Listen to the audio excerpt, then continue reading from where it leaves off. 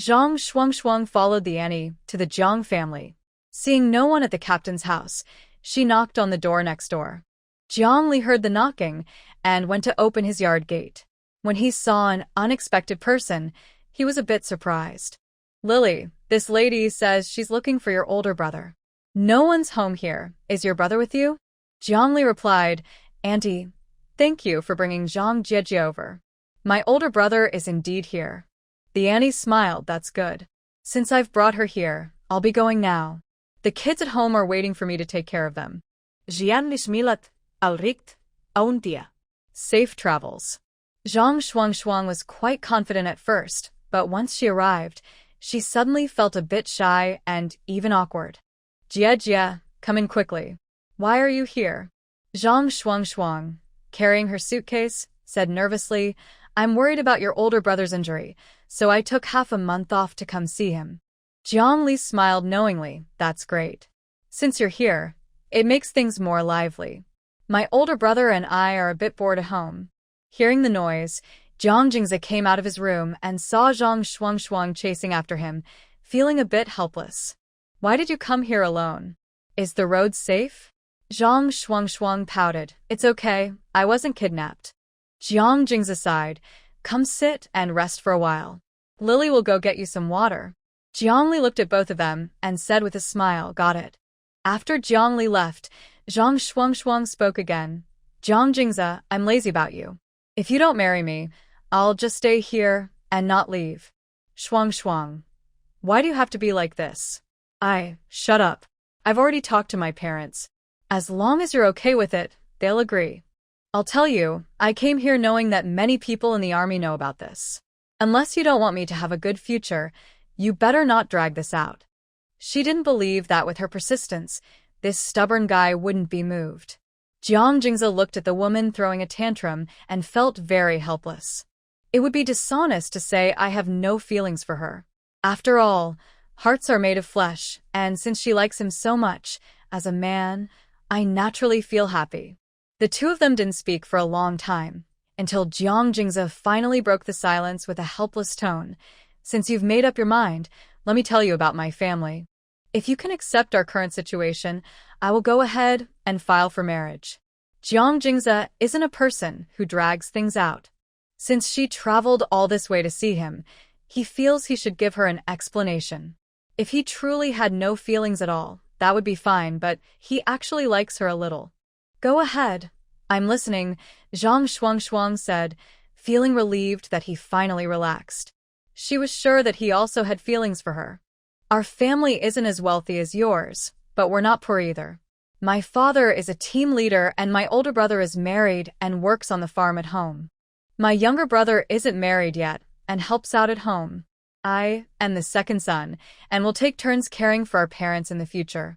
Although I am still a company commander, I did very well on this mission.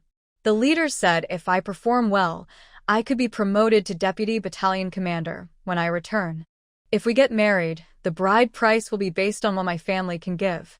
My parents will give whatever they can, but I can promise that I will give you my allowance and savings.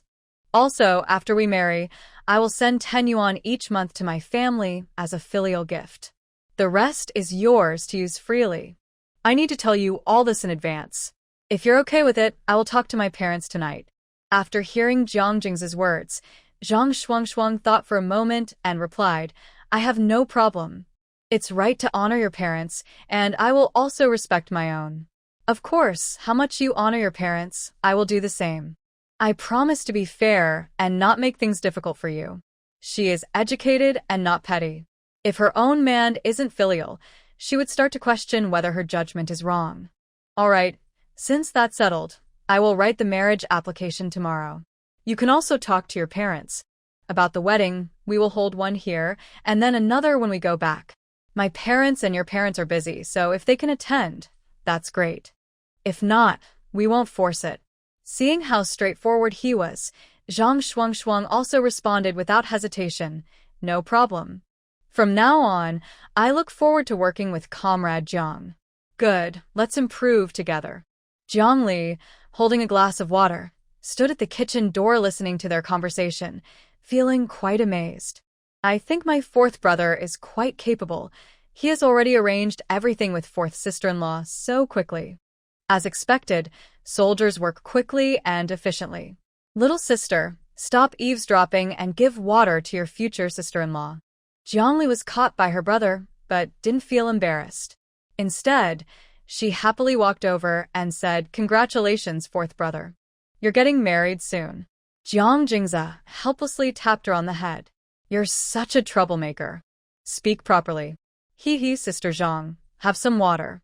From now on, we are family. Just call me Lily. Tomorrow, I'll take you to the back mountain to play. You can rest at our house for now. Before the wedding announcement was officially made, Zhang Shuang should stay at her place to avoid gossip spreading before the wedding. Seeing Jiang Jing's nod, Zhang Shuang said, "Okay, I'll follow your arrangements. If it's not convenient, I can also stay in the town."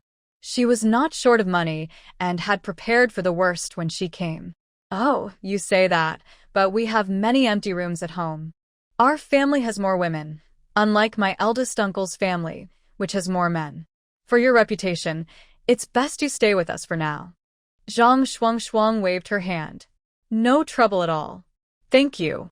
Then Zhang saw that it was almost noon and turned to go to the kitchen. Zhang Shuang wanted to help but was reassured by Jiang Jingza. "Just sit down. You don't need to help in the kitchen. If you can't stay, you can go back later." He still wasn't sure if his future wife could cook. If she couldn't, it was better she didn't go into the kitchen, especially now that food was precious. Wasteful eating meant less to eat later. "All right, I'll push you around a bit. This is only my second time coming to the countryside."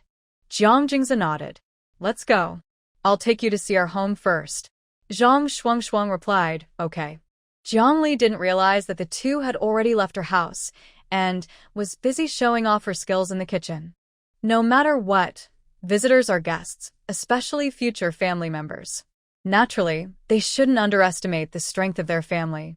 When the Jiang family returned at noon, they were surprised to see guests at home.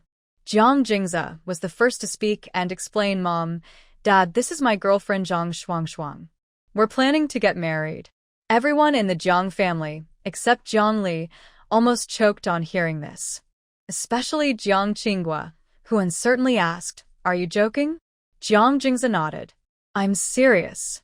Then she took Zhang Shuang's hand and continued to introduce, "Shuang, this is my dad and mom." Zhang Shuang smiled and replied, "Hello, uncle and auntie. My name is Zhang Shuang. Just call me Shuang."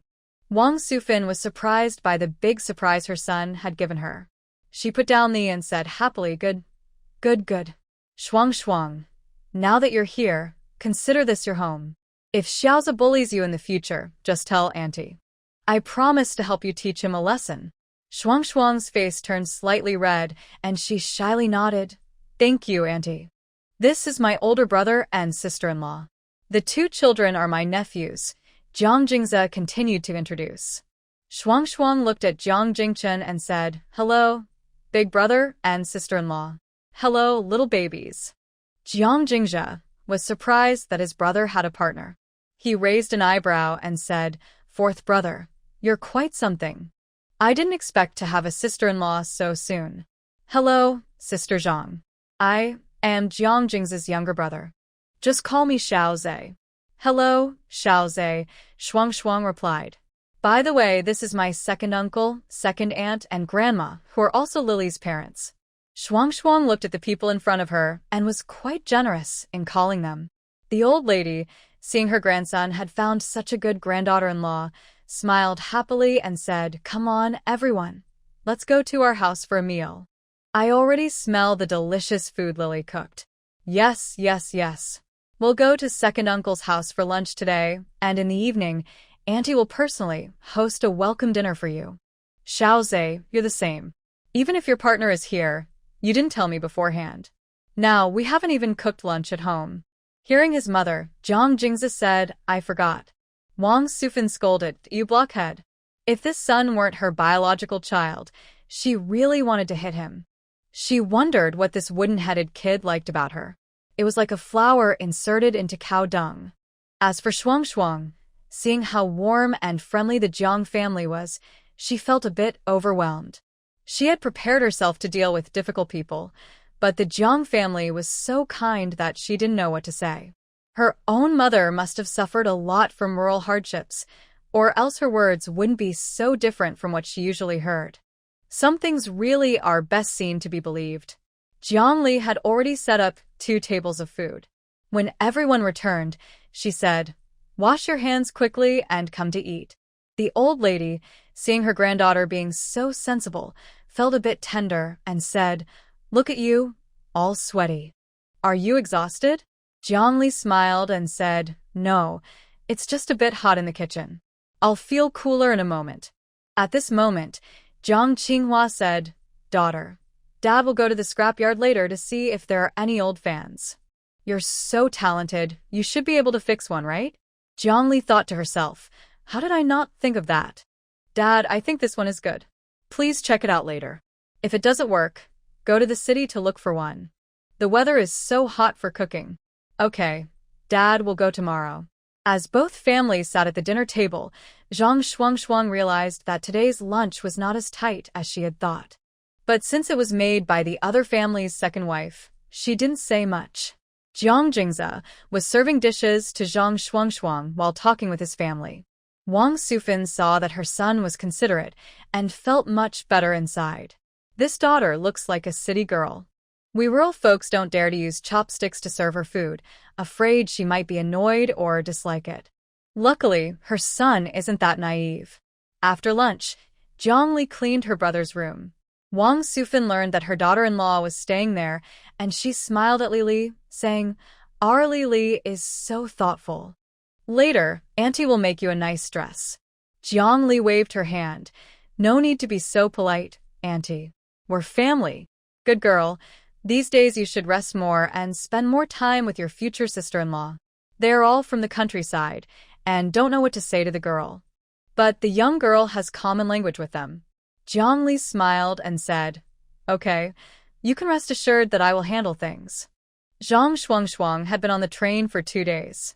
Now that she was relaxed, she felt very tired. Once her room was tidied up, she lay down and fell asleep. Jiang Jingze saw that she was asleep, then continued working on her parts with his little sister. "Fourth brother, I didn't expect you to be so fast.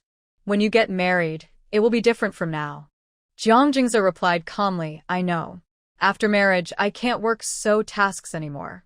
The responsibilities and burdens are different. Yes, after getting married, you have to think about your family before doing anything. Especially when you have children, you can't be so reckless anymore." Jiang Jingze smiled. "You understand so well, as if you've been married before." Such simple things don't need experience. They say military wives suffer, but I didn't really understand until I went to your place. I realized that a military wife is no different from being widowed. If you meet a caring man, that's good. But if you meet a scumbag, that's a woman's sorrow. If a woman gets married and the man doesn't care about her, what's the difference from not being married at all? People say that marrying a man means sharing clothes and meals. Men who treat their wives only as baby-making machines are just bad men. Brother 4, you can't be like that in the future, understand? Jiang Jingze gently tapped her on the head. Am I that kind of person? Our family all likes girls. If my sister-in-law gives me a daughter someday, I'd probably be so happy I'd laugh myself to sleep. Of course, if your sister-in-law doesn't want to have so many children, I'll respect her wishes. After all, giving birth hurts her body. I wouldn't be so selfish as to only think about having children. A wife is someone you plan to spend your whole life with. Sons are often prepared for other families. When it comes to their own future children, he just goes with the flow. People who only want to have sons are the ones with big problems. Their families don't have royal inheritance, and as sons grow up, they cost money to help find wives. No one knows what they're really after. Just like their family only has sons, and thinking about the future like that gives him a headache. He doesn't think that being a son makes him better than other families' daughters. And one thing his teammate said is true. Daughters' children can guarantee they carry their own bloodline. As for wives and daughters-in-law, he didn't understand what that meant at first. It was only later, when he heard that someone's wife couldn't stand loneliness and cheated, that he understood what was meant. because the Jiang family was about to have a happy event. Everyone was working happily. But when Xueqing heard the news, her face didn't look good. She remembered that in her previous life, Zhang Laosi was injured and discharged from the army, and he didn't get married afterward. Why has everything changed this time? She's supposed to be the main female lead. After her rebirth, everything was fine at first, but since Jiang Li returned home safely, many things went beyond her expectations. It seems she needs to take action in the next couple of days. Once Jiang Li is gone, the Jiang family members will all meet a tragic end, just like before. She's the key to the Jiang family. Zhang Xiaoya accidentally saw Xueqing's expression and was startled. She thought, Xueqing is really scary. It's better to stay away from her. She doesn't want to be caught in her schemes. In the next 2 days, Jiang Li took his future sister-in-law to wander in the mountains, and he kept playing with Zhang Shuangshuang. Recently, the Jiang family's food has been so good that she's gained quite a bit of weight. Lily, I don't even want to go back. The countryside is so fun. I've never eaten so much meat in the city. The countryside is better. Jiang Li raised her eyebrows and smiled. Are you willing to be separated from my fourth brother? She knew that after her fourth brother got better, he would have to return to the army. Hey, I was just joking. I really don't want to be apart from your fourth brother. She finally managed to win him over, so she couldn't let someone else steal him away. Also, after she returned, she planned to help her good friend win Jiang Chixi over. Come on, I'll take you fishing. In a month, you won't be able to go into the water anymore. Tonight, I'll cook you some spicy fish. It will be so tasty you'll want to swallow your tongue. Zhang Shuangshuang's eyes lit up. Great, let's go now. Not long after they left, 6 men followed behind them. Stray dog, are we really going to fight? It's important to remember that the Jiang family is not easy to mess with. And one of these men has a strong background. The stray dog looked grim. If you want wealth and honor, you can't be afraid. Besides, these 2 girls are so pretty. Don't you feel tempted? Especially the Jiang family girl. She's not just pretty, she's stunning. Any man would be tempted. Let's do it. Let's go. Jiang Li and Zhang Shuangshuang were happily fishing by the river when they suddenly saw 6 strangers approaching, and alarm bells went off in their heads. Big sister Zhang, come behind me quick. These men clearly didn't have good intentions. She couldn't let her sister-in-law get hurt, or she wouldn't be able to explain to her fourth brother. Even if Zhang Shuangshuang was naive, she could tell something was wrong. She quickly grabbed a stick and ran to Jiang Li. Jiang Li was the only sister in the Jiang family. Even if she got into trouble herself, she couldn't let Li Li get hurt. Otherwise, she'd be ashamed to face old fourth Jiang. Jiang Li's face darkened as she looked at the approaching men. She spoke first. What do you want? This is the Sanha Brigade. The stray dog looked at them with a mischievous grin and said with ill intent, what can 2 young, single people do here? If you listen to us, maybe my brothers and I will show some mercy. Otherwise, Jiang Li pulled Zhang Shuangshuang behind her, her eyes cold as she said, it seems that woman is still restless. If you're looking for death, don't blame me for being ruthless. Before Jiang Li finished speaking, she snatched the stick from her hand. The stray dog and the others didn't expect her to act so quickly. They started fighting without hesitation. Big sister Zhang, go call for help. Lili, you're back. Zhang Shuangshuang, now panicked, was afraid her sister might get hurt. Seeing Jiang Li quickly take down 2 of them, she turned and ran down the mountain in a panic. Seeing how fiercely Jiang Li fought, the 2 men protecting her were unsure whether to step in or not. Big brother, when did the young lady become so strong? Am I seeing things? Don't talk, watch closely. If there's danger, help quickly. As screams continued by the river, the men brought by the stray dog were all beaten and ran away in fear. Crazy woman, you're asking for trouble. Stop hitting me. I'm going to kill you. Amidst the shouting and yelling, Jiang Li's strikes grew more fierce, almost wanting to beat these people to death.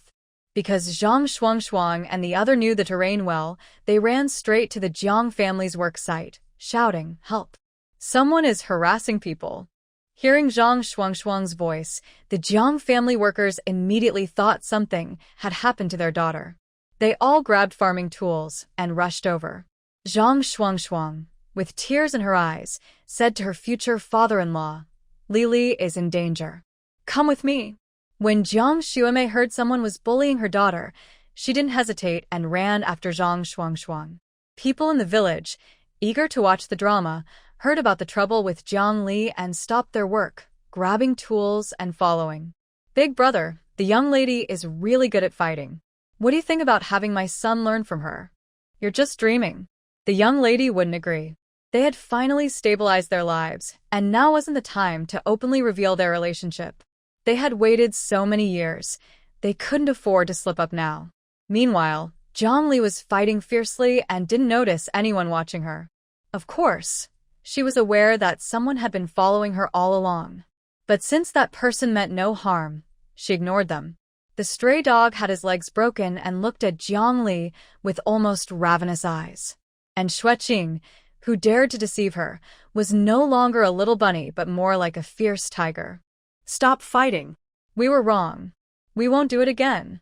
Knowing when to be smart was important. If they kept fighting, they would be badly hurt. Jiang Li, panting and holding a stick, snorted coldly. "Now you realize you're sorry? Why didn't you do this earlier?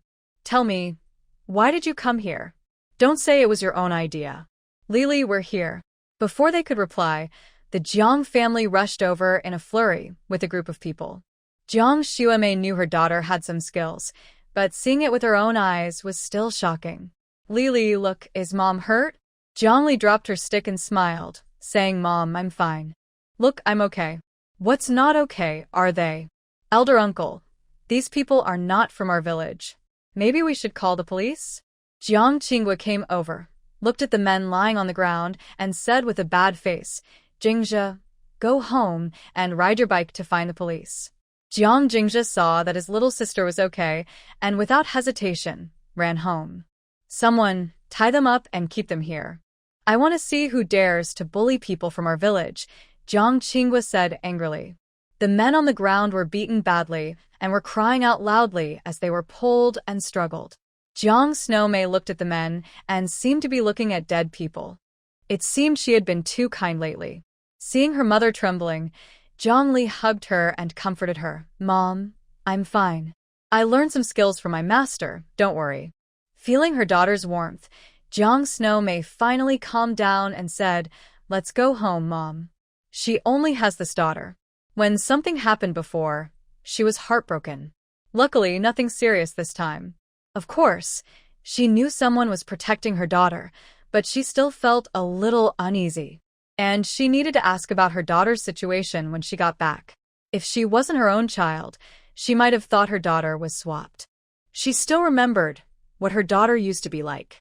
Zhang Shuangshuang saw that Jiang Li was okay and also relaxed. It seemed she had underestimated her sister. Seeing that everything was fine here, she also followed Jiang Li and the others home. Jiang Jingze was reading at home when he heard that his little sister and Zhang Shuangshuang almost got into trouble. He was very angry. "Second uncle, second aunt, do you need help?" Jiang Snowmei said, "No need. Let's wait for the police to come and see." Since her daughter was fine, she wasn't in such a rush now, so she didn't want to cause trouble if she didn't have to. In these times, people don't give favors lightly. Jiang Jingze saw that his second aunt didn't need help, then took Zhang Shuangshuang's hand and asked, "Are you scared? Are you hurt?" Zhang Shuangshuang's eyes were red. "No, I just feel useless. I had to protect my sister." Jiang Jingze wiped her tears and said, "Don't cry. It's okay now. Such things won't happen again." In recent days, little sister secretly used a special medicine on him. He could clearly feel his legs slowly recovering. Once he could stand again, he wouldn't let anyone bully their family anymore. Later, after the police arrived and understood what happened, they took everyone away. Of course, the team leader was curious when he learned that it was a young girl named Jiang Li who had done all this. Just as the police left, 2 cars drove into the village. It was a lively day, and no one knew why. When Jiang Li saw familiar faces, she froze in surprise. she asked with a puzzled look. How come it's you? Huabei looked at the person he had been thinking about day and night and smiled, saying, I'm here to give you your reward from last time. I just found out that you and your brother did a great job when you came back, so I brought both rewards for you.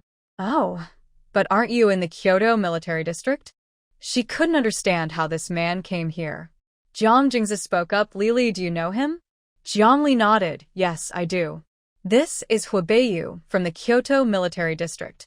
I helped catch some bad guys there last time. Jiang Jingzi looked at the visitor and said, Comrade Hua, please come in personally. My little sister just helped a little, so there's no need for you to come all this way. He clearly understood the way his sister looked at this man. His sister was still young and shouldn't be easily tricked away, or else their brothers would be furious. Jiang Qinghua saw his son's words and seemed to understand something. But since this was a guest, he smiled and said, Please come inside, everyone. Don't stand at the door talking. Our humble home is simple, so please don't mind. Huabei smiled and said, It's okay, uncle. We're soldiers, so we don't have many worries. All right, Li, go heat some water and brew some tea. Jiang Li nodded. I'll be right there. The two groups were led to the younger brother's house by Jiang Qinghua, since their own home wasn't as big. With so many people, there probably wouldn't be enough space. Jiang Jingzi looked at Huabei's back and felt that this man was not simple.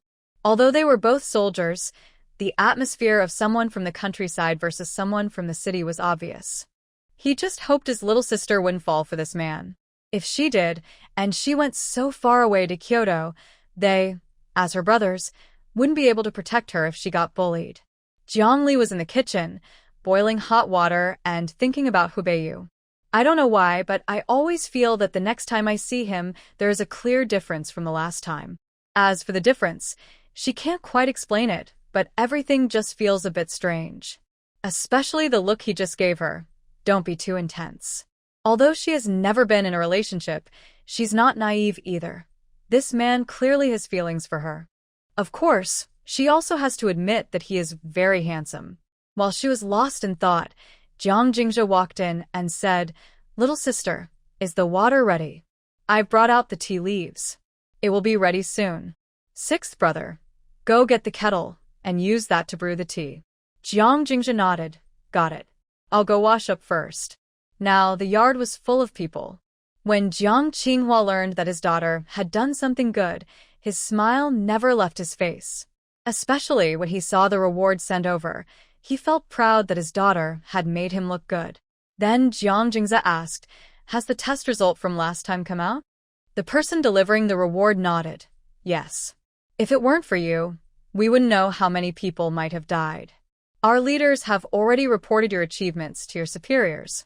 Since the person we caught this time was a small leader and we also seized 2 hideouts, you've made a great contribution. Jiang Jingzi replied, It's good that everything is fine. I'm a soldier.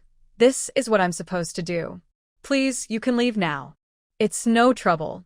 This is the reward from our leaders. Since the items have been delivered, we won't stay any longer. Huabei's presence was too strong, and being around someone like him made her feel uncomfortable all over. Why are you still here? Dinner is almost ready. Stay and eat first, the old lady said, trying to persuade him. No, grandma. We have other things to do, so we won't stay long. If Jiang comrade needs help here, he can call this number. Jiang Jingzi took the note and smiled. Thank you. Safe travels. The people here came and left quickly. Huabei noticed that the other person was quite sensible, and a small smile unconsciously appeared on his face. Jiang Li poured water for the guests and then stood quietly aside without saying a word. It was Huabei who spoke first, saying, Our reward isn't as much as theirs. The situation is different, so I hope you don't mind. Jiang Qinghua waved his hand. No problem. It's all an honor. No matter what was given, the Jiang family wouldn't complain. After all, such honor isn't something everyone can earn.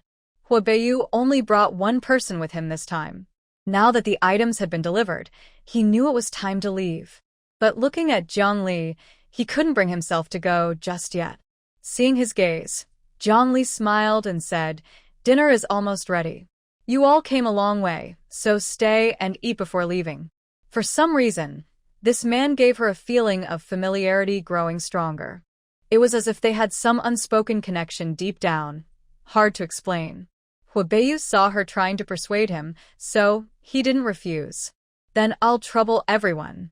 Jiang Jingze watched Huabeiyu's expression and knew this man had bad intentions.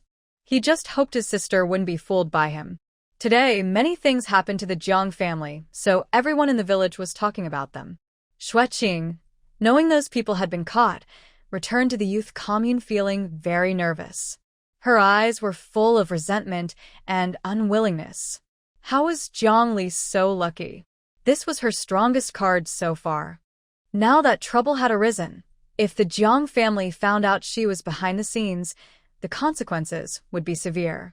But as long as Jiang Li was alive, she wouldn't rest easy.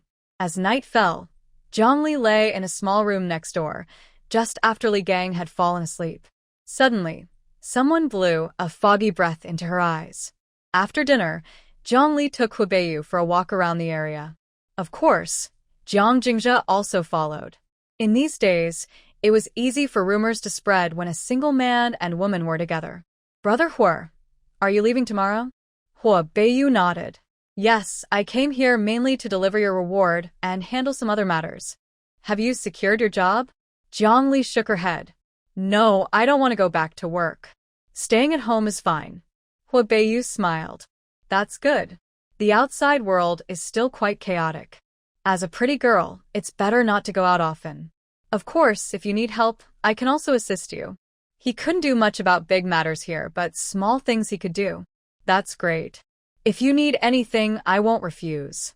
By the way, how did you get that wound on your forehead? It had been a while since they last met, and now it almost looked like she might be disfigured. Huabeiyu heard about this and immediately looked very upset. I was accidentally hurt by someone. It will heal soon, don't worry. It won't leave a scar. Jiang Li. You should be more careful on missions in the future. With such a handsome face, it would be a shame if you got disfigured. She is a big fan of looks, and Huabeiyu's appearance is deeply in her heart, matching her rival completely. Unfortunately, they fought all their lives in the previous life, but she was the one who left first. She doesn't know if that man feels lonely without her in his life now. Jiang Jingze listened to their conversation, feeling something was wrong but couldn't figure out what. After sending the person into the car and saying goodbye, her brother said, "That man should be careful in the future. It's obvious he's interested in our little sister. A young master from the capital. We can't let our sister be deceived." What? Jiang Jingze looked surprised. What does he want? We're just farmers. Maybe he's interested in Li Li's looks? Jiang Jingze replied calmly. What do you think? Besides her humble background, there's nothing else wrong with her sister. If she had her old personality, she might have flaws, but now it's different. Among their generation, Jiang Li is the only sister they have. No matter what her status is, she must not be bullied. That old LSP. Next time he comes, I'll make sure to watch over my sister. They've invited trouble, and if they're not careful, their sister might be taken away. All right, everyone's gone. Maybe he won't come again. Let's leave it at that for now. Don't tell mom and dad, especially second uncle. Second uncle is a daughter's man. If he finds out, he'll be furious. Huabeiyu sat in the back of the car, resting with his eyes closed. Although they didn't get to be alone today, some things became clear. She is Huasahan, but also Huabeiyu. Jiang Li is still Jiang Li. Apart from her changed appearance, her personality and speech are still the same person. Thinking about the tragic ending of love in his past life, he couldn't help but feel pain inside. Now that he's back, he won't let the same thing happen again. It seems he needs to speed up the Special Forces recruitment after returning, or he'll get anxious if he can't see the person he misses. The dark clouds in the sky cover the moonlight of the night. Jiang Li, dressed in black, quietly arrived at the educated youth site. That woman wishes she were dead, so tonight she plans to send her off first. Reborn or not, strength is what makes a king. But when she opened the door, she found the room messy with blankets, and the person was gone. She was full of questions. Where is she? She searched around the long bed, but the person was definitely not there, so she had to leave empty-handed. By the time the sky just turned bright, the Qian-san family's house in the east was filled with deafening screams. Xueqing looked at the marks on her body and, even if she was naive, she knew what had happened last night. How could this be? How could it be like this? Qian-san, looking satisfied, was awakened by someone shouting nearby. He opened his eyes and impatiently yelled, "What are you shouting for?" "Last night, it was my fault for not taking good care of you, right?" You actually forced me? I will report you to the police." Qian-san stood up and snorted coldly, "Do as you like. I'm just a single man, and this is my house. I didn't dislike you, even though you're a sickly woman. Yet you dare to look down on me?" Bah. If it weren't for that man giving him so much money, he wouldn't want to sleep with this dirty woman. But he didn't expect that this woman was still a. It seems the rumors outside aren't entirely true. Get up. Your loud voice will definitely attract the neighbors. If you don't want the men in the village to see you, hurry up and get dressed. And from now on, I am your man. When we go back, bring all your things over." Tears in her eyes, Xueqing gritted her teeth and snapped, "Dream on. Even if I die, I won't marry you, you rogue." She was determined not to live that life again. And since she lost her first love, she didn't care. As long as she waited a few years, she could go anywhere outside and live well. Qian-san saw her like this and didn't insist. His task was to ruin her innocence. If he could get a wife for free, that would be perfect. If she didn't want to, he wouldn't force her. When it became unbearable, he planned to drag her into the small woods and handle it. Of course, if she reported him to the police, he wasn't afraid. That man had said she drugged him, and there was evidence at her place. At this moment, a neighbor's wife shouted from outside the yard, "Qian-san, is there a woman hiding in your house?" Such loud noises. Qian-san quickly put on his pants, opened the door, and looked aggrieved. "Sister-in-law, Xueqing was with me last night. I didn't do it on purpose. He was good at acting. Although he was single, his reputation in the village was decent. At least, he wasn't hated by everyone." What? "Xueqing slept with you? Oh my goodness, what a big scandal. Wang's sister-in-law, you have to testify for me." "I really didn't mean it." Seeing more and more neighbors gathering at the door, Qian-san didn't care about Xueqing's life or death. He twisted everything to make it sound good. Inside the room, Xueqing had just put on her clothes when a few women entered. "Really, it's Xueqing." Xueqing looked coldly and said, "Get out of here. I want to report to Sanqiang." Since these people already knew she wasn't clean, she didn't care about her future plans anymore. She just wanted to hold on for a few more years until she could be free. Anyway, she would never marry Qian-san no matter what. Pfft, shameless. You still have the nerve. Qian-san said it himself, you came to him willingly. No wonder you're so desperate for a man, and it's no surprise you got that kind of illness. Girls, we must watch our men. Diseases can spread, and who knows if Qian-san also caught something. So unlucky. That's right. Let's go quickly. This Xueqing is so embarrassing. We should find the team leader. If this kind of reputation gets out, no one will dare marry girls from our village anymore.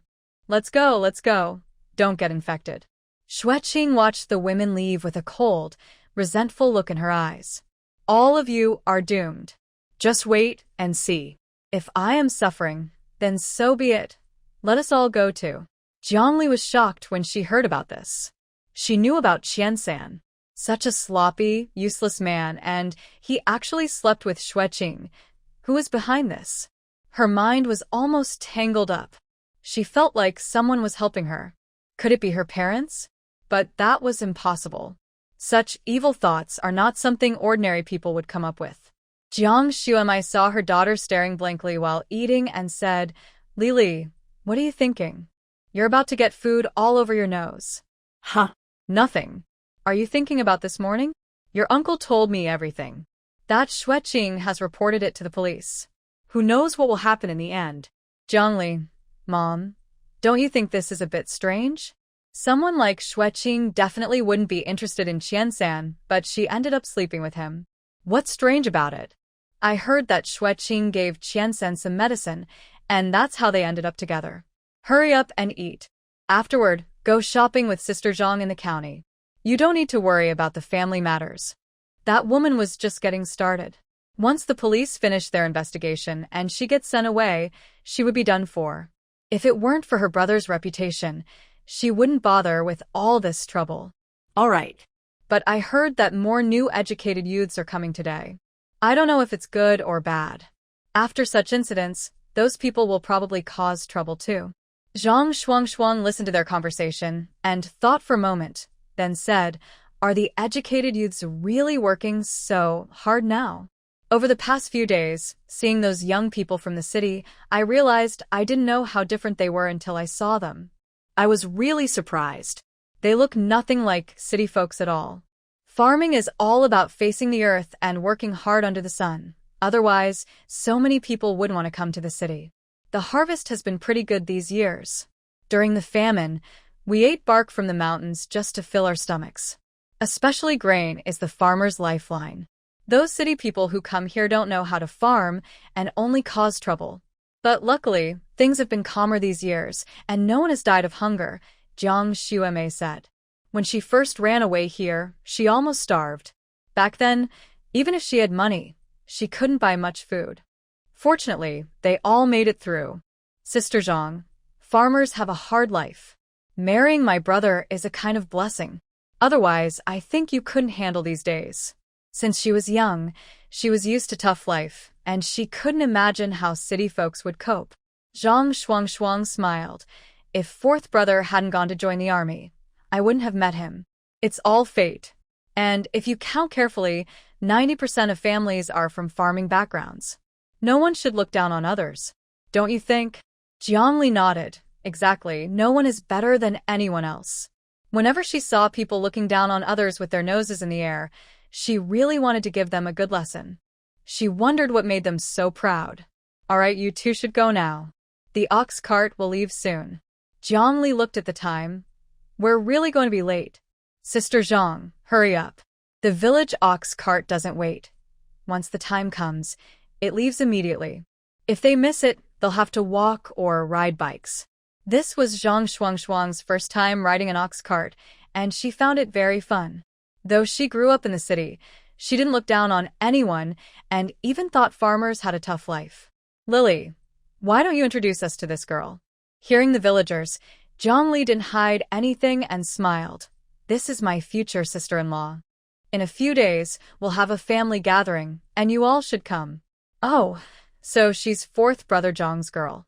But your fourth brother's leg isn't fully healed yet. Can he get married? Yeah. Will that delay the wedding night? Jiangli rolled her eyes and said, Aunties, I'm still a girl. Can you please not make inappropriate jokes? Ha ha ha. It's nothing. Once you're married, it's just a small thing. But Lily, do you like anyone? No, Aunties, I'm still young. I'll think about it after I turn 20. Even if I had someone, I wouldn't tell such a chatty person. Jiang Shuang blushed from the teasing, shyly grabbing Jiang Li's hand. Aunties, my future sister-in-law is shy. Please don't make inappropriate jokes in front of us. Also, my second brother's leg will soon be able to stand again, so you don't need to worry about the wedding night. In the countryside, there are only a few ways to entertain themselves. They mostly talk about how strong someone's husband is, or how well a woman can give birth to boys. Listening to it all, her ears are starting to get sore. Okay, we won't say anything more. I heard that new young workers are coming today. I wonder if there will be more boys or girls this time. I think it'll be about half and half. I just hope some of them can do some work.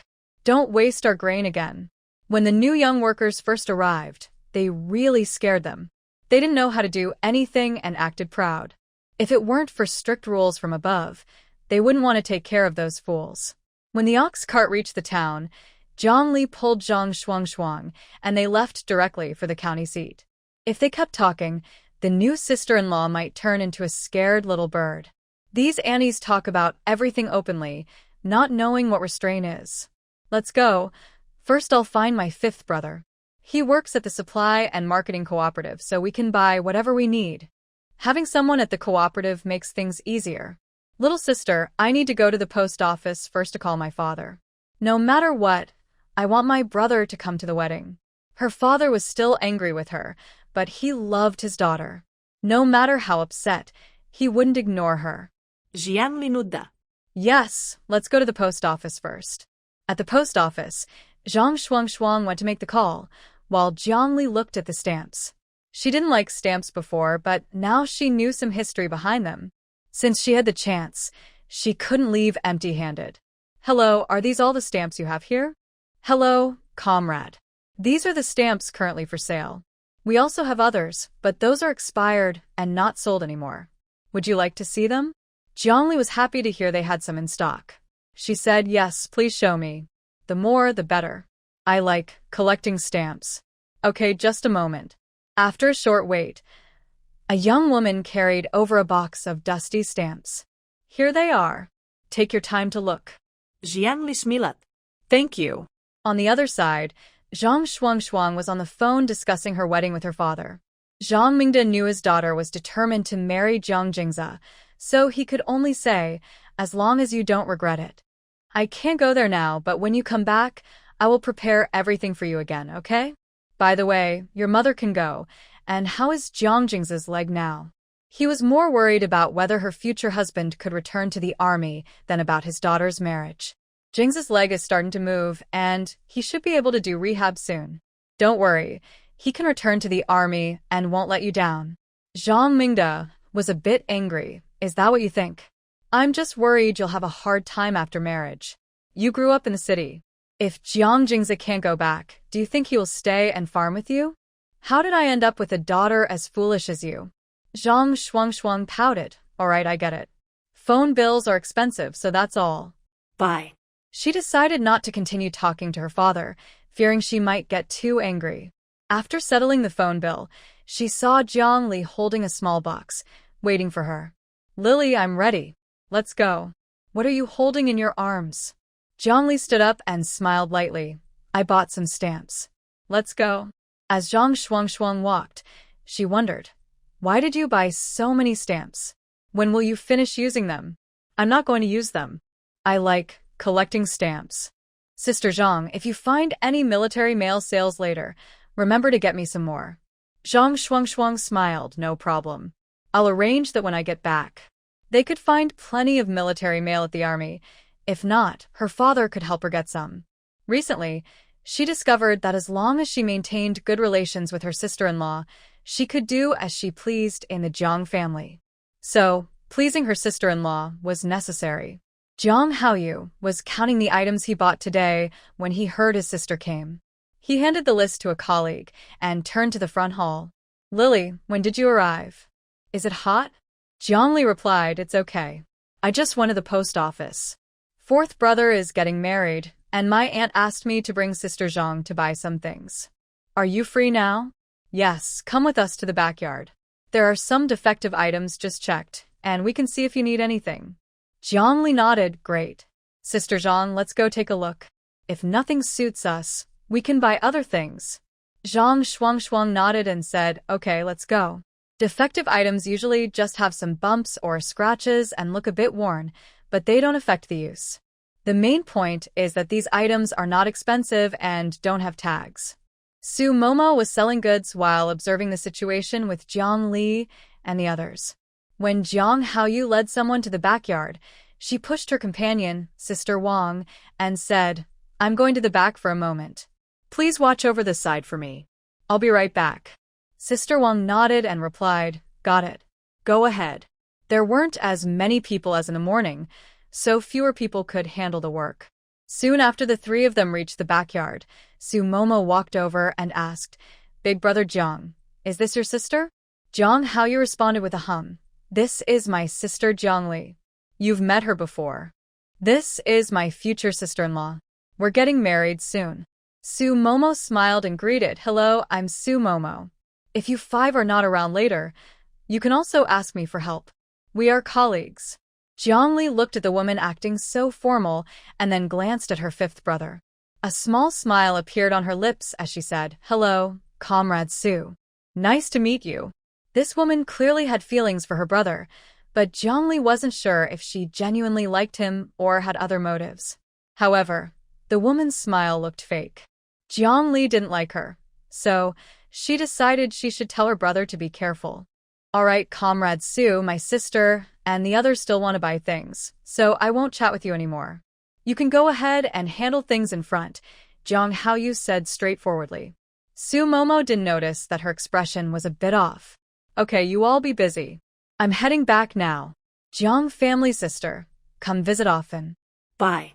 After Zhang Shuang and the others left, she whispered, Is this woman doing it on purpose? Jiang Li nodded and said, Yes, you can tell too? Yeah, although she's talking to us, her eyes never left your brother. It's obvious she's got other intentions. Jiang Li gave a thumbs up and said, Impressive, you're right.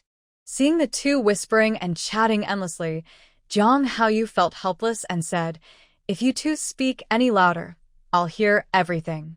Just came to look at the stuff. Jiang Li chuckled, Brother, that woman has bad intentions. You need to be careful. I don't like her. Jiang Haoyu patted her head and said, Don't worry, I know what I'm doing. He wasn't blind. He already understood what that woman was up to. If it weren't for her father's reputation, he wouldn't be so easy to talk to. Later, the group in the backyard selected many useful items, but they couldn't find any red fabric for the wedding. Jiang Li thought about the finished products in her shop and quietly said, Sister Zhang, I'll handle the bedding. Let's go to the restaurant first, then I'll find some for you. Huh? Sister Jiang was a bit nervous. You're not going to that kind of place, are you? Jiang Li shook her head. No, I know someone who has these things. You and my second brother order the food first. I'll be back soon. Her brother was only getting married once in his life, so she couldn't let the wedding be too simple. Sister Zhang handed her a few large banknotes. Hurry back, and if there's nothing, I don't mind. Please don't take any risks just for me, okay? She was worried because the black market was strict now. If she got caught, her family would be angry with her. Don't worry, I won't go there. Second brother, you guys eat first. I'll be back soon. Jiang Haoyu nodded. Got it. After giving instructions, Jiang Li turned and left the state-run restaurant, heading into an alley with no one around. When she came out again, her bag was filled with many wedding supplies. Sister Zhang, worried about Jiang Li, was a bit distracted, but she didn't wait long before Jiang Li returned. Look, I got the things for you. All good stuff from the south. Sister Zhang took the items and thought they were really good quality. The patterns were so special that they wouldn't be easy to find in Kyoto or even in Haicheng. It seemed that this little sister-in-law was not as simple as she appeared. Thank you, Lili. I like it very much. Jiang Li smilat. I'm glad you like it. Her brother Jiang Haoyu quietly asked, Where did you get these supplies from? Do you have more? Hearing her brother's question, Jiang Li understood what he was thinking and whispered, I have a few more. Do you want them? Let's talk after dinner. I do have that idea. He wasn't a stubborn person. The supply and demand business was quite profitable. Otherwise, he wouldn't have bought a yard in the county early on. Okay, let's eat first, then talk afterwards. The three of them ordered 4 dishes for lunch. Everyone was hungry, but in a warm family life, there were always a few uninvited guests. This was not because Jiang Li looked too beautiful. Just as she was about to finish eating, a man started teasing her, saying, When did our county have such a pretty girl? I didn't know about her. Brothers, how about making her your sister-in-law? Hearing this, Jiang Haoyu's veins bulged with anger. He was about to stand up, but Jiang Li pulled him back and shook her head. Oh, that girl over there isn't bad either. We're really lucky today. My mom is urging me to get married, and she's way prettier than those introductions. Ha, Brother Chong has good eyes. This girl really is pretty. Zhang Shuang didn't expect to meet hooligans in such a small county. Isn't anyone here to stop them in broad daylight? Hey girl, how about joining Brother Chong? I promise he'll treat you well. As soon as Zhang Chong and his friends entered, the people eating nearby quickly left. Everyone knew these troublemakers in the county. Jiang Li crossed her arms, her eyes cold. You guys are so ugly. Hey. Who are you calling ugly? Don't be shameless. Do you know who my father is? Be careful. I might tell him to come over and teach you a lesson. Jiang Li raised an eyebrow. Who's your dad? Li Gong. Buffed. My father is the director of GW. If you're smart, come with me. I promise I'll treat you well. When he reached out to touch her, Jiang Li hadn't moved yet. Jiang Haoyu quickly grabbed his hand and threw it back forcefully. Get lost. My sister is also on your mind. Go find out who I am, Jiang Haoyu, and get out of here. Ah. That hurts. Brothers, beat him up. Brother Chong, are you okay? Get lost. Beat him to death. Jiang Li watched the reckless ones and quietly said something to Zhang Shuang, who then stood up and left the restaurant. The owner saw they were about to fight and said, if you're going to fight, can you do it outside? If anything gets broken here, you'll have to pay. Zhang Chong, angry, shouted, I have money. Get out of my way. He finally found a girl he liked, and he was determined to win her over. Jiang Li. Your family is so rich. Looks like you're a capitalist. Do your parents know you're so arrogant? Zhang Chong yelled, you're the capitalist. Stop accusing me. Though he had some rough edges, he knew better than to say certain things. Brother, do these people often bully men and women here? Look at how weak they are. They'll probably be infertile soon. Zhang Chong was stunned. Who are you talking about? You're the one with the problem. He refused to admit that he hadn't been doing well lately. TSK, if you're sick, go see a doctor. Look at your dark circles. Are you having trouble in bed lately? It can't last even 3 minutes? Let me tell you, I have medical skills. Your face looks like you're about to die out. If you don't go to the hospital soon, your family will be left without descendants. I never joke about these things. Zhang Chong's friends felt like they learned something very serious from Jiang Li's words. Could it be that they might be silenced forever? Zhang Chong saw that she spoke casually, but her symptoms matched perfectly, so he started to feel nervous. Are you telling the truth? Jiang Li rolled her eyes. Whether it's true or not, just go to the hospital and see for yourself. As soon as Jiang Li finished speaking, Zhang Shuang and a few police officers entered. I heard someone was acting like a rogue. Who was it? Seeing the police come, Zhang Chong and his friends felt something was wrong. Zhang Shuang pointed at them and said to the police, it's them. They were trying to flirt. My father is a division commander in the military. Bullying my sister? Do they think the military is easy to mess with? The police smiled. Comrade Jiang, don't talk nonsense. We promise to give you an explanation. Then he waved his hand. Take them all away. Acting like a rogue in broad daylight. Who gave you the courage? Zhang Chong knew this police officer. He had been to the police station many times before, usually released after his father bailed him out. But today, he was unlucky. He dared to arrest relatives of a division commander. Isn't that asking for trouble? I'm sorry. I won't do it again. I want to go to the hospital. I don't want to die. Zhang Chong was scared when he heard he might be taken away again. Although he was the eldest son of the Jiang family, his father had more than one son. If his father found out he caused such a big problem, he would probably get beaten to death. Stop talking nonsense. Finish your statement at the police station first. You all are always loafing around. Later, I think you'll be sent to the countryside to work. After the troublemakers were taken away, Zhang Shuang came over and said, let's go home. I've already warned those people. They won't come out easily.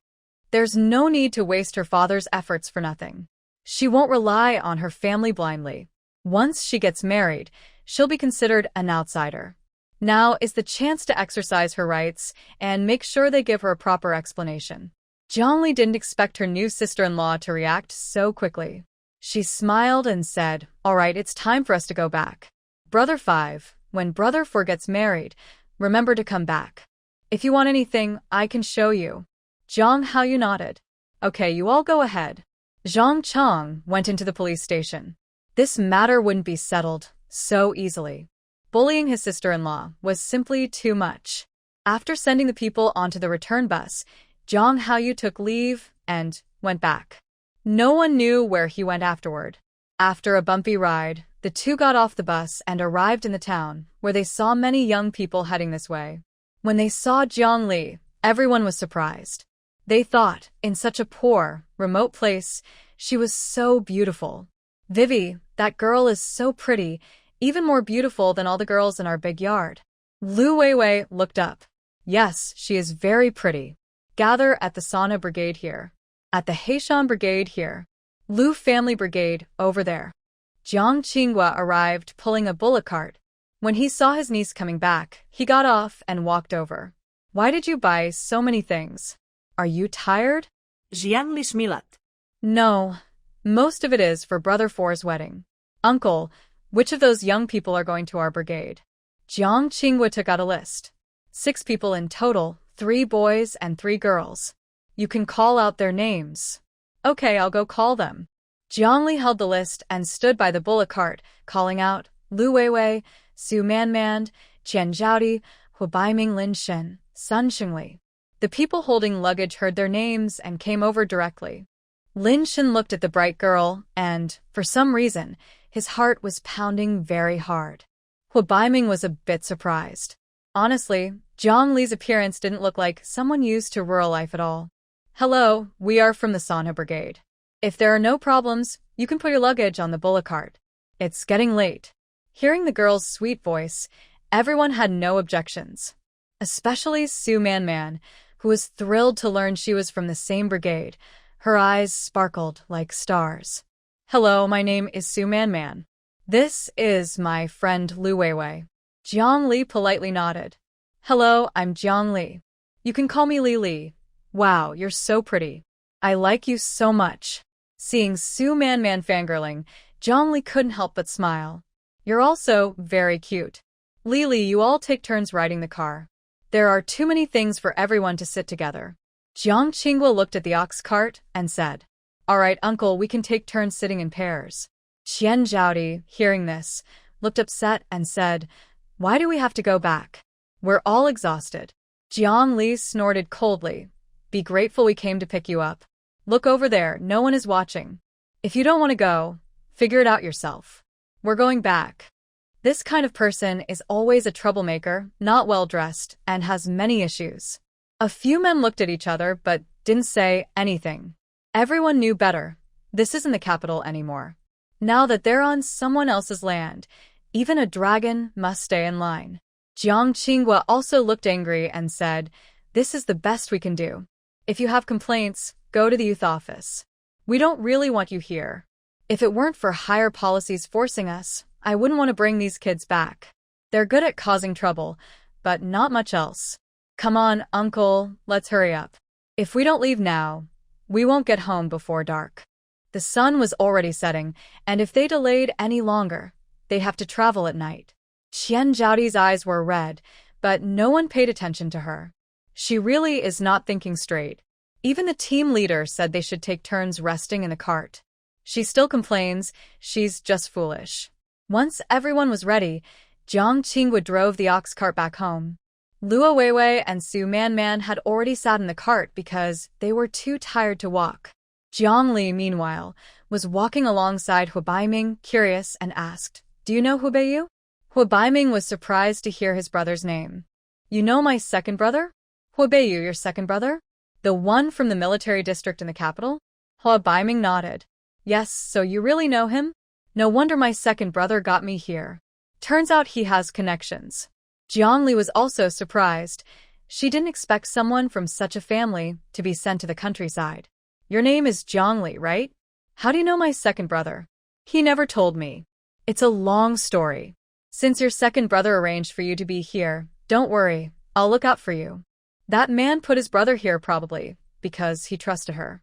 Since they trusted her so much, she couldn't let his brother suffer. Lin Shen listened to their conversation and thought, Hu's family is really lucky. Sun Xingli stayed silent the whole time. No one knew what he was thinking.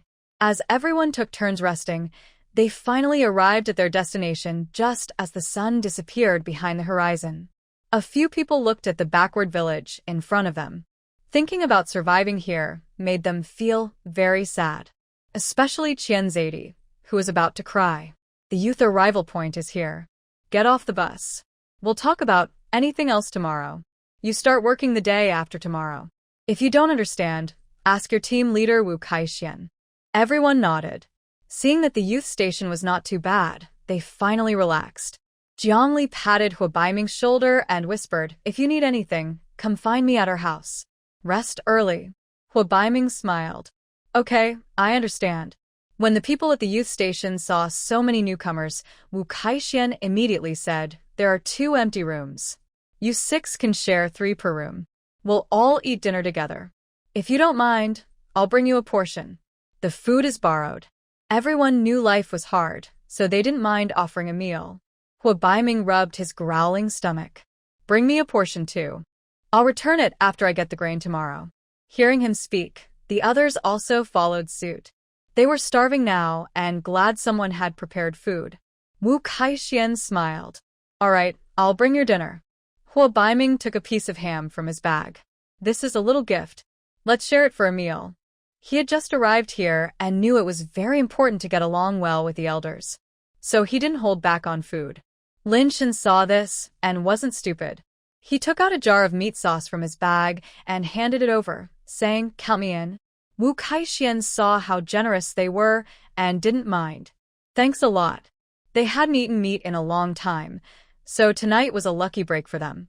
Sun Xingli and others saw this, and weren't fools either. They took out whatever they could and handed it over. Only Qian Zaidi had nothing. When Zhang Xiaoya and the others saw this, they realized that among these people, only one had no money. The others were doing pretty well. "All right, go pack your rooms first. Dinner is ready, and I'll call you," Wu Kaixian said. They should have finished eating long ago, but knowing there were newcomers today, they waited until now.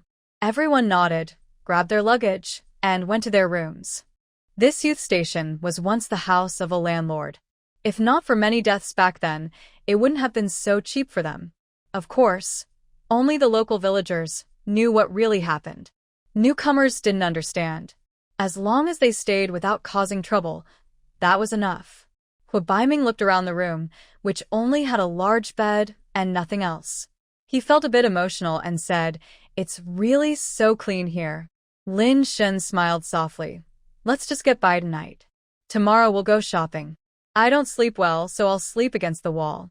You two can do as you like." Huabaiming and Sun Xingli both nodded and casually packed their luggage before leaving the room. Wu Kaixian saw the 3 of them come out and smiled. "After dinner, the men will go take a shower at the Black Edge. If you want to go, join us." Hearing about the shower, Huabaiming quickly responded, "I want to go. If I don't shower now, I'll smell bad." After sitting on the train for 3 days and with the hot weather, he really felt refreshed now. "Okay, I'll call you all after dinner." In the summer village, most men go to the river to wash up. It's easier and doesn't waste water. Because Huabaiming was good at talking, he quickly learned about the local situation. He found out that someone from the youth training camp had been detained and hadn't come back yet, which made him very unhappy. Even Li Shun was a bit speechless. Lu Weiwei and Su Manman's families were well off, and they brought a lot of luggage. After packing up, they didn't bother with money and left quickly. Qian Zhaodi watched them ignore her and felt very uncomfortable. She thought, "What's so great about this? When I find a good man, I'll leave here. Anyway, I can't go back to that home." Lu Weiwei wasn't good with words, so Su Manman borrowed a basin, and the 2 of them took turns washing briefly. Until dinner was over, everyone sat together in the yard. Jiang Li returned home to find dinner already prepared. Zhang Shuang put things away and went to the neighbor's house. "Li, why did you buy so many things again? Do you still have money?" Jiang Li replied, "Yes, I do." "Girl, don't buy your dad cigarettes this time. They're too expensive. I'd rather smoke dry tobacco." Jiang Li smiled. "It's a gift from my daughter. If you want to smoke, go ahead." "All right, I'll listen to you. By the way, Li, your 4th brother asked someone to find out about Xueqing. Not only did she drug you, but she also hired people to harm you. Everything is settled now, and she'll probably be sent to the Northwest for reform soon." Jiang Li asked, "Is it already decided?" That woman deserves it. I didn't expect her to be so vicious. She's the one who did all those things to you before, saying she couldn't stand seeing you live well." She sighed. "How can there be such a person? When she's unhappy, she pulls others down with her. It's just too scary." Jiang Li felt uneasy just thinking about how this person was about to be sent to the frontier. even though she hadn't taken action yet. Mom, let's not worry about her anymore. She won't be arrogant for long. Let's eat. A dying person no longer needs to be angry about her. When she returns to take her luggage, she will give her some medicine, so she can die peacefully on the way. No one will notice anything, as she will do it quietly and secretly. When she dies, it will be like avenging the original owner. Next door, Jiang Jingzi listened to Zhang Shuangshuang talk about today's events, feeling both angry and sad. Looking at his still healing legs, he felt very disappointed. I'm sorry for scaring you. Zhang Shuangshuang sensed his feelings and held his hand. This has nothing to do with you. Don't blame yourself. If you keep worrying like this, I won't tell you anything next time. Don't go out for now. My legs should be better after some time, but it's not safe outside. Zhang Shuangshuang replied, Okay, I won't go out unless necessary. Jiang Qingwu put out his pipe and said, Let's eat. Later, I'll ask Lao Lu to go to the city with you. Thank you, uncle. Sorry for the trouble. The Jiang family was very kind, and she liked being here. Thinking about marrying her beloved man soon made her very happy. Meanwhile, at the local police station, Xueqing glared fiercely at everything around her. She had planned everything carefully, but everything backfired on her.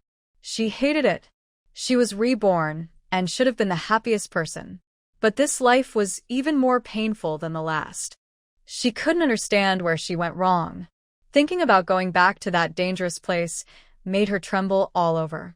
Back then, she survived only by selling her body. Otherwise, she would have died long ago. Thinking about her dark, hopeless future, she felt like killing everyone. Dinner is ready. Tomorrow, go back and pack your things, then head straight to the northwest. A good girl like you, how could you be so vicious? Truly a sight to see. Seeing the 2 steamed buns thrown in front of her, Xueqing shed tears again. What no one expected was that the next day, when Xueqing returned to get her belongings, she directly stabbed Li Shen, who had just arrived. If he hadn't reacted quickly, he might have died on the spot. She's a murderer. Xueqing, with red eyes, said, What I can't get, no one else can get either. Crazy. Crazy. Police officers, come quickly. Outside, the guards heard a murder and, upon entering the yard, saw Li Shen holding his bleeding side, while Xueqing stood there with a fruit knife in hand. Hua Baiming stood nearby, holding a stick, ready to stop Xueqing if she acted out again. Quick, put down the knife. Don't you want to live? Someone might get shot for murder, even if it's attempted. Ha ha ha. You all deserve to die. All of you. Seeing Xueqing wildly brandishing the knife to continue her attack, Hua Baiming instinctively swung his stick at her. With a solid hit, the 2 police officers quickly rushed forward to restrain her. Ah! Let me go, you scoundrels. I'm going to kill you all. Xueqing was held down, shouting crazily. She didn't want to go to the northwest anymore, didn't want to live through another nightmare. She'd rather die now. Maybe she could be reborn again. Next time, she would stay far away from these people. She was wrong. She shouldn't think that because she was reborn, she could control everything. Lin Shen, holding his wound, looked confused. He still couldn't understand why he was hurt. He didn't even know this crazy woman. What bad luck he had. His mother would be furious. Hua Baiming, now restrained, looked at Lin Shen with some frustration. I'll take you to the hospital. Don't bleed to death. Lin Shen nodded weakly. Okay, thank you. When the team leader received the news and arrived, he saw a lot of blood at the youth station. Jiang Qingwu felt dizzy. We have a bicycle at home. Quickly send Lin Jiang to the hospital. Hurry. He just arrived yesterday. Please don't let him die here. Today, the team's plans were ruined. Everyone was so unpredictable. The police officers tied the person up and then said, This person doesn't need to be sent to the farm. Killing in front of us is lawless. Captain Jiang, you calm down. We've taken him away. Jiang Qingwu nodded. Good, take him away quickly. He might be crazy. Don't let him out again. If this happens again, his position as team leader might be in danger. These youth are really frightening. Lu Weiwei and Su Manman saw the police take the person away and trembled as they left the room. Sniff. Captain, you're finally here. You scared us to death. No one understood, just arrived and already encountered a murderer. It was too frightening. Jiang Qinghua glanced at the two of them and said, "It's okay now. Go rest, and remember to start work tomorrow. Also, here. Remember to tidy up." He needed to check on Lin Jiqing too. After all, this person had just caused trouble since arriving here, and he felt somewhat responsible. Showing concern for the other person was still necessary. Sun Xingli and the squad leader left and looked at Su Manman and the others. "I'll clean up," the man said, showing he needed to express himself when appropriate. Su Manman replied, "Then we'll go fetch some water." "Sorry to trouble you, Sun Jiqing." Meanwhile, when Hu Baiming came to pick up his bike, Jiang Li was also surprised. "What happened? Why are you hurt? Who did this?" Hu Baiming replied irritably, "It was that Xueqing. Is she mentally ill? We don't even know her." She suddenly pulled out a knife and stabbed Lin Shen. "I'll take the bike first. If there's more to say, we'll talk later." Now wasn't the time for chatting. Lin Shen's face looked worse and worse. He looked at Jiang Li, then got on his bike and left the village. After Jiang Li and the others left, she thought for a moment and then went to the youth station. She didn't know about such a big incident. And that Xueqing, she really had it coming. It seemed she wouldn't need to take any further action. She was finished. When Su Manman saw Jiang Li, she finally found someone to complain to. She pulled her over and started talking rapidly. "Jiang, do you think Xueqing is crazy? You didn't see her just now. She was like a madwoman. She scared me and Weiwei so much that we didn't dare go outside. And that Lin Jiqing, he's really unlucky. He just arrived and got stabbed. Do you think he might die?" Jiang Li listened to her and smiled, replying, "It's okay, he won't die. Have you bought everything you need today?" Su Manman shook her head. "Not yet. We were about to buy things when this happened." "All right, tell me what you want to buy. I know someone who sells it. I'll take you there." Su Manman and Lu Weiwei had good characters, and she was happy to help. "Oh, that's great. Wait for me to get the money. I'll be right back." Qian Zhaodi heard they were going shopping and also came out with the money. Sun Xingli saw they were leaving and said, "I'll go with you too." There was nothing in the room, and since they had to start work tomorrow, it was important to have someone guide them and get everything ready. Jiang Li didn't mind and said, "Then let's go together." Everyone is working now. On the road, besides some children playing at home, there are hardly any adults around. Jiang Li walks and chats with Su Manman. Su Manman loves gossip so much that she always asks questions about everything. "Jiang, are there any bad people in your village? My mom said that even in the countryside, there are troublemakers." Jiang Li laughs and says, "Every place has bad people, but our team is pretty good. As long as you don't go alone to lonely places, nothing will happen. Also, if you don't know how to swim, it's best not to go to the river, in case you fall in and get taken advantage of. Especially when going into the mountains, you should go in groups. The outskirts are okay, but inside there are wild boars and wolf packs. Don't be reckless, okay?" Hearing about wolves, Su Manman shivers. "Wow, there are really wolves?" Jiang Li nods. "Yes, it's been better these years. During the famine in earlier times, the wolves had nothing to eat and often came down from the mountains. Now it's better. When you first arrive, villagers will be curious about you. If someone says something tomorrow, don't take it seriously. Villagers tend to gossip a lot, but they are good people overall. Also, when working in the fields, don't let villagers help you easily. You all look good, so if someone tries to get close, don't say I didn't warn you." Lu Weiwei hears Jiang Li and asks, "Are there any houses for rent here? I want to rent one." She has money and doesn't want to suffer. The people at the youth sent down youth site are too scheming, and she doesn't like dealing with them. Jiang Li shakes her head. "There are no extra empty houses, but you can build your own if you pay. Just remember, when you go back to the city, the house belongs to the team. If you really want to leave, it's better for a few of you to go together. It's not safe for two girls to live alone at night here." Lu Weiwei thinks for a moment and says, "We'll wait for Lin Shen and the others to come back. If possible, We'll move out together. There are only so many places at the youth sent down youth site, and more young people will probably come later. For now, this is acceptable, but she can't handle more people coming. All right, this is Lu Mujang's house. They almost have everything you might need. At the door, Tainyo, who is playing with mud, sees Jiang Li and runs over, saying, "Sister Jiang, are you here to buy something?" Jiang Li took out 2 pieces of fruit candy and put them in Tainyo's pocket. "Go find your grandpa and tell him the new educated youth need to exchange some things." Tainyo glanced at the people behind Jiang Li, touched his pocket, and said, "I'll go now and come back right away." Jiang Li smiled.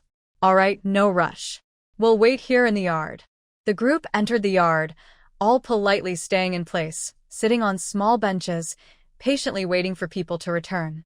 Only Qian Zhaodi wandered around the yard, looking here and there, her eyes occasionally showing a hint of dislike.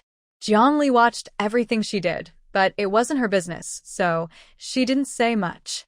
Old Lu, 48 years old, heard someone visiting and took leave to go home. After Tainyo brought his grandpa back, Su Man gave him 2 more big white rabbit candies. The child was very happy. "You're the new educated youth, right? Need anything? You can look yourself. There are plenty of things in the warehouse on the right. If you need a custom bed cabinet, it can be made and delivered in 3 days." Hearing this, everyone got up to find what they needed. When they saw Jiang Li, she smiled and asked, "I heard your 4th brother is getting married. Where is your sister-in-law from?" Jiang Li was speechless, thinking how gossip-prone she was at her age. But she didn't show it, and casually replied, "My 4th sister-in-law is in the cultural troupe." After they got married, they went back to the army. What does the cultural troupe do? Are they soldiers too? Yes, sort of. That's really a good match for your 4th brother. But when will your 2nd and 3rd brothers get married? The 4th brother was married, but the older brothers were still single. In the village, that was not considered normal. Since the older brothers hadn't married yet, the younger brothers couldn't surpass them, unless the older brothers had serious issues. "Lao Lu, I don't know about my brother's affairs." Please don't ask. "Just go ahead and count what they bought." Lao Lu, annoyed, patted his forehead. "Look at me, I almost forgot. You sit down, I'll go do the accounting." Besides Qian Zhaodi, who hadn't bought much, the others bought quite a lot and ordered a few cabinets. Jiang Li thought about the 2 people going to the hospital. After they finished settling, she said to Lao Lu, "Make 2 more cabinets." The 2 new educated youths went to the commune, and they'll probably need them when they come back. Lao Lu nodded. "All right, I'll make them all together." "Okay, we're leaving now. You're busy." After a few people took what they needed, they left Lu's house. The remaining large items would be delivered personally when the sun returned at noon. At the fork in the road, Jiang Li said goodbye and went home. Su Man waved her hand, and the group headed toward the youth station. At this moment, in the hospital, Lin Shun had already fainted. Fortunately, he was sent in time, received a blood transfusion, and his wounds were stitched up, so he was fine. Hu Baiming was relieved that he wouldn't die. When he sat down, he realized his legs were trembling a bit. Only after the squad leader arrived did he find time to buy some food to bring back. "Hu Jiqing, you should take care of him these next few days. I'll get a leave for you, from the village. When he is discharged, you can go back, okay?" Hu Baiming was happy to hear he didn't have to work, and he immediately replied, "Yes, I will take good care of Lin Ziqing." Since he wasn't short of money and didn't want to work, he was very happy. "All right, just cover the medical expenses for now. When Lin Ziqing wakes up, you can discuss what to do next. I've already packed up Xiao Shue's things, but if you want compensation, it might be difficult." After all, everyone was eating peanuts, so Hu Baiming said, "No problem, we can talk after he wakes up." Luckily, he wasn't hurt in a vital spot. If Lin Shen hadn't reacted quickly and dodged, things could have been much worse. His life was lucky. The Grim Reaper didn't take him. "Since everything's fine, I'll head back now. If you need anything, just call the squad leader. Here's the number, keep it safe." The squad had many things to handle and couldn't waste all their time here. "Squad leader, don't worry. I will take good care of Lin Ziqing. Drive safely." All right, I'm leaving. When Lin Shen woke up, it was already evening. Seeing Hua Baiming sleeping soundly on the nearby bed, he felt a bit warm inside.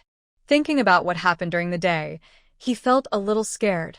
Luckily, everything was over. With Jiang Li's wedding approaching, she also started to get busy. Nowadays, people kept a low profile, but since the squad leader's son was getting married, everyone showed respect. Zhang Shuangshuang was pulled up early by Jiang Li to do makeup and change clothes, feeling very nervous. Li, my mom said she would come, but she still hasn't arrived. Do you think she won't come? Jiang Li replied, don't worry, she's probably on her way. Li, your hairstyle is so nice. It looks really good. I'm glad you like it. The bride should look beautiful today. Soon, I believe my fourth brother will be captivated by her. Zhang Shuangshuang looked shy and said, you're just teasing me. Jiang Xuemei came in holding a bowl of brown sugar and eggs, saying, eat some to fill your stomach, don't go hungry. Zhang Shuangshuang smiled and replied, thank you, second aunt. Good child, in the future, live happily with the fourth brother. If he dares to bother you, tell us, and we will take care of him. Such a beautiful girl, it's really lucky for the fourth brother. Okay, second aunt, I will remember that. When the auspicious time arrived, firecrackers sounded outside. Since Jiang Jingzi couldn't stand up yet, some wedding details were skipped. Fortunately, the new bride was easygoing.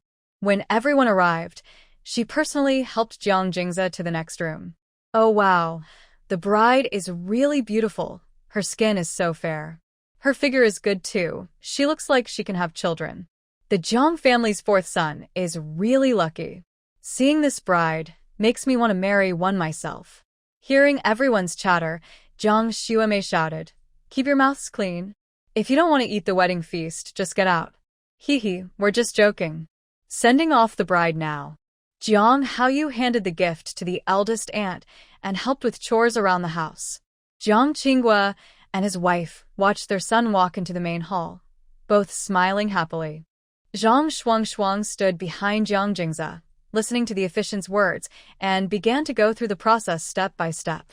After the ceremony, the bride's mother arrived in a small truck. Oh wow, a big car is outside. Everyone go see who's here. Jiang Li also went out after hearing this. When a beautiful woman got out of the car, everyone realized it was Zhang Shuangshuang's mother. Jiang Li quickly went over and said, Auntie, you've arrived. Yao Ning saw Jiang Li and smiled, finally here, after rushing so much. Where is Shuangshuang? Come and see what my mother brought as dowry. Zhang Shuangshuang glanced at the small truck behind her. Mom, no rules. We just finished the ceremony. Let's go inside and talk. Wang Sufeng looked at the beautiful bride's family and said a bit awkwardly, yes, let's go inside and talk. You've had a tough journey today. Hello, are you the parents of Jingzi? Sorry, our old Zhang can't leave right now. Please don't mind. Wang Sufeng was surprised and said politely, you're very kind, and we understand that soldiers are busy. This is my husband Jiang Qinghua. From now on, we will treat Shuangshuang like our own daughter. Rest assured, family. Yao Ning looked at the family and thought they seemed nice. She smiled and said, your words make me feel at ease. Everyone then entered the yard. Only then did the guests start talking excitedly. Yao Ning had spent a lot on her daughter's wedding. She bought a gift for every item she could find. Wow, Zhang Laosi must be marrying a lucky girl. This whole cart of dowry is amazing. I'm so jealous. This much money, their family must be very rich. I feel envious. The young people at the wedding saw these things and had to admit that this family was truly wealthy. If it were them, they'd be happy to buy just a couple of these items. Of course, where there is envy, there is also jealousy. Some people looked with greedy eyes. The lively wedding lasted until after 1 p.m., when the house finally became quiet. Yao Ning sat in her daughter's bridal room, touching the 4-piece bedding set. Where did you buy this? It's so beautiful. And your outfit today is also very pretty. I didn't expect there to be such skilled people in a small town. Zhang Shuangshuang hugged her mother's arm. My sister-in-law made these for me. The 4-piece set and some wedding decorations were all arranged by her. Did you see my shoes? You can't buy these outside. And look at these decorations. If I hadn't seen them myself, I wouldn't believe there are so many nice things for a wedding. She had seen a lot in her life, but many of the items her sister-in-law brought out she had never seen before. From now on, her sister-in-law would be like a goddess in her mind. Your sister-in-law is really nice to you. These things are all very beautiful.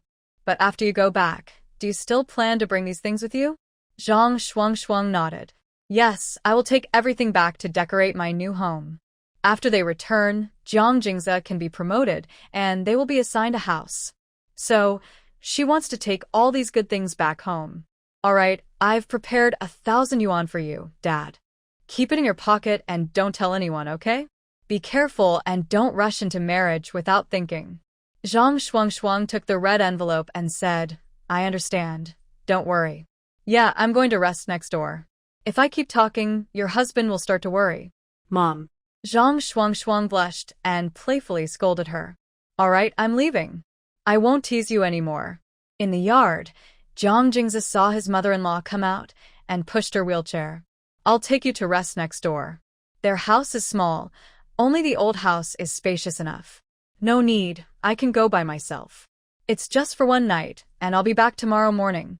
Shuang, I'm leaving her in your hands. Don't let me down. Jiang Jingze promised I won't. Jiang Li tidied up the guest room and came out to see Aunt Yao approaching.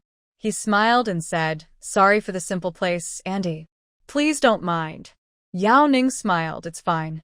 When I was on the battlefield before, I even slept on firewood piles. Really? I didn't know you've been to the battlefield. You're quite a heroine. Oh, that's all in the past. Let's not talk about it. Okay, I'll take you to your room to rest.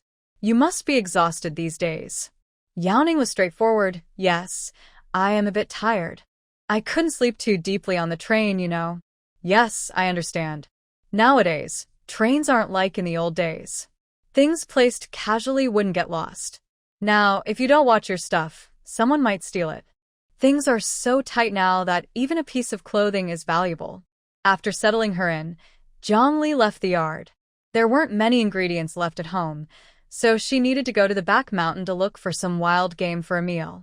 Someone coming from far away shouldn't leave empty-handed. Over at Jiang Jingze's side, after entering the new house, he looked at his beautiful wife and couldn't help but blush. Although his former comrades often joked about spicy topics, without practice, he felt a bit shy. Of course, he wasn't the only one feeling shy. Jiang Shuang also looked a bit awkward. Jiang Jingze finally spoke. Let's rest for a while. I won't touch you until my leg heals. Jiang Shuang glanced at his leg and said, Okay, I understand. Actually, Jiang Jingze was attracted to her, but since it was a critical time, he didn't want to risk injuring his leg again. He thought it was better to wait until he was fully recovered before doing anything. Don't think too much. Once I recover from my injury and return to the army, there will be a celebration there too. There's no need to rush now. Jiang Shuang rolled her eyes and said, I get it. No need to explain. You're making it seem like I'm in a hurry. But tomorrow I need to go get the marriage certificate first. Everything else can be up to you. Jiang Jingze nodded and said, Okay. Then the two of them lay on a bed and fell asleep. If someone didn't know the truth, they might think they were having a cold war. On Jiang Li's side, luck was on her side. In no time, she caught 2 wild chickens and 3 rabbits. On her way down the mountain, she happened to meet Lu Weiwei and Su Man. Wow. Jiang, did you catch these? Jiang Li nodded. Yes. Are you heading into the mountains? Su Man pouted and said, We're just craving meat and thought we'd try our luck. By the way, can I ask to buy 2 of them? She's really craving meat more than ever. Never felt this hungry before. Jiang Li smiled and said, Sure. 5 yuan for 2. But after you go back, don't tell others. Just say you got lucky and caught them yourselves. When Su Man saw she agreed, she smiled and said, I know. Don't worry, we keep secrets well. I'll give you 1 rabbit and 1 wild chicken. That should last you 2 meals. Also, don't go into the deep mountains here. Last time, We encountered a tiger. If you're really craving something, come find me. Hearing about the tiger, both of them broke out in cold sweat. No way, there's a tiger? Is your place that dangerous? Won't they come down the mountain? Jiang said, no, as long as you don't go deep into the mountains, you'll be fine. Alright, I need to go back now. You two should head back too. If you're picking wild vegetables, go to the foot of the mountain opposite. If you're unsure, ask the village kids, they all know. Lu Weiwei took out 5 yuan and handed it to her. Thanks. We won't be polite. We'll visit you later. Jiang put away the money and handed over 1 rabbit and 1 wild chicken, then said goodbye to them. Jiang Jingjia was wandering outside the yard when he saw his sister carrying game and knew she had been to the mountain. He somewhat complained and said, "Why didn't you take me with you?" Jiang chuckled and said, "Did you forget if I trust you?" "Humph. You ungrateful person. Don't forget me next time." Jiang smiled awkwardly and said, "Got it. By the way, Lily, do you have anything you can sell? I've been bored lately." Jiang looked around and said, "Let's go inside to talk." The two entered the yard. Jiang first threw the game meat into the kitchen before turning to the storage room. "I recently installed a bicycle. Take a look and find time to paint it, then you can sell it. I only have 2 radios. I've used the rest of the materials for other things." Jiang Jingjia looked at him and said, "My little sister is really capable. I'll go sell it tonight. You just do what you think is best. But be careful over there. The items are valuable, so don't hesitate to run when needed, understand? Don't worry, I'm not stupid." In Kyoto, after Beiyu returned, he submitted an application to form a special forces team. His father reviewed it and thought there was no problem, so he directly handed it to the senior elder.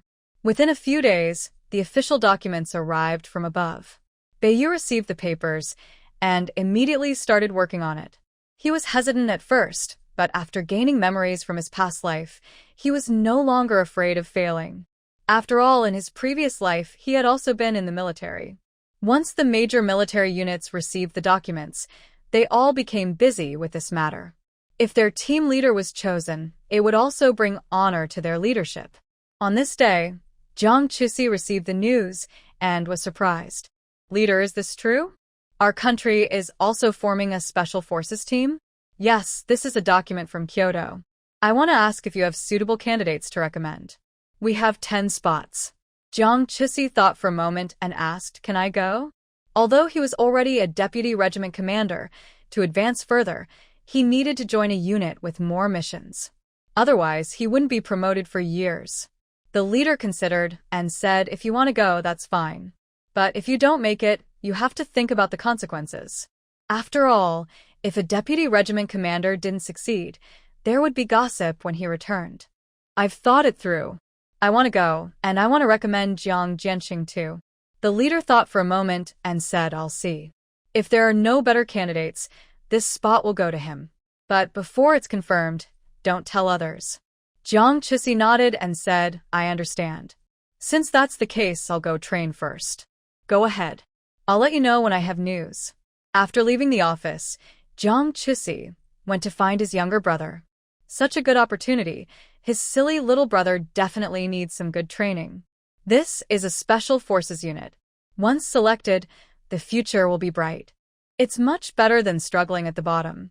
When Jiang Jianqing saw his second brother, he thought something had happened at home and asked anxiously, "Why are you here? Is there a big problem?" Jiang Chusi took his brother to a quiet place and told him everything that had just happened. "Do you want to see for yourself? I've already applied. If you want to go, you should train harder recently." Jiang Jianqing looked surprised. "Really?" "Of course. Do I look like someone who jokes around?" "Hee, I'm going. I may not be good at much, but I'm great at fighting." Seeing his younger brother's helpless look, he said, "All right, just keep this between us. Don't tell anyone, or someone might cause trouble for you." Jiang Jianqing patted his chest. "Don't worry, I'm not stupid. No one will say anything. Okay? I've delivered the message. I'll go back now. Just wait for the news." "Got it. You can leave now." Jiang Chusi, preoccupied with his thoughts, accidentally bumped into someone on the way home. Ling Shui exclaimed, "How are you walking? Do you want to hit me?" Seeing it was Ling Shui, Jiang Chisi quickly helped her up and asked, "Sorry. Are you okay? Do you want to see a doctor?" Ling Shui brushed off the dust and said, "I'm fine. Just a little hurt." "What were you thinking about so deeply?" Jiang Chisi smiled awkwardly. "Nothing much." "Where are you headed?" "To make a phone call. My parents want me to go on a blind date, and I'm going to refuse." "Jiang Chisi, I've liked you for a long time. Don't you want to consider it?" When Jiang Chisi heard her confession, he froze in place. "What do you like about me?" I like everything about you. You should know that. Shuang Shuang is already married to your second brother. Are you still avoiding me? Do you only feel happy when your family arranges someone else for me?"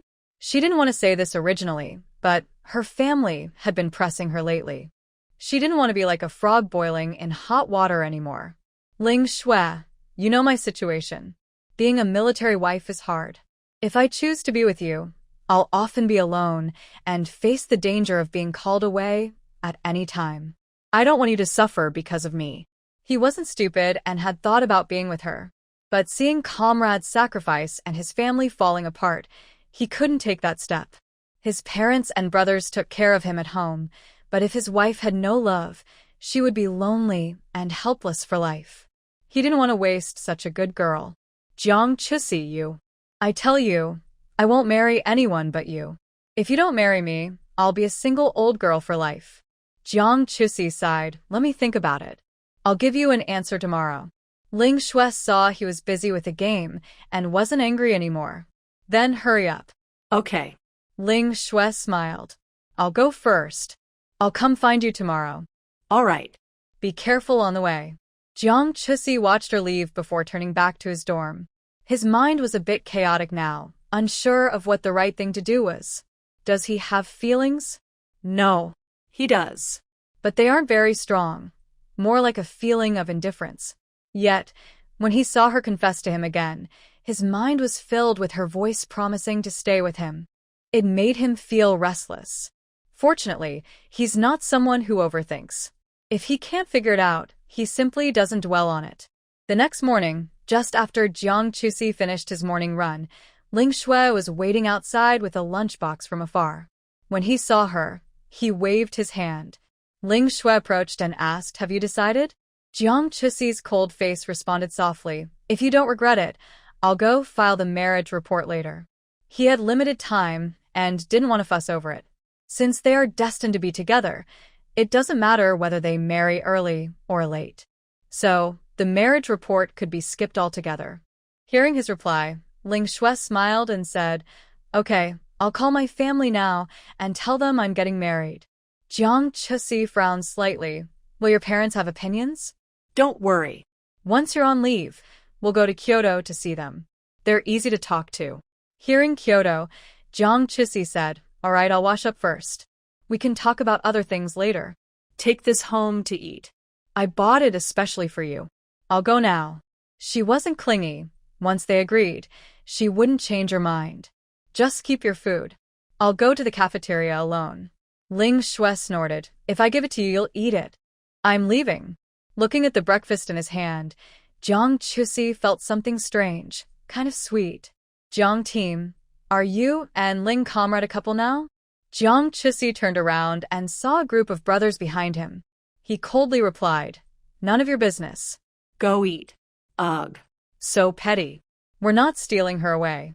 "Walk, walk, walk." Jiang Tuan is angry. Jiang Chisi snorted coldly, grabbed breakfast, and went back to the dorm. Over at the Jiang family, Wang Sufin, after seeing off her mother-in-law, returned to normal life. That day, Su Man found Jiang Li and said, Jiang, I heard that Xueqing died, and after her death, her family didn't clean up her things.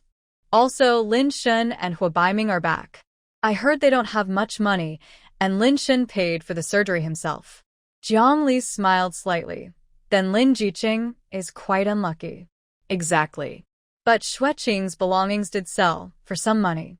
"Oh, when are you going hunting? Can I reserve a wild chicken or a rabbit?"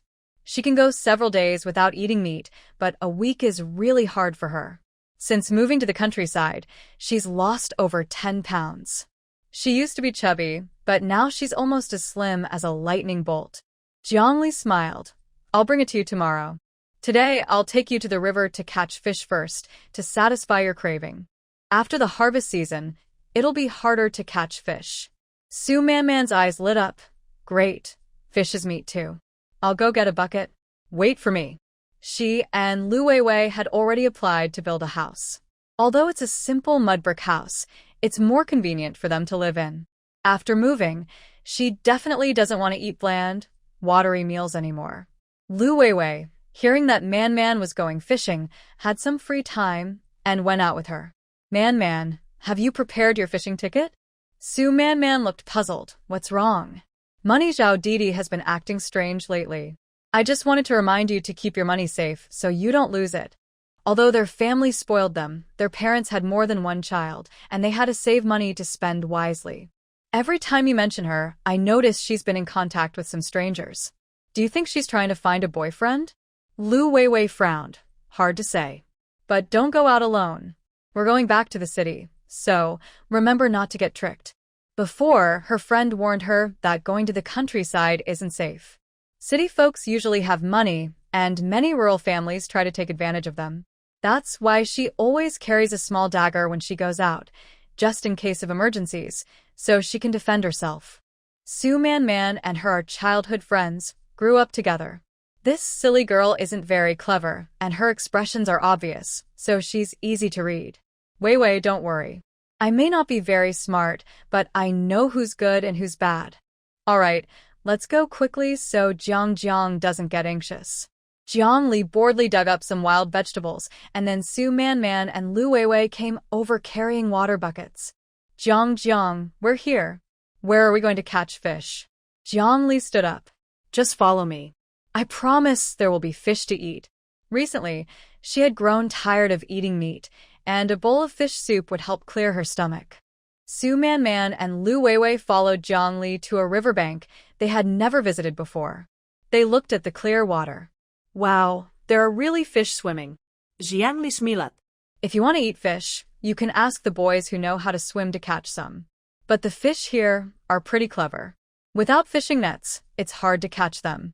Both of you find some loaches or other small fish by the river. I'll go catch some fish. Don't go into the water. Lu Weiwei saw Jiang Li taking off her shoes to go into the water and asked worriedly, Jiang, do you know how to swim? Don't worry. I fish here often. I don't swim well, but I wouldn't go into the water. That's good. Be careful. We'll look for other things here. Jiang Li nudda. Okay. Call out loudly if you need help. Although few people came here, it wasn't a secret spot. Both of these young workers were so good-looking.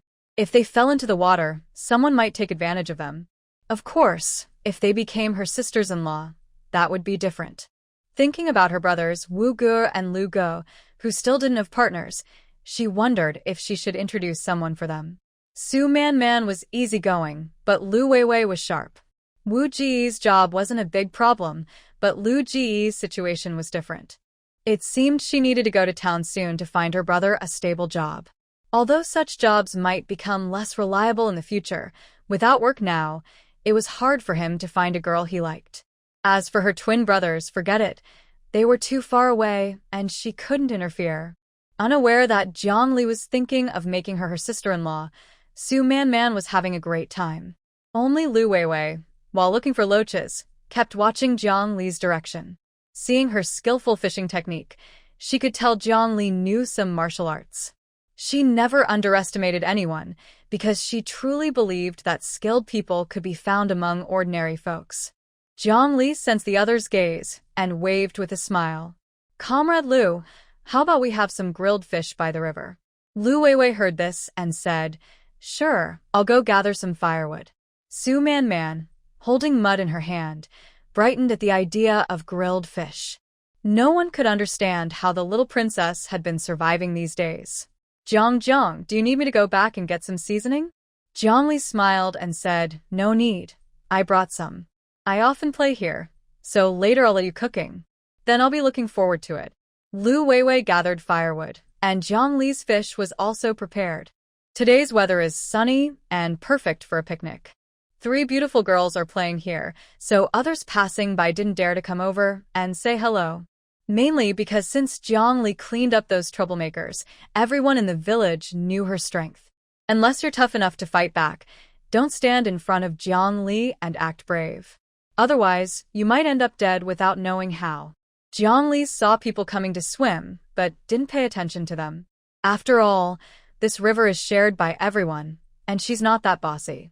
Jiang, are they passing through here? Su Man asked curiously. This river is the cleanest. Other rivers are murkier. In summer, men usually bathe here at night. If you're lucky, you might even catch a fish for a snack. I'll tell you too, if there's no man with you, don't be silly and come alone, especially at night. Many men in the village are single, and if someone notices, it's not a good thing. Unless you're as strong as her, don't waste your time. Lu Weiwei nodded, I understand. We won't wander around randomly. Seeing they listened, Jiang Li didn't say anything more. As a pleasant aroma drifted over, Su Man washed her hands and feet and ran over. Jiang, it smells so good. My stomach's growling. Jiang Li sprinkled some barbecue seasoning. Don't worry, it'll be ready soon. Great, Jiang Shaoqi. You're having a snack here without telling me? When Jiang Li saw her older brother come, she looked puzzled. Aren't you going to the county town? When did you come back? Jiang Jingzhi snorted. I came back a while ago. Today's a day off for everyone, so I came out looking for you since you're not home. TSK, the fish is almost done. Seeing someone trying to steal her food, Su Man immediately snapped. This fish is grilled by Jiang. You're not allowed to take it from me. Jiang Jingzhi saw how fierce Su Man looked and suddenly wanted to tease her. Jiang Li is my sister. She'll definitely give her brother the first piece. You can't have it. Su Man pouted. Jiang, look, your brother is bullying me.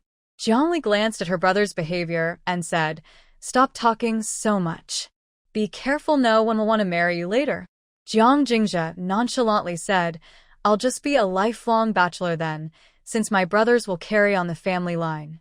His 2 older brothers are already married, so he's not in a hurry at all. If he can't find a girl he likes, he'd rather live like this. Jiang Li glanced at him and then at Su Man. For some reason, he felt these 2 looked like a married couple. But since they came from the capital, they probably wouldn't be interested in his brother's status. All right, Man, this is for you. Give this to Weiwei. 6th brother, you can have mine. I'll grill a few more. Jiang Jingzhi smiled. No need. You eat yours. There's still fish. I can handle it myself. I wasn't planning to, but brother 4 and sister-in-law are so sweet together. It's making me teeth ache. TSK, even you have your day. Little sister, I've sold those things, and I'll give you the money when we go back later. Jiang Li nudda, no rush. At this moment, Su Man exclaimed, Wow, how is this fish so delicious? It smells so good. Lu Weiwei nodded, agreeing it was tasty. Jiang, can we trade some of your seasoning?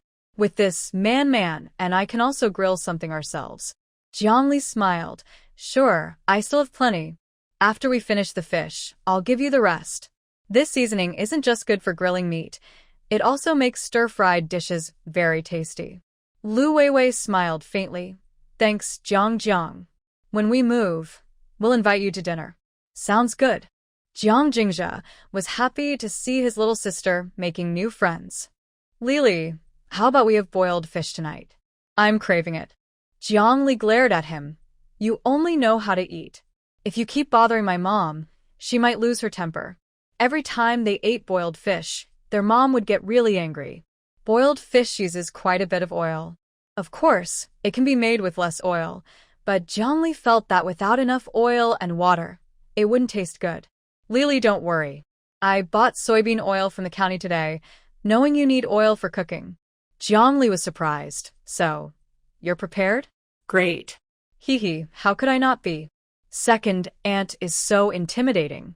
All right, I'll catch a few more after I finish eating.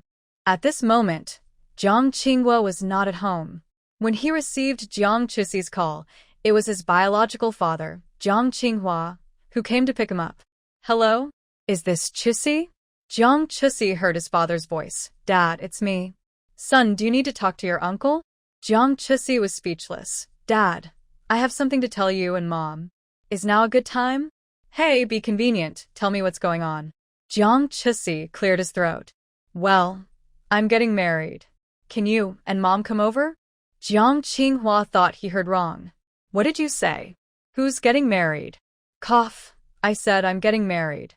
My partner is a close friend of fourth brother's wife. If you're too busy, I'll see if I can take some time off to come back. Son, isn't that a bit soon? Fourth brother just got married. It's not too soon anymore. If we wait longer, the baby will be here.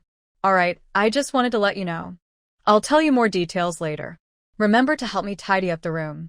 Jiang Qinghua said, Okay, Dad knows. After hanging up, Jiang Qinghua was still a bit confused. Son is getting married? Really? No. I must tell my wife right away. When Jiang Shuemai heard her eldest son was getting married, she looked surprised. His wife, Xiao Xiai, said her friend is close to fourth brother's wife. Maybe you should ask her? Jiang Shuemai put down her work. I'll go now. It's a big deal for my son to get married. You stay at home, I'll be back soon. Jiang Qinghua nodded. I got it, you go ahead. Their son had just come back without a partner, and now he was getting married so quickly. No one knew what was really going on. However, Zhang Shuang, after hearing Jiang Shuemai, said excitedly, Did second brother say that himself? Yes, my son said it himself, so I came to ask you. Is your friend really going to marry my son? How long have they been together? Zhang Shuang's eyes curved happily. I don't know exactly how long, but I know my friend really likes Jiang Chusi, just like I like Jiang Jiza. Of course, second aunt, you can rest assured. My friend is very nice, just like me, easy to get along with. Jiang Shuemai looked at Jiang Jiza and asked, Have you met him? Jiang Jiza nodded. Yes, I've met him. He's really a good match for second brother. But I'm a bit surprised they're getting married so soon. Before he left, the two hadn't done much, but just a few days later, they were getting married. It was hard to understand. Alright, I get the general situation. I'll go back now and tidy up second brother's room. I don't know when I'll be back. Seeing her sister-in-law leave, Zhang Shuang happily continued, Ling Shue's dream has come true. From now on, we'll be sisters-in-law. You asked what gift we should give when they get married. Jiang Jingzi smiled affectionately and said, No need to rush. I don't think it will happen so soon. Meanwhile, after Ling Shui told her family about her upcoming marriage, the old master of the Ling family had someone investigate Jiang Chusi's background thoroughly. He was pleased to learn that Jiang Chusi had achieved his current position through his own efforts. Once everything was confirmed, the Ling family called Ling Shui. Hello, Dad. Is there something you need? Your grandfather has agreed to your marriage. When can you all come back? He wants to meet him. Since their daughter was about to get married, they hadn't even met her fiancé, which would be quite embarrassing to admit. Ling Shui replied, Dad, I need to ask him. If he has time, we'll try to go back. If not, we'll see how things go. You know his current position isn't easy to leave at will, her father said. Ling Feng snorted. As long as he wants to take leave, he can. Don't bother me with those details. I don't care. By the way, aren't you planning to come back here? If possible, we could arrange to transfer both of you to Kyoto. Dad, stop interfering in our affairs. Chusi doesn't like using connections. He's a man and will succeed through his own ability. Trust my judgment and his capability. Ling Feng said, Fine, do what you think is best. I'm hanging up now. A daughter growing up often means she won't stay forever. If you keep her around, she might just become an old maid. Ling Shui hung up, made a face, then turned back to her dorm, not taking her father's words seriously. She knew that even if she didn't mention it, Jiang Chusi was aware of the situation at home. However, just after their application was approved, Jiang Chusi received news that he would be going to Kyoto for training and selection next month. Out of 10 spots, he and his brother were both chosen. Chusi, this is a rare opportunity. I hear the higher-ups value this selection very much.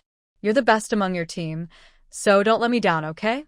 Jiang Chusi held the documents and replied, Rest assured, I won't disappoint you. Good, go ahead. You have half a month to prepare.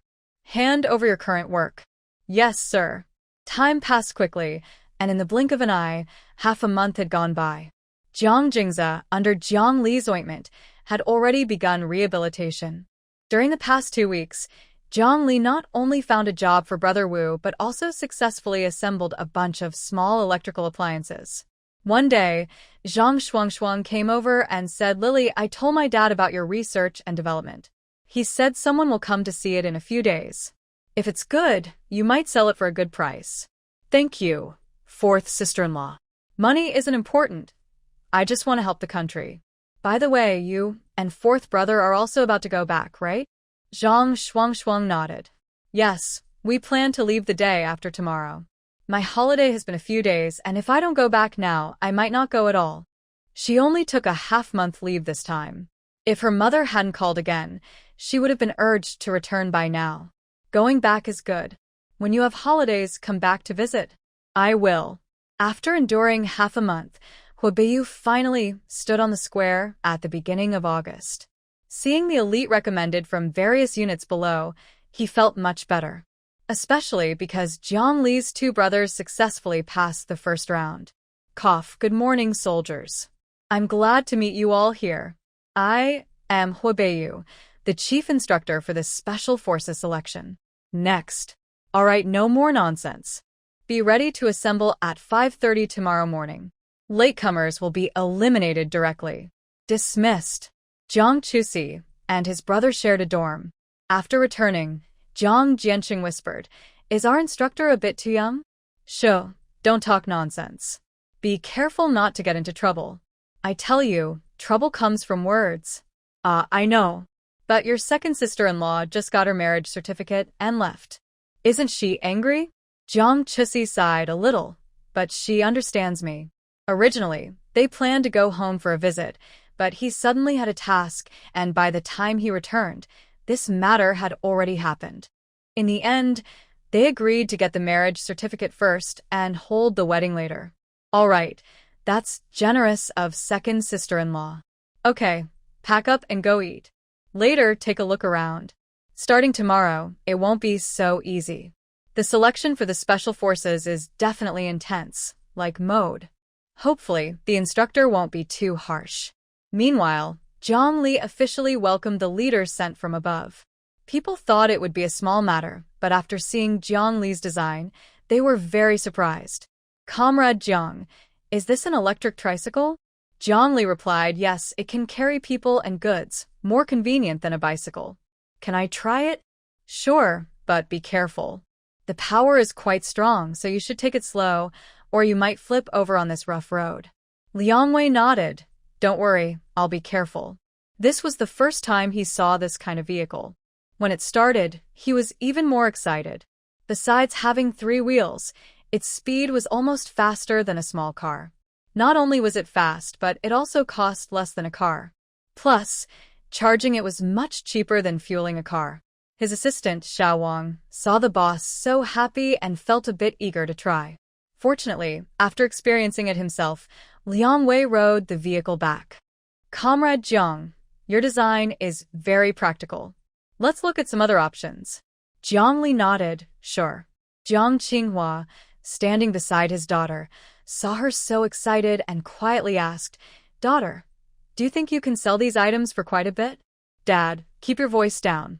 Don't let others hear, it's not good." "Oh, okay, Dad will be quiet." After Liang Wei examined everything, his eyes lit up like bulbs. "Comrade Jiang, do you have blueprints for all these? I need to take them back and report to my superiors." Jiang Li replied, "Yes, I do. I'll go get them for you now." Good, I'm not in a rush anymore." Jiang Li found the previous drafts, packed everything, and handed them to Liang Wei. He carefully held them like treasures. "Comrade Jiang, wait for my news. Don't lose these items, or I'll have to start over." "Okay, I understand." She originally wanted to cooperate with a local machinery factory, but after her sister-in-law saw it, today's situation happened. After Jiang Qinghua saw her off, he came back and said, "Daughter, your brothers are working now. Do you want to find one?" Jiang Li shook her head, "No rush. My second and third brothers went to Kyoto, right? I plan to visit there later. She wanted to buy a couple of houses while she had money. She wasn't sure if it was a good idea. But her second sister-in-law seemed to be local in Kyoto, so maybe she could ask her when she went. Daughter, Dad is working now. If you're bored, go take a nap. I'm not tired. I'll go see the back mountain. The meat at home is all gone, so I want to see if I can find something to add to our meal. Don't eat meat these days, or my stomach will rebel. Jiang affectionately pinched her nose. You little glutton, be careful. Got it. You better go now. After sending off her father, Zhongli suddenly felt a bit empty. Everyone in the family had left, and she was alone with nothing to do. It seemed time to find something else to keep herself busy. She carried a basket from the yard and went outside. In August, the weather was already cool and clear.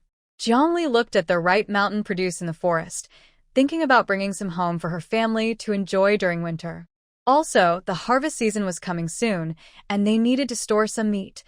Otherwise, after the harvest, everyone would be very thin. She walked comfortably along a forest trail and saw rabbits hopping around. She threw a stone at one.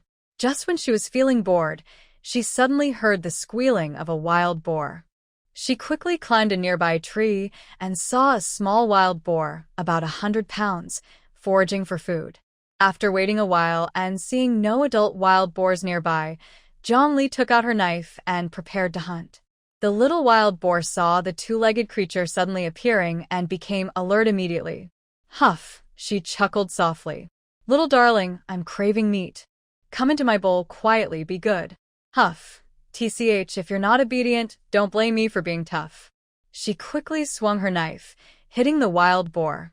It didn't cut through its neck, so she flipped and dodged the boar's attack. The injured boar went wild, squealing loudly at Zhongli. She licked her teeth and said, You little thing, just wait for me. In a flash, she attacked again with all her strength. This time, she finally brought the boar down with a heavy strike. TCH, I told you not to be so fierce. Now, let's see how fierce you are. She imagined delicious dishes, braised pork, braised ribs, making her mouth water. No, I can't wait. I'm so hungry. Let's go home. She dragged the boar's leg down the mountain. The workers hadn't returned yet, so she took a detour along a small path and struggled to carry the boar back home. Once there, she drank a lot of plain water to quench her thirst. Phew. I'm exhausted. This pig is really heavy. All that blood was wasted. It all spilled out. While she was resting, Jiang Haoyu came back. Hey? Fifth brother, why are you home? Seeing his little sister at home, Jiang Haoyu pushed his bicycle inside and said, I just wanted to tell Mom and Dad that I'm planning to get married. What? Getting married? What's going on? Fifth brother probably got into some trouble, right? Yes, I have a partner who works at a newspaper. I didn't plan to marry so early, but her parents found out we were dating and worried about gossip, so we had no choice. Oh, wow, Brother Wu, you're amazing. Your wife is so pretty. Jiang Hao rolled his eyes. Do you think I'm blind? He only cares about looking good. This marriage was mainly to get rid of Su Momo, who kept bothering him all the time. It was really annoying. If he could change jobs, he wouldn't want to see her at all. I didn't expect my second and fourth brothers to get married right after each other. Are you all suddenly so quick to settle down this year? Before, you all wanted to get married but didn't. Now it's one after another. Jiang Haoyu smiled. It just happened to be the right time. I didn't think it would happen so fast. All right, since you're back, help out with some work. I caught a small wild pig in the mountains. Go clean it up, and when you leave later, take some to your father-in-law. Try to behave well, so your parents-in-law don't give you a cold look. How much bride price do they want? Jiang Haoyu took off his coat. I can handle the bride price myself, no need to worry. But why did you go to the back mountain again? Are you hurt? Zhongli said proudly, I'm not the scaredy cat I used to be. Don't underestimate me. Let's get to work. With free labor, why not use it? Okay, my sister is amazing. Let's have braised pork for lunch. Jiang Lishmilat. Sure. Workers deserve a reward. Jiang Haoyu happily went to the kitchen and boiled a big pot of water. Once he finished cleaning the pig, the family members who were working would come back. Jiang Snowmei saw her son return and asked, "Is today a day off? And where did this pig come from?"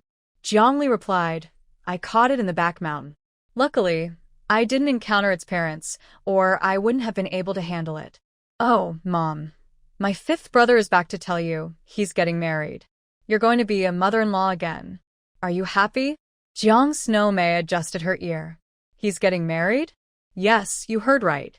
My fifth brother is getting married." Jiang Snowmei looked at her son. "When did he find someone? I haven't even met her and he's getting married? Are you copying your second brother?" Jiang Haoyu sighed. "My second brother is busy, and I'm in a rush. If you want to see her, I can take you to meet her tomorrow." Jiang Shuemai rolled her eyes. "I don't have that much time. Your wife just needs to be chosen by you. I've already discussed with your dad. Once you're both married, we'll split the household. You can live your life however you like. Just don't come back crying later." As her son grew up, she didn't bother much with him. She believed boys wouldn't suffer any loss, so she focused on her daughter. She didn't want to worry about other things. Jiang Haoyu sighed helplessly. "All right, mother. Whatever you say, I agree." The Jiang family preferred daughters over sons, and they were used to it. He loved his sister very much, so he had no jealousy. At that moment, Jiang Jingchen from next door came over and said, "Second aunt, Grandma, Dongmei is pregnant again. I'm going to be a dad again." Jiang Li was surprised. Second sister is just over a year old. How did sister-in-law get pregnant so quickly? Jiang Jingchen awkwardly smiled. "I didn't expect it either." Grandma, hearing that her eldest granddaughter-in-law was pregnant again, took out a jar of malted milk powder and said, "Take this to Dongmei to add some nutrition. Don't go to work for now. Rest and take care of your health. This pregnancy needs to be careful. Understand?" Jiang Jingchen quickly waved his hand. "Grandma, you can keep this for yourself. We still have some at home. I'll take good care of Dongmei." Here, take it. "Lily bought quite a bit for me. I can't finish it all, so you can take some for the kids. Don't neglect my great-grandchild." Jiang Jingchen scratched his head. "All right, I won't be polite then." At this time, Jiang Haoyu said, "Everyone come over for dinner later. Lily caught a wild pig. Tell Andy that she doesn't need to cook. It's so hot. We can't finish it all ourselves." Jiang Jingchen looked up.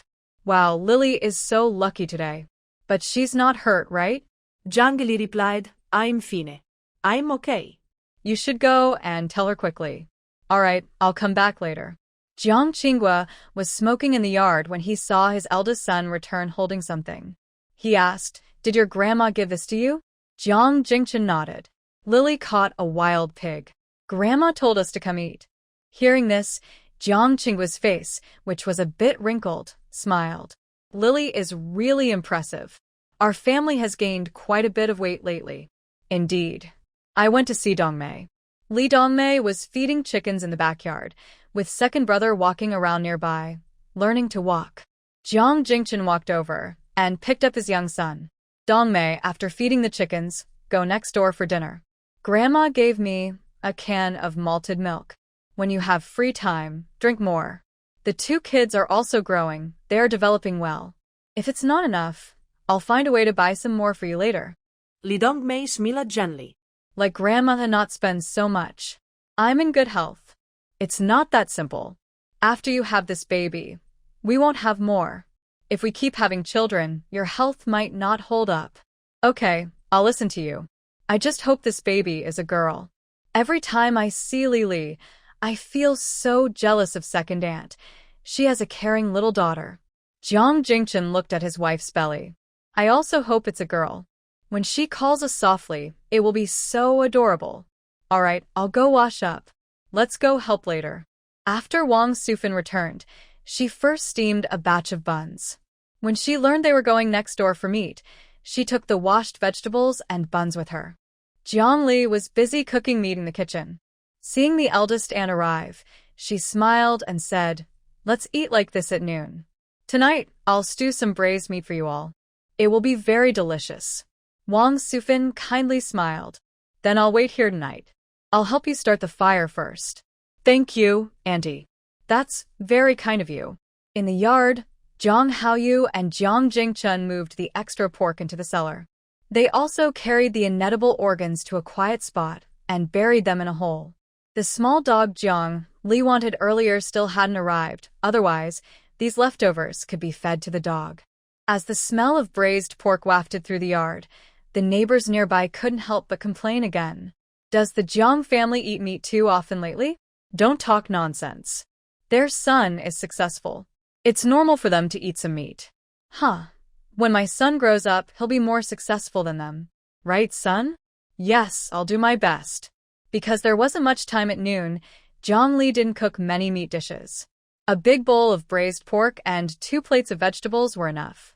Jiang Haoyu changed into clean clothes and came out, smelling the food. My little sister's cooking is still the best. But I haven't heard from Uncle San recently. Has he not come back in a long time? Jiang Jingchun replied, it's been a while. The last time he came back was for the 4th brother's wedding. At that time, Uncle gave 50 yuan. I still remember 3rd aunt's expression. You think after Uncle Sin goes back, they might argue? Jiang Haoyu said, that's possible. 3rd aunt is quite stingy. Brothers, dinner is ready. Tomorrow I will go to the nearby county. Don't worry, Jiang Li said. Okay, let's eat. No more talking about Uncle 3rd. Since Jiang Haoyu is also getting married, Jiang Li, as his younger sister, can't be unfair to him. Thinking about going to the county the next day, she also plans to prepare a wedding gift for her future sister-in-law. She just isn't sure if she will get along well with her future sister-in-law. That day, Jiang Li was busy at home, cooking all the meat with her sister-in-law or pickling it. Of course, she kept some to give as gifts. In the evening, the Jiang family ate until they were full, and they went to bed very late. The next morning, Jiang Li rode her bicycle to the neighboring county, carrying wild boar meat. Uncle 3rd hadn't visited Grandma in a long time, which made Jiang Li feel a bit worried. He usually came back once a week or at least sent a letter if he couldn't come. Grandma didn't say much, but she still missed Uncle 3rd deep down. At this moment, Jiang Qingjun had just woken up. Looking at the white walls and smelling the strong disinfectant, he knew he was in a hospital. Jiang Jingwen looked tired. Seeing his father awake, he got up and called the doctor. You're recovering well. Since you're awake, there shouldn't be any big problems. If someone at home can cook, make some soup to nourish your father. But the wound on the back of his head probably won't grow hair anymore. You should be aware of that. Jiang Jingwen nodded and replied, I understand. Thank you, doctor. You're welcome. You'll be discharged after a few days of observation if there are no complications. If you need anything, come find me. I'll go now. Jiang Jingwen said, Thank you, doctor. Sorry to trouble you. After the doctor left, Jiang Jingwen, with red eyes, said, Dad, it's a good thing you're okay. What would my brother and I do otherwise? Mom took all the money from the house and ran away with someone. If it weren't for the neighbors helping, I wouldn't know what to do. Jiang Qingjun patted his son's head. Don't worry, Dad is fine now. When I get out of the hospital, I'll take you to Grandma's house. As for your mom, just pretend she's dead. He was nearly 40 years old and never thought he'd see such a day.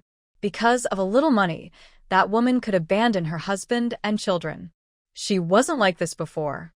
At this moment, Jiang Jingrui came in carrying 2 lunchboxes. Seeing his father awake, he happily said, Dad, are you okay? Seeing my younger son, Dad is fine now. Have you 2 been hungry lately? They shook their heads. Mom couldn't find our pocket money, so we've been buying food ourselves. But all the valuable things at home were taken by Mom's family. My brother and I couldn't stop them. Grandma's family are like vampires. When they found out Mom ran away, they stopped giving them money for living expenses and took out their anger on us. It was very hurtful at the time. Dad is so kind. How could they bully him like that? Jiang Jingrui pouted, Dad, let's go back to the countryside. The city isn't good. I never want to see Grandma's family again. They're too mean. Jiang Qingjun said, Okay, after Dad gets out of the hospital, we'll sell the house and go back. Yes, I will help you up to eat first. After eating, we can rest again. When Jiang arrived in the town on her bicycle, it was already after 10 a.m. She went straight to her third uncle's state-run restaurant. When she heard something happened to him, she turned and hurried to his house. But when she arrived, no one was there. "Hey, girl, who are you looking for?" Jiang heard someone speaking and turned back. "I'm looking for Jiang Qingjun. He's my third uncle." "And you are?" "Oh, you're old Jiang's niece. Did you hear about the trouble at your third uncle's house? Your third uncle was beaten into the hospital by your third aunt. His nose was bleeding in a room. Luckily, he was lucky and taken to the hospital in time. Otherwise, Xiao Wen and Xiao Rui would be orphans." What? Jiang Li was shocked. "When did this happen?" "Well, it seems to have been 3 days ago. I don't know how he's doing now. If you're looking for him, just go to the hospital and see for yourself." Jiang Li didn't hesitate. She thanked them and headed straight to the hospital. Once there, she asked around and quickly found her third uncle's ward. "Jingwen, Jingrui, I finally found you. Such a big thing happened. Why didn't you call home?" Her two brothers saw their older cousin and seemed to find a pillar of support. They stood up, hugged Jiang Li, and cried loudly. Jiang Li sighed. "How is third uncle?" Jiang Jingwen wiped his tears. "My dad woke up this morning. The doctor said he's fine now. Just needs some rest. Big sister, our mom took money and ran away with someone. She even hurt dad. How could she be so cruel? We never want this mom again. Also, dad is in the hospital because neighbors lent us money. We're so sad inside." Jiang Li walked in and saw Uncle San sleeping. She gently said, "Don't be sad. Your sister is here. You wait here for a while. I will ask the doctor about your dad's condition. Later, I will call the family. I won't go back for now. We'll wait until Uncle San is discharged." Jiang Jingwen nodded. "Okay, we will listen to sister." Jiang Li tucked Uncle San's quilt and then went to find the doctor. She learned that Uncle San's back of the head was hit by a heavy object. Besides losing a lot of blood, he had a slight concussion. Fortunately, he woke up and there were no serious aftereffects, so he could be discharged soon. After hearing the doctor, a trace of fierce determination flashed in Jiang Li's eyes. Zhou Hongyi is very kind, and the Zhou family is good too. When she makes her move, she will show them her strength. The Jiang family is not so easy to bully. Then, she used the hospital phone to call home. Jiang Qinghua learned about the third brother's condition and was so angry, he almost smashed the table. "Big uncle, don't tell grandma yet. I'm afraid she'll get too worried." "Yes, I understand. Later, I will ask your eldest brother to come over." Jiang Li thought for a moment. Okay. "When you go, ask my mom to bring some food. She knows how to cook." "Good. Take care of Uncle San and your two brothers. Your eldest brother will come later." Got it." After hanging up, she returned to the ward. Jiang Li gave Jiang Jingwen 30 yuan and some tickets. "Go to the supply and marketing cooperative to buy some supplements. Buy whatever you can.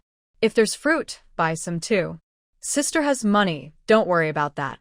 Go now." Jiang Jingwen took the money Jiang Li handed him. "I'll go now." "Thank you, sister. We're family." No need to be polite. "Hurry up." Jiang Jingrui sat next to Jiang Li, looking pitiful like a stray dog. Jiang Li felt very sad for him.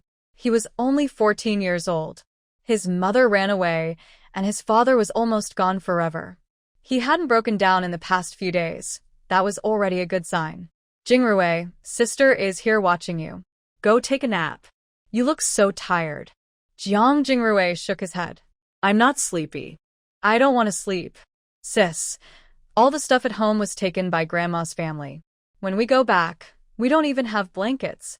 Jiang Li was so angry, she felt her teeth itching. She wished she could get rid of the Zhou family completely. "Be good. Rest for a while. When Big Brother comes, I'll buy new things for you. Give me the keys to the house. When I've finished packing, I'll come to pick you up. Here. But sister, if you buy something, it's better to change the lock. Grandma has the key to their house, and he doesn't want those people to come and steal again." Got it. "Sister will comfort you to sleep. Be good." These two children have been worried and scared these days. Since the Zhou family is not kind, don't blame her for being ruthless. At home, Jiang Jingchen learned about his third uncle's situation. He quickly rode his bike straight to the county town. Jiang Snowmei even brought a bunch of food for him to take away. Worried that the elderly lady might find out and get angry, everyone dared not say a word at home. Wang Sufan was working at home while cursing. Zhou Hongyi, that wicked woman, heartless and cruel. If I meet her, I will give her a big slap. How can there be such a mean woman in this world? If the man doesn't want her, fine, but she even abandoned her two sons. Has she lost her mind? Third brother didn't do anything wrong to her. It makes me so mad. Jiang Qingwu put out his cigarette and said, "Be quiet. Mom might hear you, and I'm worried she can't take it." After the third brother had such an incident, it's good that he's still alive. If he had died, his mother would be heartbroken. Got it. I won't say anything. Third brother is really unlucky. Wang Sufan sighed helplessly. When Jiang Jingchen arrived at the hospital, it was already after 3 p.m. He quickly found his third uncle's ward as soon as he got there. Jiang Li saw his older brother and stood up. "You're pretty quick. Did you have lunch?" Jiang Jingchen, yes. "How is third uncle?" He looked at the bandage around his head, worried. After waking up and having lunch at noon, he went back to sleep. It's his head after all. I'm glad he's okay. After my dad told me about this, I was so angry I could die. The Zhou family is too cruel. What is my little sister going to do? Jiang Li snorted coldly. I'll find someone to handle this. You don't need to worry, big brother. I promise the Zhou family won't get away with it. She already planned to loot all of Zhou's family's assets tonight, and then spend some money to have someone teach them a lesson. As for Zhou Hongyi, that woman ran fast. If she ever shows up again, she will pay for whatever injury third uncle suffered, and she will return the trouble herself. Jiang Jingchen listened and said, "Be careful. If it's too much, big brother and I will go to Zhou's house to demand an explanation." "It's okay. I can handle this myself." Good. Jiang Jingwen's two brothers saw their older brother and also found a sense of stability. "Big brother, it's good that your sister is here. Otherwise, I wouldn't know what to do." Jiang Jingchen patted his younger brother's head. "Be good. Once Uncle San is discharged, we'll go back." "Okay, I'll listen to you." Jiang Li looked at her watch. "Big brother, you stay here with Uncle San. I need to go buy some things, or we won't have a place to sleep tonight." "All right, go ahead. Be careful." Jiang Li nodded and left the hospital. She didn't go anywhere else but returned near Uncle San's house. She casually grabbed a sack and went to Uncle San's home.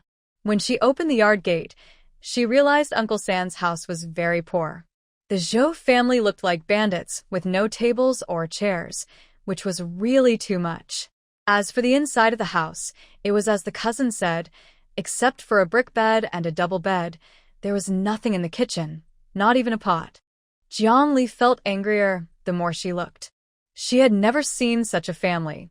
Aren't Jingwen and Jingrui their grandchildren? She opened her personal shop in her space. The furniture from this era couldn't be bought, so she bought some basic bedding and kitchen utensils instead. Uncle San needed special food, but restaurants outside couldn't make it properly. She had to cook herself. After tidying up a bit, the house was finally livable. Fortunately, there was firewood in the kitchen. She installed the large iron pot she bought and started cooking with the ingredients she had. The neighbor next door saw smoke coming from Jiang's chimney and looked over curiously. Unfortunately, Jiang Li was busy in the kitchen and didn't see anything. As the smell of pigeon soup wafted out, she turned off the stove. Then, as she stepped out of the kitchen, she saw the neighbor woman looking at her. Huh? Who are you? Where's old third Jiang? This neighbor had never seen Jiang Li before, so she didn't recognize her. Jiang Li politeli replied. Hello, iam Jiang Kingjun snieche. My Uncle San is in the hospital, so I came to take care of him. Oh, I didn't expect old third Jiang to have such a beautiful niece. Do you have a boyfriend? Jiang Li calmly said, I have a boyfriend, auntie. People these days are too friendly. If she said she was single, someone might come to set her up soon. To avoid unnecessary trouble, It was better to say she had a boyfriend. That's a pity. I was thinking of introducing you to my cousin from my family. By the way, how is your Uncle San? Is he okay now? Jiang replied, my third uncle is feeling much better now.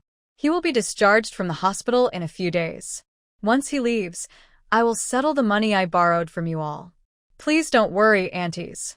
Oh, no rush, no rush. Old Jiang is a good man. We've been neighbors for many years. But, child, when you leave later, it's best to lock your room. The Zhou family isn't trustworthy. Be careful they don't come to take advantage again. Jiang nodded and said, okay, auntie.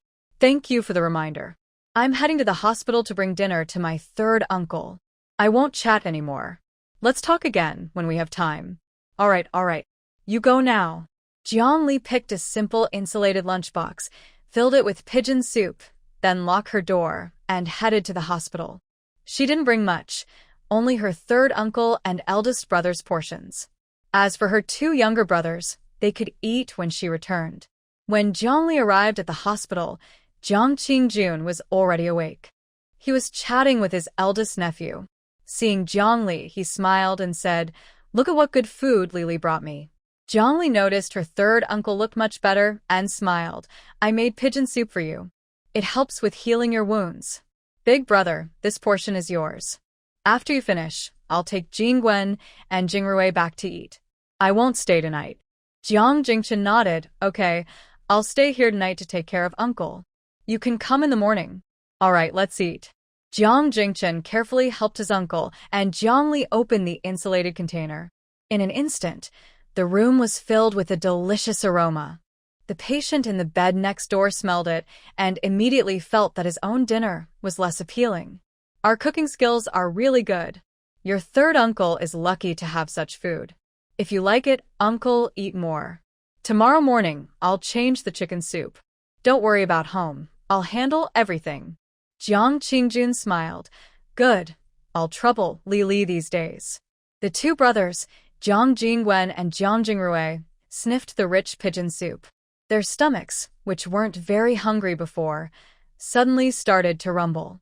Especially the eldest brother's dinner, white rice with spicy stir-fried pork, looked incredibly delicious.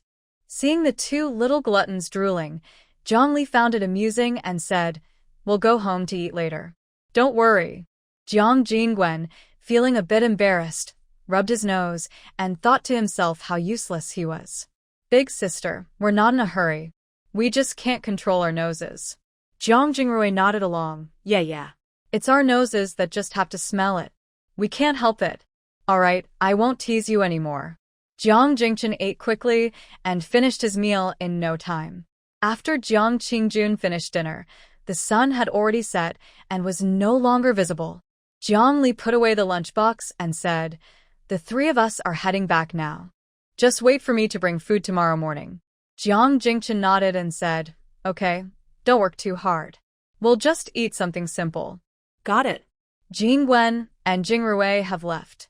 Jiang took her two brothers out of the hospital. Instead of rushing home, she turned to the supply store to buy each of them a set of clean clothes. She had already checked the house when she tidied up. Everything was picked clean, nothing left. Thinking she'd need to stay a few more days before returning, Jiang bought herself a change of clothes as well. After buying the clothes, their cloth vouchers were completely used up. Jiang Jingwen and Jiang Jingrui loved their new clothes and shoes, holding them tightly. Even when their mother was around, they never had such treatment. Their clothes were left over from their cousins, patched and mended for years. Jiang bought some daily necessities, and only then did the three of them head home. On the way, Jiang Jingwen worried and said, Sister, did we change the locks at home? Jiang replied, Yes, I did. Don't worry. If the Zhou family dares to come again, we'll call the police. They're robbers. If she had been there earlier, she definitely wouldn't have let the Zhou family get away so easily. Now that her third uncle wasn't well, she couldn't go to talk to the Zhou family alone. It was inconvenient to do so openly, but secretly it was possible. Phew. Changing the locks is good. When my dad gets out of the hospital, I'll have him sell the house to prevent those people from causing trouble again. Jiang nodded and said, Let's wait until your dad is discharged. Let's go. By then, most people had finished dinner. When neighbors outside saw the three of them, they paused in surprise. It was the neighbor aunt from earlier who spoke first. Xiaowen and Xiaorui are back. Yes, Aunt Jiang. My dad has a big brother watching over him tonight. Oh, your big brother is here too? Yes, we'll visit my father again tomorrow morning. Good, good, good. You two look so thin lately. Hurry back and eat. Jiang Li politely nodded without saying much and took her brothers home. After they left, others nearby said, "Is that the girl you mentioned?" "Yes, isn't she beautiful?" "She's already taken. The Jiang family really has good genes. Not a single ugly one. The nephews who came before are all handsome. Old Third Jiang's mouth is really tight-lipped. He has such a beautiful niece, but he hasn't told anyone about her." "That's true.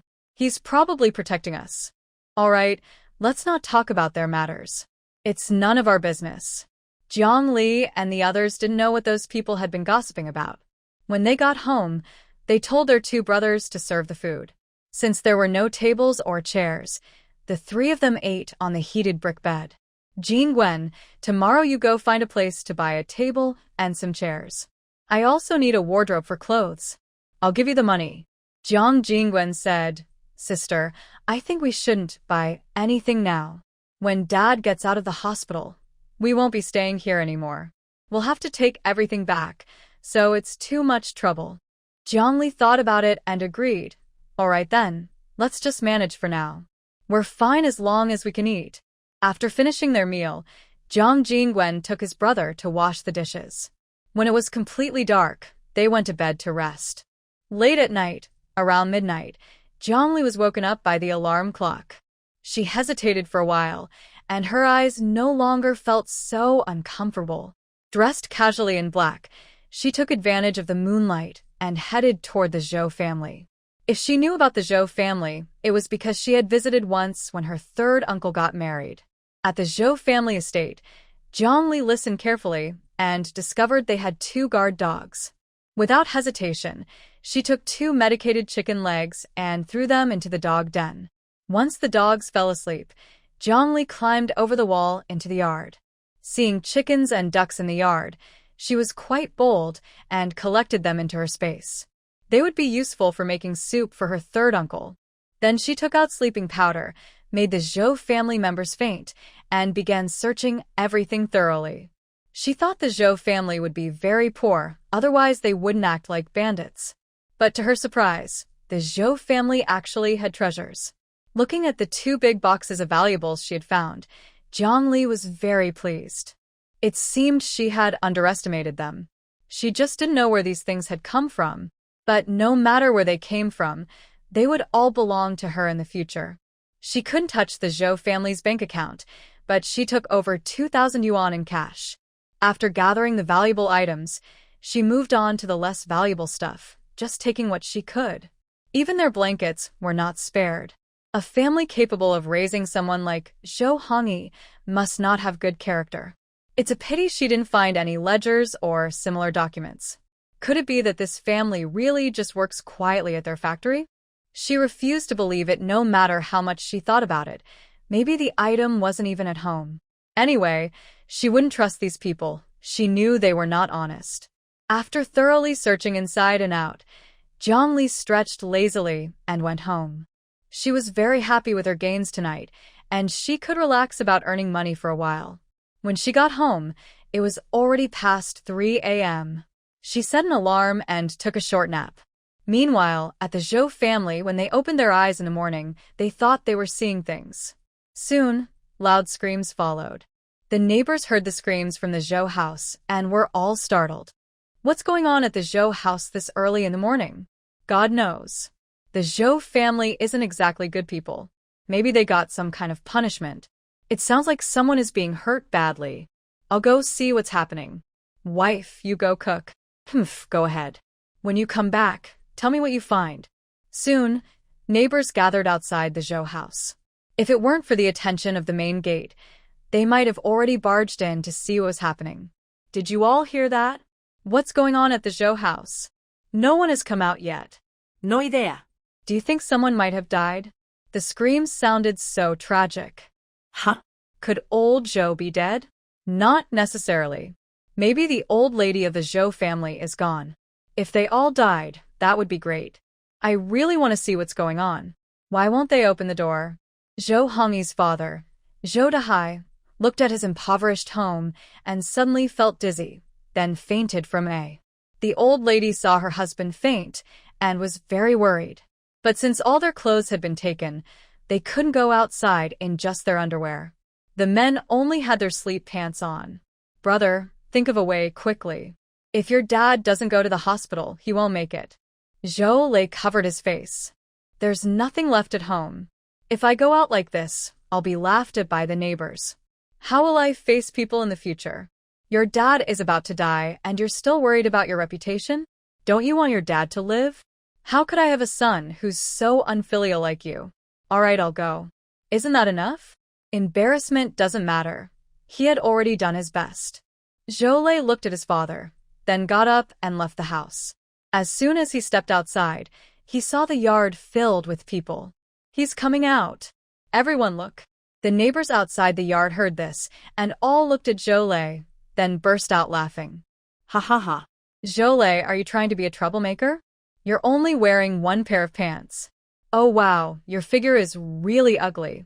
I can't look at this anymore. I need to go wash my eyes. The young girl saw this scene and immediately turned around and ran home. It was too shocking to look at. Zhou Lei blushed and took a deep breath, saying, "What are you all looking at? Our house was robbed." What's so interesting about that? When everyone heard about the robbery, their eyes lit up instantly.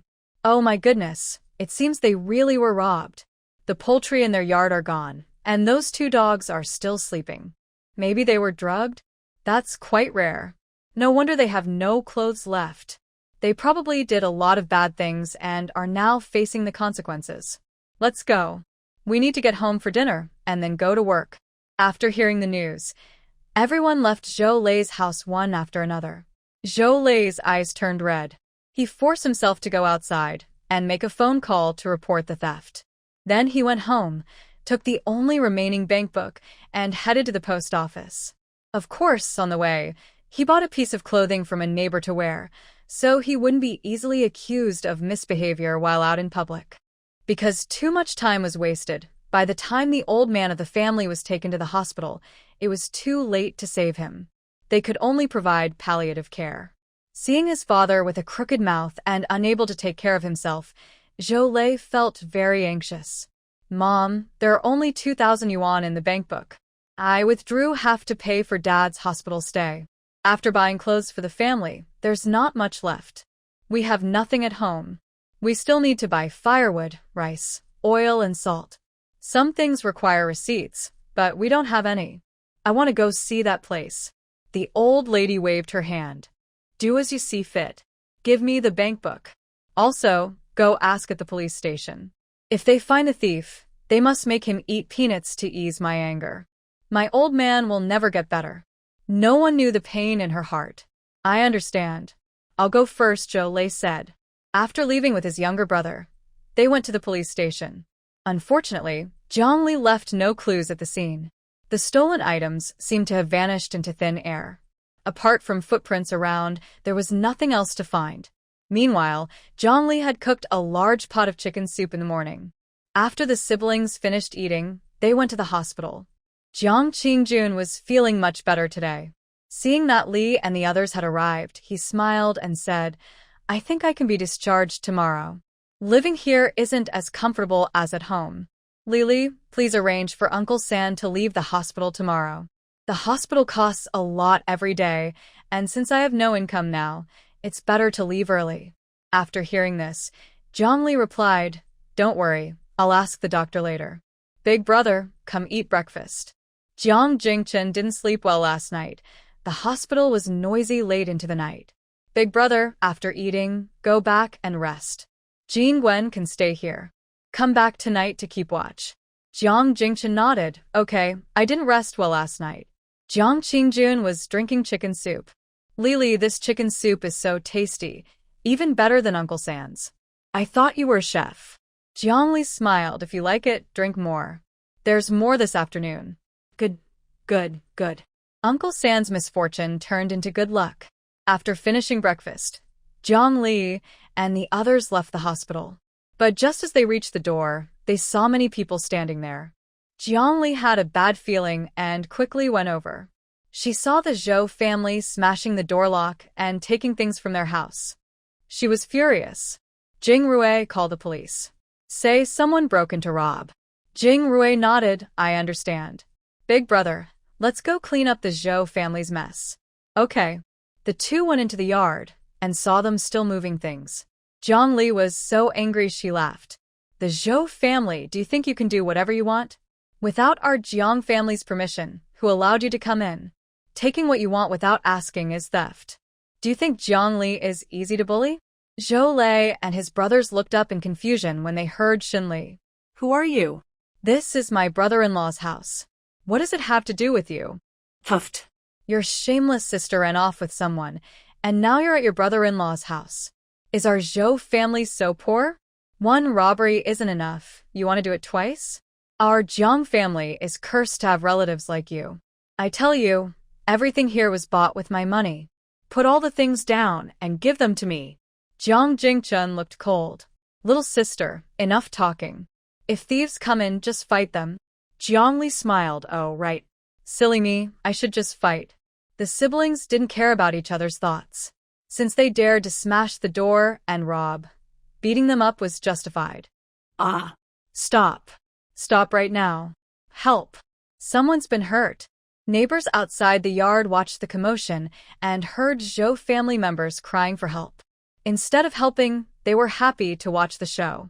TSK, I didn't expect the Jiang family to fight each other. That's impressive. Look at that kick from the Jiang girl.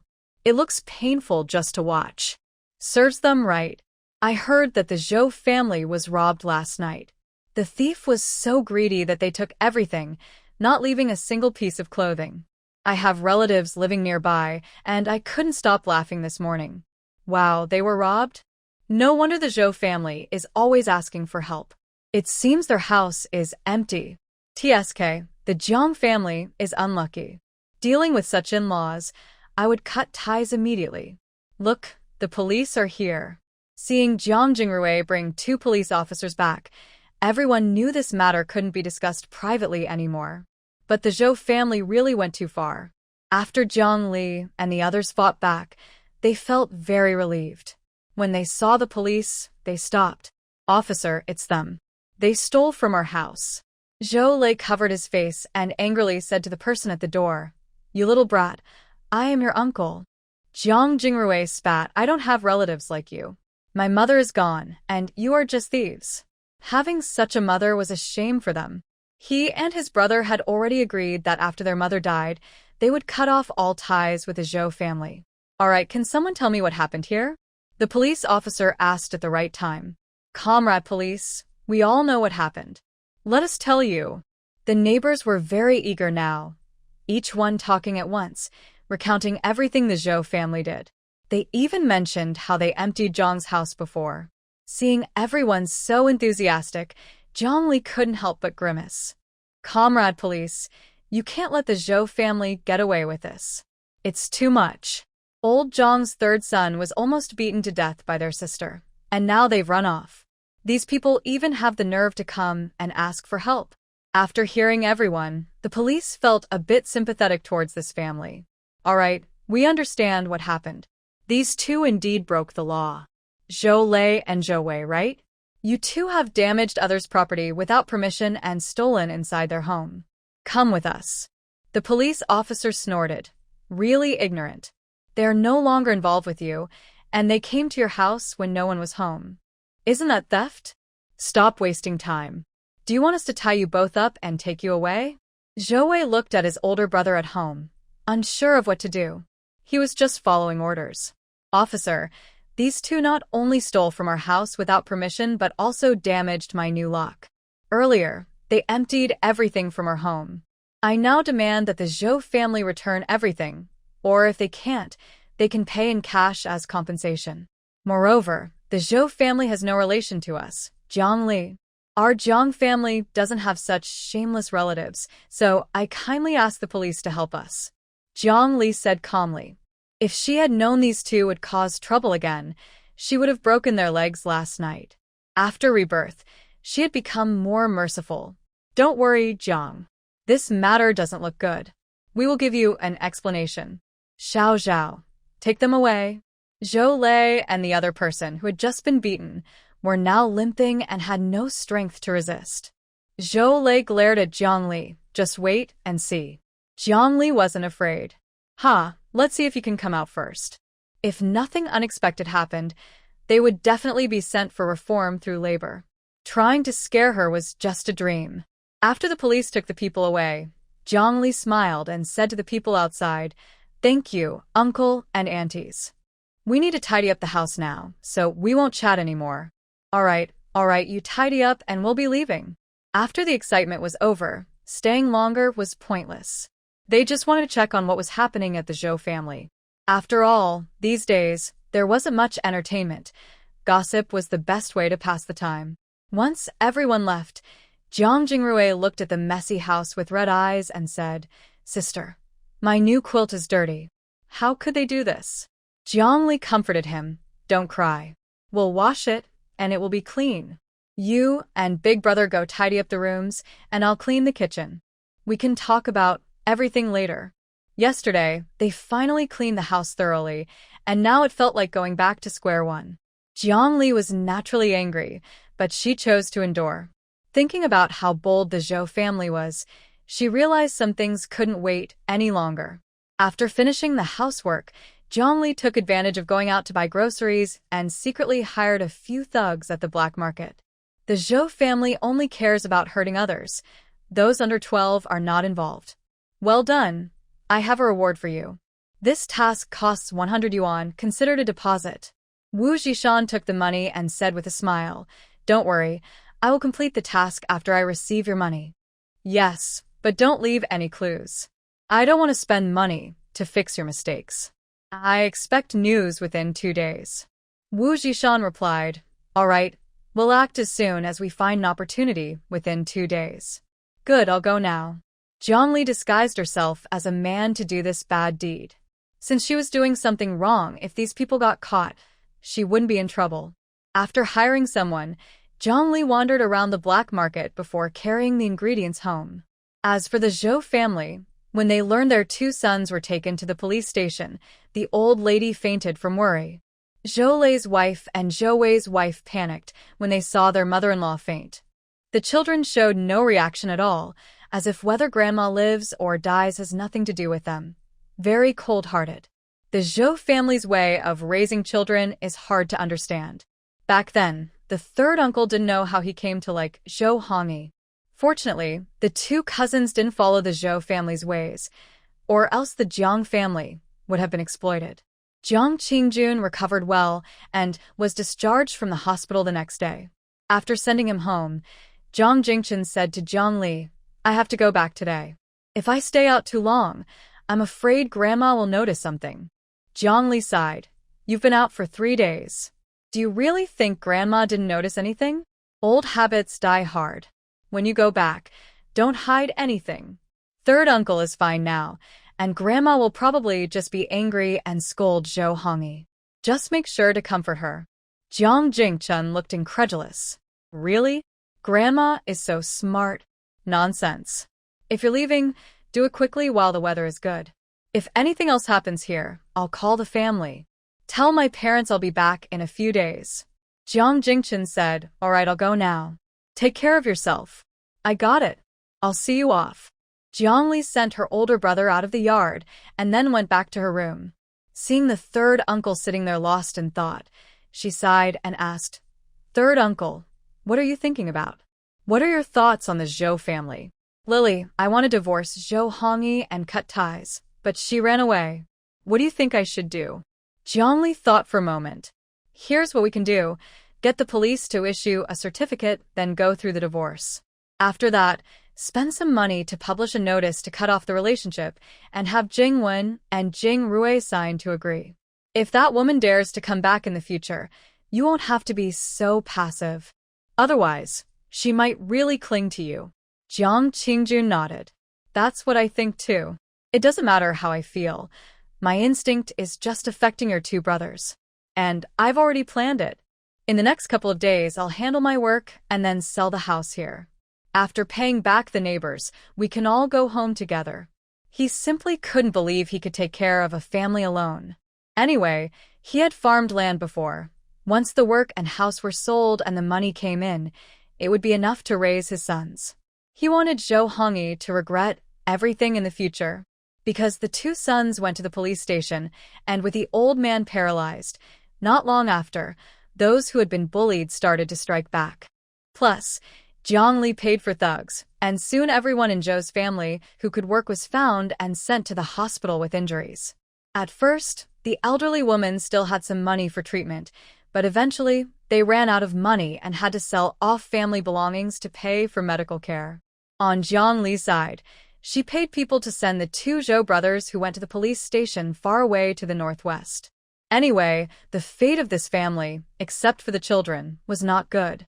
Jiang Qingjun, after resting for a few days, used connections to sell his work, paid back all the neighbors' money, and handed the house over to a friend to sell. They packed their bags and prepared to return to the countryside. As for Jiang Jingwen and Jiang Jingrui's schooling, they could just ride bikes there later. Since they were in high school and boarding, it didn't matter if they didn't have a house in the county town. And they were about to graduate anyway.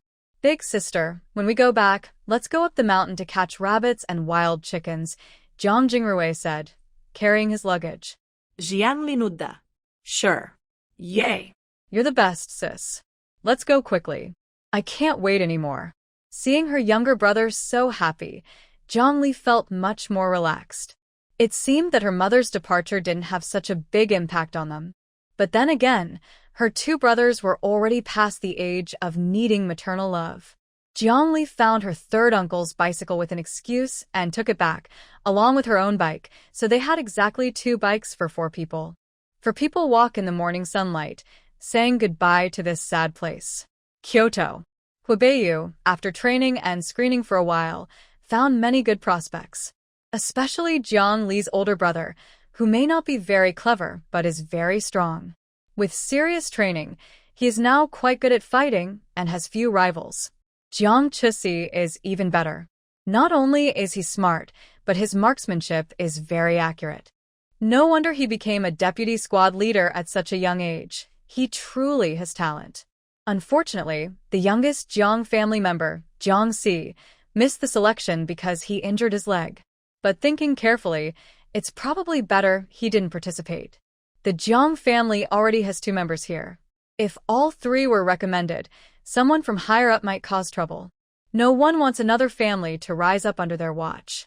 Now, Jiang's 2 children married women with strong backgrounds.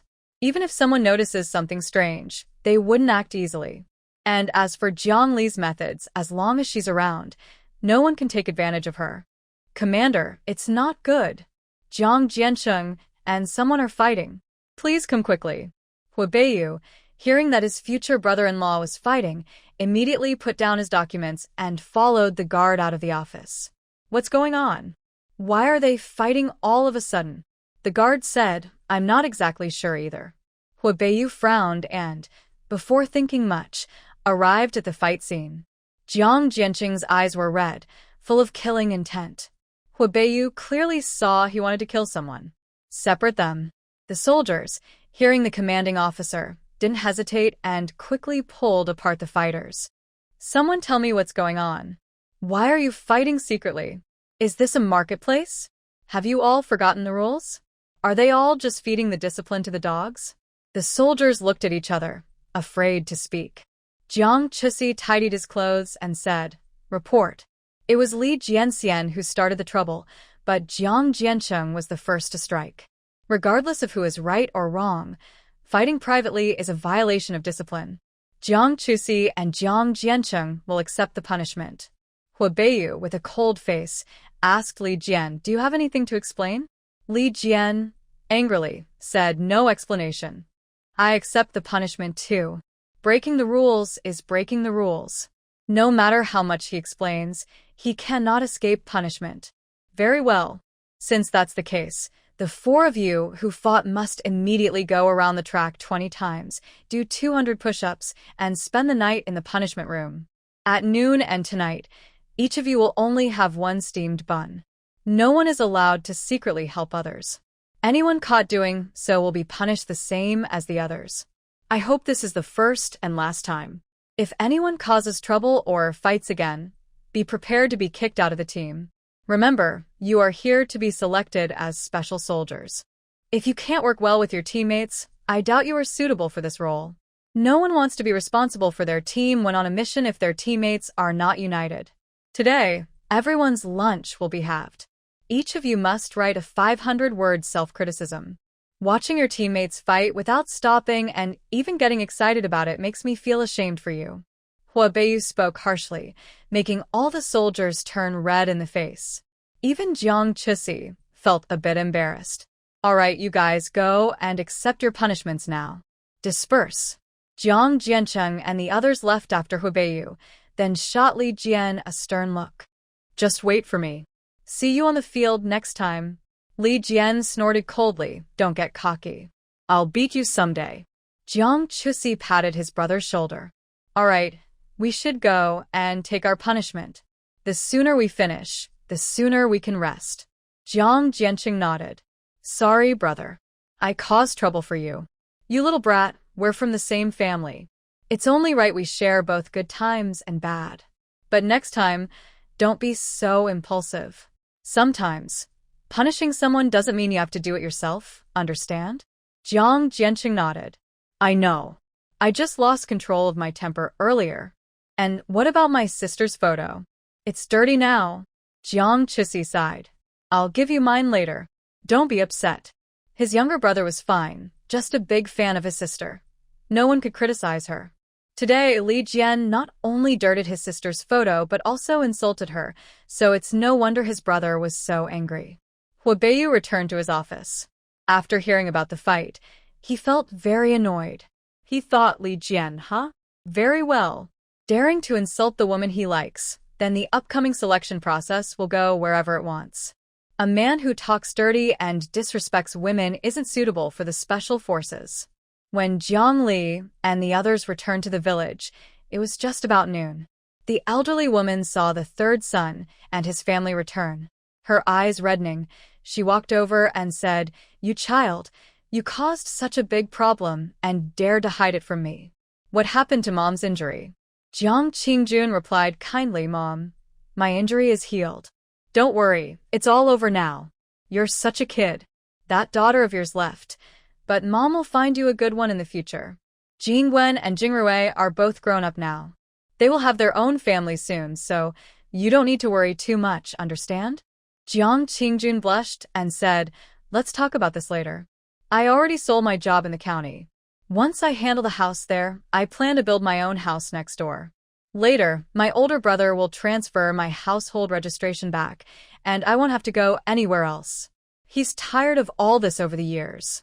Now that his two sons are grown, he considers himself retired early. All right, just think it over yourself. Mom has no opinion. Jiang Qinghua patted his brother's shoulder.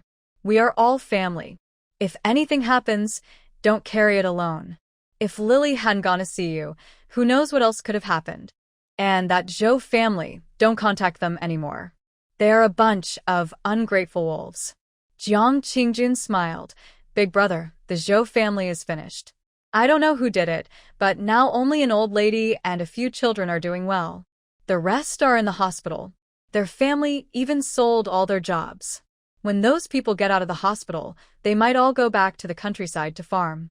The others in the Jiang family were surprised to hear this. Jiang Qinghua was even happier. Serves them right. Let's see how the Zhou family will show off now. Jiang Li looked at the family atmosphere and checked the time. Is it time for lunch? We're starving. The little food they had in the morning was already digested. If they didn't eat soon, their stomachs would rebel. Yes, let's eat. We'll chat while we eat. Jiang Jingchen patted his two younger brothers' heads. Go wash your hands. Afterward, Jiang Qingjuan's family of 3 stayed at the old house first. Until the county's project started, Jiang Qingjun began hiring workers to build his own house. The day after Jiang Li returned, Comrade Liang Wei brought his assistant and drove to their home again. Comrade Jiang, your designs have already been finalized. We need to take all the finished products back this time. Do you think that's okay? Jiang Li replied calmly, that's fine, as long as it's convenient for you. Liang Wei smiled and said, it's convenient. We've arranged the truck, so we won't trouble you. Then he took a box from the car and handed it to Jiang Li. This is your bonus. If it's okay with you, I hope you can go to Kyoto with me this time.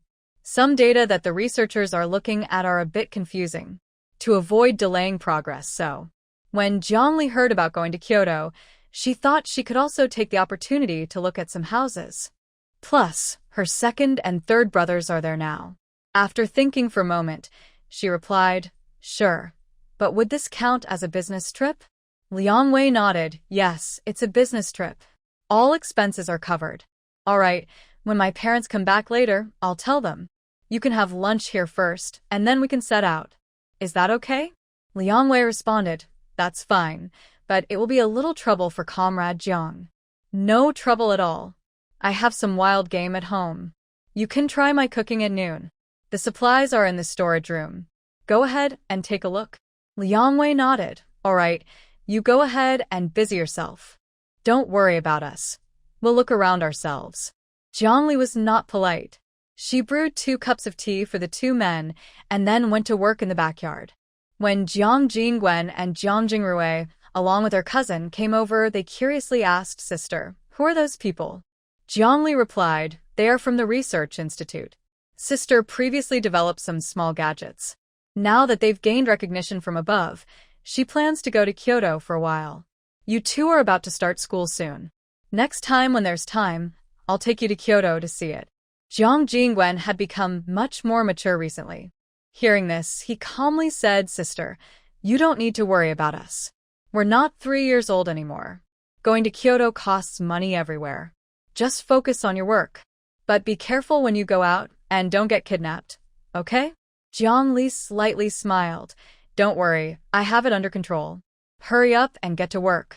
When the Jiang family returned at noon, they saw a truck parked at the old house gate, and people were loading things. Jiang Qinghua quickly walked to the door. Li. Hearing his father's voice, Jiang Li came out of the storage room. Dad, I'm here. What's wrong? Li, what's going on? Why is there still a truck coming? Jiang Li smiled and said, Dad, Comrade Liang came last time. They have already approved my design. This time, they are here to pick up the finished product. Also, I secretly tell you, they gave us quite a few rewards this time. I've put the box in your room. Please help me keep it safe with Mom. The money this time was a lot, but she didn't keep it for herself. The money from Minglu is for improving the family's life, which is the best use. Jiang Qinghua's eyes widened in surprise. Wow, you really make Dad proud. Don't worry, your parents have saved your money for your dowry. The money her daughter earned with her own ability, her brothers had no right to spend it. It's not favoritism. After all, her sons are always the ones who owe debts. Once Liang Wei's team finished setting up the equipment, Jiang Li's family arranged for the guests to start lunch.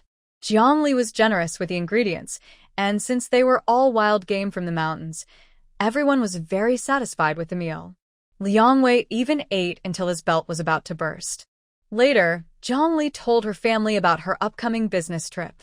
Although Jiang Snow-mei and her husband were a bit reluctant to see their daughter go far away, they knew they needed her. They tearfully packed her luggage.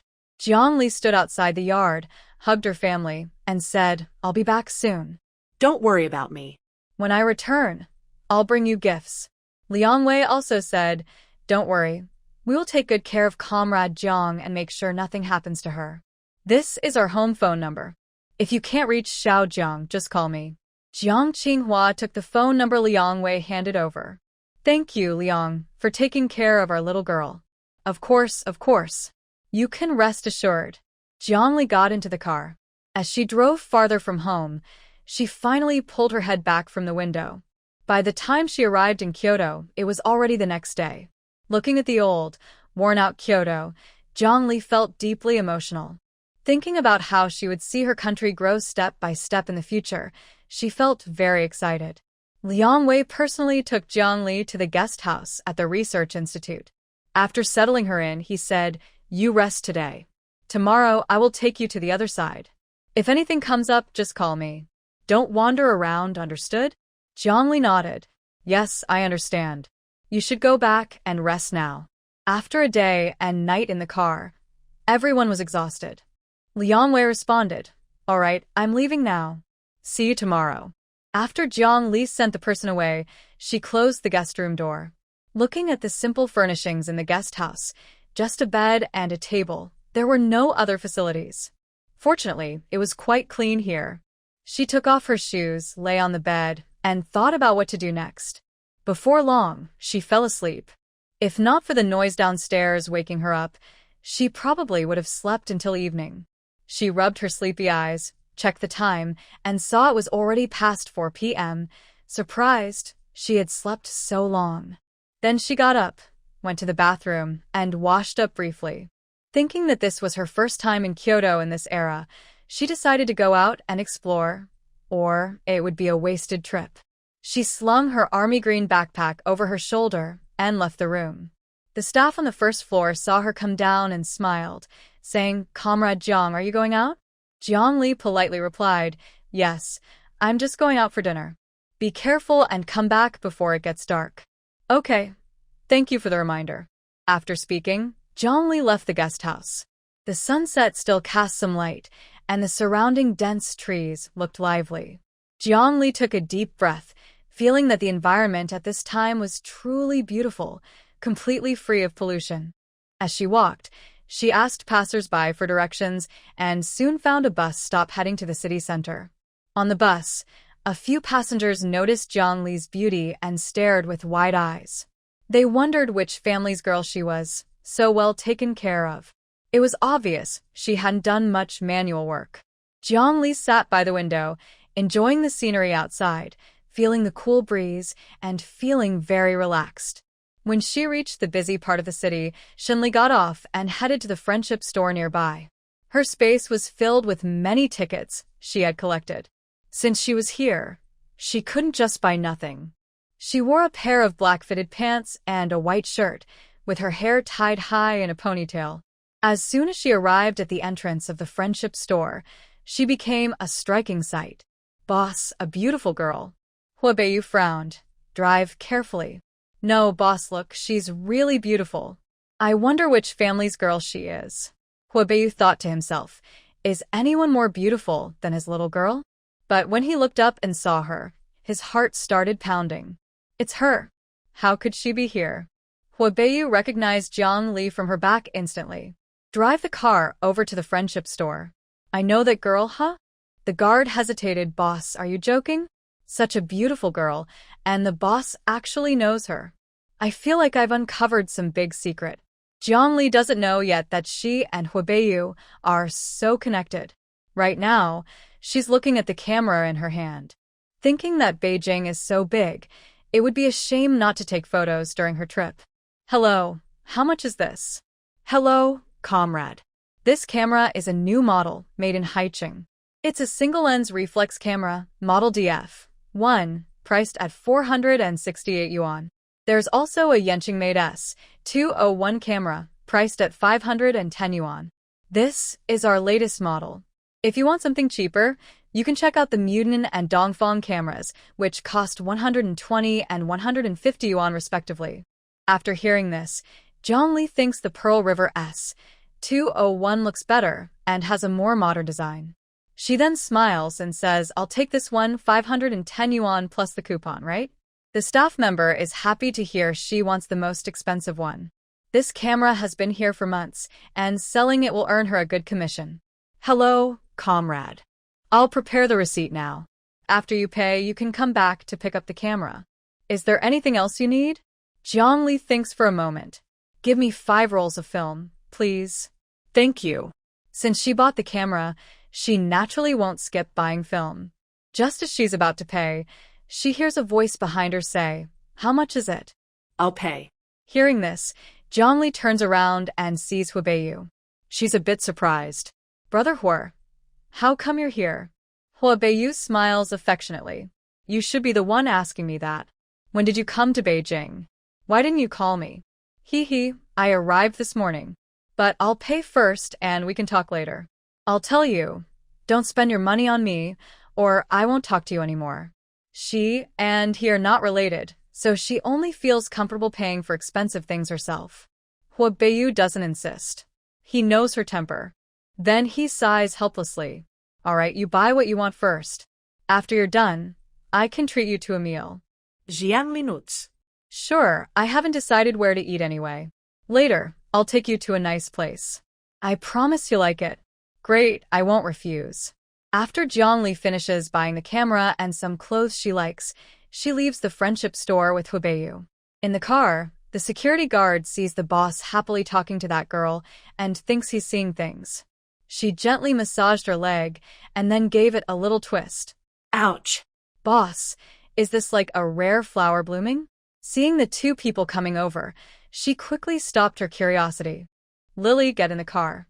After dinner, I'll take you back. Jiang didn't refuse, thinking there wouldn't be a bus after dinner anyway. She opened the car door and sat inside. Seeing there was still a driver, she smiled and said hello. Zhao Yulei was surprised and a bit nervous. He replied, hello, I am the boss's security guard. Just call me Comrade Zhao. Hua Beiyu, hearing his guard's words, coldly said, go to Mao or Hutong. Zhao Yulei shivered and nodded. Oh, okay. Jiang looked at the buildings around her. Although they were a bit different from her world, the culture was quite similar. Especially the local specialty, roast duck, was exactly the same. She thought that if she could order this dish later, she must try it. It sounded so delicious, but she wasn't sure if it was true. By the way, Lily, both your brothers are training with me. Do you want to visit them when you have time? I can arrange it.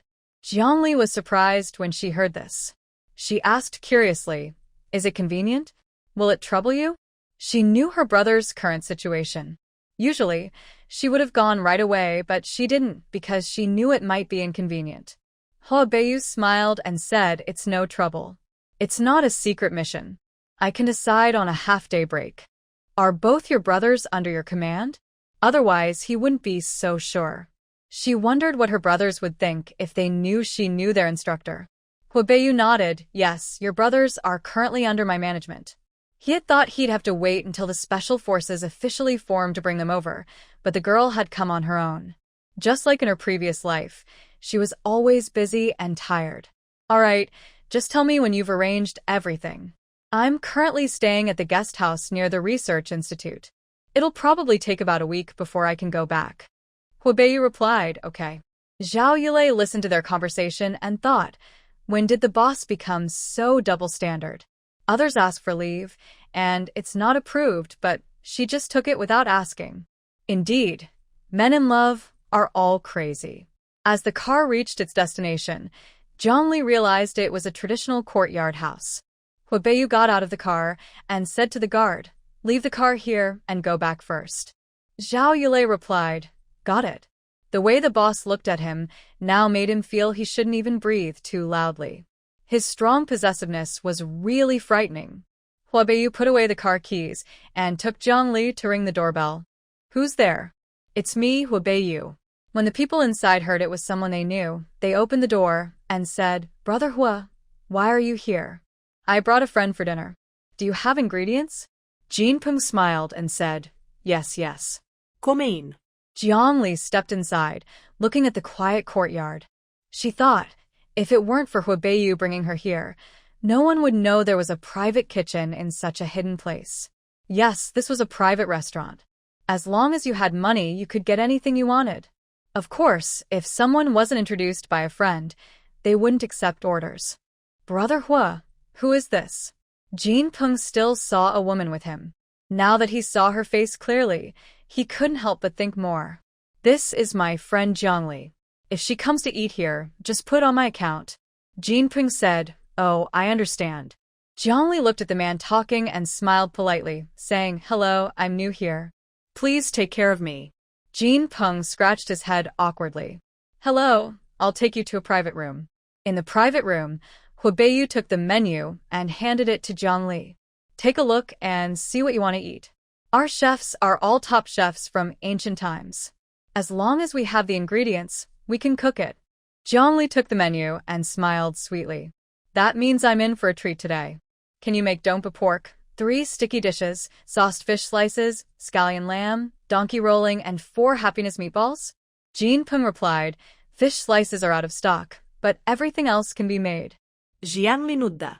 Then let's replace it with stir-fried mixed vegetables. Thank you. Jinpeng said, okay. Huibeyu continued, and 2 bowls of shredded pork noodles, the kind with rich broth.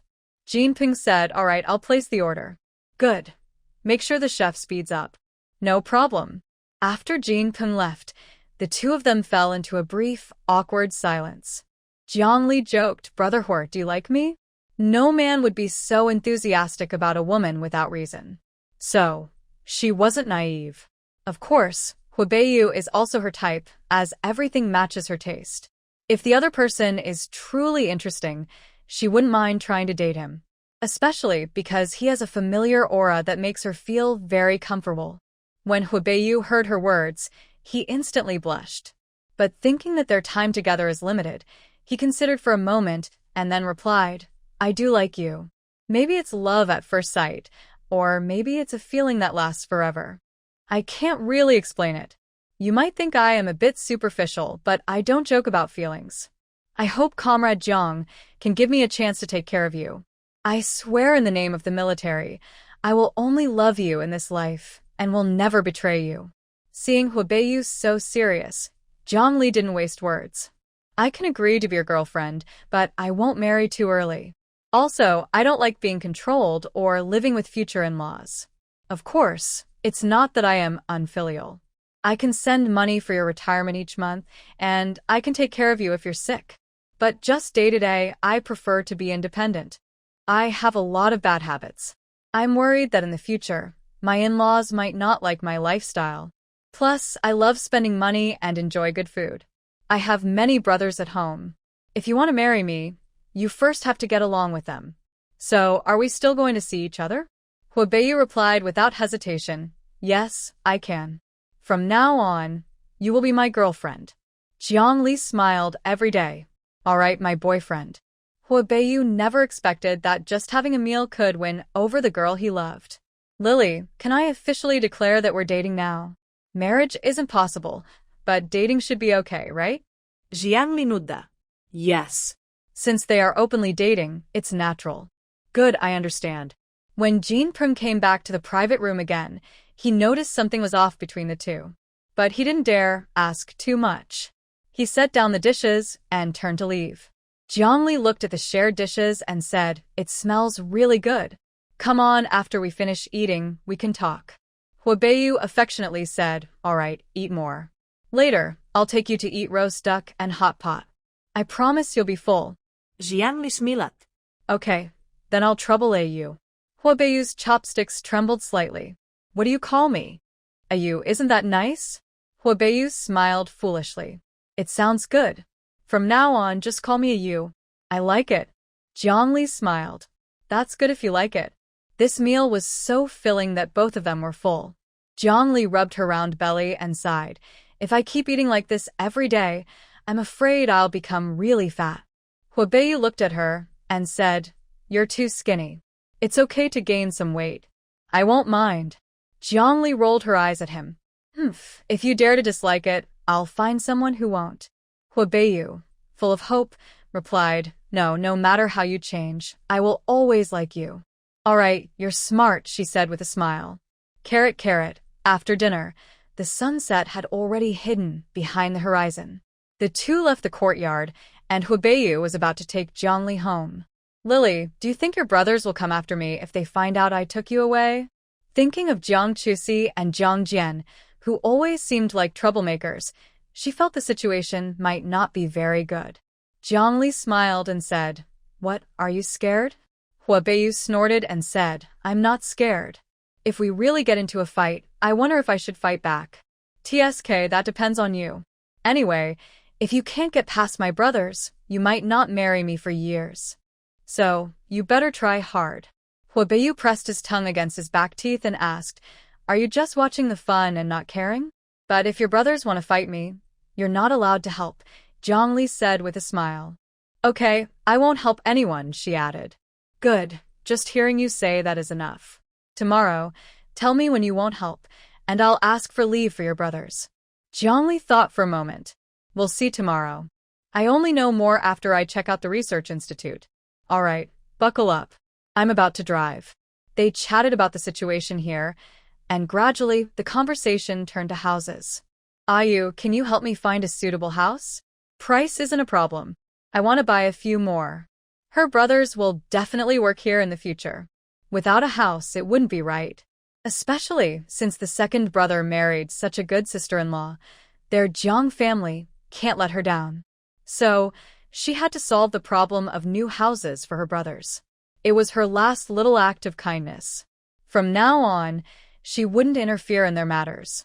Whether they live well or badly had nothing to do with her. Huabeiyu thought for a moment and said, "I have a friend at the real estate bureau.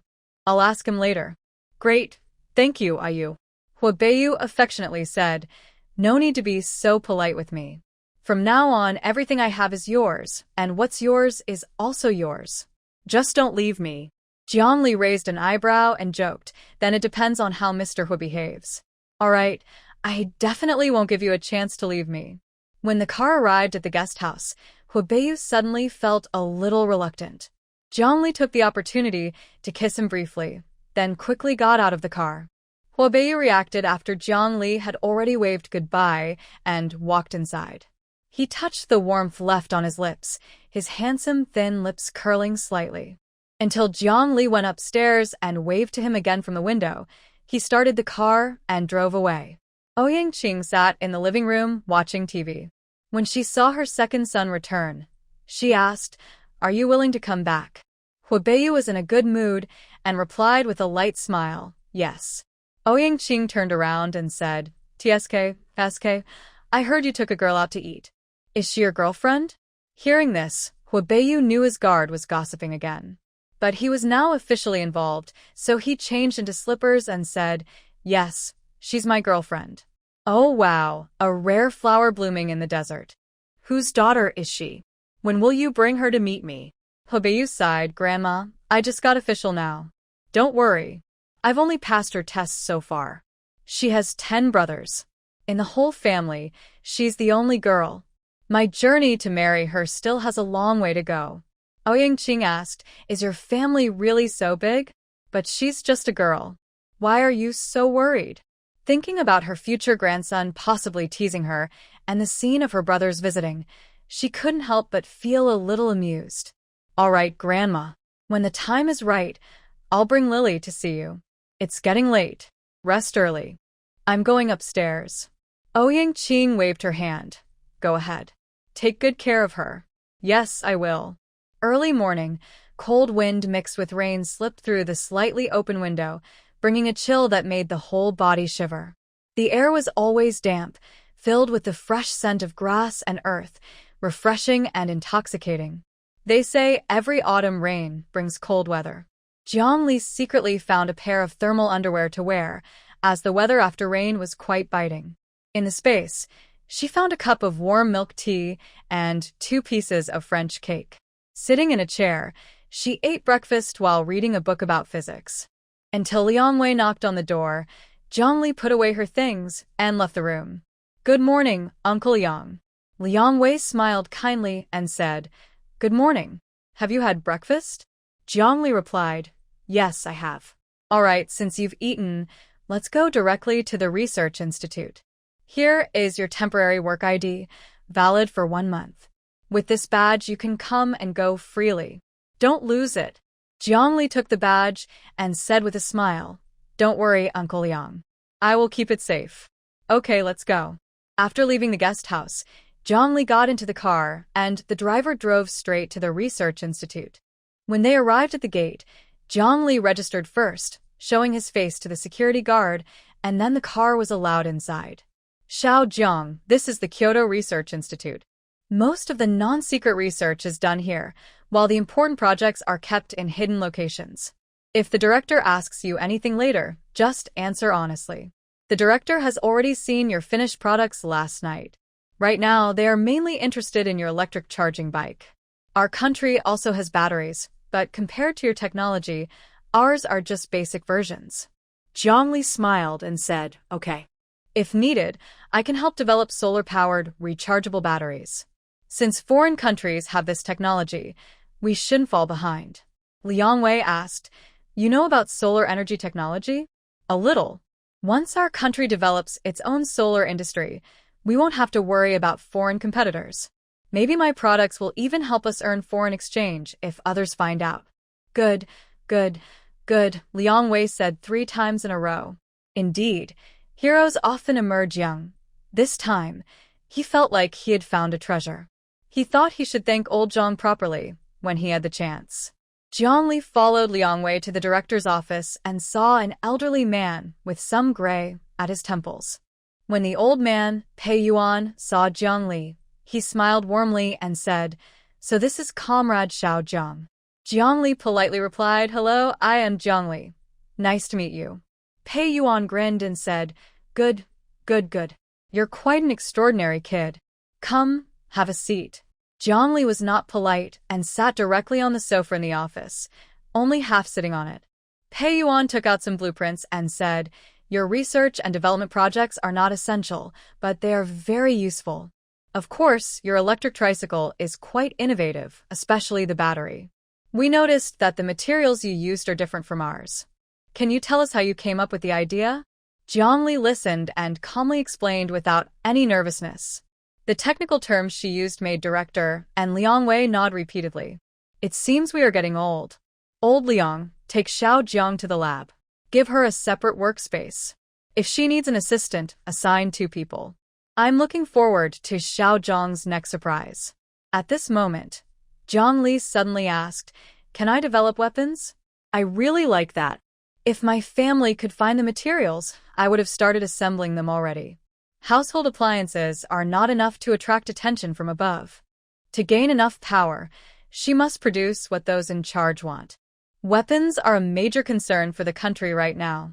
Since she came here, she can't just leave disappointed. Hearing this, Pei Yuan was momentarily stunned. Do you know what you're talking about? Jiang Li nodded. Yes, I do. Whether it works depends on the final product. I already have 2 design sketches with me. If you're not convinced, you can take a look first. Design sketches? Yes, do you want to see them? Jiang Li asked. Pei Yuan smiled. Since you brought them, show me. If the designs are good, I'll allocate materials for you today. Jiang Li nodded and reached into her bag to take out the blueprints. Liang Wei took them and handed them to the director. Pei Yuan's first glance was drawn to the designs. Then he looked more and more surprised. Xiao Jiang, did you really come up with this yourself? Jiang Li was straightforward. Yes, I did. Is there a problem? Right now, the 2 gun designs she created had never appeared before. Not even abroad. Good. Old Liang, take a look. I think if these 2 guns are actually made, our border defense won't need to sacrifice so many soldiers. Although the country is currently stable, border conflicts still happen often. And every time, it's because of outdated equipment, costing many young lives. After reviewing the designs, Liang Wei's eyes lit up. Director, Xiao Jiang's design is perfect. Let's start right away. I can't wait. Pei Yuan said, okay, now take Xiao Jiang there. We will cooperate fully. Jiang Li smiled slightly, thinking things were going more smoothly than she expected. Then she got up and went to the laboratory with Uncle Liang. When the staff saw Uncle Liang bring a new face into the lab, they were all surprised by Jiang Li's appearance. She was very beautiful. They wondered if she had gotten in through special connections. After Liang Wei nodded, he used a key to open another rarely used lab. Others looked at this and exchanged glances. Does Director Liang have his head in the clouds? Just a new person, and she can go into that lab? A man with glasses looked at Jiang Li's back. We only respect skills here. If she really got in through connections, we'll be the ones laughing. Exactly. We'll see in a few days if she has real ability.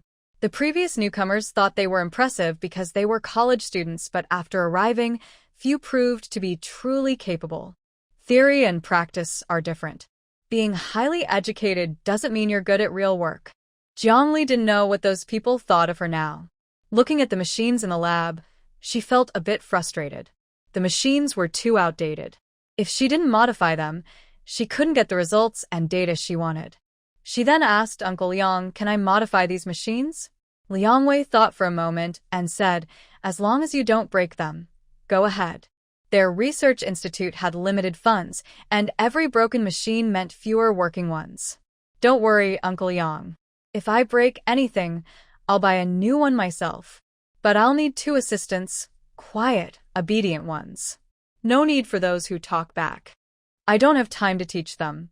Liang Wei replied, "All right, I'll find 2 honest interns for you." He understood Jiang Li's meaning. She didn't want anyone arrogant or proud. People with real skills often have bad tempers, and she probably was no exception, just not showing it. "Okay, take your time to pack up. Here's the key to this lab. I'll take you out for lunch later. Now I'll go find you assistants. This place hasn't been used in a while, so you'll have to tidy up by yourself." Jiang Li smiled and said, "All right, no problem." After Liang Wei left, Jiang Li rolled up her sleeves and started working. Her time was limited, so she wanted to finish both projects as soon as possible. As for Liang Wei, he went directly to the logistics department and found 2 good-hearted people, Zhou Zheng and Li Na. Since they arrived here, these 2 interns have been very obedient, doing whatever tasks were assigned to them without complaints. Unlike others, who constantly look down on people. If it weren't for their backgrounds, the director would have fired them long ago. They are not very capable and often cause trouble. "Zhou Zheng and Li Na, pack up your things and come with me. I will assign your current work to someone else." Hearing Director Liang's words, both of them were stunned. Li Na timidly asked, "Director Liang, may I ask where we are going?" Liang Wei smiled and said, "Good news. Haven't you 2 always wanted to go to the lab? Today, someone came and they need 2 assistants. So, do you want to go?" Without hesitation, they both replied, "Yes, yes, yes. We're going now. Director Liang, wait for us." "We'll be right there," Li Na said excitedly. God knows how long they had been waiting for this moment. Now that the opportunity has come, only a fool would refuse. The others in the office felt uncomfortable when they heard Director Liang's words. Especially Guan Weihong, who said resentfully, "Director Liang, I arrived earlier than them. Why can they go to the lab but I can't?" Liang Wei snorted coldly. Comrade Jiang said, "Those who talk less and obey more. Do you think you're obedient?" It wasn't him saying this. Guan Weihong was just a troublemaker. "All right, don't be upset. You all know your own worth. If you were a bit more ambitious, this opportunity wouldn't have gone to them." Guan Weihong was furious after being openly confronted by Director Liang. She was clearly the first to arrive, but 2 insignificant people had stolen the spotlight. "All right, let's go." Ling Wei was too lazy to scold those who used connections. After all, he wasn't the one paying their salaries. The higher-ups turned a blind eye, so he didn't care much. As long as it didn't delay progress or work, they could do whatever they wanted. Zhou Zheng and Li Na packed their things without even glancing at Guan Weihong and the others, then followed Director Liang out of the office. On the way, Li Na whispered, "Director Liang, who will be the big boss's assistant. Can you tell us? We want to be mentally prepared." Those big bosses in research often had bad tempers, and they didn't know who they would be assigned to. And as she knew, those big shots all have fixed assistants. So, she was a bit curious. Liang Wei smiled and said, "Don't worry. The person you 2 will help this time isn't from our research institute. It's an outside expert hired specifically. Just listen carefully and do as you're told. If this person can develop what we want, you 2 will also benefit. In short, just work hard and speak less. Comrade Xiao Jiang is young, but he's more capable than you. Whatever you see later, don't be surprised, okay?" Li Na assured him, "Don't worry, Zhou Zheng and I will do our best." They had been hoping to become assistants in the lab for a long time. So, no matter which big shot it was this time, they would work hard. Zhou Zheng adjusted his glasses and listened carefully the whole time. They were stunned when they saw Jiang Li, the big boss himself. Li Na looked at Director Liang with confusion, thinking, is this the big shot here to help? Is he a bit too young? Liang Wei chuckled, Comrade Xiao Jiang, these two are the assistants I found for you. What do you think? If it's not suitable, I can find others. Jiang Li put down her cloth and said to the two, just these two. My solar energy experiments don't need much testing, but the latter might be a bit more troublesome. As long as they don't mind my age, they can stay. She knew most people wouldn't believe her abilities because of her age. When they first arrived, she saw the shock in their eyes. And if no one was willing to come, she could do it herself, but the progress might be slower. After all, she would have to run around for parts and materials herself. That's why she needed an assistant. Zhou Zheng then said, I have no problem, as long as I can learn something. Li Na thought of Guan Weihong and quickly said, me neither. She was joking. She finally got into the lab and it didn't matter who the method was from. She couldn't go back anyway. She could already imagine Guan Weihong's expression when she returned. Seeing that both were fine, Liang Wei handed the work over to Jiang Li and left. After Liang Wei left, Jiang Li said, I don't have many tasks. Just do what I tell you properly.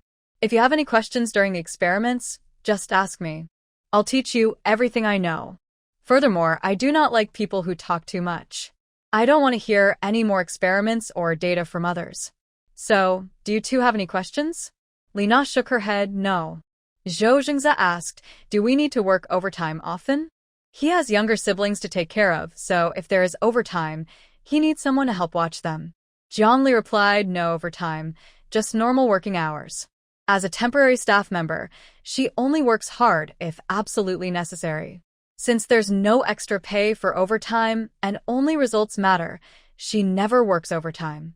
Zhou Zhengza said, then I have no problem. Please give the tasks. Jiang Li nodded, then Li Na will start cleaning. You, and I will go find some materials. I need to modify the machines here. Zhou Zhengza is a top student in physics and has some knowledge of machinery. Hearing Jiang Li, he smiled and said, okay, I'll take you. The next day, Jiang Li spent the whole day in the lab. Zhou Zhengza and the others went from doubting her to being amazed and increasingly impressed by her skills. During that day, the three of them developed some understanding and teamwork. However, when Jiang Li was about to leave after work in the afternoon, she was stopped by Guan Weihong and her group. Jiang Li raised an eyebrow. Is there a problem? These people looked like troublemakers, and Jiang Li didn't know what they had against her.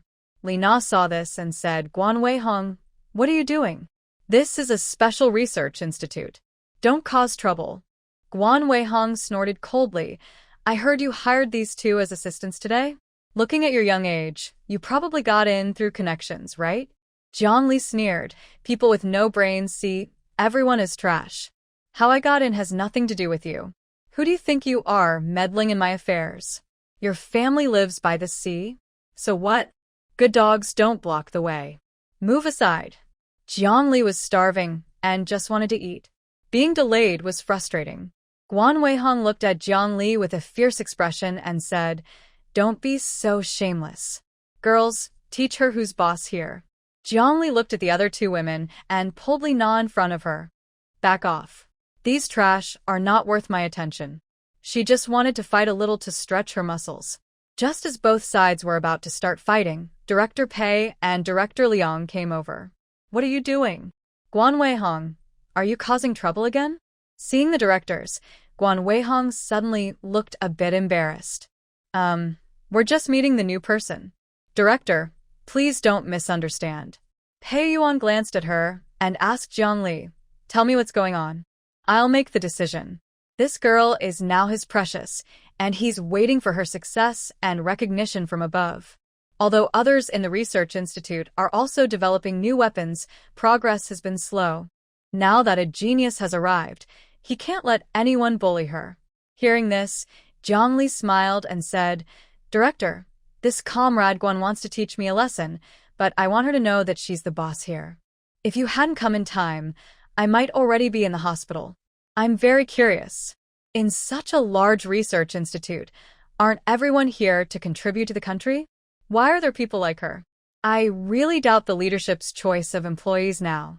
In such an important place for the country, It's disappointing to see such interference.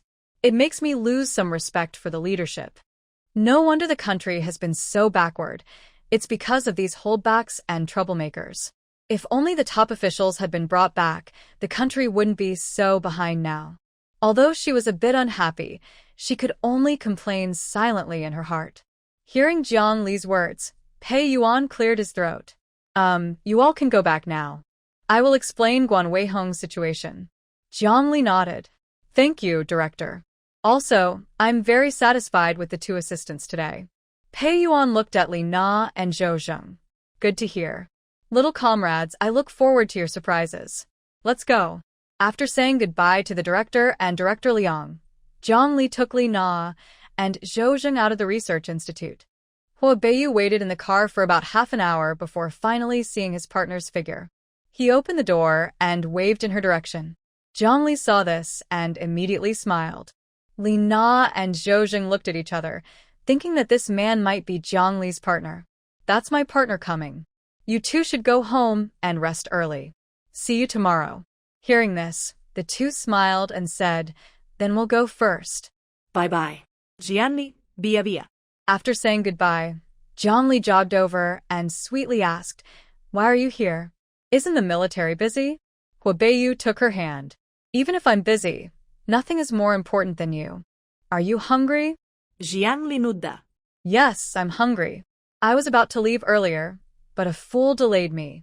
Do you know anyone in Kyoto with the surname Guan? She doesn't know Guan Weihong's background, so it's better to ask around and be prepared. Hua Beiyu thought for a moment and replied, The only Guan I know is Guan Xuejuan, a division commander in the Northwest Military Region. Jiang Li raised an eyebrow. Does he have a daughter named Guan Weihong? That woman just tried to hit me. If the director hadn't arrived in time, she might already be in the hospital now. Hua Beiyu frowned. I'll find out her background later. If she's really related to Guan Xuejuan, she probably can't be messed with. If not, then that's better. On his turf, anyone who bullies him isn't going to get away easily. Jiang Li smilat. Don't worry.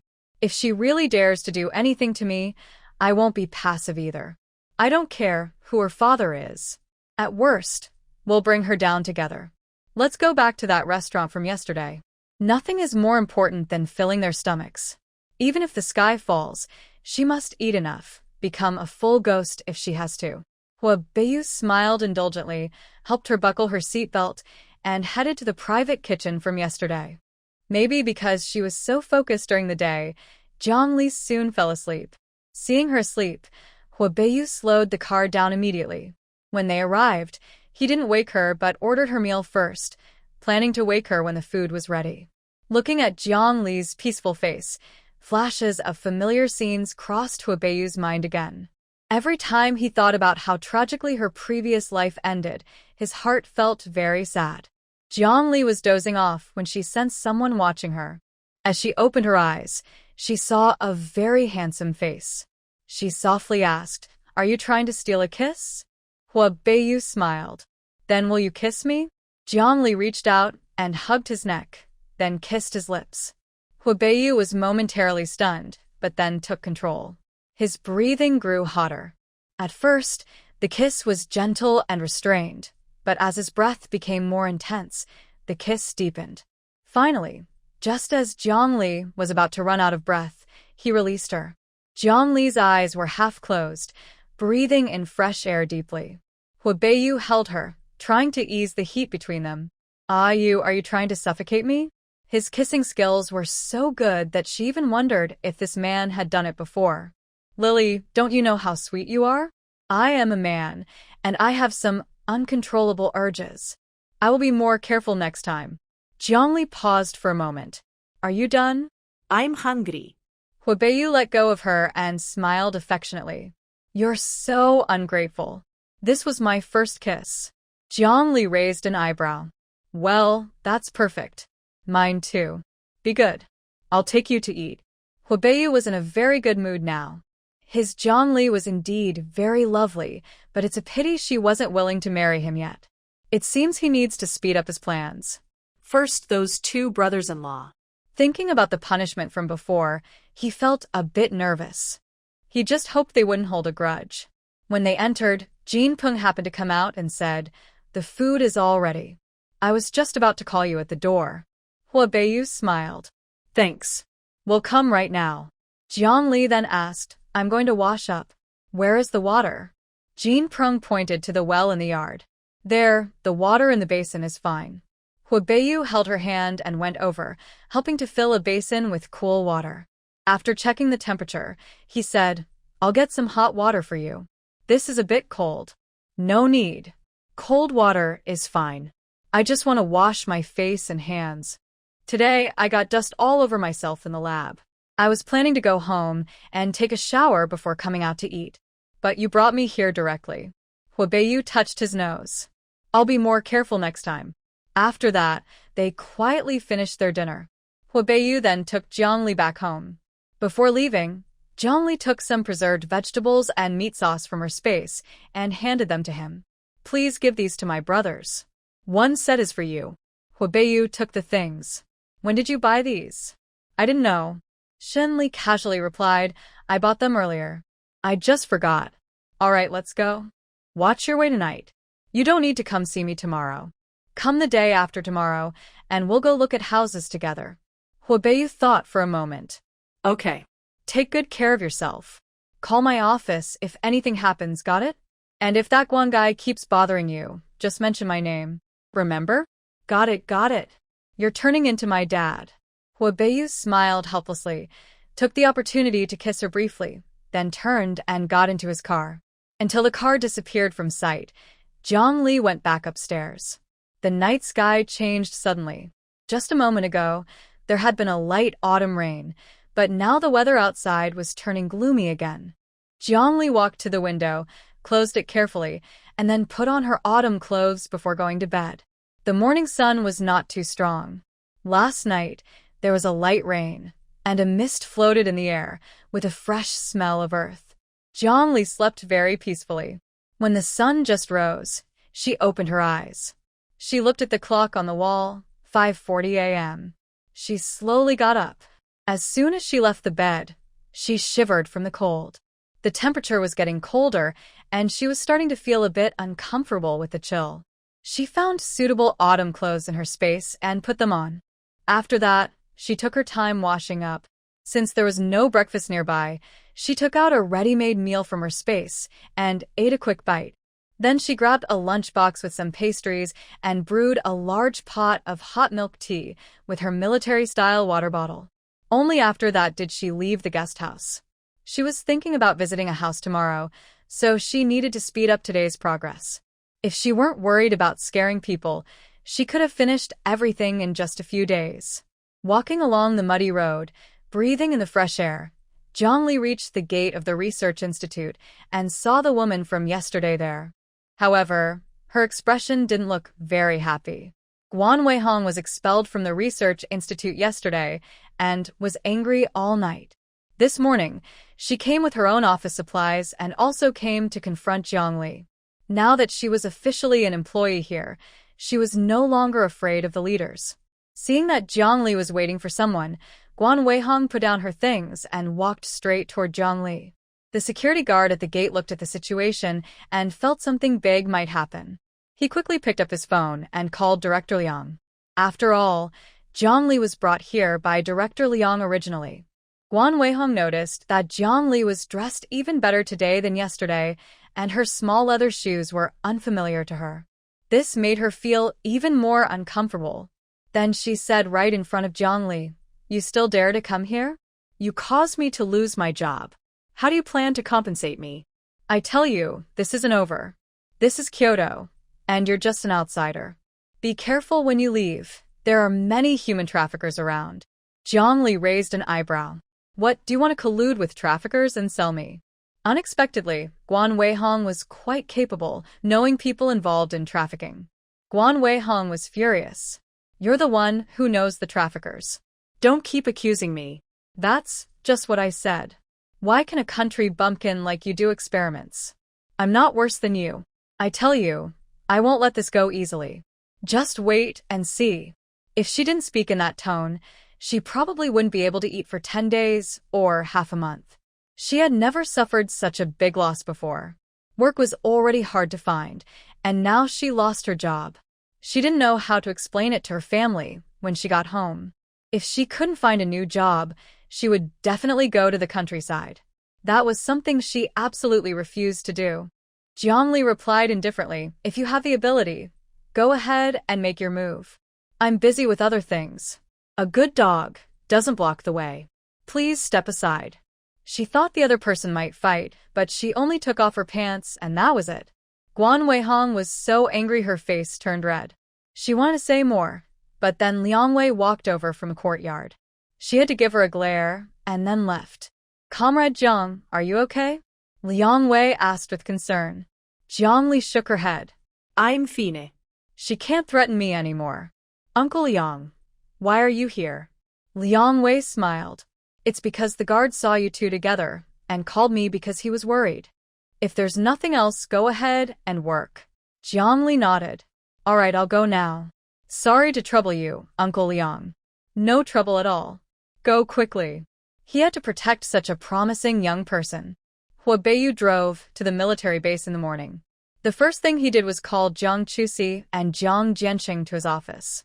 Jiang Chusi was confused when he heard the chief instructor wanted to see them. Jiang Jianqing even said, "It seems like we haven't made any mistakes lately, right?" Jiang Chusi looked at his brother. "No, maybe it's something else. We'll find out when we get there." Jiang Jianqing pouted. "That instructor Hua is so impressive. He's even younger than us by a year." Jiang Chusi replied calmly, "He's been training since he was young. We only got the chance later. Don't be jealous. We'll be just as good someday." "Yeah, I'm just feeling a bit emotional." The two went to Huabei's office and knocked before walking in. Huabei saw them come in, put down the files in his hand, and said, "The things on the coffee table over there were sent by Li. She's in Kyoto now. Do you want me to bring anything back for her?" When they heard this, they thought they might be hearing things. Jiang Jianqing looked at Huabei and asked, "Did you say my younger sister is coming to Kyoto? Is that true?" Huabei nodded. "Yes, Jiang Li is helping at the research institute here in Kyoto. I was planning to give you both a half-day off, but Li hasn't had time lately, so you'll have to wait until she's free. For now, I'm letting you go out for half a day. She knows the food at the military base isn't great, so she asked me to bring some for you to eat." Jiang Chusi frowned. "Instructor Hua isn't calling Li a bit inappropriate?" Hua Beiyu raised an eyebrow. "And I suppose I should say you're about to become my brother-in-law?" Jiang Chusi's face instantly darkened, and he gritted his teeth. "What did you say?" Hua Beiyu was unfazed. He smiled slightly. "Li has agreed to date me. I already submitted my love report today. So, brothers Jiang Er and Jiang San, please take care of us in the future." Jiang Jianqing also realized what was happening and felt like his own sweetheart was being taken by someone else. This someone else wasn't just anyone, it was their stern-faced king of darkness. He awkwardly looked at his second brother. "Brother, am I hearing wrong?" Jiang Chusi cursed bitterly. "You heard right. That person is going to be your brother-in-law." Jiang Jianqing reached into his ear. "No way. How could Li like him?" What's so good about him? "I have to ask my little sister. Such a big thing and she didn't tell us?" Jiang Chusi. "Is this the time to be questioning?" Seeing Jiang Chusi's furious gaze, Huabeiyu shrugged and said, "Whatever the issue is, ask Li later. I've already taken care of what she told me. Please, brothers-in-law." Jiang Chusi was furious, almost grinding his teeth, but he knew now wasn't the time to be angry. He hadn't even asked his sister about it yet, so he'd remember this. If what he said was true, he didn't care about his position. He'd have to fight him to feel better. Their Jiang family's girl wasn't easy to marry, no matter who the other person was. After thinking it through, he grabbed the things on the table and left the office with his silly little brother. Huabeiyu watched their backs and thought to himself that Li's second brother was quite tricky. As for the third brother, but no matter how difficult the road ahead, he wouldn't give up on Jiang Li. Even if he had to face fire and sword, he was willing to do so. Jiang Chusi returned the items to the dormitory, but the more he thought about it, the angrier he became. This scheming guy must have already developed feelings for Li. Otherwise, they wouldn't have confirmed their relationship so quickly. Li is so innocent. Maybe she was tricked by that cunning person. The more he thought about it, the angrier he got. Jiang looked at his second brother, who was in a bad mood, and thought for a moment before speaking. Brother, I think Huibeiyu and our little sister are a good match. Not only does he come from a good family, but he also looks more handsome than us brothers. His abilities are undeniable. I think Li has good taste. Hearing this, Jiang kicked him. Ouch. Brother, why did you bring that up? Weren't you just speaking the truth? Our little sister will marry someday. Instead of marrying those useless guys in the family, it's better to find someone strong to protect her. But don't worry, I won't let Huibeiyu succeed easily. Besides, our dad won't let that go easily. The father is the one who spoils the sister the most in the family. He doesn't believe that once his daughter gets married, he won't get upset. Jiang, Huibeiyu isn't the best choice. He's too smart. With our sister's intelligence, do you think she can handle that sly fox? Plus, this is in the capital city. If our sister marries here and gets bullied, we won't even know. Jiang snorted coldly. He dares. Our family isn't lacking brothers. If he dares to bully our sister in the future, I'll tear down their house and break his legs. Even if we can't beat him alone, I don't believe 10 of us can't take him down. Hearing this, Jiang thought for a moment and finally sighed. Forget it. Let's wait until we see our sister again. First, check what she brought back and store it properly. The dorm is full of little wolves. Don't let them steal it. Jiang chuckled. Don't worry. Whatever my sister gives, no one else can take. The love her sister gave him can only be shared between him and his second brother. They stayed in the dorm for a while before heading back to the training ground to continue practicing. As for Li, she still didn't know that Huibeiyu had already started a conflict with her brothers. After a day's work, Jiang had almost finished setting up the new solar equipment. Next, it was time to prepare the firearms. After a peaceful day, Jiang took half a day off in the afternoon and went out with Huibeiyu to look at houses. As soon as Jiang got into the car, she was pulled into his arms. Then, a possessive kiss was pressed down on her. Jiang's breathing grew rapid as she was kissed, her head feeling dizzy. She reached out to push him away, but the man held her wrists from behind. Until her whole body went limp, Huibeiyu finally let go. Jiang's eyes were hazy and looked very tempting. Huibeiyu's breath caught, and he silently cursed. He held Jiang and didn't dare to move further. Jiang gasped for fresh air and softly said, "Are you trying to hurt your wife?" "Sorry, I missed you so much." Huibeiyu's voice was a little hoarse, as if he was holding back something. Hearing this, Jiang suddenly thought of something. She burst out laughing. Huibeiyu sighed helplessly. "You ungrateful little thing. All you do is laugh at me. All right, enough playing around. How about I drive?" She had just arrived in this world and had never touched a steering wheel here. Suddenly, she became interested. Huibeiyu released Jiang and asked suspiciously, "You know how to drive?" After saying that, he realized it sounded unnecessary. In her past life, Jiang not only knew how to drive but also loved racing. Don't underestimate me. "Just see if you dare to ride in my car." Huibeiyu replied, "Fine, if you can drive, then go ahead. With me here, even if there's an accident, we'll face it together." "Pft, pft, pft. You're the one who had the accident. Get out, let's switch places." Huibeiyu smiled affectionately, and they swapped seats. Jiang sat in the driver's seat, touching the steering wheel and saying, "I wish I could buy a car too." "Don't worry, you'll definitely be able to drive freely in the future." Since gaining memories from her past life, he also understood some historical trends and knew what the future would hold. Right now, he didn't dare tell Jiang that he was his previous rival because he was afraid she'd find out and that the pursuit of her would be cut short.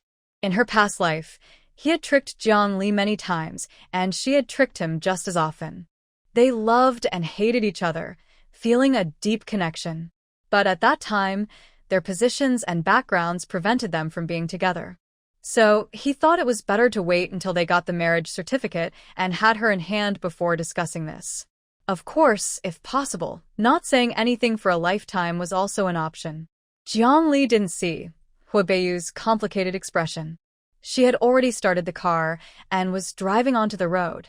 The cars now weren't as sleek as modern ones. The steering wheel was heavy, and even Jiang Li, an experienced driver, found it a bit awkward. Moreover, the speed was quite slow, with 80 kilometers per hour being the fastest they could go.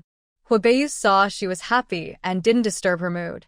Instead, he said, "My brother Wei Xianzhe has found you a few good houses. Officially, transactions aren't allowed now, but privately, many people are still working on it. If you like one later, just buy it. I have enough money if yours isn't enough." Jiang Li raised an eyebrow. "Your money doesn't have some extra income, does it?" Huabei smiled. "It's good that you know. Don't talk nonsense outside." At first, he didn't have it, but after regaining his memory, he started arranging people to make money in the South. He even plans to get involved in some business in Hong Kong. He'll wait several years for those four to step down. When the time is right back home, he might be able to buy many properties in Hong Kong. His Lily didn't have money worries in her past life, so he can't let her suffer this life either. Do you have any good ideas?" "Tell me," she said. Honestly, she wasn't used to not being able to show her skills here. But to fit into life, she had to accept reality. If her whole family dared to smuggle to Hong Kong, she wouldn't be so helpless. Huabei pampered her. "Be good. Now isn't the time. When the moment comes, all my money and people will be yours." Jiang Li smiled sweetly. "Are you eating honey today?" "So sweet." If she didn't know Huabei was local, she might think he's some domineering CEO from somewhere. "Did I eat sugar? Want to try some?" He teased her, making Jiang Li glare at him in annoyance. She didn't realize this guy was actually A. Maybe he's just holding it in because he's older? Seeing her little temper, Huabei stopped teasing her. He directed her to the destination until Jiang Li parked the car steadily. Wei Xianzhe knew his brother was coming and was already waiting at the door. When he saw Huabei get out of the passenger seat, he thought he was with the bodyguard. It wasn't until he saw Jiang Li get out of the driver's seat that he paused. He had heard that his brother's iron tree had blossomed, but didn't expect it to be a dominant flower. Women driving cars in this era were rare. Most drivers were men. Especially after seeing Jiang Li's face, he looked at his brother with some complicated feelings. It was as if to say, "How could you be so bold? This girl looks quite young." Huabei raised an eyebrow and walked over with a smile, saying, "Aja, this is my girlfriend Jiang Li. Lili, this is my childhood friend Wei Xianzhe." Wei Xianzhe smiled and greeted Jiang Li. "Hello, I am Old Hu's childhood friend. You can call me Wei Ge or Zhiga." Jiang Li politely replied, "Hello, brother Wei. Nice to meet you." Huabei was unhappy with Jiang Li's way of looking at his brother, so he took Jiang Li's hand and said coldly, "Let's go see the house directly." Wei Xianzhe watched the brother's actions and thought, this guy still cares about his food. He then smiled and said, "There happen to be 2 houses nearby. We can drive to see others later." Huabei nodded and held Jiang Li's hand as they followed his brother into an alley. As Jiang Li walked, she looked around. If she hadn't seen it herself, she wouldn't believe that a place so valuable in the future could be so run down now. Some courtyards even had many families sharing the space. Wei Xianzhe first led them to a sihiyuan and took out a spare key to open the courtyard gate. He then said, "This house is abandoned now and belongs to the state. If you like it, there's no need to worry about future disputes." Hearing this, Jiang Li understood what was going on. She let go of Huabei's hand and looked at the somewhat dilapidated courtyard. "It hasn't been lived in for a long time, right?"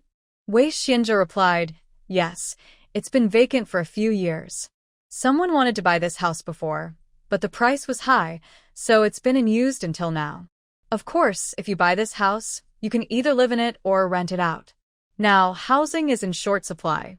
If someone finds out the house is vacant, they will definitely come looking for you." Jiang Li understood and then smiled as she said, What do you think about giving this to my second brother? I can help him renovate it." Since her brother didn't have a family house and his wife was currently staying at her parent home, she felt it was necessary to arrange a house for him. Huabei looked at the specifications of the house and thought for a moment before saying, "That's fine. The overall structure is good." Just some simple renovations and cleaning, and it can be moved into. Wei Xianzhe raised an eyebrow, surprised that this girl was buying a house for her brother. No wonder old Hua asked him to prepare several houses. After inspecting the house inside and out, Jiang Li was somewhat satisfied. Then she asked, Brother Wei, what is the price of this courtyard? Wei Xianzhe replied, the listed price is 3,200 per square meter, fixed price. This is a courtyard with 4 entrances. Even though the houses are a bit old, the area is large, so the price is quite affordable. Jiang Li nudda. Okay, when can we transfer the ownership? She had more time today and didn't want to go back and forth repeatedly. It would be best to transfer ownership immediately. Wei Xianzhe replied, I can handle that easily. All the house paperwork is with me. Jiang Li smilat. All right, then let's go see the next property. If it's suitable, we can transfer everything at once. Seeing her brother nod, Wei Xianzhe took Jiang Li to the next house. This time, it wasn't a courtyard but a small white Western-style house, which looked very beautiful from the outside. Jiang Li immediately liked it. Since it was early autumn, the persimmon trees in the yard were already full of ripe fruit, waiting to be picked once they mature. Big Brother Wei, why would the owner be willing to sell this house? Jiang Li and her companions entered and noticed it had been cleaned. Very tidy. Such a nice house. Jiang Li couldn't believe the owner would be willing to sell it. Wei Xianzhe cleared his throat. Well, this house is mine, but it was rented out before. Now that the elderly owners have passed away, my troublesome uncles have been eyeing this house, so my mother asked me to sell it to prevent them from bothering us. Of course, you can buy the house. It's currently under my mother's name, so there won't be any disputes. Jiang Li nudda. I knew it. That's why the house was so clean. But are you really willing to sell it to me? Such a good house. If it were her, she wouldn't want to part with it. Wei Xianzhe replied, You're my brother's partner, so we're friends. Selling to a friend means I can still come visit later. It's better than selling to strangers, don't you think? Jiang Li smilat. That's true. But don't worry, I will take good care of this house. If you miss it, you can come see it anytime. All right, tell me your price. Of course, other terms are also negotiable.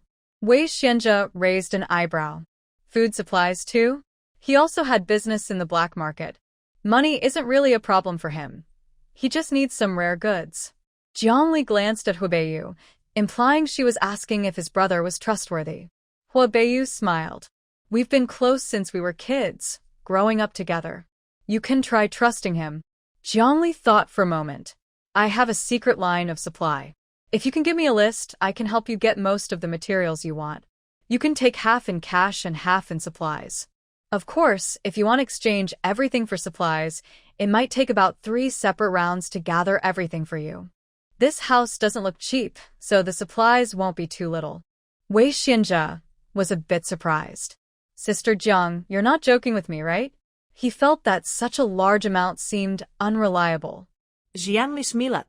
If it doesn't work out, we can try again tomorrow night. Plus, with your brother AU as a guarantee, what are you afraid of? Wei Xianzhe thought for a moment. All right, this house is currently worth about 8,000. I'll give you 7,000 as a friendly price. How about that? Jiang Li was a bit surprised when she heard the price. Brother Wei, you're not going to ask for less, right? This is a villa. Wei Xianzhe smiled. Don't worry, this is the current price. If you don't believe it, you can ask around. After hearing this, Jiang Li felt like she had gotten a great deal. She thought about giving him some nice things later as a thank you.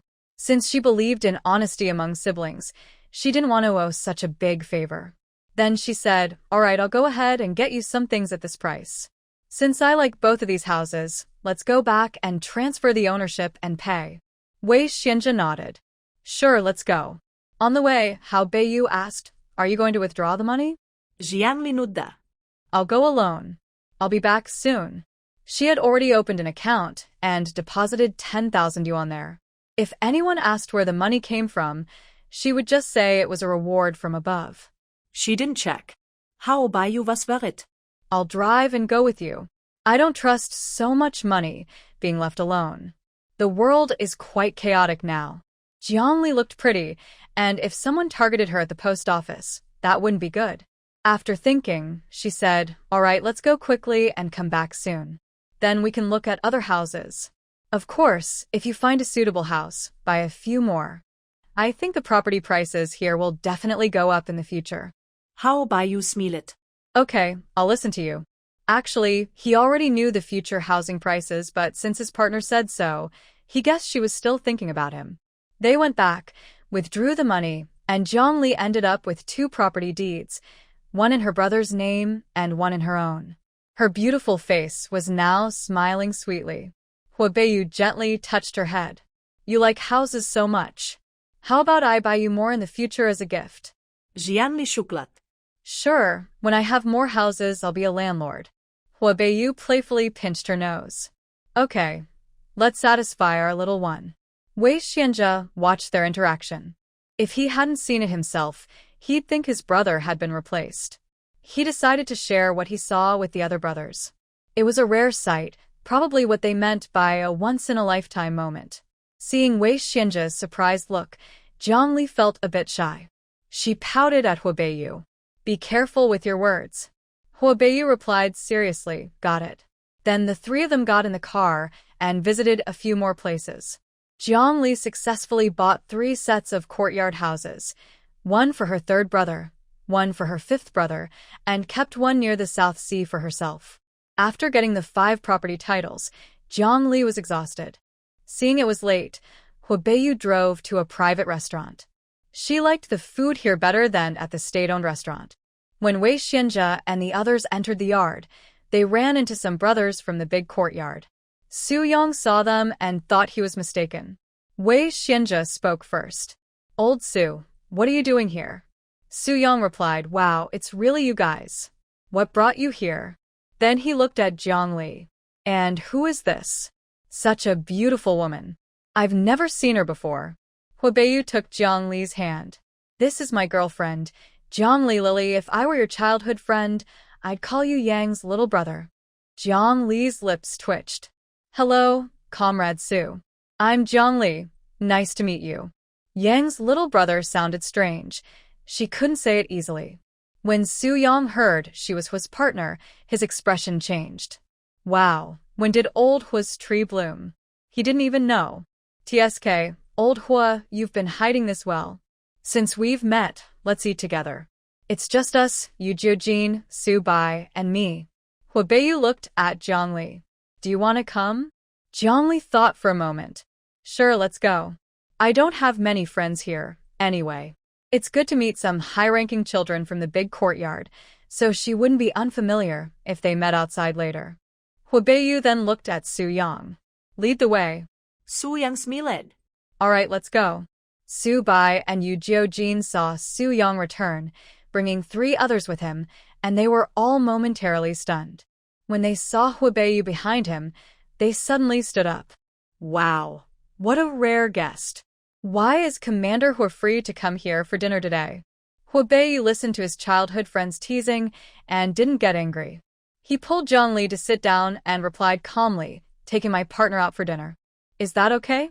When Su Bai and Yu Jiojin heard the word partner, they both looked at Jiang. Jiang felt a little shy under their gaze. She greeted them politely. "Hello, I'm Jiang. I'm a Yu's partner. Nice to meet you." Su Bai glanced at her and then looked at Huabeiyu. "Wow, Hua, you're quite something. When did you find such a beautiful sister-in-law?" "Hello, sister-in-law. I'm Su Bai, and this is Yu Jiojin. We're all childhood friends of Hua." Hearing sister-in-law, Jiang felt a bit awkward and said, "Just call me Jiang or Li. Please don't call me sister-in-law." Huabeiyu said, "Listen to Li, don't call her that casually. Unlike in later times, not being married and being called that could cause misunderstandings." Su Bai chuckled awkwardly. Yes, my bad. I'll call you Jiang. You can call me Xiao Bai and him Xiao Jiu." Jiang smiled, "Okay." Seeing everyone finish introductions, Huabeiyu said, "Hurry up and bring the dishes. Our Li is hungry." Su Yang responded, "I'll go add some more dishes. You all start eating first." Jiang sat on her chair, listening to their casual chat. "Hua, have you heard about the Liu family recently?" Su Bai asked. Huabeiyu shook his head. No, what happened to the Liu family? Su Bai smirked mockingly. The Liu family has been making headlines lately. Didn't Liu Jiao try to fake an accident to get your attention? Later, someone from the Liu family heard something. They did a blood type test on Liu Jiao, and everyone in her family is type A. But Liu Jiao turned out to be type B. Plus, her intelligence and looks don't match the Liu family at all. Then, it was discovered that Liu Jiao was actually an imposter. As for the real daughter of the Liu family, there's no news about her now. You should have seen it. Liu Jiao was kicked out and cut off from the family that very day. And guess what happened next? Huabeiyu looked up, smiling slightly, and asked what? That Liu Jiao married the son of the GWH leader, Wu Ji, the very next day. I think the Liu family is probably going to have bad luck. Liu Jiao is just a selfish girl who knows a lot about the family. I wonder if old Master Liu has already made arrangements just in case. After hearing his brother's words, Huabeiyu sneered. Old Master Liu is not an ordinary person. Liu Jiao, the spoiled young lady, you really overestimate her. With her kind of brain, it's good if she doesn't get herself into trouble. From what he knew, Wu Ji was not a good person. If it weren't for her father protecting her, she would have been sent to some remote mountain forest long ago. Jiang Li looked confused. Did you get caught up in some bad romantic trouble before? Huabeiyu turned around affectionately. Yes, but don't worry, she didn't manage to get to me. His body and mind were only for his girl. That Liu Jiao wasn't worthy. Jiang Li's smile grew wider, amused. But since her man was so excellent, she understood. A man nobody was interested in made her wonder if her taste was really that bad. Su Bai was dazzled by Jiang Li's smile. He felt like he saw a little fairy. Huabeiyu noticed his brother's gaze and frowned slightly. It was only after Yu Jiojin kicked him that Su Bai came back to himself. He lowered his head awkwardly, thinking, oh no. Old, who probably thinks I want to steal his girl, right? At this moment, Su Yang came in carrying a bottle of white wine. He happily said, it's been a long time since we all drank together. No one is leaving tonight. As they grew up, they each had their own work and lives. It was rare to have everyone together like this. Wei Xianzhe took the white wine from him. Wow, Mao Tai? Nice. Su Yang proudly said, of course. When we gather, we have to drink good wine. Oh, old who? Is your girlfriend from Kyoto? I haven't seen her before. No, I'm from He Province, Huabeiyu replied before he could speak. Jiang Li quickly added He Province? That's so far away. Jiang Li smiled. Yes, I came to Kyoto on a business trip this time. I'll be going back soon. After I leave, you guys have to watch over our IU. Hearing Jiang Li joking, everyone at the table burst into laughter. Jiang, with a man like old who, we don't need to watch him. Before you appeared, this guy was practically immune to women. Besides the women in the family, he doesn't have any other women around. There used to be someone in our big courtyard who confessed to him. Guess what he said? Su Bai said happily. What did he say? Jiang Li asked curiously. Old Hua's words are so sharp. Don't mention it. The girl wasn't ugly, but he made her cry with his words. People thought Old Hua hit her. Almost went to complain at his house. Anyway, in our courtyard, besides Liu Jiao, who had a bump on her head, every girl avoids Old Hua. They're afraid he'll embarrass them and make them lose face. Ha ha. Jiang Li couldn't help but laugh. She didn't realize that Huabeiyu had this skill after all. It seems she still doesn't know much about her boyfriend. Seeing Jiang Li happy and laughing, Huabeiyu said helplessly, is it really that funny? Jiang Li was laughing so hard tears came out.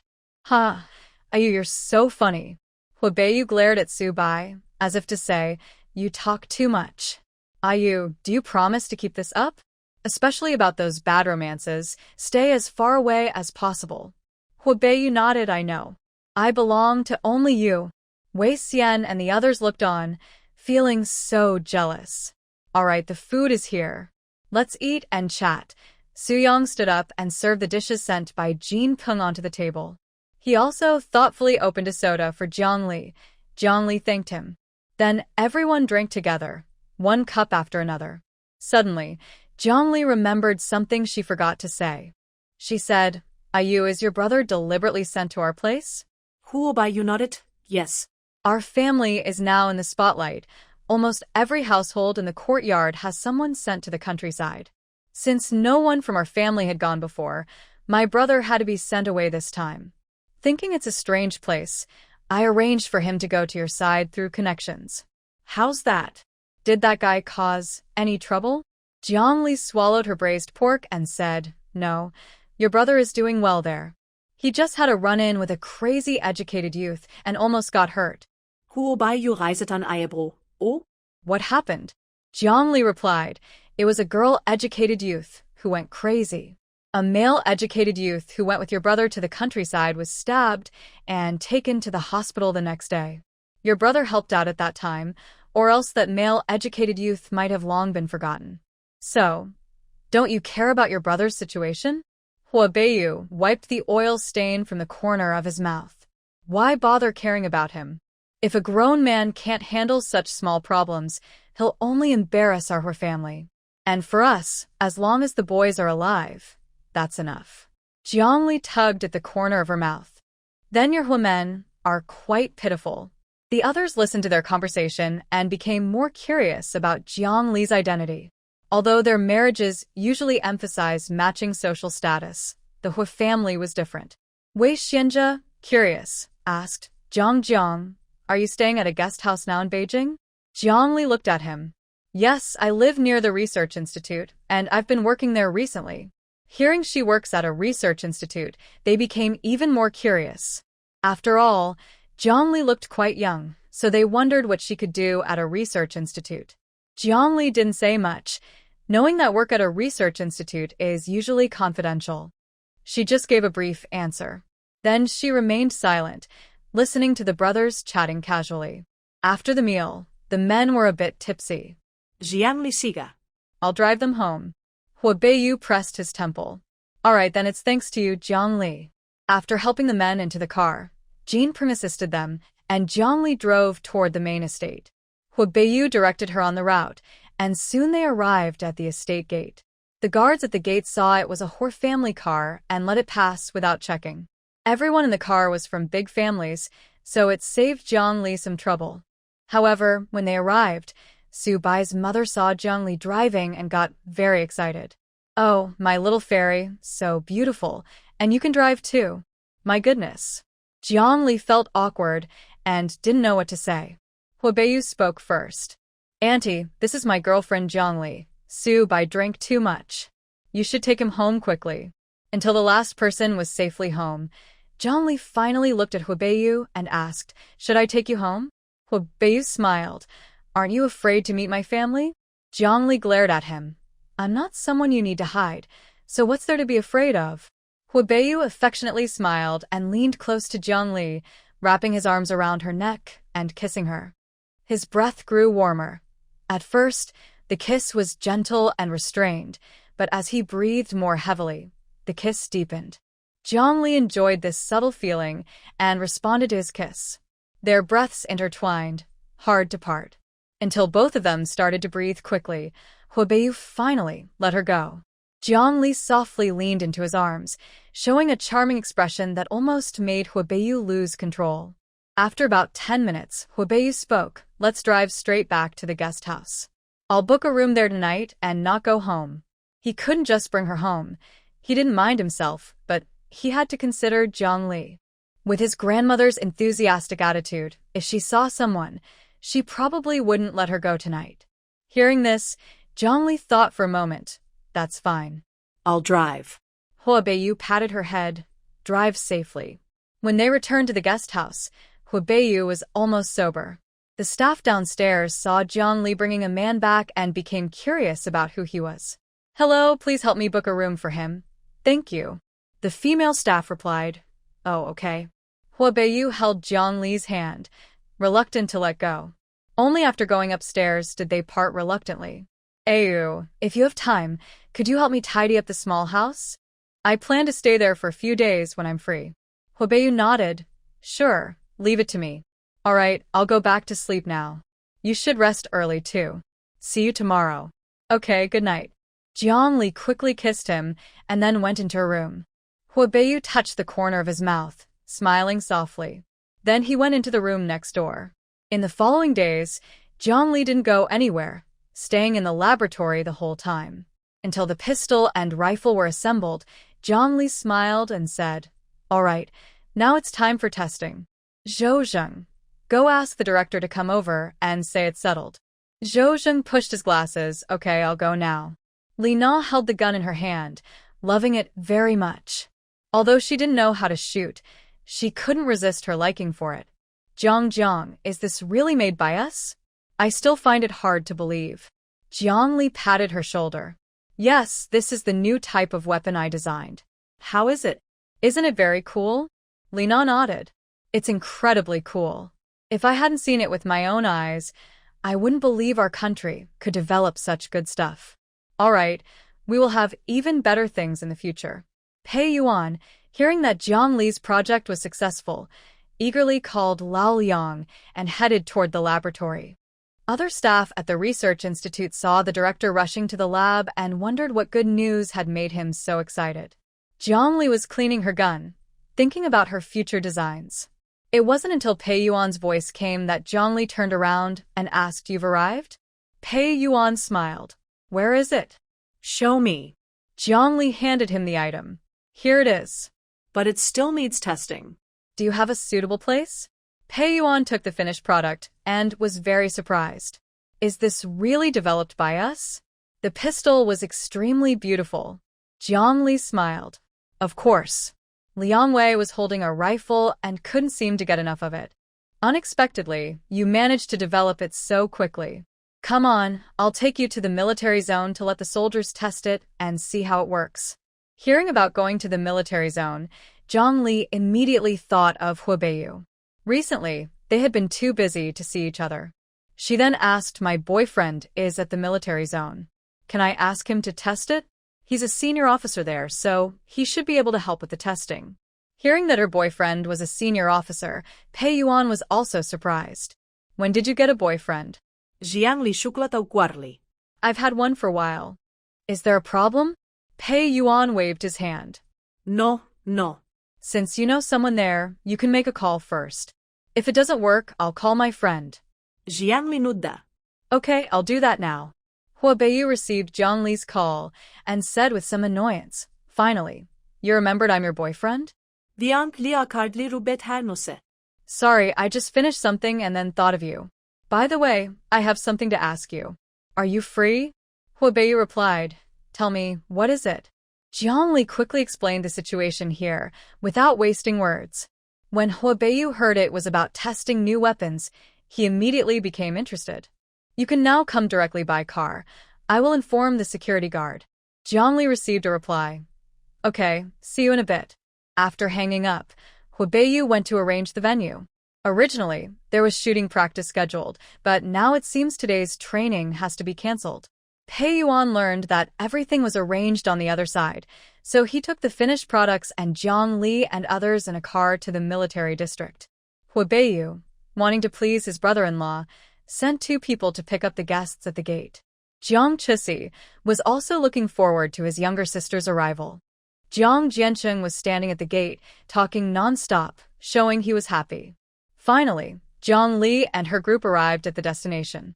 They finally saw the beloved younger sister. Jiang Li saw that her 2 brothers came to pick her up, and she knew it was a Yu's idea. Her impression of him improved a lot. Lily, I missed you so much," said her older brother. Everyone in the car looked confused at his words. Jiang Li explained, "These 2 are my twin older brothers. They happen to be training here." Pei Yuan and the others didn't expect Jiang Li's family to have such impressive people. They laughed and said, "I didn't expect you to hide such talent so well." Jiang Li smiled quietly, thinking she was here for work, not to show off her background. Her family is just a farming family, so there's nothing special to show off. Her brothers are on the rise, and she won't cause trouble for them. When she got out of the car, Jiang Jiancheng hugged her tightly. "You've lost weight. Have you been resting and eating well lately? Your face is almost thin enough to fall off." Jiang Li pushed her 3rd brother away, touched her small face, and said happily, I think I'm fine. It's good for girls to be a bit slim. Jiang Chusi also came over, patting his sister's head. Let's go, I'll take you inside, he said. Jiang Li nodded, waiting for the director and others to get out of the car and take the weapons for testing, then followed them to the training ground. Huabeiyu waited here for a while before seeing the group walk over from afar. When Jiang Li saw him, she happily waved. Huabeiyu's handsome face now slightly curved into a smile. The soldiers nearby thought they were seeing things. Their king of was actually smiling. He smiled. My experiment is finished. Quickly help me check the results. Huabeiyu ignored the scowling expressions of his two brothers-in-law and went over to hug Jiang Li. Pei Yuan and the others were surprised to learn that Jiang Li's partner had such a high status. Hearing about it and seeing it with their own eyes were two different things. The man and woman looked very matching together. Huabeiyu released Jiang Li and then looked at Pei Yuan, saying, Welcome, Director Pei, for coming all this way. Pei Yuan politely replied, Haha, we hope we didn't disturb you. Huabeiyu, no, actually, we're also interested in the new weapons. If Director Pei trusts the soldiers, we can help test them ourselves. Pei Yuan smiled and said, That's great. Since you all handle guns often, it's best if you test them. If possible, let's start now. We'll continue collecting data nearby. Hearing this, Liang Wei handed over a box containing weapons to Huabeiyu. Huabeiyu took it, placed it on a nearby table, and opened the box. Jiang Chusi and his brother saw the new weapons inside, and their eyes lit up. Jiang Jiancheng was even more surprised and said, Little sister, did you design and develop these yourself? Jiang Li proudly replied, Of course. Everyone saw it with their own eyes. I assembled them myself. Huabeiyu took out a pistol from inside and handed it to Jiang Chusi, saying, Test this pistol. I'll test the rifle. Jiang Chusi smiled, surprised that this guy was quite good at flattering. He took the pistol and started examining it without hesitation. Jiang Li was worried they might not know how to use them, so she explained the operation again. Then Huabeiyu had someone set up targets, and the two began testing one after the other. Both guns fired in rapid succession. The sound of gunfire was loud, and soon the bullets ran out. Jiang Chusi touched the gun and said appreciatively, This is a good gun. It fires smoothly, without any jams. Plus, its range is farther than the ones we used before. Really good guns. Huabeiyu thought to himself, how could they not be good? These were advanced items from the future. If Li didn't have memories from the previous life, they wouldn't have access to such good equipment so quickly. He then picked up the rifle and aimed at the target to shoot. A few soldiers nearby looked at the weapons the commander was holding and felt very envious. They all loved guns, especially such advanced weapons. Jiang Li stood to the side, watching Huabeiyu shoot, and was instantly impressed by how handsome he looked. There was nothing more eye-catching than her man shooting. Jiang Jianqing saw that his younger sister was a bit excited and said with a shrug, If I were there, I would be just as handsome. Jiang Li chuckled, Third brother, don't be jealous. All my brothers are the most handsome. Humph, you can talk. As the test ended, Pei Yuan's eyes shone brightly. Although he wasn't in the military, he liked good weapons. Comrade Hua, what do you think of this rifle? Huabeiyu smiled. Of course, it's much better than the previous weapons. I think it's even better than imported foreign weapons. I'm just not sure about the cost. If possible, I want to apply for some. Pei Yuan was so happy, he almost showed his teeth and replied, I need to report this to my superiors first. If they approve, I can request a large batch for you. The military has its own factories, so later production just needs some guidance. After all, research teams don't handle manufacturing. Huabeiyu nodded. All right, I'll wait for your good news, Director Pei. Sure. Since the test results are perfect, we'll head back first. Okay, I'll have someone see you off. Jiang Li knew it was time to leave and pulled her brother aside. Can you two take a day off tomorrow? I have a surprise for you. After hearing that, Jiang Chusi looked at Huabeiyu. Does that mean they're taking leave? Huabeiyu smiled. Half a day off tomorrow afternoon, no more. They're still in the preliminary selection phase, and he's worried about trouble if they take too much leave. Jiang Chusi nodded. Got it. I'll take you out for lunch tomorrow. Where do you live? Jiang Li replied, I stay at the guest house next to the research institute. Jiang Chusi nodded, okay, I understand. I'll see you off now. Liang Wei loaded his gun and followed Jiang Chusi and the others as they left the training ground. Jiang Li secretly made a hand gesture to Hu Beiyu and then left with her brothers. Seeing this, Hu Beiyu felt even happier. As for Jiang Chusi, he originally wanted to ask about his sister and Hu Beiyu, but he thought it could wait a little longer. He decided to talk about it tomorrow. After sending off the people from the research institute, Jiang Chusi and Jiang Jianqing turned back to the training ground. Their final assessment period wasn't long left. If they wanted to stay, they had to train twice as hard. Most importantly, they couldn't let that guy Hu Beiyu look down on them. This was a matter of face, and they absolutely couldn't let their sister be embarrassed. Jiang Li returned to the research institute and, thinking her task was finished, greeted the director and planned not to come back anymore. As for future research and development, it depends on whether she is satisfied with this reward. If she is not satisfied, there will be no future. She is an ordinary person with a patriotic heart, but she can't foolishly work for others for free. Daily expenses like rice, oil, salt, vinegar, tea, eating, drinking, and living all cost money. If she were a wealthy person now, she wouldn't have to worry so much. Liang Wei was surprised and a little reluctant when he heard she was going home. Even Li Na and Zhou Zheng didn't want her to leave.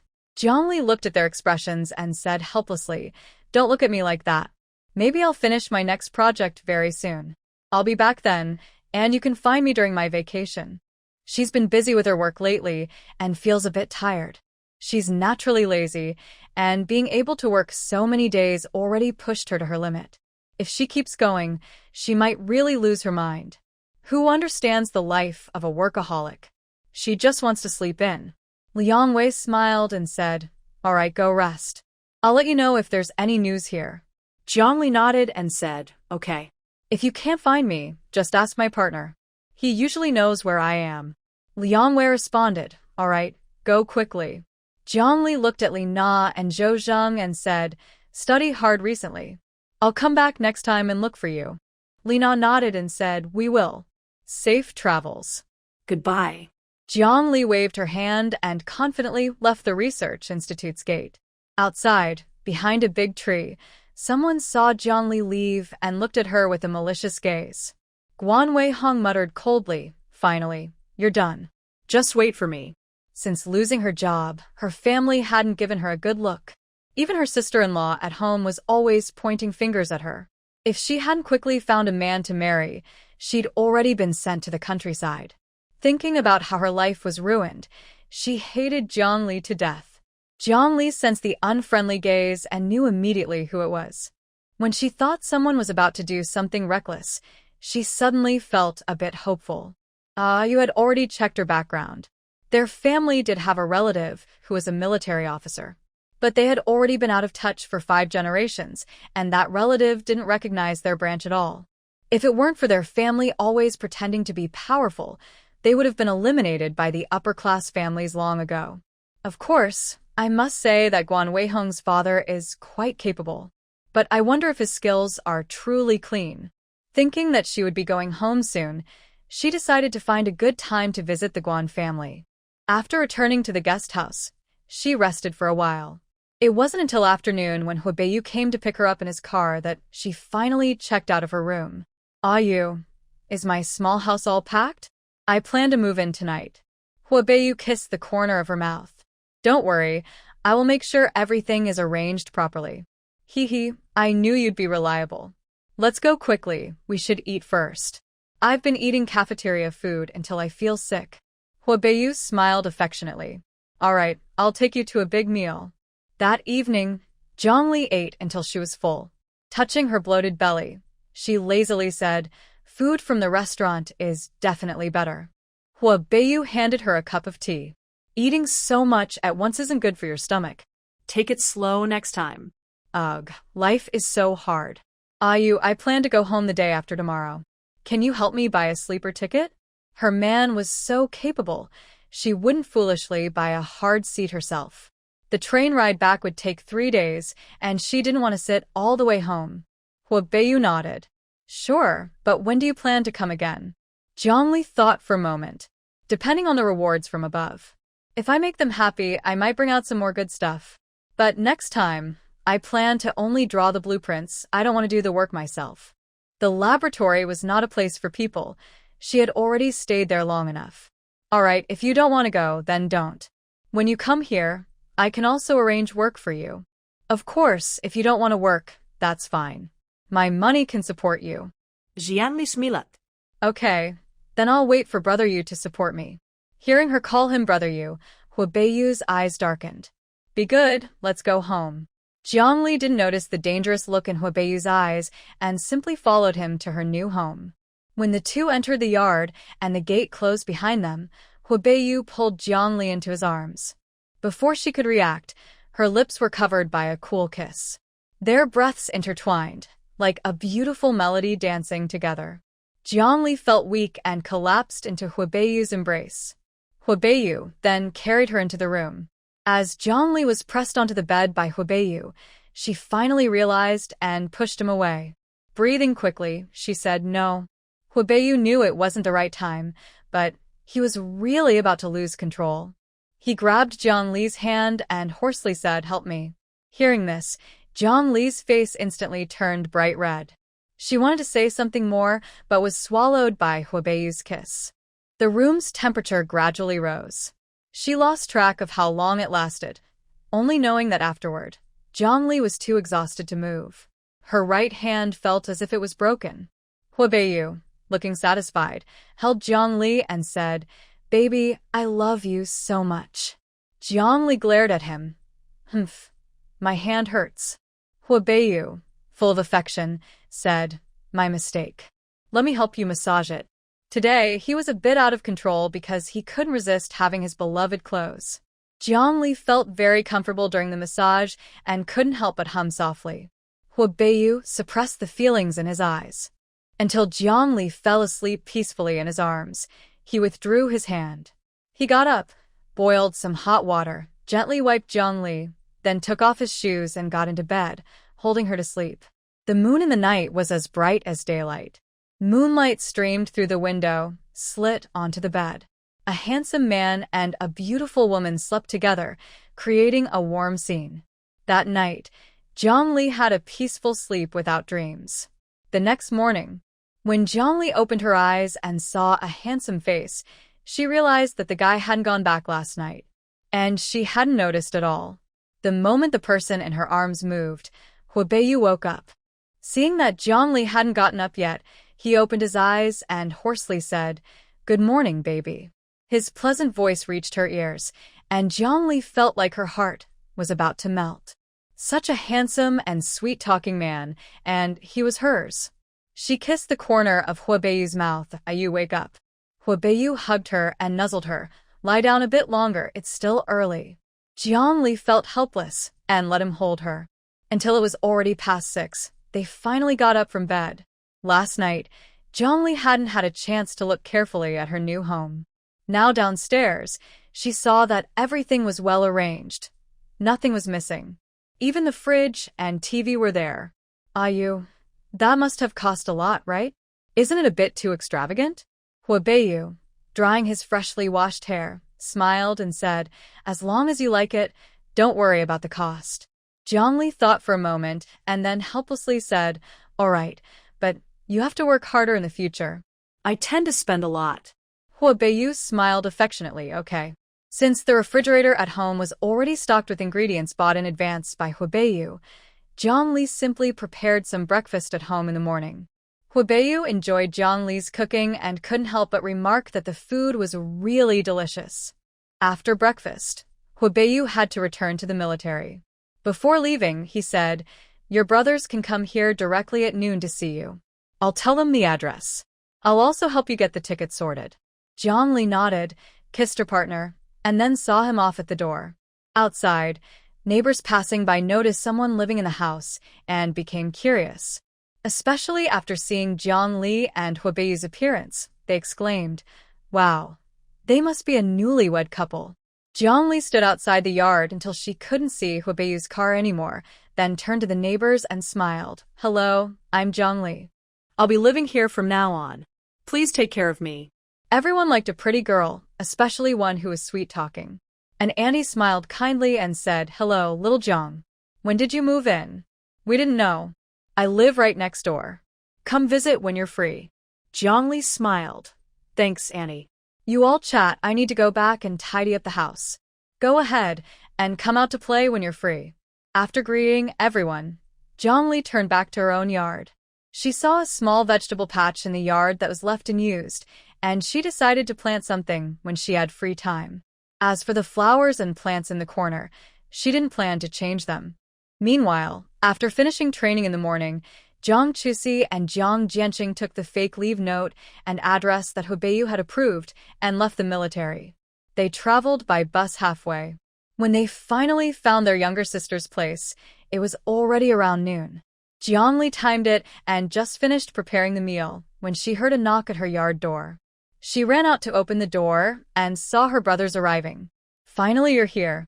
I thought I'd have to wait a little longer. Come in quickly. I just finished lunch. Let's eat and talk. Jiang Chusi patted his younger sister's head and said, Thanks for your hard work, Li. Jiang Li hugged her second brother's arm and coquettishly said, Second brother, call second sister-in-law and invite her over. I miss her so much. Jiang Chusi smiled and replied, I already called her. She should be here soon. Since Ling Shui arrived in Kyoto, she quit her job at the cultural troupe and found a casual job to wait for him. Since second sister-in-law is coming, let's wait a little longer. I've only met second brother's wife a few times when I visited the army, so I don't know her well. I'm really curious. How did Sister Ling Shui, who is so cold, come to like him? It wasn't until Ling Shui arrived with a gift that Jiang Li smiled and said, Second sister-in-law, long time no see. You look pretty again. Ling Shui put down the gift and said affectionately, Have you been eating honey today? Your words are so sweet. Second sister-in-law doesn't know what you like, so I bought you some clothes and snacks. If you don't like them, I'll buy you something else later. Jiang Li chuckled, Hee, no need. I like everything. Let's go, let's eat first. Ling Shui nodded and then looked at her own man. Seeing he looked a bit darker, she felt a little worried and said, Have you been training hard lately? Jiang Chusi took her hand and said, It's okay. Soon I'll have time to be with you. Just wait a little longer. Ling Shui comforted him. Don't worry about me. Your career is important. I stay at home, and I'm not bored. Jiang Chusi looked a bit sad and said, Sorry, I've made you suffer. Jiang Li watched their interaction and suddenly felt a bit full. Only third brother acted like nothing was happening, eating and drinking as usual, completely unaffected. Because the lunch was cooked by Jiang Li herself, nothing was left, and it all went into their stomachs. Even Ling Shui managed to eat until she was full. After dinner, Jiang Jianqing didn't ask his sister to clean up, but went to the kitchen to do chores himself. While everyone was sitting in the living room, Jiang Li took out 2 land deeds and said, Second brother, third brother, these are gifts for both of you. I hope you like them. When they heard her, they looked at the papers and realized they were house deeds. Jiang Chusi frowned and asked, Why did you buy this for me? It must have cost a lot. Jiang Li smiled. Oh, I've been getting good bonuses recently, so I bought houses for you, fifth brother and myself. Right now, this small white building is my property. Your houses are traditional courtyard houses. When you have time, you can handle and organize them. I don't have time to manage everything for you. And this is my gift to you for when you get married. Now, second brother, it seems you will settle in Kyoto in the future. How can you do that without a house? Even if you don't care, you should think about my second sister-in-law. She's married and still living at her parents' home. What kind of situation is that? Jiang Chusi's eyes reddened slightly. This is his sister, who's been spoiled since childhood. Now that she has some ability, she begins to care about her brothers. Indeed, their sister is the best in the world. Since the family has bought a house, he no longer hesitates and says, Thank you for the gift, sister. When you get married, I will prepare a generous dowry for you. When he married Ling Shui, He said he would give her all his money, but his sister must have a generous dowry. This was agreed upon by their brothers. Ling Shui listened to their conversation and didn't expect this little sister-in-law to be so generous. She actually gifted them a house as a wedding present. She had planned to buy a house later when Jiang Chusi was more stable, but now she has one directly. Jiang Chusi handed the property deed to Ling Shui with a smile and said, "I don't have time to help you clean the house. You can go see it later and decide how to arrange it. Just spend money and hire someone. Don't be stingy. My earnings are for the women in the family." Ling Shui was surprised to hear Jiang Chusi speak so gently. She felt happy and then said to Jiang Li, "Thank you for the gift, Li. Sorry for the expense. If you need anything, just come to second sister-in-law." She dared not say much, but in Kyoto, she could still stand her ground. Jiang Li smiled. "Okay, second sister-in-law. Next time you come here, come find me to play." Jiang Jiancheng was still in shock when he heard his sister's words and asked doubtfully, "Are you going back?" Jiang Li nodded. "I'll go back tomorrow. I miss Mom and Dad. If there are new projects at the Research Institute later, I will come again." Kyoto is nice, but she still feels comfortable living at home. Jiang Jiancheng held the property deed and asked little sister, "Isn't this house a bit too luxurious? Your third brother and I are bachelors. We can't even live there. Why don't you keep it first? And you're leaving tomorrow. Do Mom and Dad know?" Jiang Li replied, "They don't know yet. But if you don't have time to tidy up your house, second sister-in-law can help watch over it. As for me, Ayu will help take care of things." Hearing the name Ayu, Jiang Chusi suddenly remembered he almost forgot to ask about something. He looked unhappy and said, "Are you sure about this? Huibeiyu is not a good person. Someone so young to hold that position wouldn't be kind-hearted, especially since the Hu family background is not ordinary." Jiang Li rested her chin on her hand and nodded seriously. "It's him. Don't worry, I can handle him. In the future, who hits whom in marriage is still unknown. If he dares to bully her, she will dare to break up the Hu family." Jiang Chusi sighed. "Just think carefully. Since you've made your choice, after you go home, my third brother and I will watch over him. If he dares to flirt with other women, we'll leave him." Jiang Li chuckled. "Second brother, you're so cute. Ayu isn't like that. I still trust my judgment." Jiang Chusi snorted coldly. "You just want to go your own way." It seems his sister won't stay long. Now, he can only try to climb higher so that when his little sister gets married, he can give her a good life.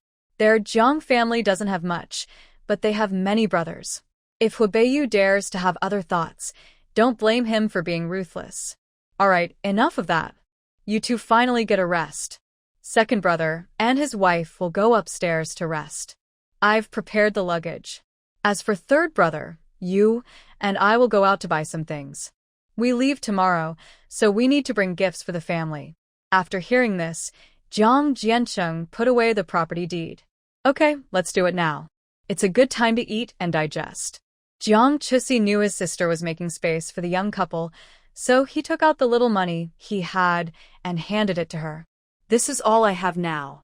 You can go buy things. If it's not enough, I'll give you more later." Jiang Li waved her hand. "No need. I still have a lot of money. Just give me the receipts." She was truly not short of money now, but getting the receipts was difficult. Many of the receipts she had scraped from others had expired. Seeing this, Ling Shui didn't hide it and took out all her money and receipts, giving them to Jiang Li. Jiang Li smiled, took the receipts without asking for money, and left with third brother. After everyone had left, Jiang Chusi reached out and hugged Ling Shui, saying, "Come with me upstairs to sleep for a while." Ling Shui's ears turned red. Okay. Although they had registered their marriage, they still hadn't consummated it. She didn't know if they could do it today. Jiang Chusi happily took Ling Shui's hand and went upstairs. Soon after, the room was filled with sounds that made hearts race. Jiang Chusi is a normal man. If his lovely wife shows no reaction when he is close, then there must be a problem with him. But he didn't dare to cause trouble, worried that his younger sister and others might come back, making Ling Shui feel embarrassed. They slept upstairs until it was dark before Jiang Li came upstairs to call them. When Jiang Chusi heard the knocking, he realized it was already night. He replied, I'll come down soon. You go ahead first. Jiang Li nodded, okay, and then turned to leave. Ling Shui rubbed her eyes and, seeing how late it was, felt a bit awkward. She said, it's all your fault. Your little sister probably finished cooking dinner. As her sister-in-law, I only eat ready-made food. Jiang Chusi playfully kissed the corner of her mouth. Be good. My sister doesn't have many things to do. She knows we just had a short separation and is being thoughtful. She's eager for you to give her a niece soon. Ling Shui glared at him. Is your family very biased towards girls? Yes, our Jiang family's boys are worthless. Only daughters are treasures. You don't know. When my little sister was born, we were so happy. So, wife, you need to work hard and give me a daughter. Ling Shui asked, what if I have a son instead? Would you not love me? Jiang Chusi smiled. No, I would still love him. As long as he's alive in our family, that's enough. Ling Shui was speechless. Usually, other families hope for more sons, but in their Jiang family, sons are worthless and only daughters are valued. But they just got married recently, and they didn't know when they might have children. When Jiang Li called them to come down, he shouted, come quickly. We're having barbecue tonight. I and third brother bought a lot of meat. Ayu will come over later. 2. Hearing that Ayu was coming, Jiang Chusi's mood immediately soured. But then he thought they just started dating, and it's okay to break up if needed, so he calmed down. He asked, why are you thinking of barbecue? Did you two go to some place like that? With so many ingredients, the supply station couldn't have bought everything. Even at the meat stall, good meat can only be grabbed in the morning. Jiang Li saw his older brother's cleverness and awkwardly touched his nose. It's only at those kinds of places that they have so many ingredients. I won't go there anymore. Jiang Chusi sighed. Good. Those places aren't safe. If we need something, we should just go ourselves. Jiang Jiansheng then spoke. Don't worry, second brother. We went with our faces covered, so no one recognized us. Besides, we don't go often. Today I'm with my little sister. If we happen to meet inspectors, I'll be there, so nothing will happen. I can't promise not to fight, but I am good at running away. Jiang Chusi glared at him. Just spoil her if you want. Huh, as if you don't spoil her too. All right, third brother. Go start the fire quickly. You will arrive soon, Jiang Li said. Jiang Jianqing nodded. Got it. I'll go now. Ling Shui saw the skewered ingredients in the kitchen. It was the first time she saw this way of eating. Usually they ate whole grilled meats, so she wasn't sure how this small skewer method would taste. Huabeiyu knew that all the brothers-in-law were here today. On the way, he bought a few bottles of good wine, thinking he might just get everyone drunk. Anyway, no matter what they said today, he wouldn't leave Li. When Jiang Li saw Huabeiyu, she joked, are you buying wholesale white wine? Huabeiyu helplessly said, don't laugh. I'm doing this for you. Third brother is okay, but your second brother doesn't like me at all. To marry you, I am prepared to go all out tonight. Jiang Li saw that Huabeiyu was nervous too and burst out laughing. You're afraid too? Huabeiyu smiled affectionately. No way. I'm about to take away his treasure, so I feel guilty. Come on in. Jiang Li held Huabeiyu's hand and walked into the living room. Jiang Chusi's eyebrows furrowed immediately. Seeing his second brother's gaze fixed on their hands, Huabeiyu felt a bit guilty and let go of Li. Ling Shui was seeing Huabeiyu for the first time. She admired how good-looking her sister's boyfriend was. Indeed, beautiful women should be paired with handsome men. Jiang Li placed the wine in the cabinet and cheerfully introduced, second sister-in-law. This is my boyfriend, Huabeiyu. Ling Shui said, hello, I am Ling Shui, your second sister-in-law. Huabeiyu smiled. Hello, second sister-in-law. Jiang Chusi, with a dark face, said, stop calling me that. You're still part of our family. Just call me Sister Ling. Huabeiyu awkwardly touched his nose. He thought this second brother-in-law is really hard to please. He wasn't bad himself, so why did this second brother-in-law dislike him so much? Jiang Li saw his second brother's expression and said, all right, let's go eat barbecue. I've prepared a lot of ingredients tonight, so you all should eat more. Jiang Chusi nodded and took Ling Shui to the yard. Jiang Jian looked at the scene and couldn't hold back his laughter. It was the first time he saw his second brother look so unhappy. It was definitely Huibeyu. Jiang Li glared at third brother. Smile, smile, smile. What's so funny? Jiang Jianqing shrugged. If I don't want to smile, I won't. Humph. When will third brother find me a sister-in-law? Fourth brother is already married. You can't just wait for fourth brother to become a dad while you're still single, right? Jiang Jianqing. What does that have to do with him? I think being single is pretty good. I don't plan to have children or be a caregiver. I don't want to find a nagging wife to boss me around. Thinking about how their father is constantly controlled by their mother makes him feel sick. Isn't being alone better? Whatever, let's go eat. Their own third brother is quite playful. He loves to look for fun, or not. Jiang Jianqing stood up. Let's go. It's been a while since we drank alcohol. Usually they can't drink in the army, so now that they are resting, they must indulge a little. Especially since the wine was bought by their future brother-in-law, they had to taste it and see how it tastes. The sunset's last light shone on the sky, and the small yard was filled with smoke. Soon, the aroma of food wafted through the yard. The neighbors nearby caught the scent and were drawn in by its strong smell. If only the yard wall weren't so high, they'd want to peek inside. Jiang Li hadn't relaxed like this in a long time. Now, she was happily munching on skewers and drinking soda. Huibeyu sat beside her, occasionally feeding her. Ling Shui was eating like this for the first time and felt like her past 20 years were wasted. Why are the dishes made by her sister-in-law so delicious, even though they are all just people? Huibeyu had a good alcohol tolerance. In no time, the three grown men finished a bottle of white wine. Jiang Chixi was okay, but Jiang Jian was starting to feel dizzy. He stammered, Huibeyu, I don't care who you are. Li Li is our family's treasure. Since you chose Li Li, you can't mess around. If our brothers find out you're not clean, they'll break your legs. Did you hear that? Huibeyu replied calmly, third brother, don't worry. I only have Li Li in my heart. There won't be such a day. Humph, I hope so. My Li Li has grown up in the blink of an eye and is about to get married. Suddenly, I feel like crying. Our little cabbage has been snatched by a pig. I'm so sad. Jiang Chixi and Jiang Li looked at the suddenly changed expression of Jiang Jian, their faces darkening instantly. Can anyone tell them? Are these really their Jiang family members? How embarrassing. Huibeyu lightly coughed with his hand over his lips, almost laughing out loud. This Jiang third brother is just too funny. Jiang Li sighed and gently patted Jiang Jianqing's arm, saying, Third brother, you've had too much to drink. I'll take you home to rest. Jiang Jianqing looked confused. Little sister, why are you here? Did that scoundrel Huibeyu bully you? Jiang Li. Huibeyu. Is he really a scoundrel? Third brother, you're drunk. Don't say silly things.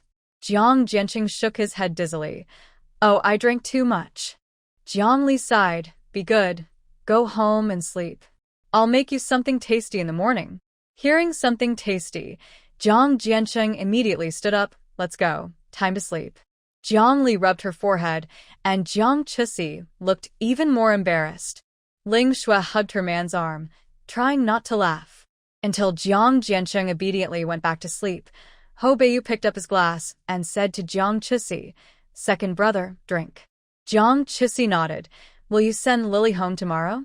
Huibeyu replied, Yes. I'll drive her home and make sure everything is arranged before I leave. Jiang Chixi swallowed his white wine and asked, It's good that you're sending her.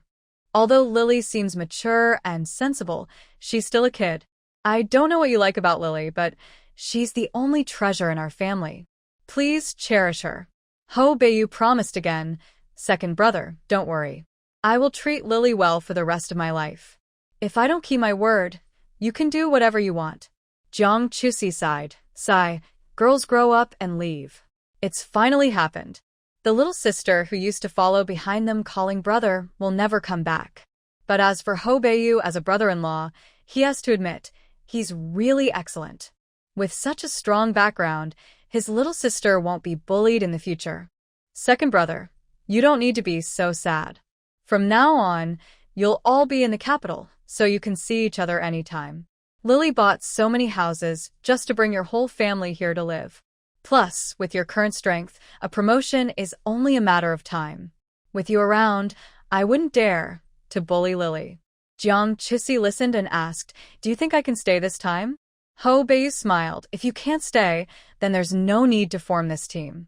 He has to admit, his future brother-in-law is quite capable. Not only is he excellent in every project, but his command in battles is also top-notch. Otherwise, he wouldn't be able to become a deputy regiment at such a young age. He has already made up his mind. The captain of the Special Forces team will be him. Rich benefits should not go to outsiders.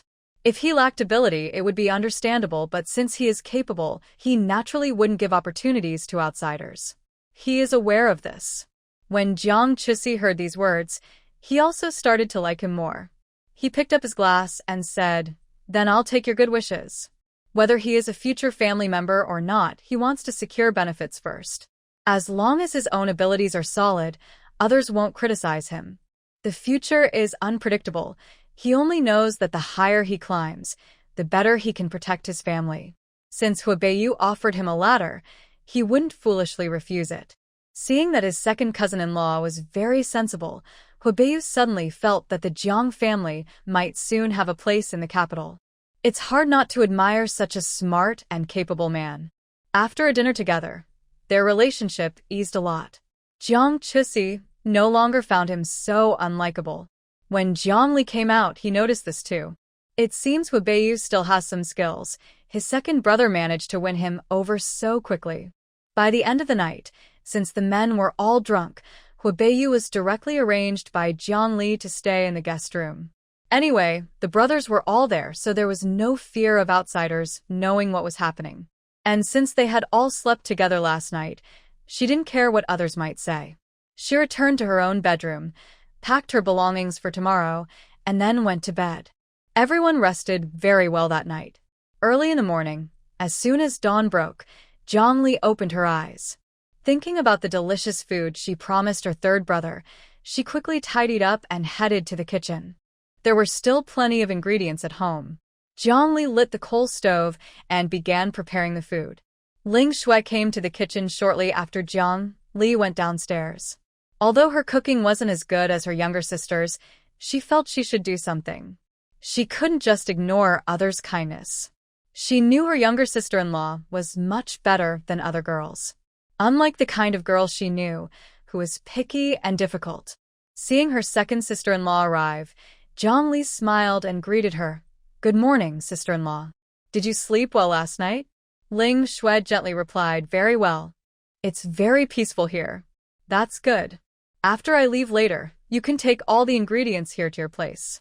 Otherwise, you will have to take them, and it would be a waste." Ling Shui replied, "Let your boyfriend take it.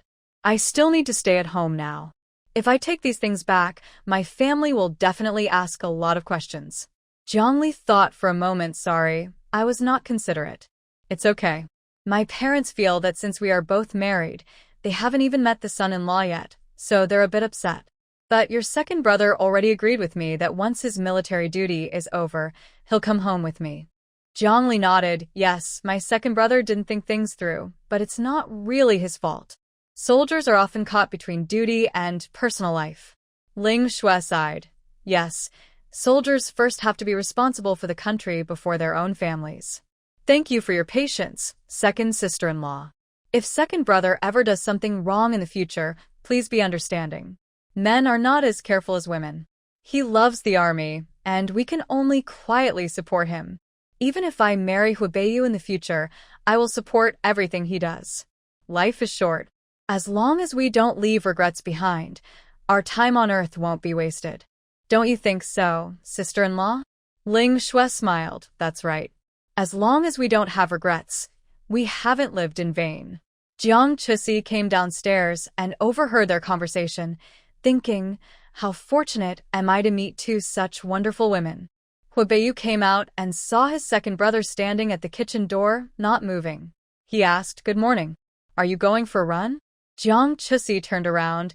"Sure, let's go together." They were used to exercising early in the morning. Not moving all day felt uncomfortable. After greeting the people in the kitchen, They headed out for their morning run. Meanwhile, Jiang Jiancheng was still asleep until breakfast was ready, then woke up groggily. Jiangli looked at her third brother and asked with a smile, "Do you remember what happened last night?" Jiang Jiancheng looked confused. What? What happened? TSK, third brother, your alcohol tolerance isn't good. I thought you liked drinking and had a strong tolerance, but you got drunk after just half a gin of white liquor. Next time, don't drink with others when you go out. Be careful of getting too drunk and being carried home as a son-in-law. Jiang Jianqing knocked her on the head. What nonsense are you talking about?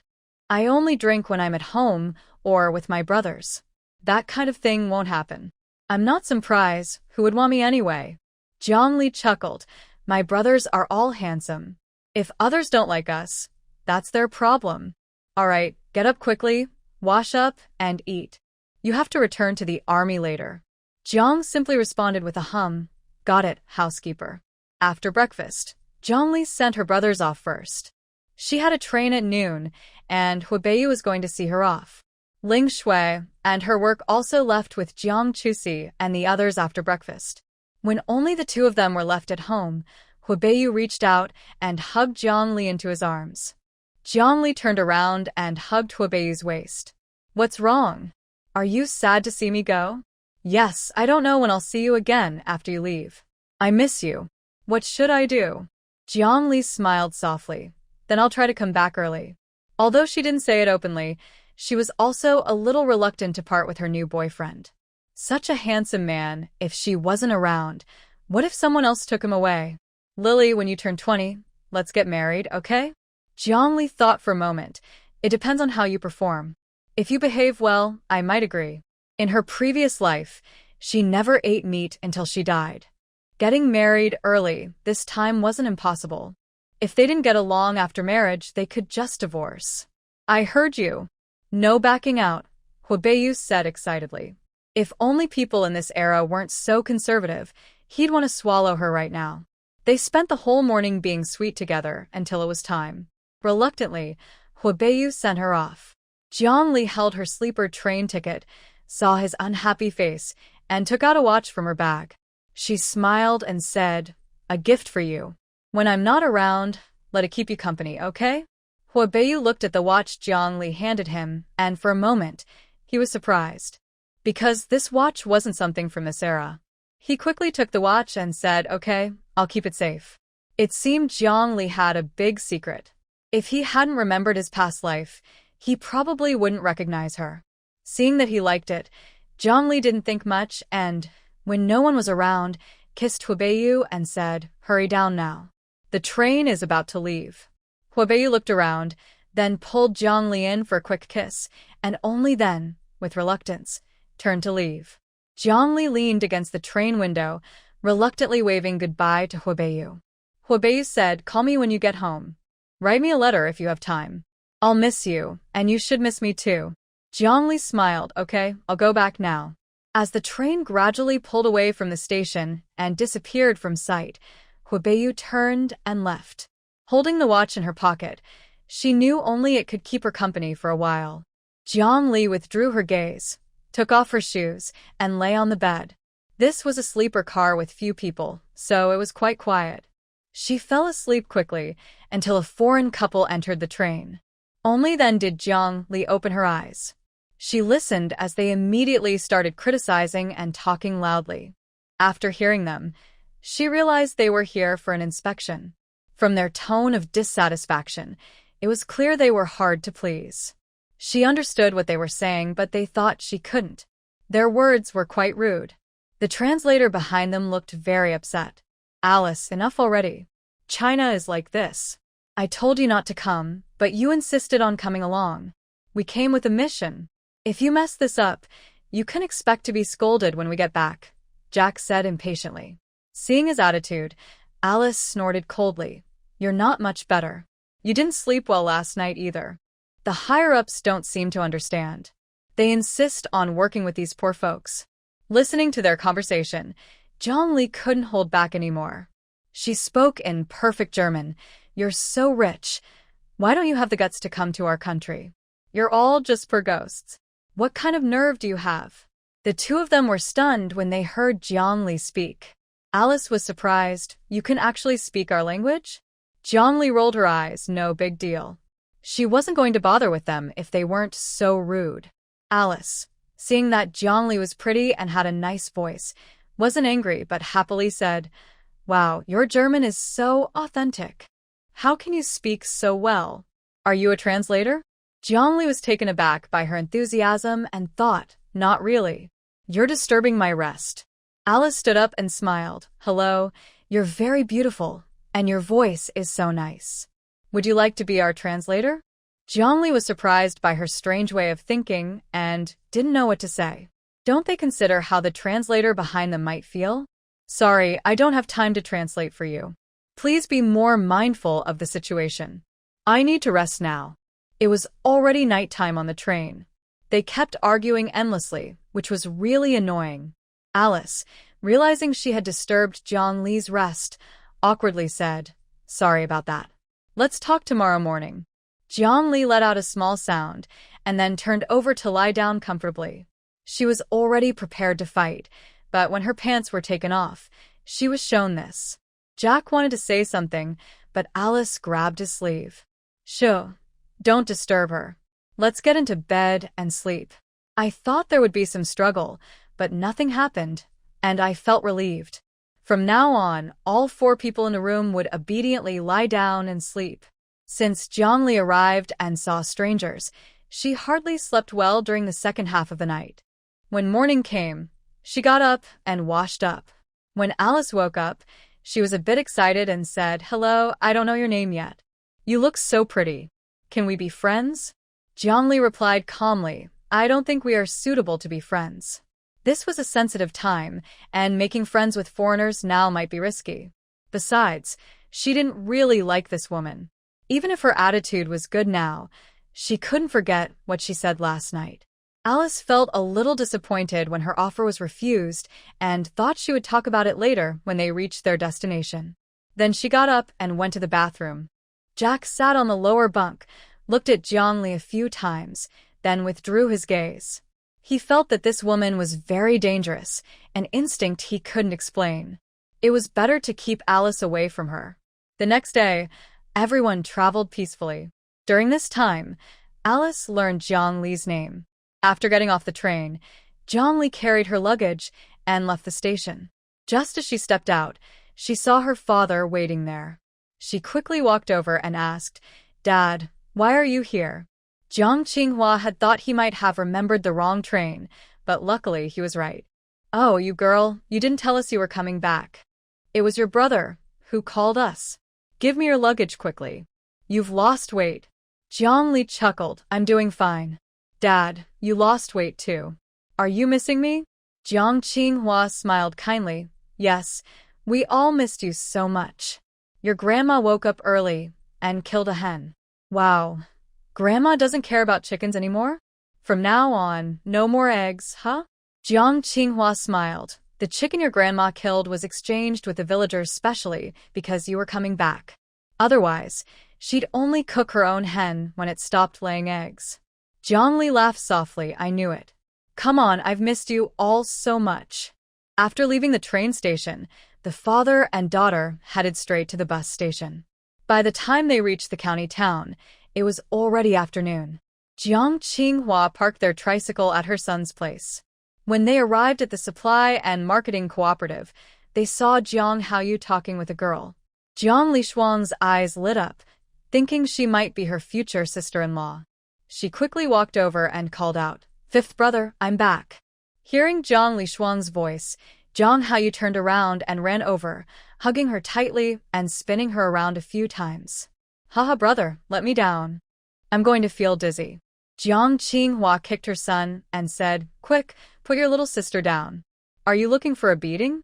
Jiang Haoyu hadn't seen his little sister in a long time and missed her very much.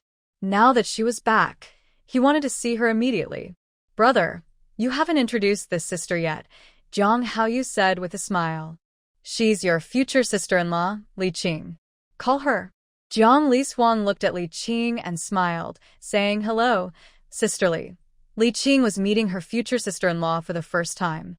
Seeing how beautiful Jiang Li Huang was, she smiled faintly and said, "Hello, you must be Lily. Your brother often talks about you. When I visited your house before, you weren't there. I didn't expect us to meet so soon." Jiang Li Huang chuckled. "Sorry, I had to go out earlier. I just got back today." "I heard you work at the newspaper office, Sisterly, is that right?" Li Qing nodded. "Yes, I have a day off today, so I came to see how you." "All right, the sun is about to set. Little sister, you and Dad should go home first. I'll come back after work tonight, and I'll stay home with you tomorrow," Jiang Haoyu said. Jiang Li Huang looked at the time. "Okay, we'll head back now. Sisterly, I'll come visit you another day. If you have time, you can also come find me to play," Jiang Li Huang added. Li Qing nodded. "Sure, I'll see you then." Li Qing then offered to see them off. Jiang Haoyu pushed the car out from the backyard, and Jiang Qinghua took it and rode home with his daughter. After they left, Li Qing turned to Jiang Haoyu and said, "Your sister is so beautiful.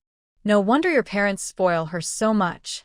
She thought if she had a sister like that, she would spoil her too. Jiang Haoyu said affectionately, "Our family has 10 cousins and brothers, but only this one sister. Of course, we spoil her. Most families prefer boys, but our family values girls more. As long as the boys are alive, that's enough." Li Qing smiled gently and said, "So, in the future, when your new wife has a baby, won't there be pressure?" People at that time preferred boys. They believed only sons could take care of parents in old age, and families that treated girls well were rare. She was able to live so well because she had 2 older brothers, which allowed her to finish high school. Her mother rarely said anything, but at home, her brothers always had the best clothes and food. Fortunately, her own salary was enough to cover 5 yuan for monthly food, and she kept the rest for herself. Otherwise, after marriage, she might have nothing left. "All right, later, find a good time to discuss the bride price with your parents, and then we can get married. After that, you won't have to look at your sister-in-law's face anymore." Li Qing nodded and said, "Thank you, Haoyu. You're so good to me. Silly girl, from now on, we will spend our whole lives together. I only treat you well, and I won't treat anyone else better." He truly liked Li Qing and felt sad that she was so sensible. Although he had a job and could support himself, the neglect at home and the trouble caused by his sister-in-laws made her life less happy than it seemed on the outside. Luckily, she was lucky. When Jiang Li returned to the village on a tricycle, she overheard the women at the village entrance gossiping. Especially when they saw her come back, they all called out, "Oh, Xiaoqi is back. Jiang girl, I heard you went to Kyoto. Was it beautiful there?" "Jiang Xiaoqi, you must have earned quite a bit of money." "Jiang girl, Jiang Xiaoqi." Listening to their questions, Jiang Li felt her head was about to explode. How could she handle all this? "Stop. Ladies, can I tell you everything properly tomorrow night? I've been on the train for several days and I'm exhausted. Please, ladies, just let me rest today." "Thank you." Everyone felt a bit awkward and touched their noses. "Well, since Jiang girl says so, let's go back." Yes, let her rest first. We can talk more tomorrow. Let's disperse. Time to go home and cook." When Jiang Li saw everyone leave, she finally relaxed. "Dad, these women are too enthusiastic. Has anything happened in the village recently?" Jiang Qinghua replied, "Everything is fine at home. Since Xue Qing left the youth brigade, there haven't been any problems. Except for earning fewer work points, there are no big issues." Jiang Li listened and said, "That's good. I just worry about those people causing trouble for uncle." "All right, you don't need to worry about things at home. Let's hurry back home." Ukay, Jiang Li smilat. The old lady waited anxiously at home. As soon as Jiang Li arrived, she pulled her aside and asked worriedly, "Li, how are you? No one bothered you outside, right? Look at you, you've lost weight. Have you been eating and sleeping well? I should have let your brother go with you earlier. Go wash up quickly. Grandma made chicken soup for you. It smells so good. Eat more later." Feeling the old lady's caring concern, Jiang Li hugged her grandma. "Grandma, I miss you so much. You naughty girl. You still remember Grandma. If your second brother hadn't called your uncle, You might have surprised us even more.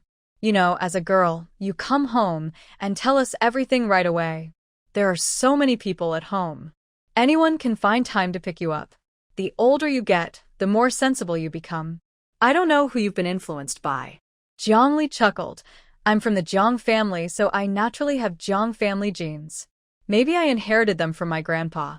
You, go change and wash up for dinner. Okay, I'll be right there. Dad, give me the suitcase. The stuff in the bag is all gifts for you guys. Divide them yourselves. After saying that, Jiang carried her small suitcase back to her room. Jiang Qinghua heard his daughter and sat in the yard, ready to open the burlap sack to see what gifts she brought. Snap! The old lady suddenly gave him a hard slap. Stop looking. Wait until the family is back to look together. Hurry up and help in the fields.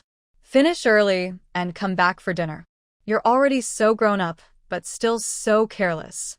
Jiang Qinghua rubbed the back of his head, looking at his mother with a sad face. Mom, I'm already this old. Can you stop hitting me? Don't I have any dignity? Bah, what dignity? Get lost. I'm annoyed just looking at you. Go out quickly. Don't bother me at home. Now that the obedient child is back, no one cares about the son. And with so many grandchildren at home, what's the son even good for? Jiang Qinghua was rejected and had no choice but to get up and go help in the fields. The old lady took the bag to the living room, then turned to the kitchen to serve the chicken soup to obedient. Jiang changed into simple, plain clothes at home, washed up briefly, then went to the kitchen. Seeing her, the old lady placed a large chicken leg into a bowl and said, "Hurry and eat in the yard. I've been cooking all day. It's soft and mushy now." Jiang took the bowl happily and said, "Grandma, you should eat too. Don't worry about me. Everyone has their own, so you can just eat yours peacefully." Jiang knew her family was very kind to her, so she didn't hold back. She carried the chicken soup over to the wooden table in the yard. She hadn't eaten well during the few days on the train, so now, smelling the rich chicken soup, her appetite suddenly increased. When Jiang Jingwen and Jiang Jingrui returned from school, they saw their cousin eating happily. Jiang Jingrui dropped his school bag and ran over, saying, "Sister, when did you come back? I missed you so much." Jiang looked up and smiled. "I got home this afternoon. Why are you two only just back?" Jiang Jingrui pouted. "We were already home earlier, but it was because of my brother. He insisted on meddling." Jiang asked, "What happened? Did something go wrong?" Jiang Jingwen explained, "Nothing much. We ran into some troublemakers. One of our female classmates was bullied. It's okay if we didn't see it, but since we did, I couldn't just ignore it, right?" Jiang frowned. "Did you guys get into a fight?" No, we didn't. The people at school didn't dare to act up. But those guys often hang around outside our school. We don't even know whose kids they are." Jiang swallowed her food and said, "In the future, it's better to avoid getting involved in such things. Things are already chaotic enough. If you run into troublemakers, you could get hurt, you know? Sometimes doing the right thing also depends on whether you have the ability and strength. I don't want you to get hurt over such matters. It's not worth it. Being kind-hearted is good, but without the strength to handle problems, meddling is just foolish. Those people daring to act arrogantly in the county town are definitely not ordinary troublemakers. It looks like she'll have to go there tomorrow. Her brother has never faced the harsh realities of society, so he doesn't understand how dangerous people can be. If she intervenes today, those troublemakers probably won't let it go easily. It's so exhausting." Jiang Jingwen looked a bit embarrassed. "Sorry, sister. I lost control just now. I'll try not to interfere in things like that in the future. All right, we can talk about it later if anything happens. I brought gifts for you all this time I came back. You can share them later. If you don't like them, I'll get you new ones next time." Hearing about the gifts, both of them forgot their worries. "Where are the gifts? Let me see what they are. They should be in the main hall. The gifts have names on them. Just find your own. Go ahead," Jiang said. After hearing this, the two of them went to the main hall, and soon there were exclamations from inside the house. Jiang smiled helplessly, thinking to herself that it was indeed children. When the broadcast announcing the end of work sounded, everyone in the family gradually returned home. Jiang felt the warmth of her family and almost couldn't handle it. Jiang Shuemai saw that her daughter was safe and smiled, asking, "How was Kyoto? Was it fun?" Jiang replied, "It was okay, just average. The city is bigger and the restaurants are tastier, but nothing special. I still think our countryside is better. In the city, everything costs money." Jiang Shuemai smiled. "That's true. Tell us about your trip. Was it smooth?" "Mom, I'm doing well. I even met 2 brothers. My second sister-in-law is also in Kyoto. Also, I have a boyfriend now." "What?" the family exclaimed upon hearing this. Jiang cleared her throat. "You've met him. His name is Huibeyu. I like him a lot. We met by chance in Kyoto and we got together." Her voice grew quieter as she spoke. Everyone's eyes seemed a bit intense, making her feel guilty. Jiang Qinghua suddenly stood up. "It's that guy. How dare he?" "Daughter, are you perhaps enchanted by his face? Let me tell you, good-looking men can be unreliable. Can we find someone else?" Jiang looked very annoyed. "Dad, he's a soldier. He's trustworthy. Plus, I really like his face. Don't you think we both look good? Maybe our future children will be adorable." Jiang Qinghua was speechless, and everyone else was silent, thinking how reasonable that was. Just imagining having a cute little girl like Lily made them excited. Jiang Shuemai rolled her eyes at her husband. "As long as our daughter likes him, that's enough. We shouldn't interfere." "Lily, are you serious?" The man came over to give her a reward, and she noticed that he seemed interested in her daughter. They had seen many things before, so they understood, but she pretended not to notice at the time. "Mom, he's very good. He has a good background, strong abilities, looks nice, and most importantly, he treats me well. Although his family is a bit far away, my brothers will settle there and later, you, Dad, and Grandma can visit. Moreover, I bought a house in Kyoto this time, so don't worry about me." When Jiang Shuemei heard her daughter had bought a house, she asked, "Where did you get the money? Was it that guy who paid for it?" "Listen, we shouldn't spend other people's money to avoid trouble later," Jiang replied with a smile. "No, I earned this money myself this time, and I will get a reward soon." "I know my daughter well," her mother said. She wouldn't spend others' money either. In her past life, she never spent a man's money, and she wouldn't now. Jiang Qinghua felt a little sad. My daughter is still young. How can she start dating so early? Be patient. Let's wait a few more years, Jiang said, smiling. Seeing her father's sad face, Jiang joked, I'll think about marriage after I turn 20, so don't be upset, Dad. All right, I just want you to stay my little princess for a few more years, he said. He only had this one daughter, and he felt sad at the thought of not seeing her often in the future. She was once a small, soft bundle, calling him Dad. He loved her and spoiled her. Enough, my daughter will get married someday. Don't get too emotional here, Jiang Shuemei said, feeling speechless. Her husband was hard to watch sometimes. Okay, everyone go eat dinner. She's tired, so let her rest early, her mother said. Let's talk more tomorrow, the old lady added. Jiang Qinghua nodded. Got it, Mom. We're going now.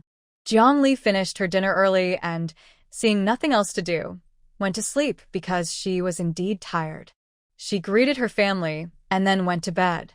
When Jiang Haoyu got home, he learned his sister was already asleep, so he didn't disturb her. Meanwhile, Alice was having dinner with the factory representatives that night. She specifically asked Jiang to be her translator, or she wouldn't discuss the equipment deal. The factory reps found her demanding and a bit headache-inducing. And who was Jiang? They were just buying some machines, so why was it so difficult? They had heard that the two people from Shin City were hard to deal with, but they didn't believe it until now. Seeing her, they realized she was truly difficult. It seemed they needed to find someone to ask around. Manager Wang, it's not that we insist on this person, but her German is excellent, almost like our local dialect, one said. On the train, I invited her, but she didn't want to come, so you'll have to find your own way, he added. If you can get her, I'll sign the contract with you immediately, and I can even give you a 50 yuan discount per machine. Director Wang's eyes lit up when he heard the word discount. That was a savings of 50 yuan per unit, so 20 units would save over 1,000 yuan. Who could this expert be? They haven't even met him, but he's already saving them so much money. No, I must find this person immediately. That Alice woman, you say we can find this person, but it might take some time since you don't have a fixed address, so. It's okay, I'm not in a hurry. Just send someone to look. Alice interrupted. She liked that girl. Since inviting her directly didn't work, surely people from her country could bring her over. She didn't believe she couldn't be friends with Jiang Li. At this moment, Jiang Li didn't know that great wealth was about to come her way. Director Wang had gone all out to help her get involved in the project. With the mindset of if I have money, I won't be a fool, he was even willing to date a dog if it meant success. Of course, it also depended on her good mood. At night in the countryside, the whole village was in darkness. Apart from the occasional dog barking, only the wind could be heard. Jiang Li woke up early the next morning. Before the rooster crowed, she opened her eyes. She stretched comfortably and then got out of bed. She had been too busy before to do morning exercises, so now that she was back, she definitely wouldn't skip them. The morning air was the freshest. After doing a set of 5 animal exercises, she turned to go to the kitchen to prepare breakfast for her family.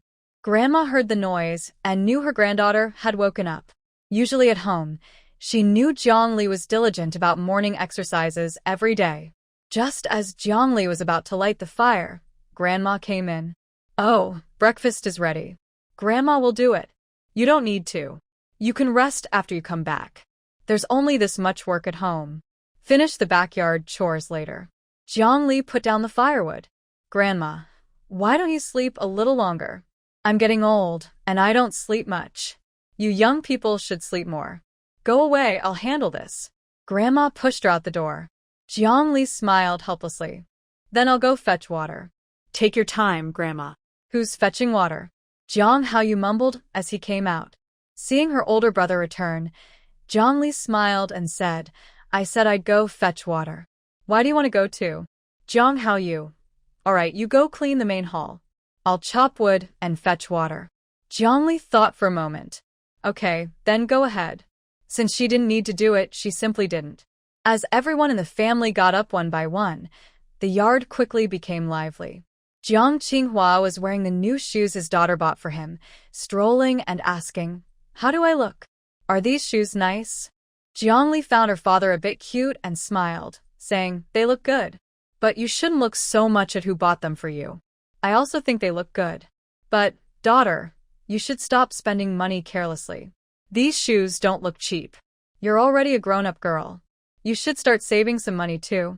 Hearing his father's nagging, Jiang Li smiled and said, Dad, can you stop lecturing so early in the morning? My ears are getting sore.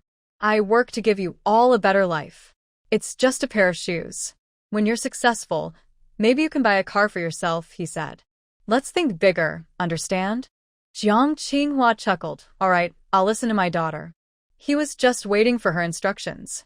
In the living room, Jiang Snowmei and Zhou Jitang saw the father and daughter joking and smiling, and she kindly said, Lili, the coat you brought me fits perfectly.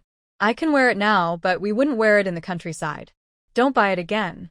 I'm already quite old, and you still buy me small leather shoes. That's too wasteful. She usually just applied some snow cream, which was enough. In the past, people didn't even have enough food, let alone look good. Mom, you're still young. You'll be the youngest and most beautiful grandma, Jiang Li said. Right, Dad? Jiang Qinghua replied, Yes, wife. Just keep wearing the clothes I buy. I like seeing you in them. Once the new year comes, I'll take you out to buy a couple more outfits. I've suffered all my life. I don't want the second half to be hard too. Jiang Snowmei rolled her eyes. Fine. But it's not free, right? Your daughter and son work hard to earn money. I don't go out for blind dates, so 2 sets of clothes are enough. If I had that money, I'd rather save it for my daughter and grandson. Go on. Go to the kitchen and get breakfast. Don't stand here blocking my view, Jiang Qinghua said with a look of sadness. Wife, you're upset with me again, he said. Go away, stop bothering me. We're both old, and you still think you're a handsome young man. Full of wrinkles. Don't you think that's pretty ugly? Jiang couldn't help but almost laugh at her parents' early morning antics. It was too funny how old men could be so spoiled. Jiang Snowmay sighed and pushed him out, saying, "Your dad acts like a big kid every day." It's exhausting. Jiang joked, "Don't you just like my dad this way? Every day, making you happy, that's good." Jiang Snowmay rolled her eyes at her daughter's teasing. "You dare to laugh at your mother? Naughty girl." "Hee hee, I won't say anything," Jiang said, and then turned to leave the main hall. "My mom's gaze was too scary, so it's better to stay away." But she really envies her parents' relationship. After so many years, their feelings are still as strong as when they first fell in love. I wonder if her future married life will be as loving as her parents. But just thinking about it, she suddenly remembered she forgot to call Ayu back. Omega, oh no, it's over. Little sister, what are you doing there? The breakfast is ready. Do you want to go to the back mountain later? After hearing this, Jiang thought for a moment and said, "Sure, we can go to the back mountain in the morning. The mountain produce should be ripe now, so we can pick some and bring them back. But in the afternoon, I need to go to the neighboring county." "Why do you need to go to the county?" Jiang Haoyu asked. "I have some things to take care of there. I'll come back with Jing Gwen and the others in the afternoon." Jiang Haoyu replied, "Then I'll go with you this afternoon. I have nothing to do today anyway." Jiang agreed, "Okay, that's perfect. I can also buy some pork on the way back." While they were talking, Uncle Jiang carried a basin of steamed buns over and said, "Stop chatting. Breakfast will get cold soon." "Okay, we'll be there soon." While she was leaving, third uncle had already built 2 houses next to the eldest uncle's place and hadn't lived at the old house since then. So, only the 5 of them had breakfast. Jiang saw her grandma had steamed an egg custard just for her and said helplessly, "Grandma, I'm grown up now. You don't need to cook special food just for me anymore." The old lady squinted and smiled. "No matter how old you are, you're still my granddaughter." Eat it. Jiang sighed. "Then I'll share half with you. You should eat too." Okay, just eat the food Grandma gave you. It's delicious." The old lady wasn't polite and didn't mind. The family didn't lack much, but she was used to saving. After sharing the food with her grandma, Jiang also divided some for her parents and brother. The family ate together happily. After breakfast, Jiang changed clothes and went to the back mountain with her 5th brother. It had been a long time since she last visited. Now, the back mountain was covered in golden colors. The morning autumn wind was cool and a bit chilly on her face. Jiang adjusted her collar and smiled. "Brother, let's go inside and see if we can find some good stuff. I think we're running out of meat at home." Jiang Haoyu smiled. "Sure, I haven't been up the mountain for a while either. Previously, I heard from villagers that someone saw a tiger on a mountain, but I don't know if it's true." Jiang paused and asked, "Who told you that? Has the tiger still not returned to the mountain?" "I forgot who said it, but I think we should be careful. We can handle wild boars, but tigers are different. That creature is not only fast but also much smarter than wild boars." Jiang smiled and said, "Okay, let's see how lucky we are." The siblings picked mountain produce while walking deeper inside. They encountered rabbits and wild chickens, and Jiang would immediately throw stones at them. Jiang Haoyu admired his sister's skill and felt very jealous. Li, how did you learn to do that? You used to be so clumsy, and now you're so good at it. If I hadn't seen it myself, I might have doubted you were my real sister." Jiang replied calmly, "I practiced secretly when I had free time. As long as 5th brother practices often, he can do it too." Jiang Haoyu sighed, "Forget it. My body just isn't made for martial arts." Hearing this, Jiang suddenly remembered something.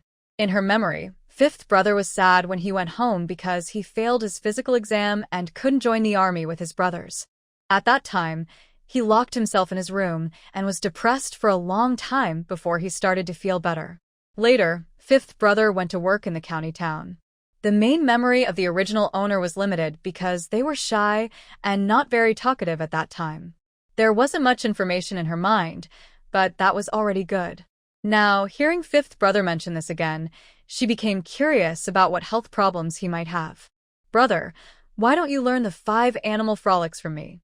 I think you're in pretty good shape. Do you think there was a mistake back then? Have you ever felt unwell? If you don't feel any discomfort, I think you should get a checkup. If there's really a problem, just tell me. I might not be able to help, but my master can. If my master has some special medicine, you could practice martial arts in the future. Jiang Haoyu was stunned when he heard this. He remembered that he hadn't gone to the hospital for treatment all these years. Could it be that the diagnosis back then was wrong? If that's true, he would have wasted so many years worrying for nothing. I'll go to the hospital tomorrow and get checked. No matter the result, I want to know the truth. Jiang smiled and said, "That's right. Treat the illness if you have one. If not, it's best to stay healthy. Or you can trust me, and I can take a look at you first." Jiang Haoyu said affectionately, "That's fine. I'll show you when I get back. Let's get to work first." Okay. The two chatted and laughed, working on many small things all morning, but they didn't encounter any big ones. They also collected a lot of wild mountain goods. When they returned home, both of them were exhausted. Jiang cooked some simple noodles for lunch. Since she wasn't home, the family didn't want to eat refined grains. She bought these noodles before leaving, but there were still many left when she returned. She didn't know what to say. She took 5 eggs from the basket, cracked one open to make a fried egg, and that was enough for lunch. When Jiang Qinghua came back and saw his daughter had made noodles, he smiled and said, "My daughter really cares for me. Just looking at these noodles, I know they'll be delicious." Jiang Shuemai said impatiently, "Are we starving you usually? Just one bowl of noodles, and you're satisfied? You're so capable." Jiang Qinghua chuckled. "This is my daughter showing respect to me." What's so useless about that? "All right, I can't argue with you. Eat your noodles." Jiang smiled and said, "Okay, the noodles will get clumpy soon. Hurry up and eat." "Fifth brother, and I caught quite a few wild chickens and rabbits today. We'll cook them for you tonight."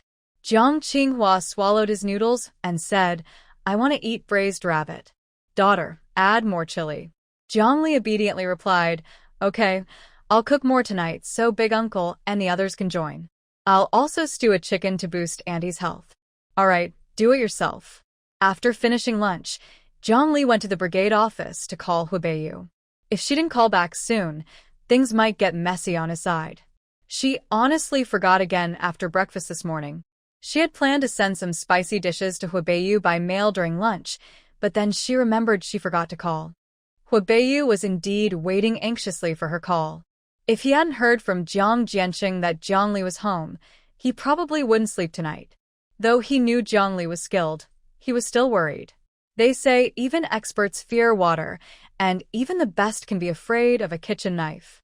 Finally, the phone in the office rang, and Huibeyu heard Jiang Li's voice. "Baby, you still remember to say hello to me?" I thought you forgot about me. Holding the phone, Jiang Li awkwardly touched her nose. "Sorry, I really forgot. I can't do anything about you. Remember to write me a letter later. Take good care of yourself at home, and also look after my brother." Talking about her brother, Huibeyu realized he hadn't checked on him in a long time. He wondered how that little guy was doing in the countryside. Jiang Li pouted and laughed. "You still remember you have a younger brother here? Don't worry, I'll go check on him later." Huibeyu responded with a hum. "Then I'll trouble you, baby. Since you've arrived home safely, I won't keep you on the phone. Phone calls are expensive. Remember to write me letters, and I'll write to you too." Jiang Li replied, "Okay, we'll write letters to stay in touch." Bye-bye. "Bye-bye, remember I miss you." After hanging up, Jiang Li smiled helplessly, then went home with her older brother, riding bikes to the county town. Jiang Haoyu didn't know what his sister was going to do there. Their third uncle had already returned, so maybe there was still something unfinished. Jiang Li didn't say anything. The two rode quickly, reaching the place in just over an hour. Feeling her sore, Jiang Li cursed inwardly. This rough dirt road, she really didn't want to go out again. It hurt so much. Seeing that his sister was heading to their brother's school, Jiang Haoyu looked puzzled. "Why are you here? Did your brothers get into trouble?" Jiang Li nodded, "No trouble, just some minor problems. Let's find a place to park the bikes first, then come back and check."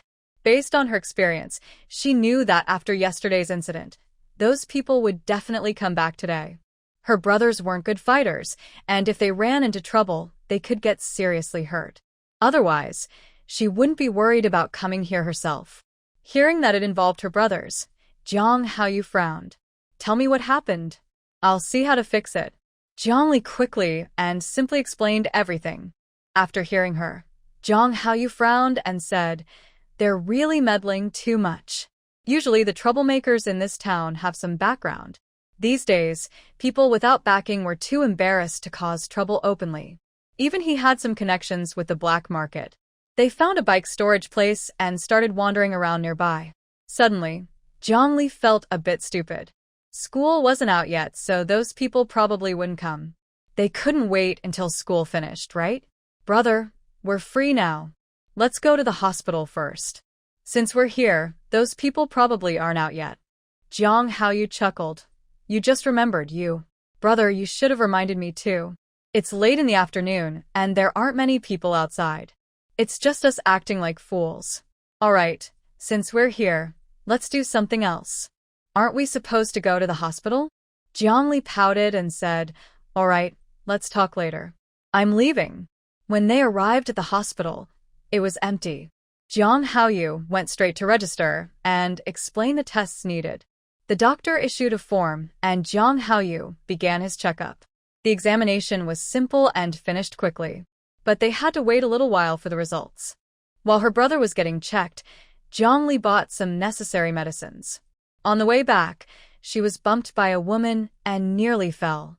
Angry, Jiang Li was about to scold her, but saw the woman hurriedly walking away in a panic. Hey. Stop right there. Ah. Where's my child? Just as Jiang Li was about to speak, she heard another surprised shout. Hearing about a missing child and thinking of the woman leaving in a rush, Jiang Li seemed to realize something. She quickly ran after her. Li Tsuehua was holding her child and running very nervously. Jiang Li chased after her, calling out help. Someone is kidnapping a child. What? Kidnapping a child? Who is kidnapping? Who? Hearing Jiang Li shout, passers-by turned to look. Li Tsuehua, hearing Jiang Li's voice, ran even faster. After a while, Jiang Li managed to stop her. Stop. You human trafficker, how dare you steal a child? Give me my child. Li Tsuehua hugged her child tightly, panicked. This is my child. Move aside. Jiang Li raised an eyebrow. Your child? If he's yours, why are you running? Mind your own business. At this point, more people gathered around. Who is kidnapping? Is it this woman? Wow, a real trafficker. Jiang Li loudly said, this woman is a trafficker. Please, everyone, find the police. Thank you. Seeing more and more people, Li Tsuehua became anxious. My child is sick. I'm not a trafficker. Please move aside. Jiang Li snorted coldly. We'll see when the police arrive. Don't even think about running. I'm not. I don't have him. Please, let us pass. Li Tsuehua became more emotional. Jiang Li watched her change and felt something was off. She wondered if she was mentally ill. My child, this is my child. Be good, son. Mom will never lose you again. Be good. Hearing her whisper, Jiang Li became more certain. But maybe the woman was just pretending. Only by checking can they know if she's really sick. The police received a report and quickly arrived with the child's relatives. Coincidentally, the person who lost the child had just reported it, and at the same time, someone mentioned there might be human traffickers nearby. The child's father arrived and, upon seeing the bag in Li Tsuehua's arms, instantly recognized it as his child's. Police, that's my child. The blanket was made by my mother. Our neighbors all know about this. Please, help save my child. The police looked at Li Tsuehua and said, Comrade, you are under arrest. Please return the child to us. No, he's my child. He's mine. You're trying to take my child again. You deserve to be punished. All of you deserve it. Li Tsuehua became more and more agitated as she spoke. Jiang Li looked at the child in her arms and thought, if I don't act now, the child might suffocate. Wow. Baby, don't cry. Mommy loves you. Mommy will never lose you again. Let me avenge you, okay? I'll take care of those people. No one will ever take you from me again. Is that okay? Wow. Wow. Seeing his son crying so sadly, the child's father moved to go over. But Jiang Li reached out and stopped him. Don't move. This woman has mental issues. If we try to take the child forcibly, she might hurt him. The man frowned and said, Little comrade, that's my son. Please don't interfere. Hearing this, Jiang Li couldn't help but laugh bitterly. Fine, I'll let you handle it. I won't get involved. She turned and walked away, ignoring what others said. Since the child wasn't hers, and the police were here, she wondered if Brother Wu would be worried if she disappeared for a while. Some bystanders saw Jiang Li leave and said, Hey, what's wrong with you? If it weren't for that girl, your son would be lost already. Exactly. That girl stopped the traffickers and called the police. And you're saying she's meddling? Such a foul mouth. No wonder you lost your son. Come on, let's go. People like that are so rude. She's only trying to help, but you don't appreciate it and say she's meddling. Yeah. What kind of person are you? The child's father was scolded by everyone and turned red in the face. He didn't realize it was the girl who helped him. But since he had already spoken, he could only accept the situation for now. Li Tsuehua saw that everyone had left and quickly picked up the child to run away. The police quickly intervened and stopped the situation. Li Tsuehua was frightened and clung to her child, struggling desperately. The child cried loudly, and chaos broke out at the scene. But whatever happened there, it no longer mattered to Jiang Li. When she returned to the hospital, she saw her brother looking for her. Brother, I'm here. Hearing his sister's voice, Jiang Haoyu asked anxiously, Where did you go? I looked for you everywhere. I even checked the women's restroom. Sorry, brother, for making you worry. I was just helping to chase a human trafficker. The hospital lost a child. Jiang Haoyu, hearing this, asked worriedly, Are you okay? Are you hurt? You even dared to chase the trafficker? What if they were part of a group? You're just making me worry. I didn't think much. When I saw it, I couldn't just watch the trafficker take the child away. She hated human traffickers more than anything in her life. You're so quick to act after just talking about your brothers, her brother said. Good thing you're okay. Otherwise, I'm afraid I might lose my leg. All right, brother, let's not talk about that. Have your medical report come out yet? Not yet, but it should be soon. Let's go sit over there for a while. Okay. The two found an empty chair to sit on. Before Jiang Li even sat down, she saw the man who had just lost his child rushing in with the child in his arms. Jiang Haoyu looked up. Why is this child crying so badly? Jiang Li snorted coldly. That child is the one I helped stop earlier. He's crying so hard because he might be hurt. That. Jiang Haoyu was speechless. Aren't they so careless? Could that child be a newborn? Jiang Li nodded. Yes, he's a newborn. Otherwise, he wouldn't be lost in the hospital. All right, let's not talk about this anymore. Brother, I have something to tell you. Please don't tell Mom and Dad, okay? Jiang Haoyu asked curiously, What is it? Did you do something bad? Brother, are you still my real brother? Do I look like that kind of person? Jiang Haoyu smiled. Then tell me, what is it? Jiang Li whispered in his ear, I bought 4 apartments in Kyoto. 1 for each of us. Don't tell Mom and Dad. I'm afraid they'll scold me. What? Jiang Haoyu looked shocked. Little sister, are you joking? Those are apartments in Kyoto. Lower your voice. How could I joke about such an important matter? I already gave the houses to the 2nd and 3rd brothers. Your house is at home. It's the bride price I gave to the brothers for their marriages. How do you think? Does my sister treat you well? Jiang Li said proudly. Little sister, did you spend all the reward money? Do you still have any money? I think you should keep the house in Kyoto for yourself.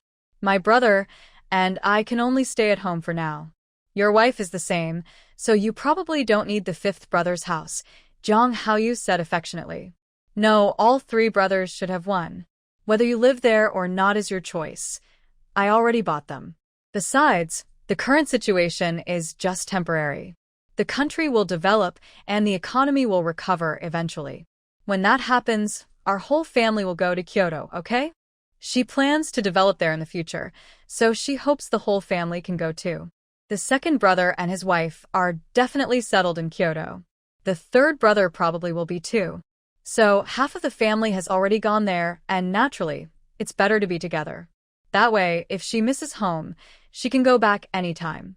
And it's almost time, just over 2 years, then she won't have to live so cautiously anymore.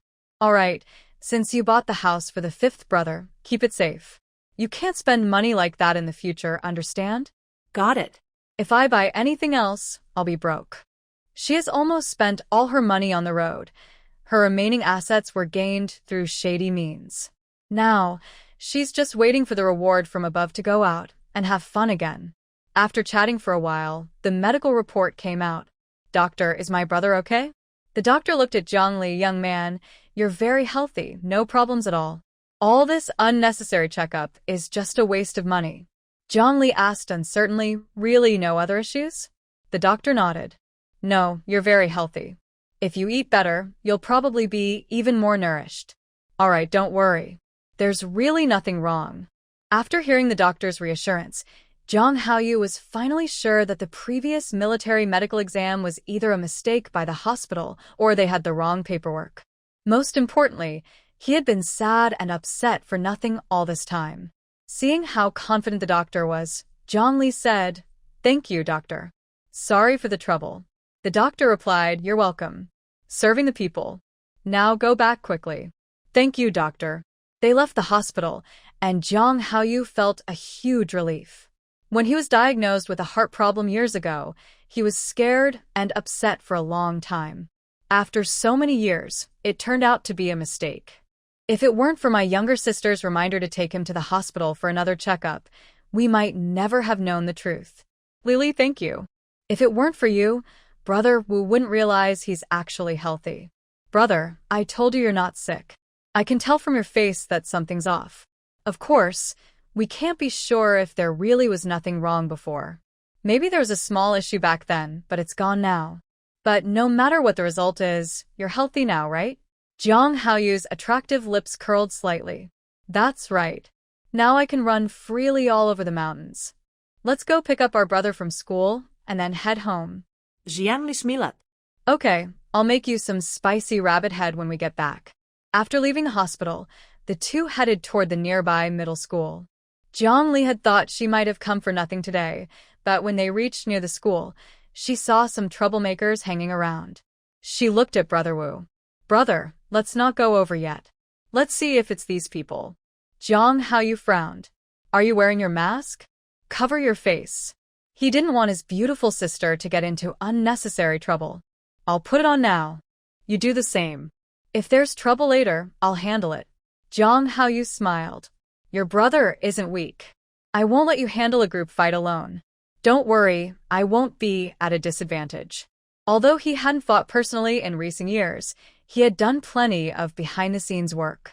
These days, only being ruthless can help you survive well.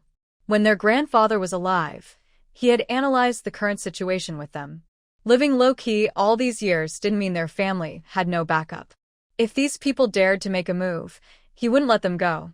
Jiang Li didn't know what her brother was thinking, but she thought that if these people dared to attack, there was no reason for them to live anymore. Wildfires can't be extinguished, and spring breezes bring new life. Once a grudge is formed, it's either you die or I do. Even if they didn't dare to kill, they could still beat someone into a coma. Jiang family members always protect each other fiercely. They can fight and scold their own, but outsiders are not allowed to touch a single finger of their family. As the school bell rang, students began to come out one after another at the gate. Since today is Friday and tomorrow is a holiday, the children are like wild horses running free after leaving school. About half of the students have already left. Jiang Li and Jiang Haoyu only saw the Jiang brothers, Jiang Jingwen and his brother, gradually walk out of the school gate. They seemed to be talking about something and looked very happy. Jiang Li didn't rush to go say hello. She kept a close but not too close watch on them from behind. Jiang Jingwen was pushing his bicycle and was about to ride away when a few men surrounded him. Kid, we've been waiting for you. My brother told me you meddled in his affairs yesterday and caused the girl to run off. Tell us, how will you compensate us? Jiang Jingwen pulled his brother behind him, frowned, and said, Who are you? I don't know you. Zhang Hao sneered. You don't need to know us. Just tell us, did you interfere yesterday? I waited for you all afternoon. Don't think yesterday's matter can just be forgotten. Jiang Jingwen coldly replied, What do you want? Yesterday, that person was the one acting like a bully. Not only did you not discipline your own people, but now you're causing trouble for us. Do you think the police station belongs to your family? Do you still respect the law? Zhang Hao laughed mockingly, the first person to speak to him like this. Law? In this area, Zhang Hao is the law. Kid, hasn't anyone told you? In this area, I, Zhang Hao, am in charge. Today, we won't ask for much, just 100 yuan. Let's settle this. If you don't have money, you can leave your bicycle as compensation. Otherwise, your school won't be needed anymore. Jiang Jingrui's face turned red with anger. He shouted, You thugs! Are you bandits? Help! Someone's being robbed. People passing by heard Jiang Jingrui shout but didn't stop or look back. They ran faster and faster. Such incidents weren't even worth watching, let alone helping. Everyone living nearby knew Zhang Hao's reckless face. Zhang Hao lit a cigarette and said, Call out.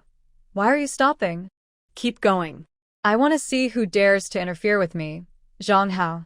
Jiang Jingwen glanced at the men in front of him, feeling that fighting now would be hopeless.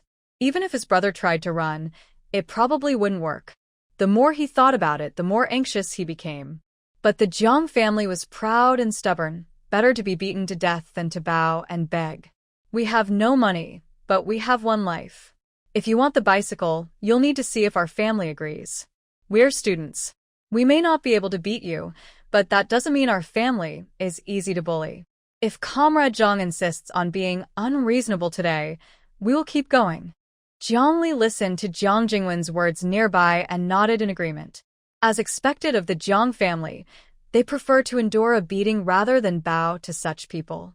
One time leads to many times. Soft targets are always chosen. People are the same. Kid, just because we're easy to talk to doesn't mean we have no temper. If you don't give us an explanation today, don't expect to leave happily. No matter what background your family has, I am the law here. Brothers, teach them a lesson. Jiang Jingwen parked his bike and pulled his brother aside. Come at me if you have a problem. I handle the trouble. Be a man and don't bully kids. He wasn't afraid of getting hit, but his brother couldn't handle it. All right, kid, you have guts. Then let that little one go. Jiang Jingwen held his brother's arm. Brother, I'm not afraid. Let's go together. I don't believe they can beat us to death. Be good, don't cause trouble. Wait over there. I won't get hurt. Zhang Hao saw how close the brothers were and felt a bit envious. Just as they were about to make a move, Xin Li threw a few small stones over. Ah. Who's there? Who? Come out. Who's hitting me? Xin Li and Jiang Haoyu walked over from nearby. Jiang Jingwen felt very embarrassed when he saw who was coming. Big sister, big brother, why are you here? Jiang Li smiled and said, If I didn't come, you'd be beaten to death. Come on, Zhang Hao, right? My brother dares to bully our family. Does he think we're nobody? Do you even know who's behind us? Believe it or not, I can make you unable to stay here in minutes. Zhang Hao looked at the two people approaching. Hearing Jiang Li's threatening words, he asked uncertainly, Who are you? He hadn't seen these two around here. Maybe they were from the neighboring county. Jiang Li snorted coldly, Who we are has nothing to do with you. Just tell me, if you dare to bully our family's little brother, how do you want to die? She knew how to act tough. As long as the other side didn't have time to check her background, she could definitely bluff her way through by showing strength. She preferred to avoid fighting if possible. Once she got past this hurdle, she had plenty of ways to make sure these people wouldn't cause trouble anymore. But honestly, Zhang Hao was starting to be a little fooled. It was really because this woman's aura was extraordinary. He had seen this kind of imposing person before, once when he was running errands for the leaders at the big courtyard. Do these two families really have connections? Speak up, bullying my brother as if we're easy to bully, huh? If I hadn't held back just now, your heads would have been blown apart, you know? Hearing Jiang Li's words, Zhang Hao finally remembered the stone from earlier. So, you lost it? Jiang Li hummed. That's right. Since it's your first time, I spared you. Otherwise, you would probably be in the hospital now. She had just used all her strength, and the people who were hit would definitely be bruised now. If she had hit their heads, haha. Zhang Hao covered his arm, still feeling numb and not fully recovered. He didn't expect to encounter such tough opponents today. After thinking for a moment, he said, haha, look at this. It's like a big flood rushing into the dragon temple. If I had known my brother had a sister like you, I wouldn't dare to bully anyone. Then he took out all his savings from his pocket. Girl, this is all I have. Can I consider it an apology? They say no fight, no friendship. Can I count on you to look out for my brother in the future? Shan Li sneered coldly. Didn't you just ask my brother for 100? Now you give me only 20-something? Do you think I'm begging for food? Zhang Hao endured his anger and lowered his voice. Girl, if I had money, I wouldn't extort people. When I have some, I'll make it up to you, okay? Jiang Li glanced at her fifth brother. Zhang Hao you understood, and quickly snatched the money from the other hand. Let's forget about it today. If it weren't for guests at home needing to eat, I wouldn't let this go so easily. Get lost, Jiang Li said dismissively. All right, we're leaving now. Zhang Hao finished speaking and ran away with his brothers. They moved so fast that it looked like a dog was chasing them. After they left, Jiang Li finally looked at her two brothers. Are you both okay? Are you scared? Jiang Jingwen shook his head. No, they just hit me once at most. Jiang Li chuckled. You still know you'll get hit? Do you dare to meddle in things again? Let's go. We need to get the bikes and go home. I still have to cook dinner. Jiang Jingrui looked at Jiang Li with bright eyes. Sister, can I learn kung fu? Jiang Li laughed. If you want to learn, go ahead. Just don't come and complain about being tired.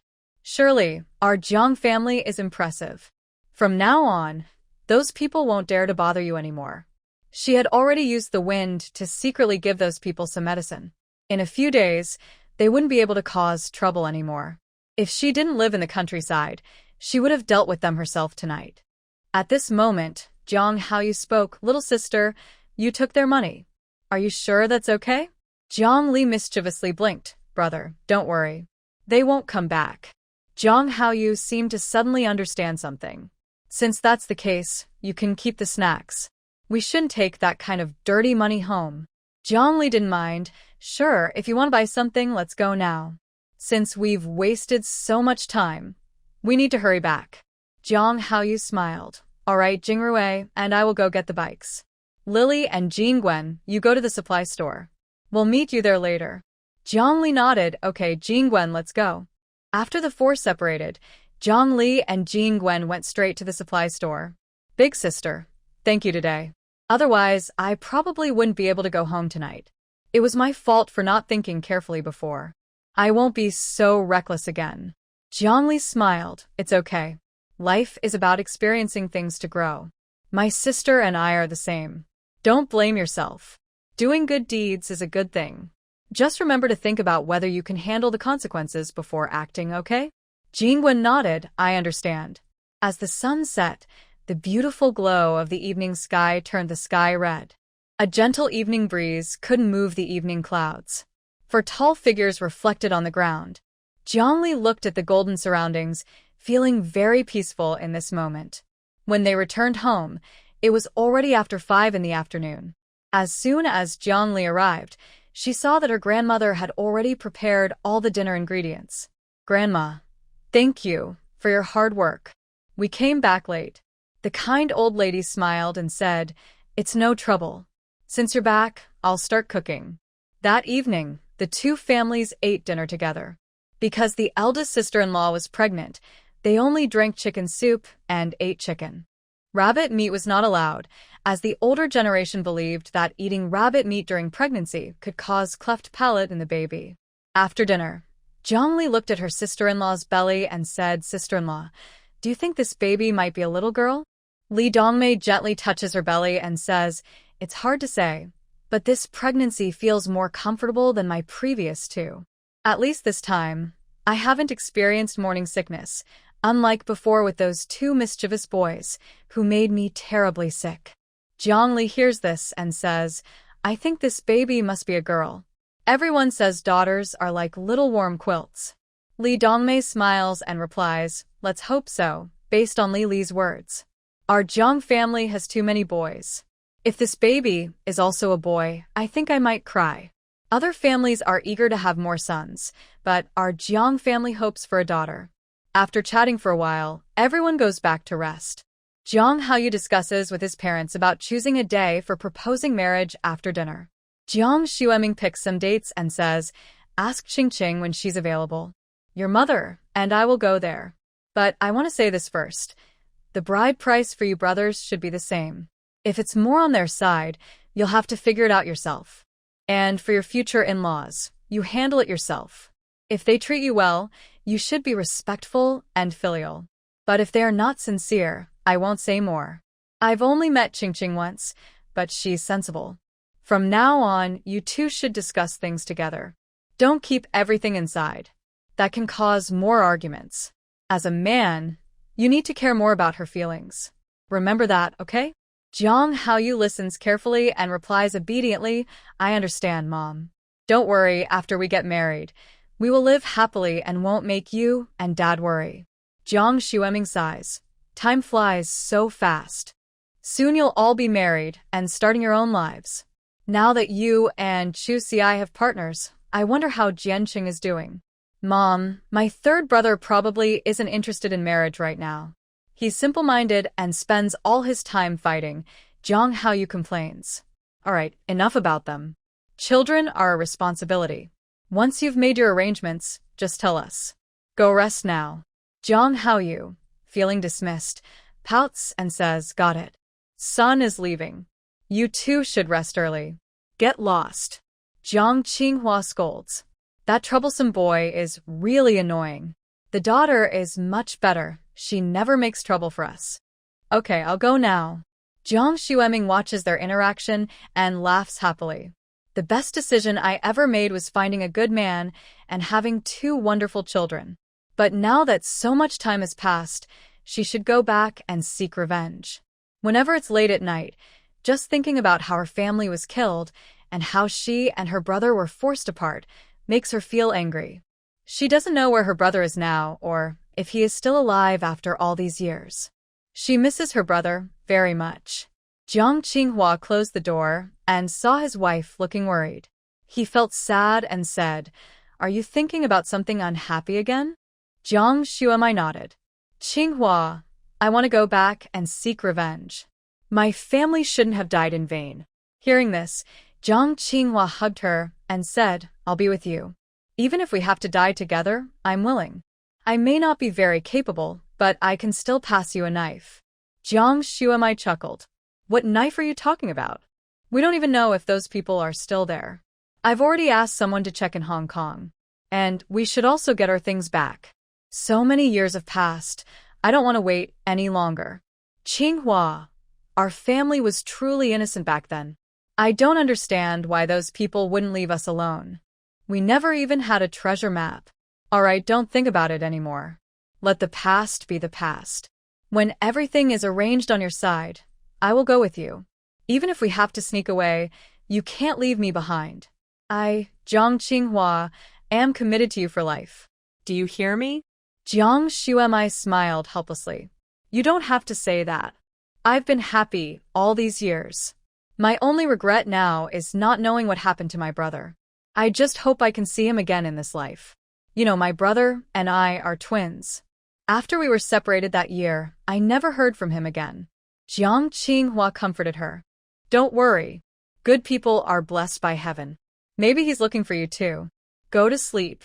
Once you sleep, all worries will disappear. Jiang Xueming agreed. Okay.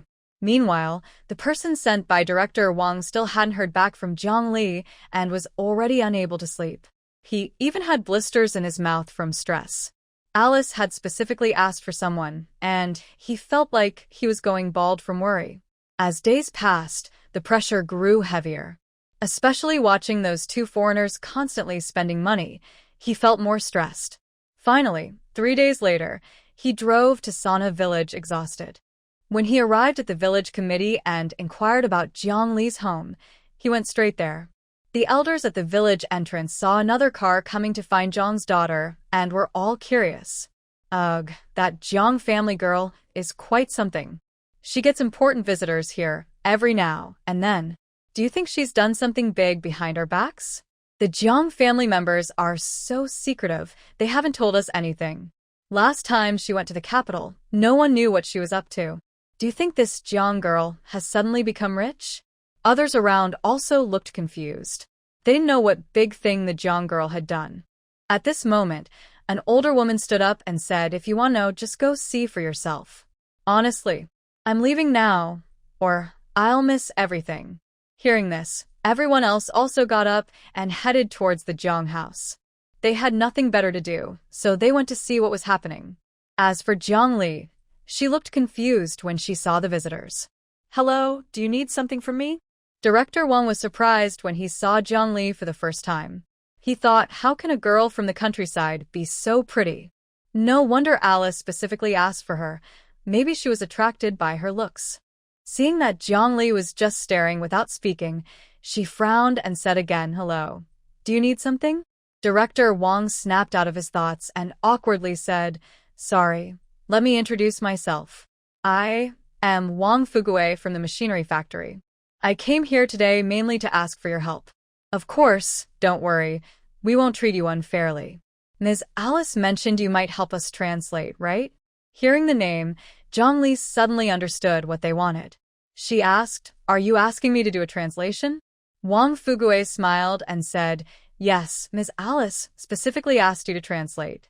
She also said that if you agree, each machine we buy afterward will be 50 yuan cheaper.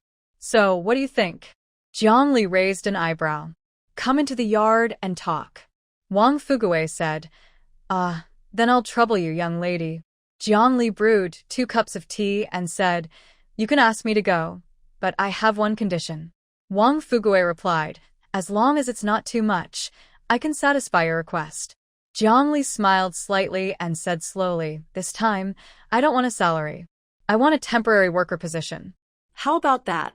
Jingwen was about to graduate and had no job, so she would have to stay home and farm.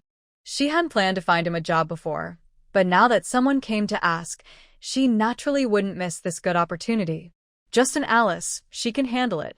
Wang Fugue thought for a moment and then replied, "I can give you a temporary job, but whether you can become permanent depends on your own skills.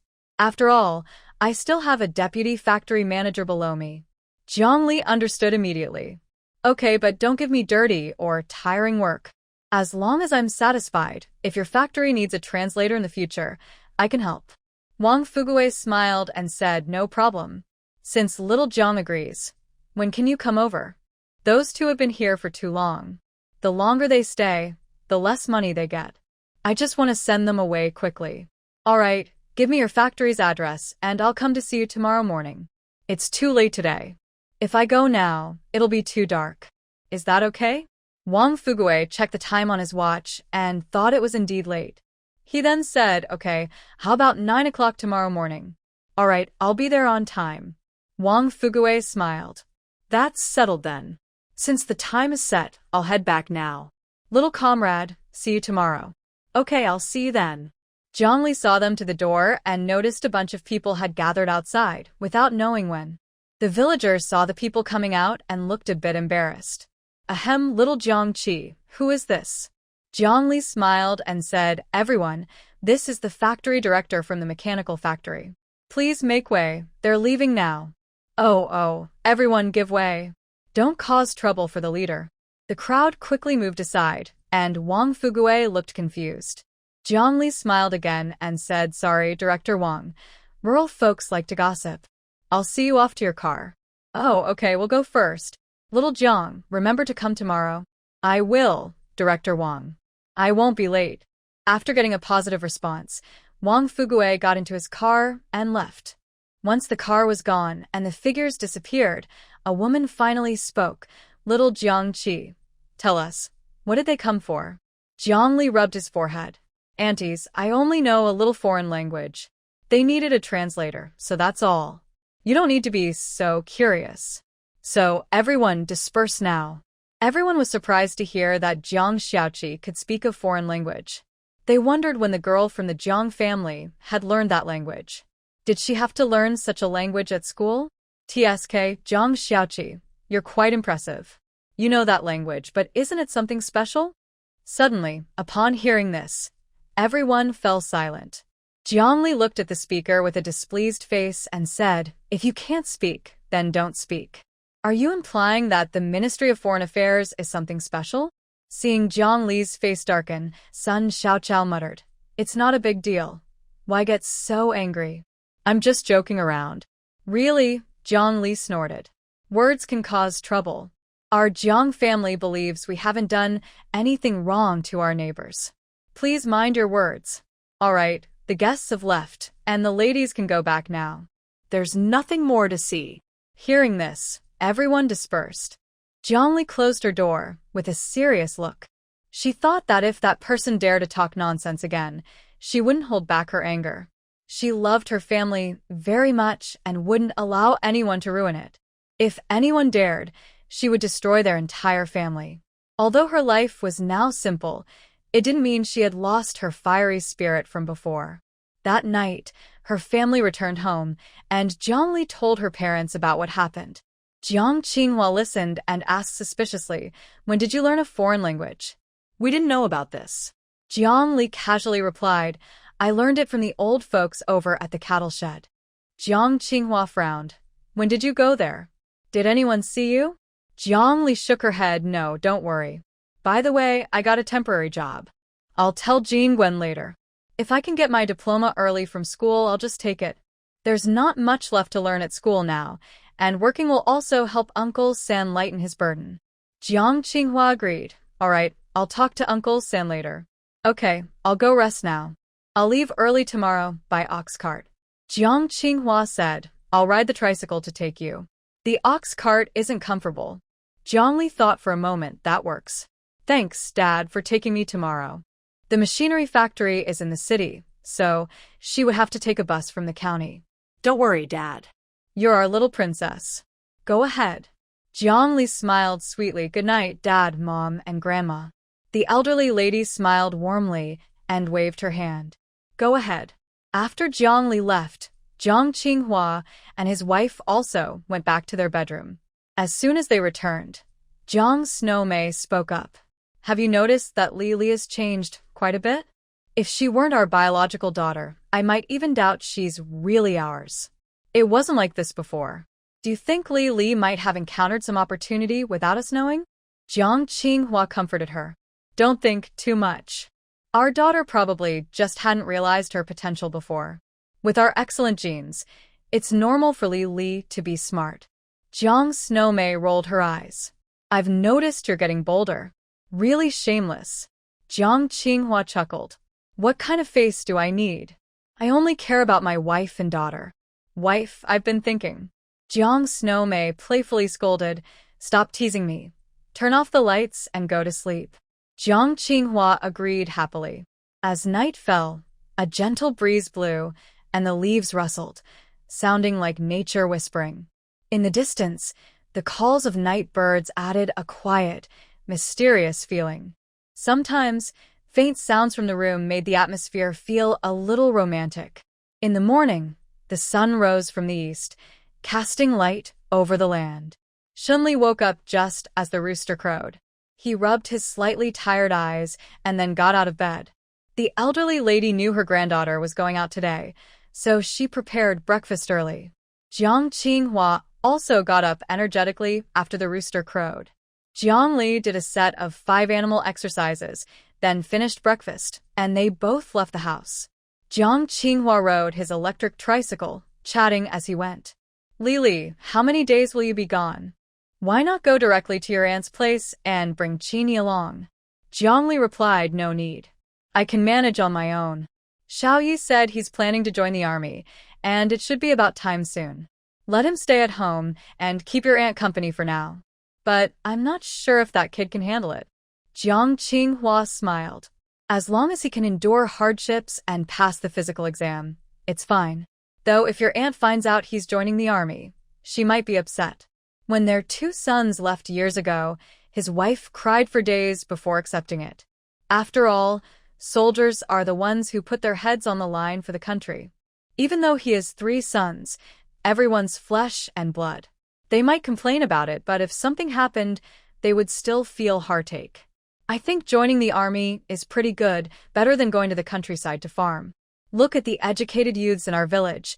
They've lost their youthful energy over the years.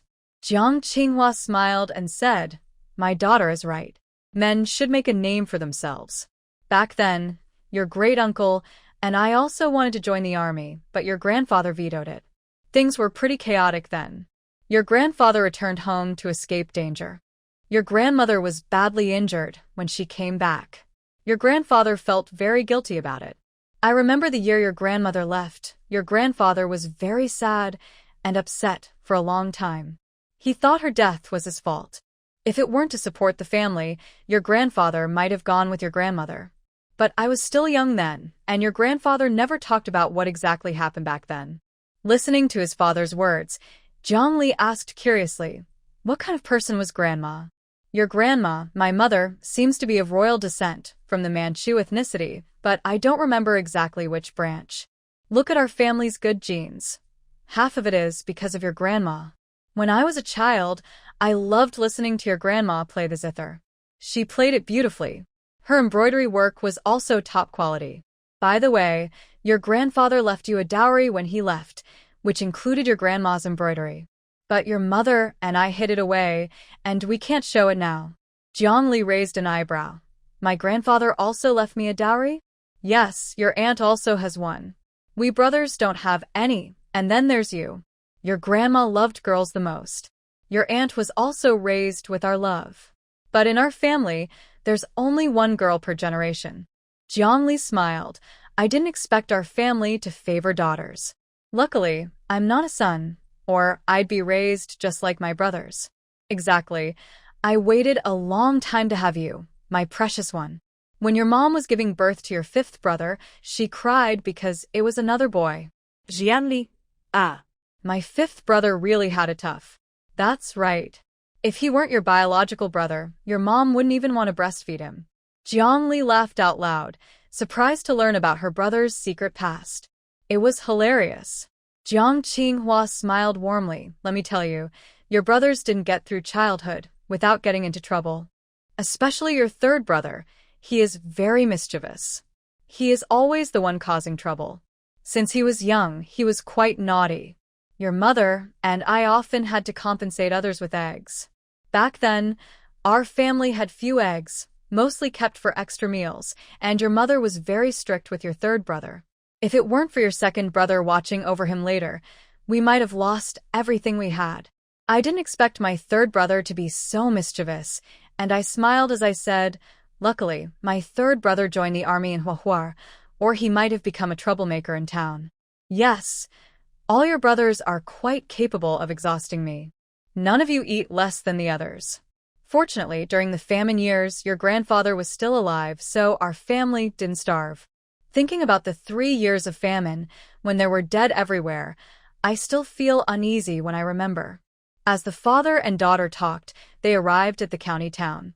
Seeing the car was about to leave, Jiang Li jumped off the tricycle and said, "Dad, I'm leaving now. Drive safely." "Okay, you two, be careful." got it. Jiang Li waved goodbye and got into the car. Jiang Qinghua waited until the car left before turning back home.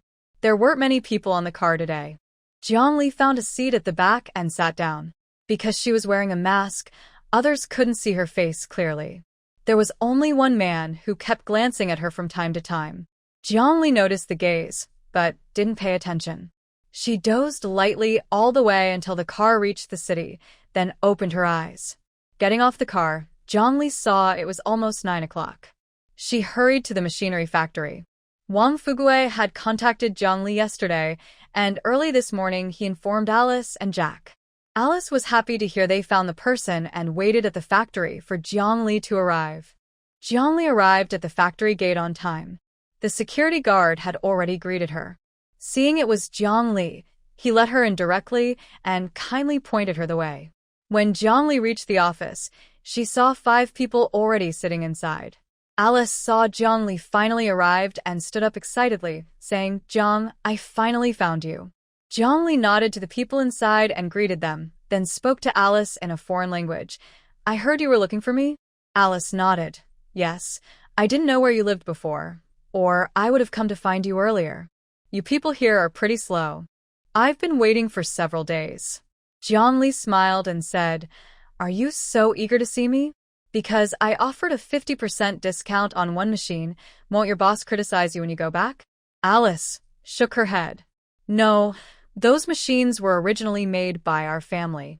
If you still need more, I can also ask my father to sell them to you. I don't sell to others."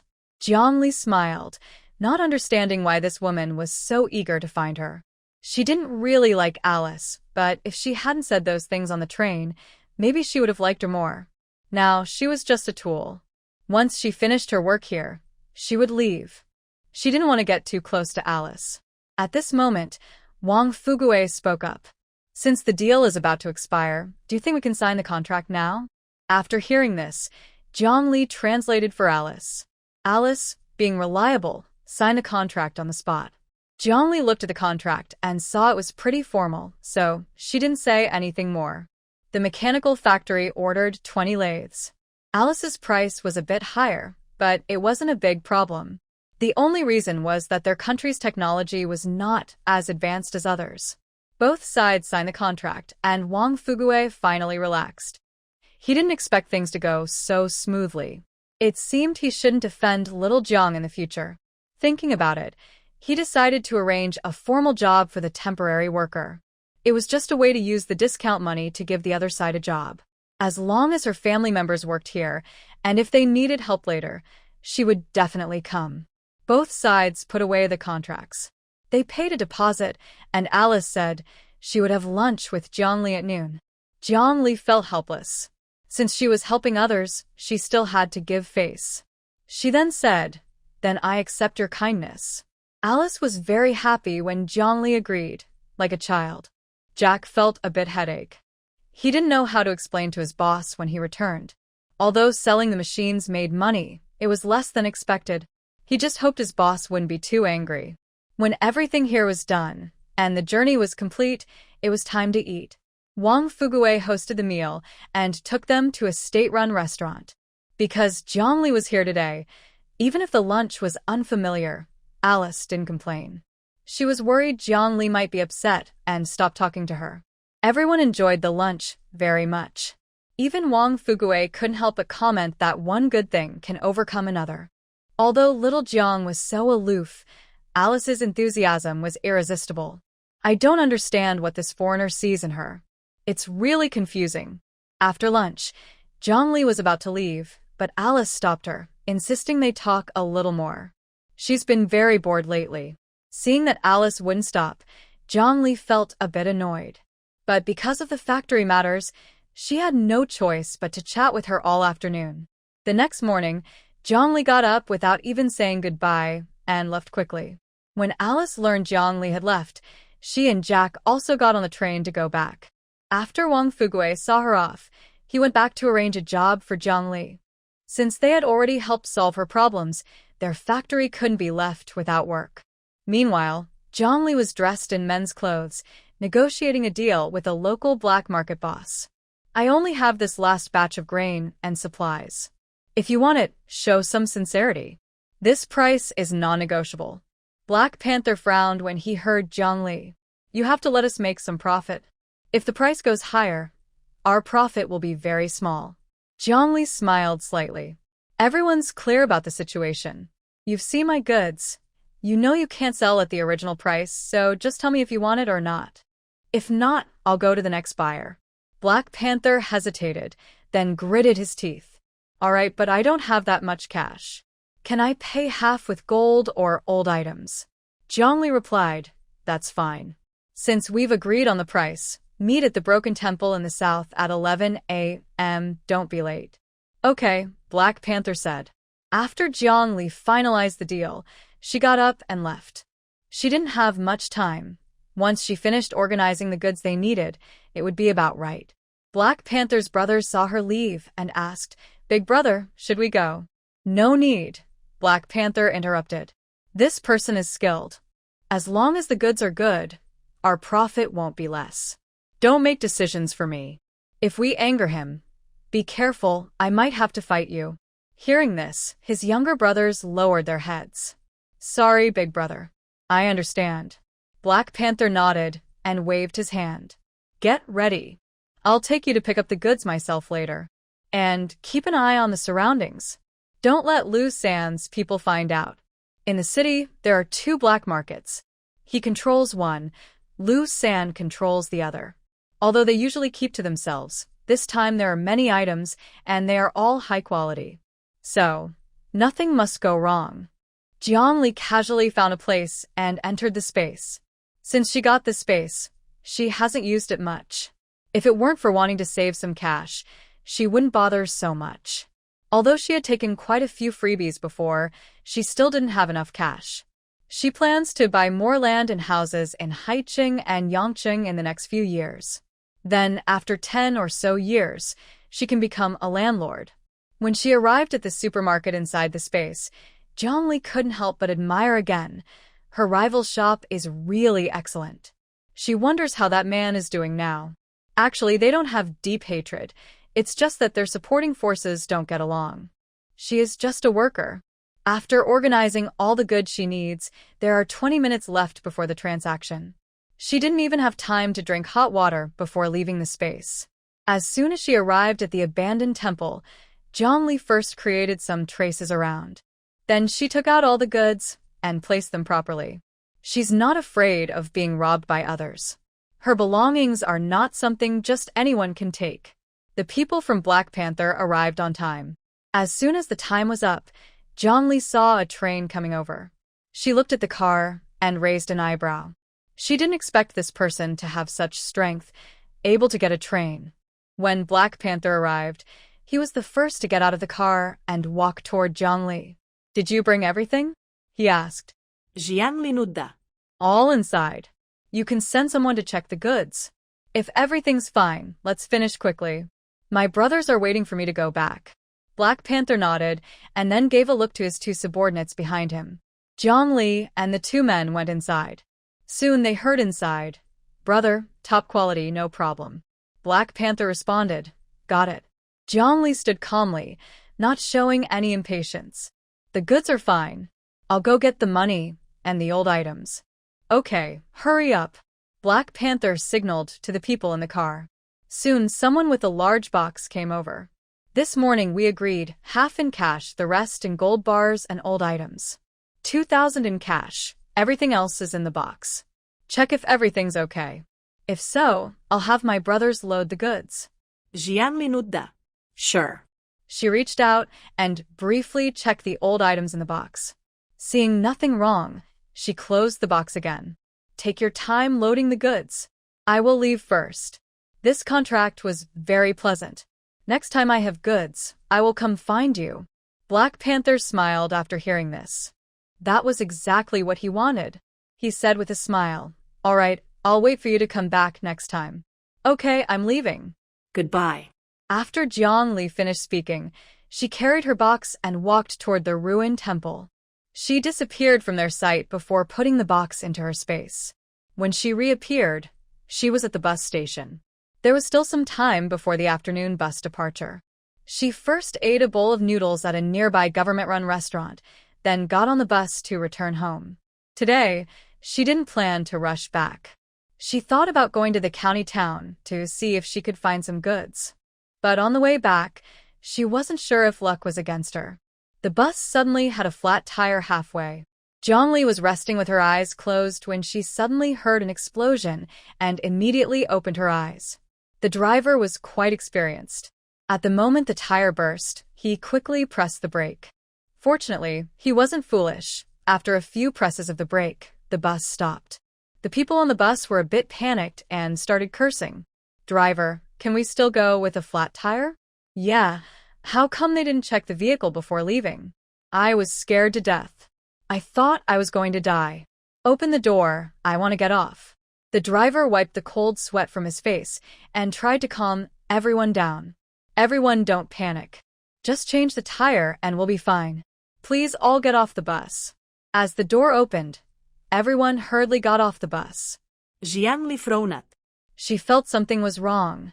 She was very sensitive to danger. The moment she got off, she spoke. I won't ride the rest of the way. Driver, don't wait for me. The driver looked up. Comrade, we still have a long way to the county. If you wait a bit, I'll be ready soon. Jiang Li waved her hand. No need. Then she turned and walked away. But before she could leave, she saw more than 20 men appear around her. The passengers saw this and knew they had encountered robbers. They shouted and screamed. Jiang Li was very annoyed. She had suspected there was a problem with this place. Sure enough, they had run into robbers. Everyone stay still. Hand over your money and valuables, or don't blame us for being rude. Hearing this, the passengers screamed even more. Don't kill me, don't kill me. I'll give you money. Yes, yes, yes, we'll give you money. Don't hurt us. The man leading them had a burn scar on his right cheek and looked very fierce. Jiang Li hadn't finished speaking when she heard the other person say, Wow. Big brother, this girl is so pretty. Yeah, she really is. Big brother, let's take her back. Such a beautiful girl. She'll surely fetch a good price. Jiang Li kept her eyes on them, her killing intent growing stronger. She hated men looking at her with such lecherous eyes. That kind of gaze, as if she were a piece of merchandise, made her very upset. She quietly turned her right hand behind her back and took out a baseball bat from the corner of the space. She didn't take a knife because she was afraid she might lose control and hurt these people. Killing them wasn't worth it, but she disliked the trouble that might follow. So she decided to leave them badly injured. Hey, come over here. If you don't want to die, be obedient. Do you hear me? Jiang Li heard this, and a slight smile appeared on her beautiful lips. Her voice was icy as she said, Are you talking about me? Yes, we're talking about you. If you don't want to die, behave yourself. Don't worry, we'll be gentle. Jiang Li snorted coldly, robbing until your head spins. That's your bad luck today. Want me to listen? Come back in your next life. Before she finished speaking, Jiang Li quickly ran to their group with the bat in her hand. Before they could react, a scream rang out. Ah! That woman! How dare she hit us? Brothers, kill her. Jiang Li stepped on a man's wrist, pressing down gently, causing a loud and a deafening scream. Ah! Help me! Seeing how ruthless Jiang Li was, with no mercy at all, Wen Quan frowned and said, Little girl, there's no need to be so ruthless, right? He could tell just by looking that his brother's wrist was broken. Jiang Li sneered, I really dislike your eyes. I wasn't planning to interfere, but you guys just had to come at me. Now I'll tell you this. If you don't want to die, get out of here. Wen Quan stared at her intently. Miss, do you think I'll just let it go after you hurt my men? Brothers, catch her. If she hurts us, I want her to see the consequences. Wen Quan didn't take Jiang Li seriously. He thought a woman, no matter how skilled, couldn't fight against so many of them. It was just an accident that they were caught off guard earlier, which allowed her to strike first. Wen Quan was not someone to be easily scared. Jiang Li saw them move, so she also moved her stick. If it had been the original owner before, these people would have been quite difficult to deal with. But now, she was no longer a soft target. After continuous training over this time, her skills had improved a lot. These men weren't enough to even bother her. The passengers who were controlled saw how strong Jiang Li was and started to resist. Meanwhile, the driver had hidden away. No one knew that this driver was also connected to these people. The flat tire on the car was their deliberate plan. Jiang Li swung her baseball bat fiercely. Anyone who came close was quickly dealt with and kicked aside. Seeing that so many people couldn't handle her, Wen Quan took off his coat and threw it on the ground, shouting, I'll handle you. Jiang Li raised an eyebrow. You all come at once. I don't have much time, so I can't play with you. Wen Quan was annoyed that she looked down on him. Stinky girl, today I'll show you what the dangerous world is really like. Just as Jiang Li thought he was about to attack, a powdery substance flew toward her face. She quickly held her breath, took out an antidote from her space, and put it in her mouth. Without needing to look closely, She knew it was a sleeping drug. Cursing loudly, she grabbed her stick and rushed forward. Using sleeping drugs, I'll kill you all. When Quan saw he hadn't been affected and was stunned for a moment. How come you're fine? That was a whole bag of sleeping powder. Jiang Li smiled slightly because I've been raised playing with herbs since I was a child. When Quan was forced to accept Jiang Li's move, he didn't realize how strong she was until they started fighting. He thought he had underestimated her. After about 10 moves, when Quan gradually started to fall behind, his other brothers saw this and forgot about the other passengers. They grabbed their sticks and knives and headed toward Jiang Li. Seeing this, Jiang Li didn't waste time. Soon, more than 20 people had all fallen to the ground, crying out in pain. Some other passengers saw this, and a few men came over. Young comrade, what should we do with these people? Should we send them to the police? Jiang Li frowned. You decide for yourselves. I'm in a hurry. Has anyone seen the driver? Everyone heard this and realized the driver had disappeared somehow. The driver was just behind us. Where did he go? Yeah, where's the driver?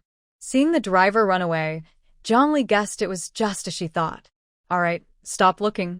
That driver was in cahoots with these people. If you trust me, help me change the tire so I can drive back. If you don't believe me, I will leave now. She didn't really want to get involved, but since so many people saw, she couldn't just walk away without saying anything. Hey, young comrade, you know how to drive? Can you drive or not? Yes, it's a car, a big one. I've never seen a woman drive before. Listening to everyone talking, Jiang Li frowned and said, If you don't believe me, fine. I'll leave now. Do as you wish. At that moment, a young educated youth stepped forward and said, Excuse me, can you take me with you? I don't want to wait here for rescue. It was a man wearing glasses, probably not very old. Jiang Li saw everything from the fight just now. She thought that if she left with him, she might be safer. God knows if those bandits will come to rescue later. If she leaves and they come back, they'll be easy targets again. Jiang Li looked at him with disdain and said, Either I drive you all back together, or I leave alone. She wouldn't want to travel alone with a burden. There was a car in the space, and once they got farther away, she planned to ride her own bike back. Hearing this, the man looked a bit sad. An older man then stepped forward and said, I believe this young comrade. The sun is about to set. If we don't go back soon, it'll get dark and wolves might come down from the mountain. That's dangerous for us. Of course, if you're afraid to get in the car, you can leave now. The sooner you go, the sooner you'll reach the town. Jiang Li smiled and said, I don't have much time. Hurry up if you can. And if you're sending these people to the police station, just tie them up yourself. If you don't want to, leave them here and ignore them. I don't have time to go report it. Hearing Jiang Li's words, everyone immediately started tying up those people, not caring how badly they were hurt, even kicking them while doing so. Young comrade, we're just country folks with little knowledge. Since you said you can change the tire and take us back, please help us. We'll help you too. Let's get back before it gets dark, okay? Jiang Li looked at the man speaking and said, All right, 2 of you come help me move the tire. Also, go check nearby. Has the driver run far away? Once is enough, but if he runs away, you might encounter this again later. The passengers found this explanation reasonable and quickly worked together. Just as the tire was installed and they were about to leave, they couldn't find the driver who had just been driving, nor did they know where he had gone. Jiang Li glanced at the time and sat in the driver's seat. I'm going to drive now. Everyone sit tight. I'll take the car straight to the police station. Once we get there, do as you like. Since the driver ran off, Jiang Li didn't know where the bus was headed. After thinking it over, she decided it was best to go to the police station. If the police station's procedures were too complicated, she would just call the authorities in the capital for help. Although no one was dead, most of them were badly injured. With so many people watching, it wasn't realistic for her to hide. As the bus started and entered the road, the passengers finally relaxed. They hadn't expected such a young girl to actually drive the bus, and she was just as good as the driver. It was truly a rare experience, something new every day. The noisy people had all quieted down now. Jiang Li was also a bit surprised to be driving such an old vehicle. She never thought she would get the chance to drive an antique like this. After more than an hour of bumpy riding, the bus finally arrived at the county police station. The duty officer saw a bus coming straight toward them, paused for a moment, then signaled to stop it. Jiang Li saw this and pulled over a little distance away, then got out of the car. When the duty officer saw a woman come out of the driver's seat, they almost thought they were seeing things. They rubbed their eyes hard to be sure, and realized they weren't mistaken. When the others on the bus got off and helped the unconscious men down, the officer was even more shocked. "What's going on? Who are these people?" Jiang Li approached and said, "Hello, we need to report to the police. On our way back, the driver colluded with bandits to rob us. But they were unlucky and ran into me instead. Look, these are bandits, but the driver ran away." The officer responded, "Wait a moment, I'll call someone to come out." Jiang Li nudda, tukay. After the bandits on the bus were pulled out by the passengers, the police officers came out. Shen Shuwen, who had just been transferred to the county, came out when he heard the situation outside. He exclaimed in surprise, "So many groups of bandits. With so many bandits, even their police force wouldn't be able to handle all of them." He asked curiously, "Did you guys fight them?" Everyone looked at Jiang Li in unison when they heard her words. Their expressions clearly showed their thoughts. Jiang Li looked annoyed and said, "These people are all my doing. What's the problem? Of course, if you have any issues, you can call my supervisor. Liang Wei is now somewhat her superior, so he can handle this matter." It was just a fight with a robber. Even if they had to fight to the death, she wasn't afraid. At worst, she would finish this matter quickly and then give the new plans to her superiors. No fear at all. Shen Shuwen observed Jiang Li and, if not for the fact that so many people had testified, he wouldn't believe it.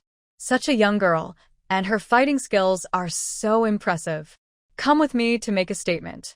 Xiao Wang, find a doctor to check on them. If they're fine, lock them up." Seeing the men who had fainted, Shen Shuwen suddenly felt sympathy for them. Honestly, they were just living their lives normally, but they chose to be robbers, and now they had bad luck, getting caught and encountering a fierce woman. TSK, he didn't know what to say. What terrible luck. Bad luck opened the door for more bad luck.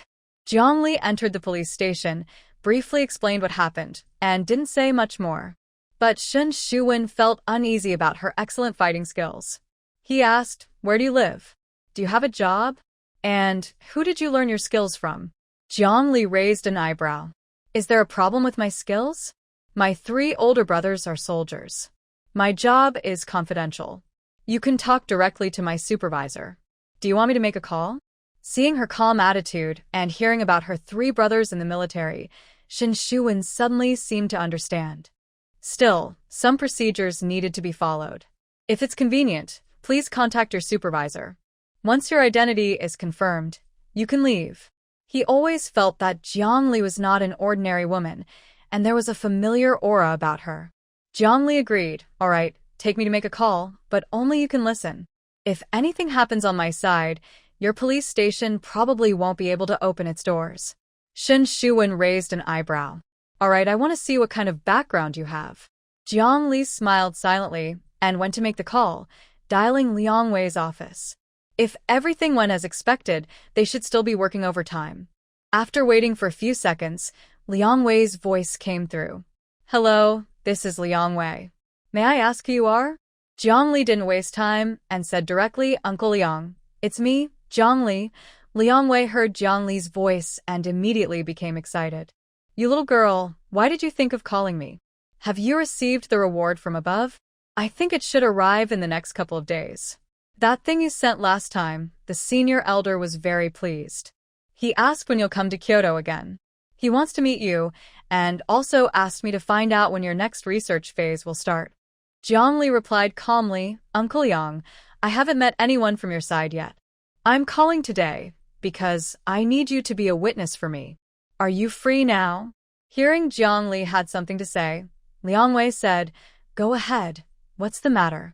"I'm not busy right now." Jiang Li quickly explained what happened, then heard Liang Wei say, "I was wondering what it was. Hand the phone to the person who has it." Jiang Li nodded and handed the phone to Shin Shuwen. Say what you need to, I'm in a hurry.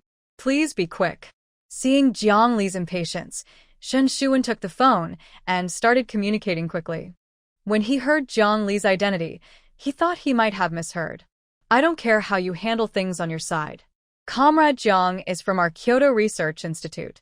If she suffers any injustice, don't blame us Kyoto people for being rude. Also, Jiang's information must be kept secret. If it leaks out, you should know what the consequences will be. Threatened, Shin Shuwen sneered. Hello, I understand everything now. Let Comrade Jiang go. As for what was said on the call today, I don't know anything. Sorry for the trouble. Seeing him cooperate, Liang Wei politely said, All right, give the phone to Comrade Jiang. I still have more to say. Shin Shuwen was speechless and handed the phone to Jiang Li. Hurry up, the call is expensive.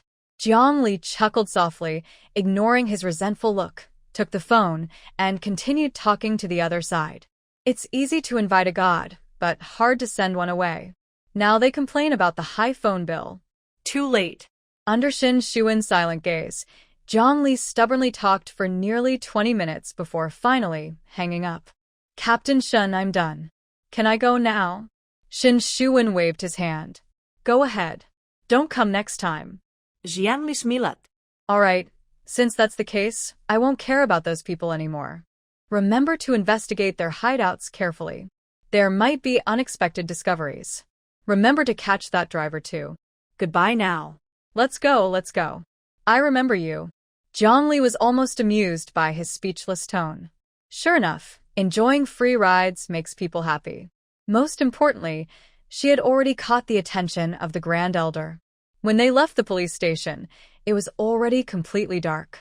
She strolled through a quiet alley. Under the bright moonlight, she unknowingly arrived at a mysterious place. Why is it called mysterious? Because she noticed there were guards outside the house. Curious, she blinked her eyes and then changed into a night outfit from her space. With so many guards, she was really curious about who lived here.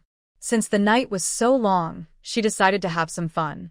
She tiptoed close to the wall of the yard. After observing for a while, she climbed over the wall and slipped inside. In the yard's second-floor room, she saw 3 figures, probably talking about something. She didn't come here often and didn't know who owned the house. Fortunately, there were guards outside watching, and only 4 people were guarding inside. She quietly approached the house and, like a cat, climbed up to the second floor. But outside the lit room, there was nowhere to land. She had to open an empty window and jump inside. Once inside, she found a room filled with stacked boxes. She casually opened one box and discovered it was full of weapons. She opened a few more boxes and found the same, along with a lot of gunpowder. Jiang's mind was full of questions.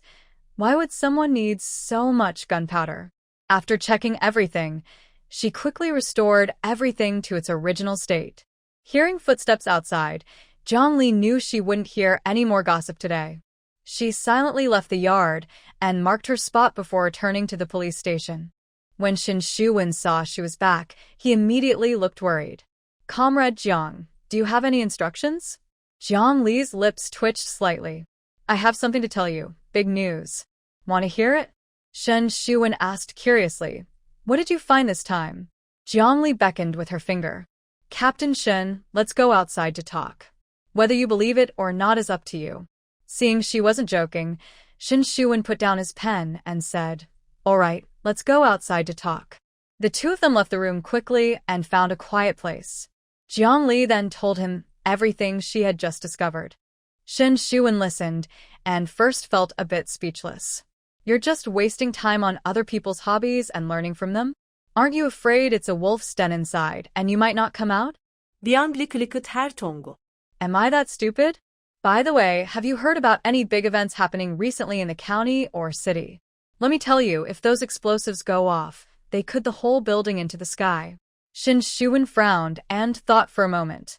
I remember our director mentioned something about a big event happening in Ha City in a few days. But I don't know the details. Are you suggesting that those explosives are meant for that event? Jiang Li shugja. I really don't know. If I knew everything, I wouldn't be talking to you. I'll write down the address for you. There are guards outside. Whether you want to get involved or not has nothing to do with me. All right, I've delivered the message. I need to go back and sleep. Good luck. Shin Shuwen slightly curled his lips. Comrade Jiang is really a helpful citizen. I'll mention this to the director. Do as you like, but be careful. There are ears everywhere. Things here aren't exactly clean. Shin Shuwen raised an eyebrow. Aren't you worried I might be one of those unclean ones? Jiangli shook her head. No, I have a good instinct about people. Hearing this, Shin Shuwen's mood improved a lot. He hadn't expected to be so confidently affirmed by someone. All right, it's unsafe at night. Don't wander outside. Once those robbers and cases are over, I'll personally reward you. Jiang Li waved her hand. Whatever. I'm leaving. Watching her hurriedly leave, Shin Shuwen grew even more curious about Jiang Li. Not only was she skilled physically, but her mind was sharp too. He really wondered what kind of family could raise such an outstanding woman. Once she was out of sight, Shin Shuwen turned around and went to find the director. This matter wasn't small or big. If there really was that much explosive material, they couldn't pretend they didn't know. And he genuinely needed some credit to move up further. Jiang Li didn't know whether those people would interfere or not. She had said everything she needed to. She casually entered a room and then stepped into her space. After a busy afternoon, she had missed dinner. Now her stomach was growling loudly. If she didn't eat something soon, she'd lose her temper. After a big feast, she gently rubbed her round belly and went to sleep. She slept peacefully, but Shin Shuwen was truly unable to sleep. That night, he sent someone to check the situation, and it was just as Jiang Li suspected. Although he couldn't confirm if the things mentioned inside were really there, the guards could be definitely identified as Fuso people. And the owner of that house turned out to be a key member of the GW Society.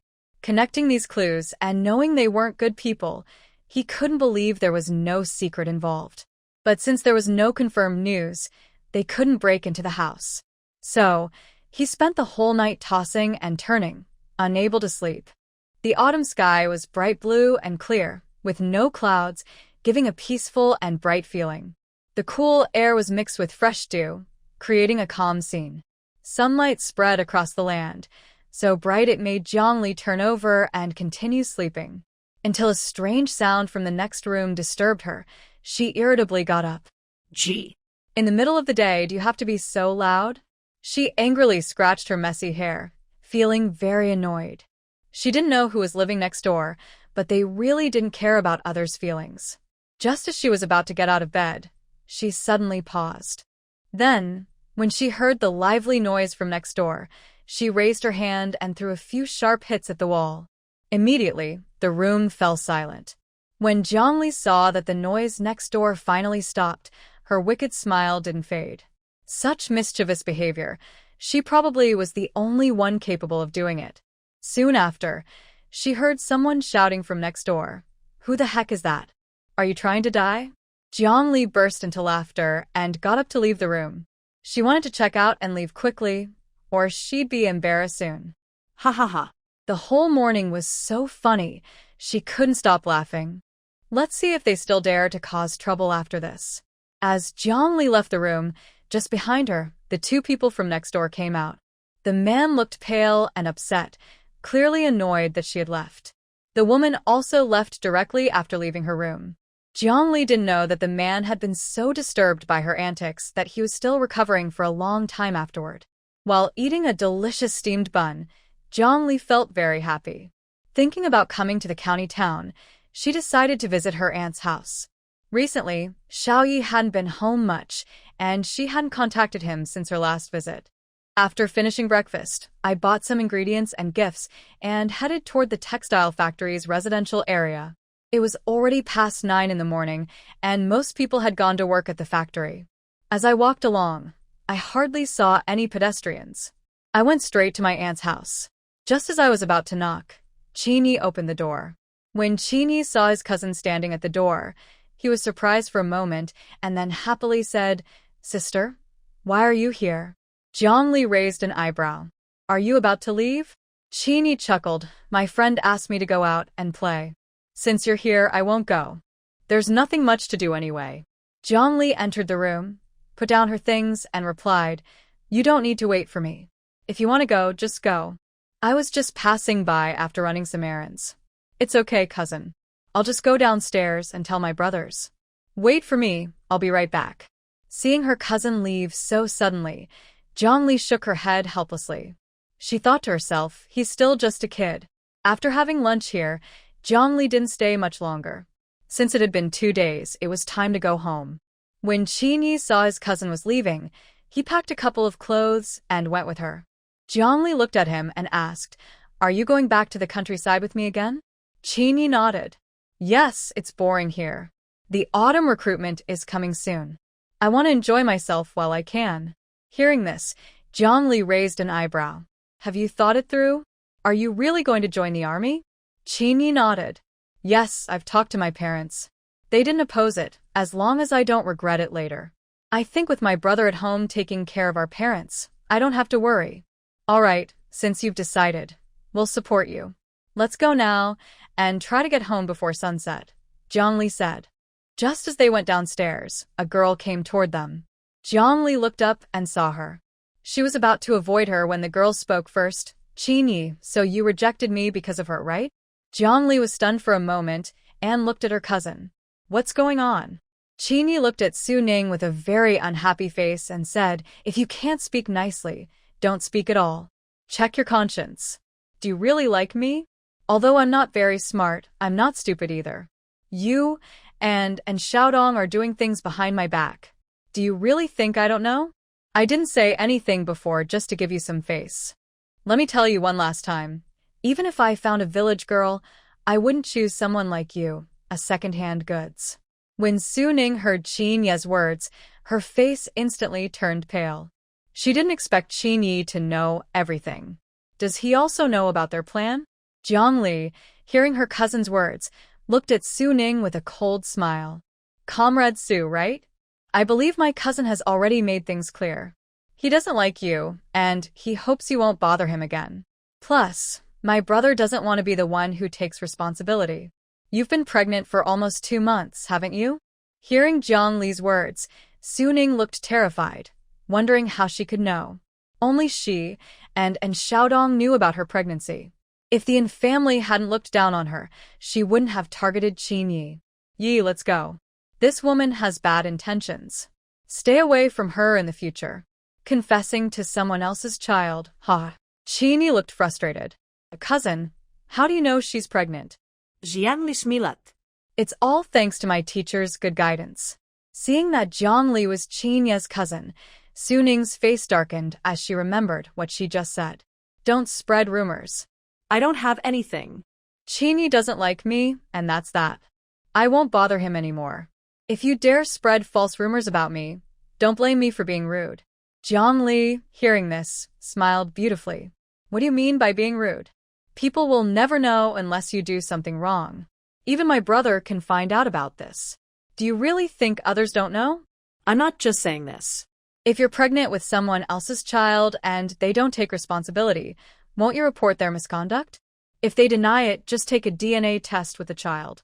Or, if that doesn't work, cause trouble at their workplace. Why would you give up such a good card and find someone else to take responsibility? Girl, how stupid are you to want to find a stepfather for your child? Hearing Jiang words, Su Ning was momentarily stunned.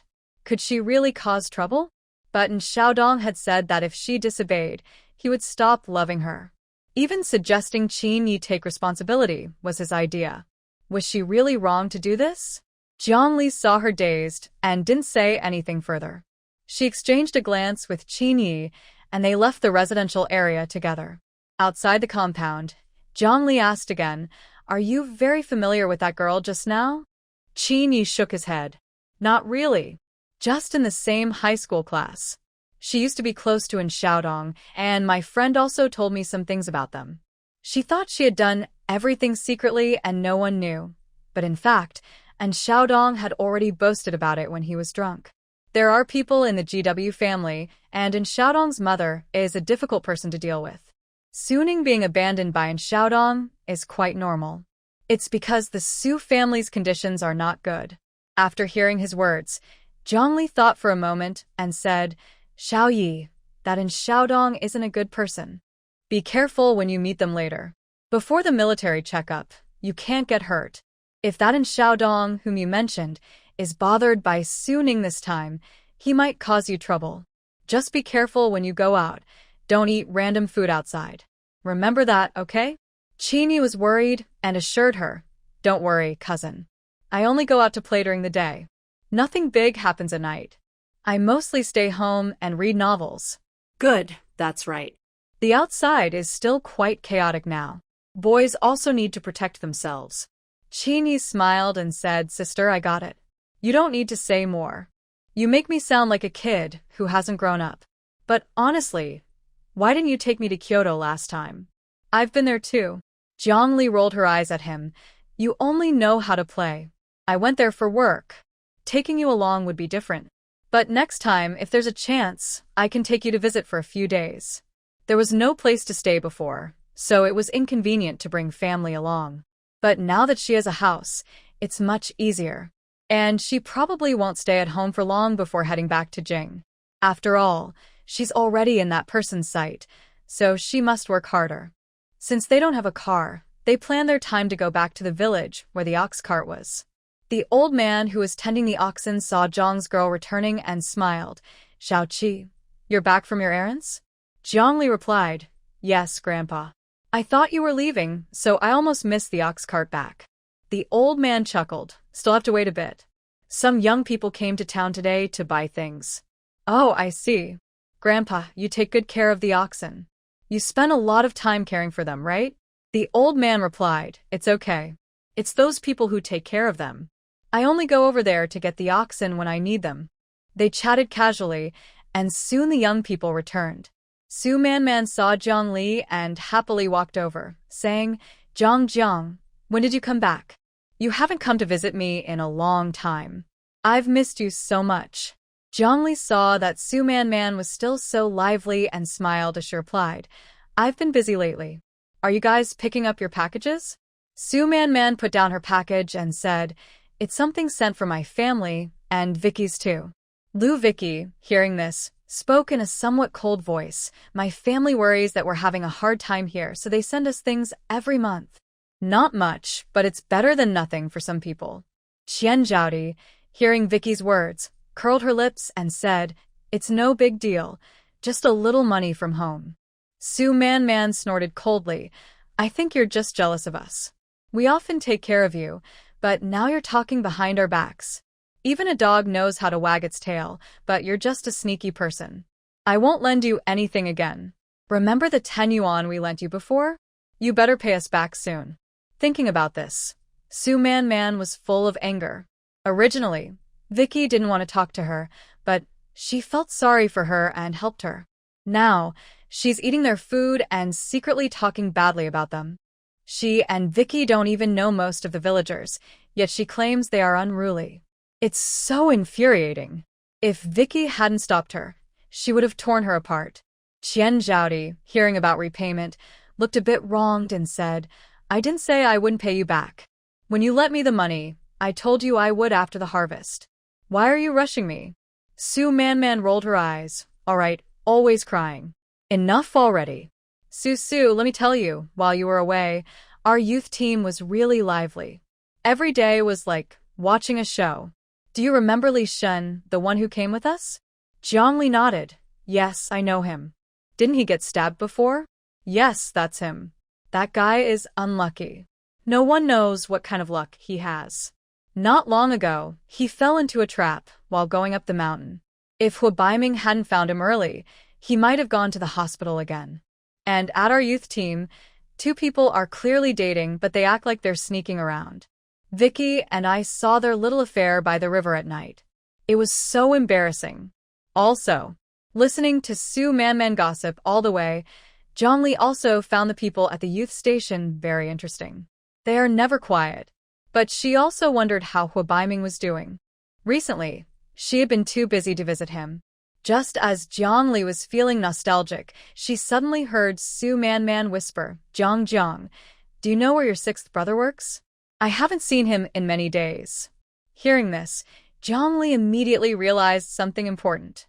She asked curiously, could it be that you like my sixth brother?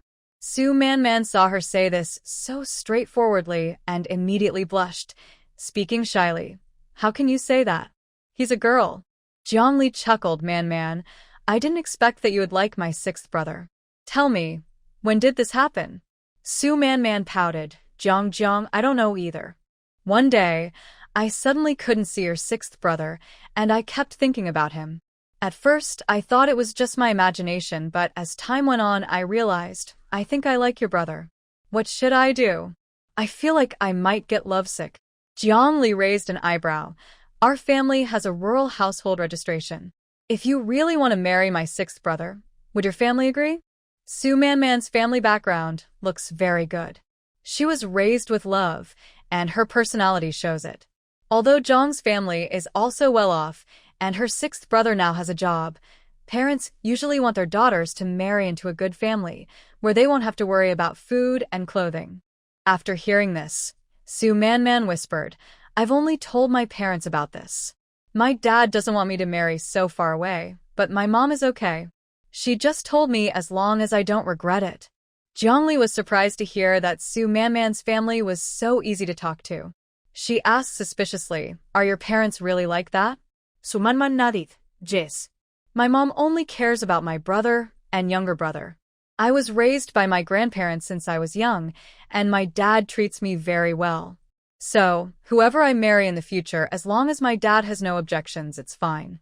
Although she usually has a carefree personality, children who grew up in the courtyard are rarely foolish. Her mom doesn't usually manage her much, but if it involved her own brother or younger brother, her mom might really marry her off to a stranger for benefits. This rural assignment was an example. She was supposed to be the one to go, but they stubbornly replaced her with her. Fortunately, Sister Wei was with her, or she would have been too scared to go alone. Jiang Li didn't expect that Su Man's family also favored boys over girls. She had thought her status at home was equally loved. But she was wrong. You can't judge people by appearances. Everyone hides their true self. Even someone like Su Man had no one noticing her unusual behavior. It turns out that children raised in big families are usually quite clever. Being smart is good, especially since she gets along well with her sixth brother. Most importantly, Su Man has a very likable personality, so she could be a good sixth sister-in-law. Man, my sixth brother is in the car team in the neighboring county. He doesn't come back often because he's often on the road with his master. If you want to find him, go to the neighboring county.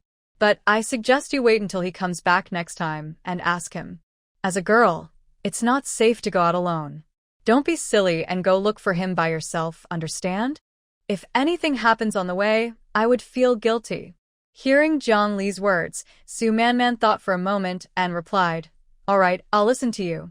When your sixth brother comes back, I'll ask him. If he doesn't like me, then forget it. I'm still proud and capable. I can take things in stride. Jiang Li smiled. Good. I won't interfere in your matters. But whether or not you become my sister-in-law, we are still friends. Yes, we will always be friends. Lu Wei watched the two chatting happily, feeling a strange mix of emotions. She wasn't jealous of Man, but she thought of her own fiancé. Originally, she didn't have to go to the countryside. It was her fiancé who secretly was involved with her classmates. Her father found it embarrassing and made her leave to hide for a while. It wasn't her fault, but she bore all the blame. Now she just hopes Man won't be as naive as she was and will meet someone truly suitable. As for her future, after returning, her father would probably arrange a marriage to strengthen the family's power. Many people envy children born into such wealthy families. But who knows? Sometimes, girls born into big households might be better off than those born in the countryside. At least their minds and bodies are free. As the ox cart entered the convoy, Jiang Li, at the entrance, said goodbye to Qin Yi and the others. Jiang, remember to come visit me when you have time. Jiang Li waved goodbye and said, I understand. See you later. Qian Zhaodi watched their figures leave and looked thoughtful, especially at Qin Yi, as if lost in her own thoughts. As the ox cart started moving again, she looked away. Lu Weiwei frowned. She really disliked Qian Zhaodi's calculating look. She thought she should remind Jiang Li later. She probably had her eye on her cousin. After all, marrying a country person isn't as good as marrying someone from the city. That way, she wouldn't have to work in the fields every day. When they returned to the youth commune, they saw Zhang Xiaoya preparing dinner. Zhang Xiaoya saw them come back and asked Su Man, "Did you bring back my soap?" Su Man replied, "Don't worry. As long as the supply and marketing cooperative has stock, I'll bring it back for you. I bought some meat with Weiwei. It's not a lot, but you can cook it tonight. It's our way of helping everyone eat better." When Zhang Xiaoya heard meat, her eyes lit up immediately. She said happily, "That's great. I've run out of meat coupons. I love you guys so much." No one knew how much they had been craving meat lately, dreaming about biting into pig's trotters. If they didn't eat meat soon, they'd forget what it tasted like. Especially with the harvest coming soon, they needed to eat well, or they wouldn't have the strength to work. "Thanks a lot. I'm not very good at cooking, so everyone should check if anyone has extra meat coupons later. I heard that if you don't eat well when you're on duty, you might peel your skin off." Zhang Xiaoya nodded. Exactly. Last autumn after the harvest, I lost 8 jin, about 4 kilograms. I was almost unrecognizable. Once you experience it, you'll see, every year during the harvest, men are like donkeys and women are like men. Su Man was surprised and asked, "Really?" "Of course. Don't believe it? Just ask the old youth sent down from the city." "All right, I'm going to cook now. There isn't much meat. I also need to add some potatoes, or there won't be enough for everyone to share." Su Man said, "Okay, I'll go wash clothes first. Call us when dinner's ready." Zhang Xiaoya waved her hand. "Go ahead. It'll be ready soon." After work, Hu Baiming was fishing with Li Shun in the river. They both loved meat too much. Li Chun had been injured before, and his health hadn't recovered well. He hadn't been in the countryside long, but he had already lost a lot of weight. Hu Baiming's hand was swollen from a deep cut, and he had already spent all his meat coupons. Their family only sent them once a month, which wasn't enough for them. "Li Shun, do you think our fishing net will work?" Li Shun looked at the river and said, "It should be fine. I bought it with my own money. If we can't catch any fish, then we deserve to eat plain food." Hu Baiming made a face and said, "Earlier, those people said the countryside was good. Why didn't I see anything special? Look at my skin. It's so dark now, I don't even recognize myself. Harvest season is coming soon. I'm worried that after it's over, I'll be exhausted." Li Shun sighed and said, "Just accept it. Going back to the city isn't easy. Even though it's tiring, at least my soul feels free. Unlike at home, where I have to stay alert every day, afraid of being tricked." "Isn't your family the same?" Hu Baiming replied, "Pretty much. But it's because I lack ability. If I were as capable as my brothers, I wouldn't have to go to the countryside." Hey, look. "Is that a fish coming up?" Li Shun looked down in surprise and said, "Wow, we got one. It's really in the net. Should we wait a bit longer?" After autumn, fish usually don't swim upstream. This one isn't very big. Hu Baiming said, "Let's wait a little longer. Once they come in, they won't go out." Okay. The two waited by the river for a long time, but in the end, only 3 fish were caught. Carrying the few sad-looking fish, Hu Baiming sighed and said, "That should be enough to make fish soup." Li Shun said casually, "Forget it. Tomorrow, let's go to the mountains to check the traps. Maybe we'll find something. Also, we should go back to the mountains later to gather some mountain produce. It'll be nice to have a feast during winter. Otherwise, our food supplies for the year won't be enough." Hu Baiming nodded and said, "Yes, after the harvest, we need to buy some more." Luckily, the village sells grain without ration tickets, or we'd be in real trouble. Back at home, I used to just eat and wait to die. I never thought leaving home to explore would be so hard. He had never worried about filling his stomach before. Now that he's out here, he realizes how hard it is to earn money. He also understands his second brother's intentions better. Men only grow and become stronger after experiencing challenges. When the comrades at the youth station saw the two return, Zhang Xiaoya said, "You two are finally back. We're just waiting to start dinner. Go wash your hands quickly. Tonight there will be meat to eat. It's a treat from Man and Wei Wei." Hu Baiming and the others were surprised to find that tonight brought an unexpected joy. I and Li Shen only caught these few fish. Later, I'll add some tofu and make fish soup. Everyone has lost weight recently, so this is a small gift from us. Hearing Hu Baiming's words, the others finally saw the few fish he was holding. Zhang Xiaoya walked over and smiled. "All right, even a small grasshopper is meat. I'll take these to the kitchen first. After dinner, I'll clean up." "Okay, now that the weather is cooler, leaving them overnight is fine. I'll go wash my hands." Li Shen didn't say much. After washing his hands, he sat at the dining table. Since tonight was a dinner hosted by Man and Wei Wei, Zhang Xiaoya and others had the most meat when serving. If they followed the rules at their youth camp, the person who hosts the meal gets to eat more. Just as they were about to start eating, they heard a shout outside. "Is Hu Baiming here?" Hu Baiming recognized the familiar voice and stood up, heading toward the door. When he saw Jiang Li standing outside with a basket, he asked with some confusion, "Comrade Jiang, are you looking for me?" Jiang Li smiled. "I'm dating your brother, Hu Beiyu. You probably already know, right?" What? Hu Baiming thought he heard wrong and exclaimed in surprise. "Why don't you believe it?" Hu Baiming shook his head. "No, I just can't believe it. My brother, who is so cold, actually has someone who likes him. And you two are so far apart.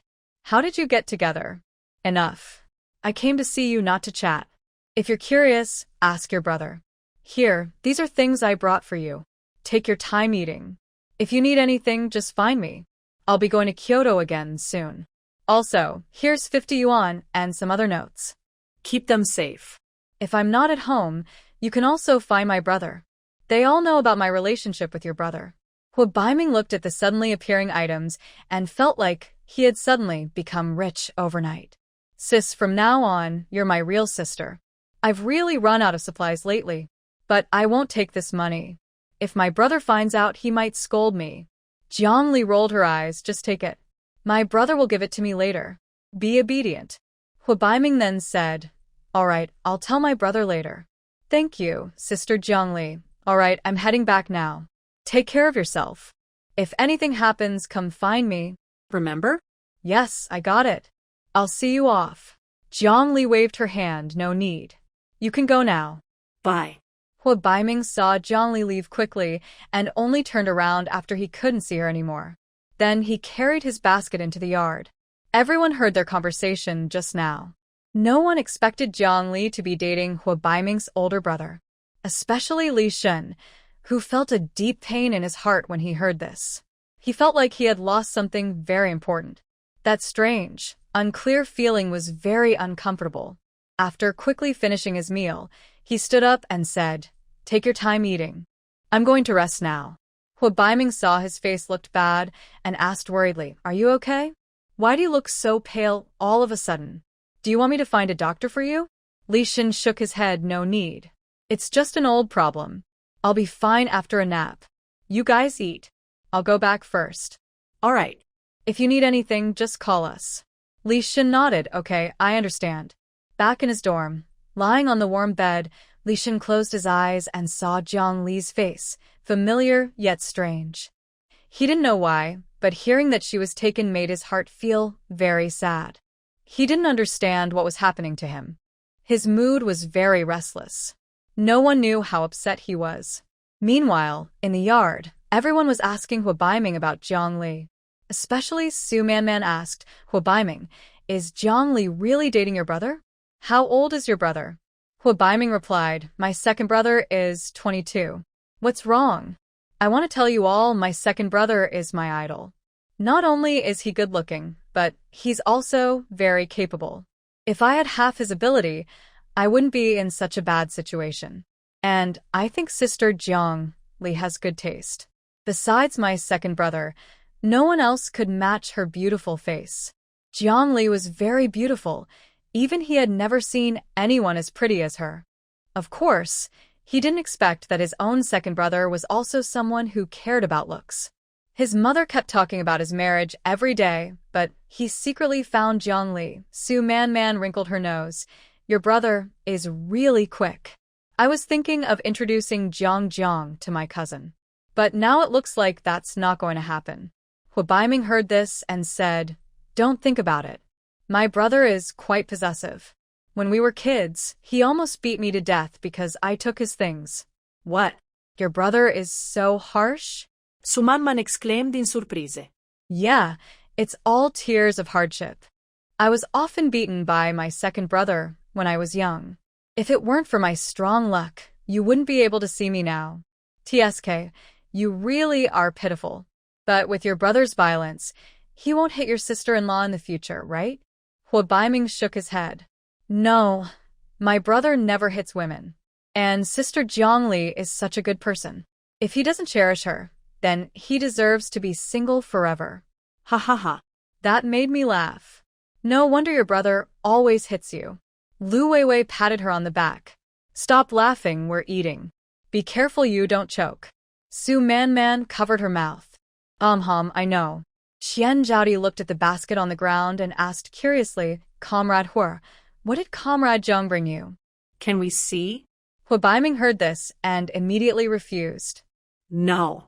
This woman really annoys him. He didn't know where she got the nerve to act so familiar with him. Does she think he's easy to talk to? Qian Zhaodi was rejected and immediately teared up, looking a bit wronged. Did I offend you somewhere? Why are you so angry?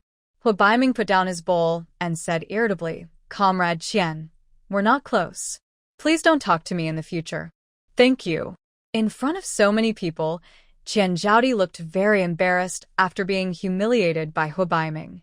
She looked like she was about to cry, but it was hard to tell if they were tears of sadness or anger. People who didn't know better might think they were bullying her.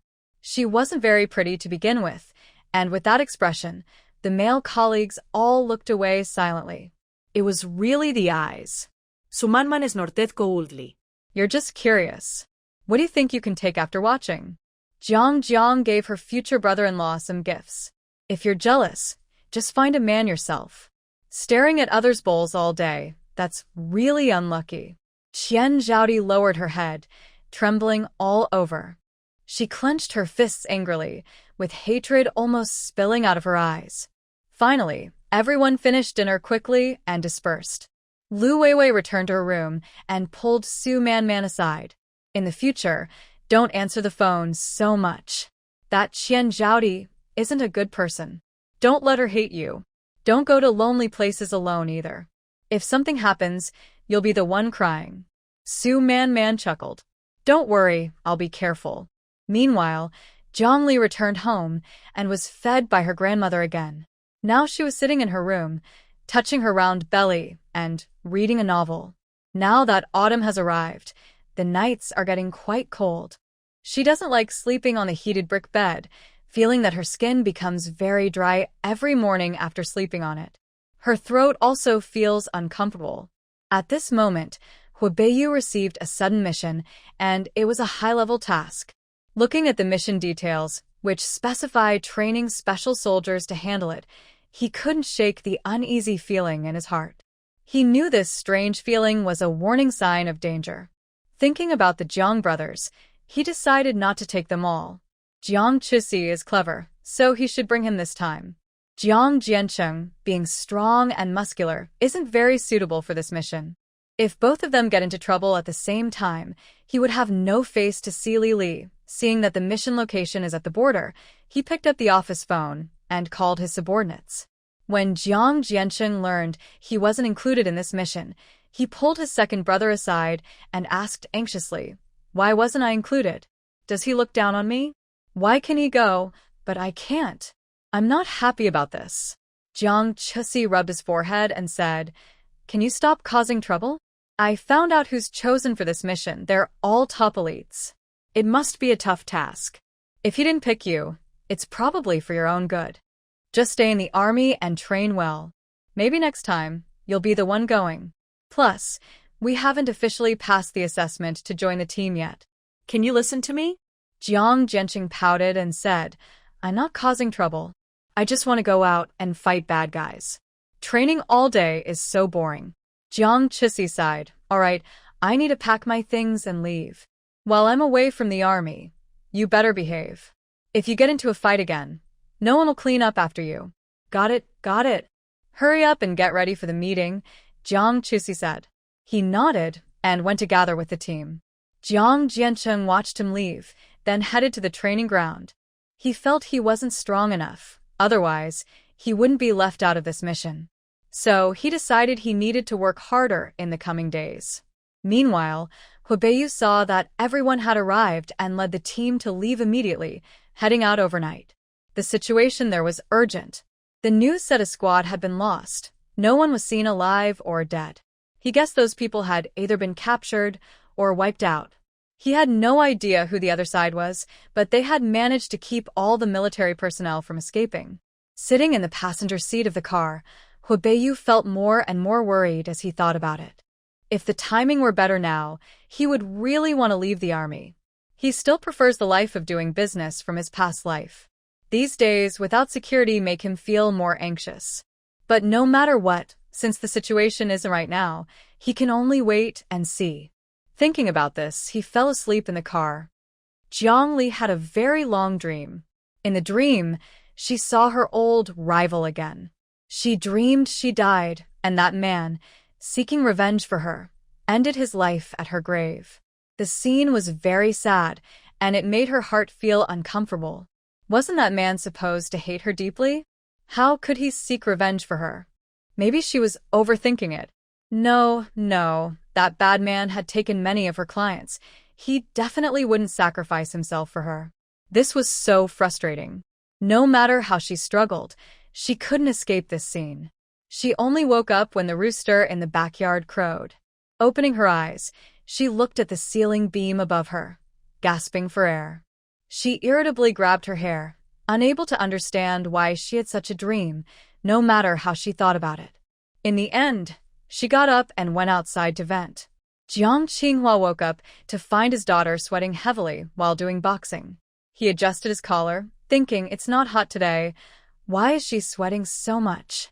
Her clothes were soaked through. Jiang Li had finished venting and saw her father get up.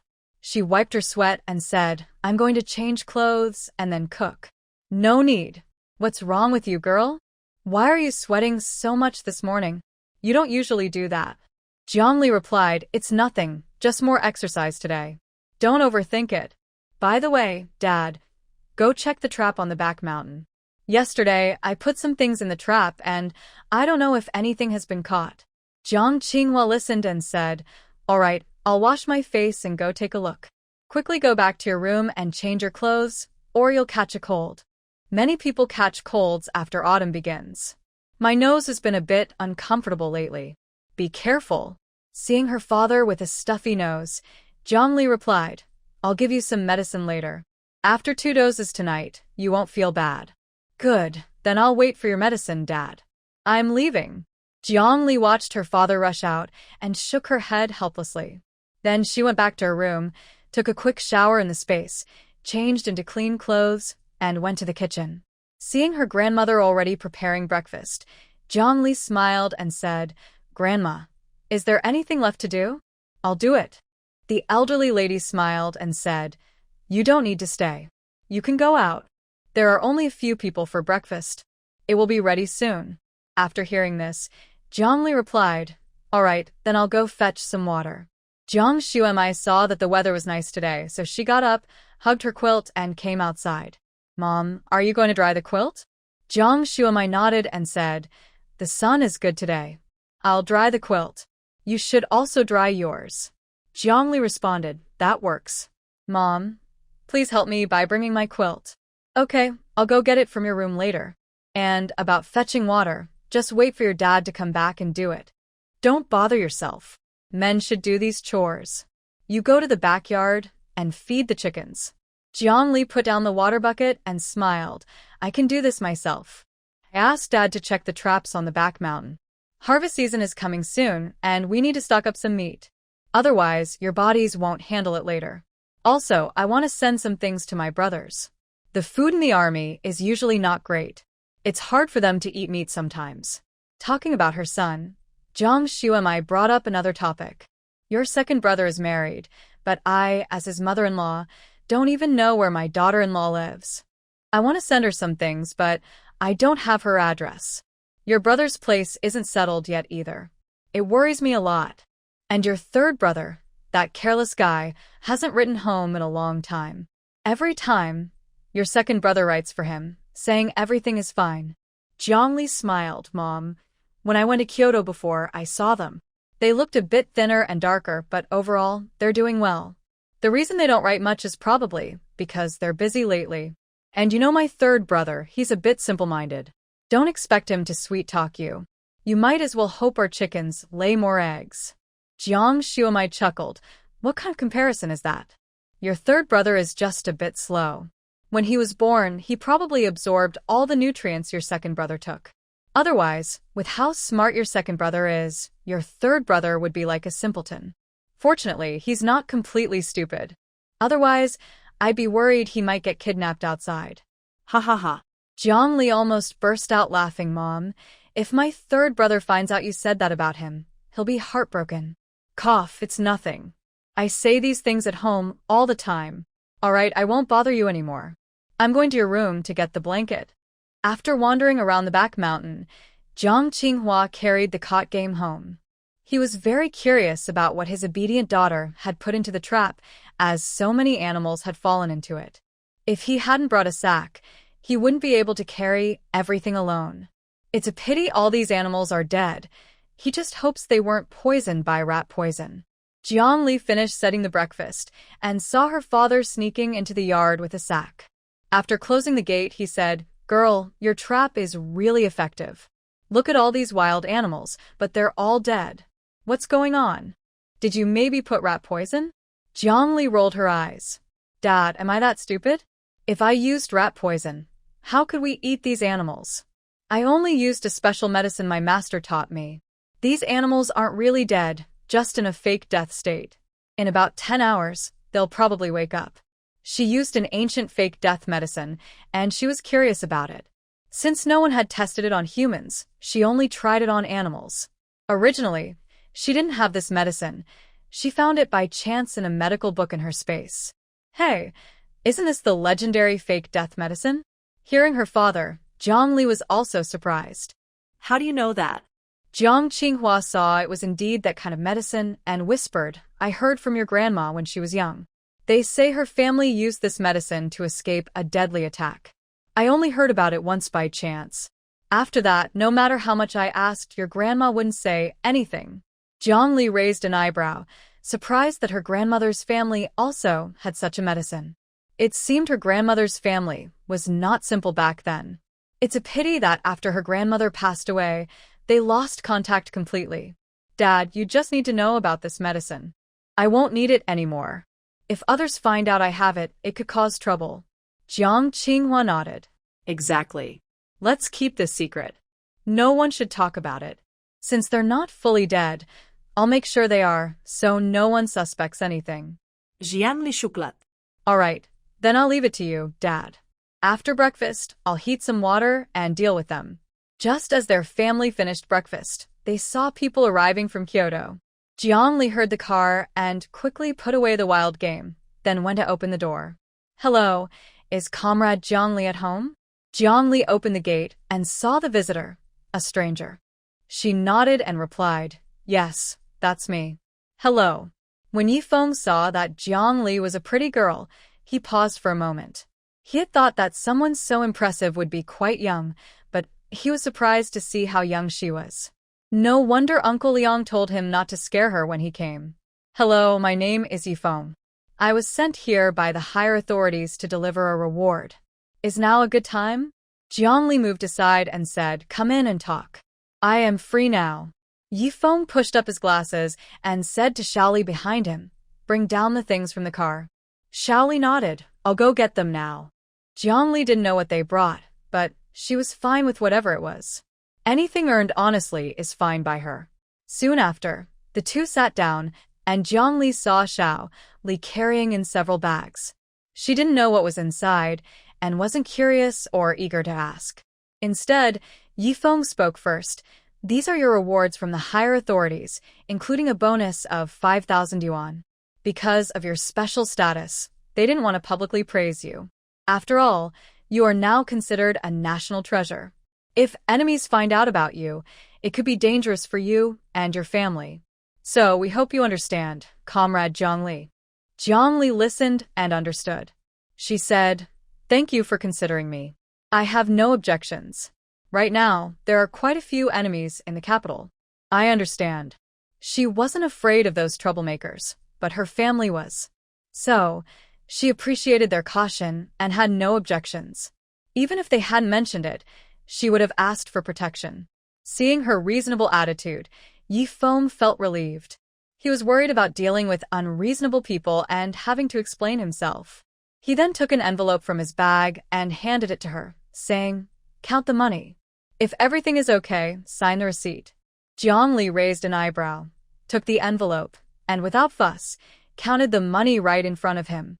Exactly 5,000 yuan. "Thank you, Comrade Yi, for coming personally." Yifeng saw that the reward was delivered and prepared to leave. He had other matters to handle and couldn't stay long. Jiang Li saw him about to leave and tried to stop him. Regardless of whether they ate lunch or not, she still wanted to be polite. Yifeng casually responded a few words and then left with his assistant. Jiang Li stood at the door, waiting until the car drove away before turning back. Looking at the items in the bag, she separated some grains, thinking of delivering them to her sister-in-law later. Pregnant women need good nutrition. Eating only coarse grains all day would make the baby look wrinkled. To help her little niece look prettier in the future, as her aunt, she naturally wanted to give some support. Plus, she had also brought a lot of malted milk and milk powder, perfect for Depang and Xiaopeng to drink. At this moment, Jiang Jingchen came in carrying 2 fish. "Lily, what are you doing? Where did all these grains come from? And where did all these things come from? Did you rob someone?" Hearing her older brother's voice, Jiang Li turned around and said, "These were just sent to me as a reward from above." "Just right, big brother, since you're here. Take these back for sister-in-law and the kids to eat. I've already separated some out." Jiang Jingchen looked at her and disagreed, saying, "These are for your health. What do you mean by giving them to us? Sister-in-law still has malted milk. I don't need these." Jiang Li sighed. "Big brother, these things all have expiration dates. There are only a few of us at home. Even if we eat them every day, we won't finish them. Plus, my uncle and aunt can also have some. Older people need to nourish themselves too. Have you noticed that my uncle and aunt have aged quite a bit these past few years? If we didn't have the means, I wouldn't say anything, but since we do, there's no need to be so polite. Moreover, if the elders are healthy, it makes things easier for us children, don't you think?" After hearing this, Jiang Jingchen felt a bit ashamed. His sister was too sensible. "All right, since you say so, I won't stand on ceremony anymore. Oh, and these 2 fish were brought back by me because someone named Huibeyu asked me to. They set a lot of nets. You should cook them tonight." Jiang Li looked at the fish in his hand and smiled. "I didn't expect they're quite capable. The fish aren't biting much now." Jiang Jingchen nodded. "Indeed, I couldn't catch any when I went to get fish for your sister-in-law before. These people are lucky. Come over tonight to eat. I'll make dumplings and I'll stew the fish into soup." Jiang Jingchen said, "All right, I'll tell my wife." I placed the fish in the kitchen basin because I still had some work to finish in the fields, so I didn't say much to you. Jiang Li said, "Okay, go ahead." Meanwhile, Zhang Jingwen received his diploma today. The teacher looked at him and said, "Xiaowen, you study quite well. If possible, I hope you won't lose your textbooks.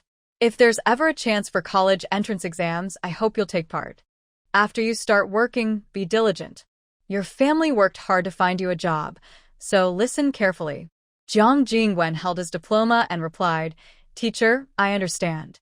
Don't worry. If that day comes, I will come back. All right, go ahead. Your younger brother will look after you." "Thanks, teacher." After speaking, Zhang Jingwen returned to the classroom and began packing his things. His desk mate, Wang Shengnan, saw that he was really leaving and said enviously, "Jingwen, did your family really find you a job? Did they spend a lot of money? Jiang Jingwen replied calmly, no, my older cousin found it for me. It was a reward from above. She has another job, so she gave it to me. What? Jobs can be rewarded? What kind of work does your cousin do? That's impressive. Jingwen, if you go there and the factory is hiring, don't forget about me.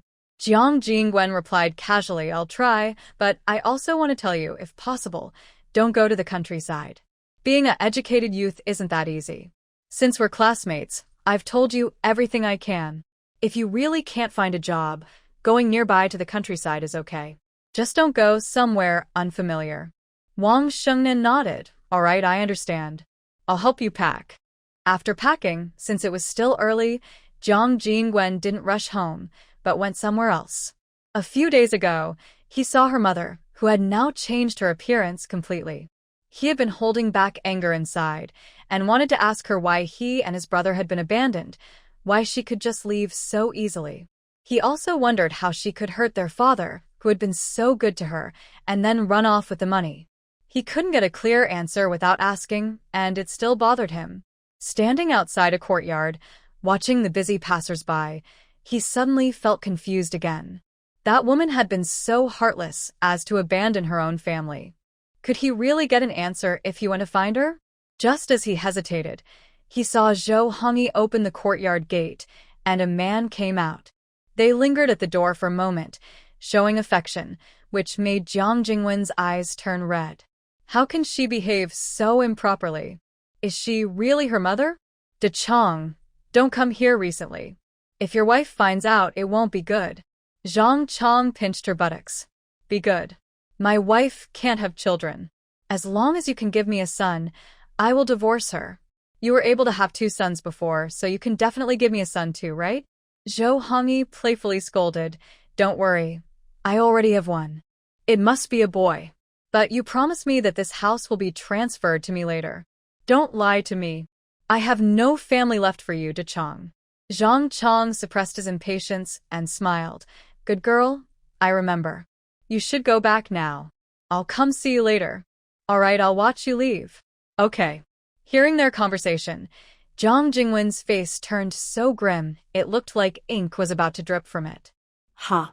His mother has a child with someone else. Still a mistress. He doesn't even know how to describe his feelings right now. Until Zhang Chong left, Zhou Hongyi was about to turn around and close the door when she was firmly grabbed by a big hand. Who? Zhou Hongyi was startled. Ms. Zhou, we've been looking for you so hard. I didn't expect you to be living so well. How come? Took all the family's money and ran away. Don't you feel guilty at midnight? Hearing the familiar voice, Zhou Hongyi froze for a moment. She slowly looked back at her eldest son, unsure how to explain. How? It's been a while, and you say you don't recognize me? Hearing his son's sarcastic words, Zhou Hongyi lowered her eyes and said, You have the wrong person. My name is not Zhou Hongyi. Please let go. Huh. You really can do it. Abandon all of us for that man. Now I think you're really disgusting. Since you're not planning to acknowledge us, I won't bother you anymore. From now on, I will treat my mother as dead. One last warning. From now on, we are strangers. Even if the baby is born, it has nothing to do with us. The Jiang family doesn't want a wild child. Jiang Jingwen felt like he was suffocating at this moment. His heart hurt so much.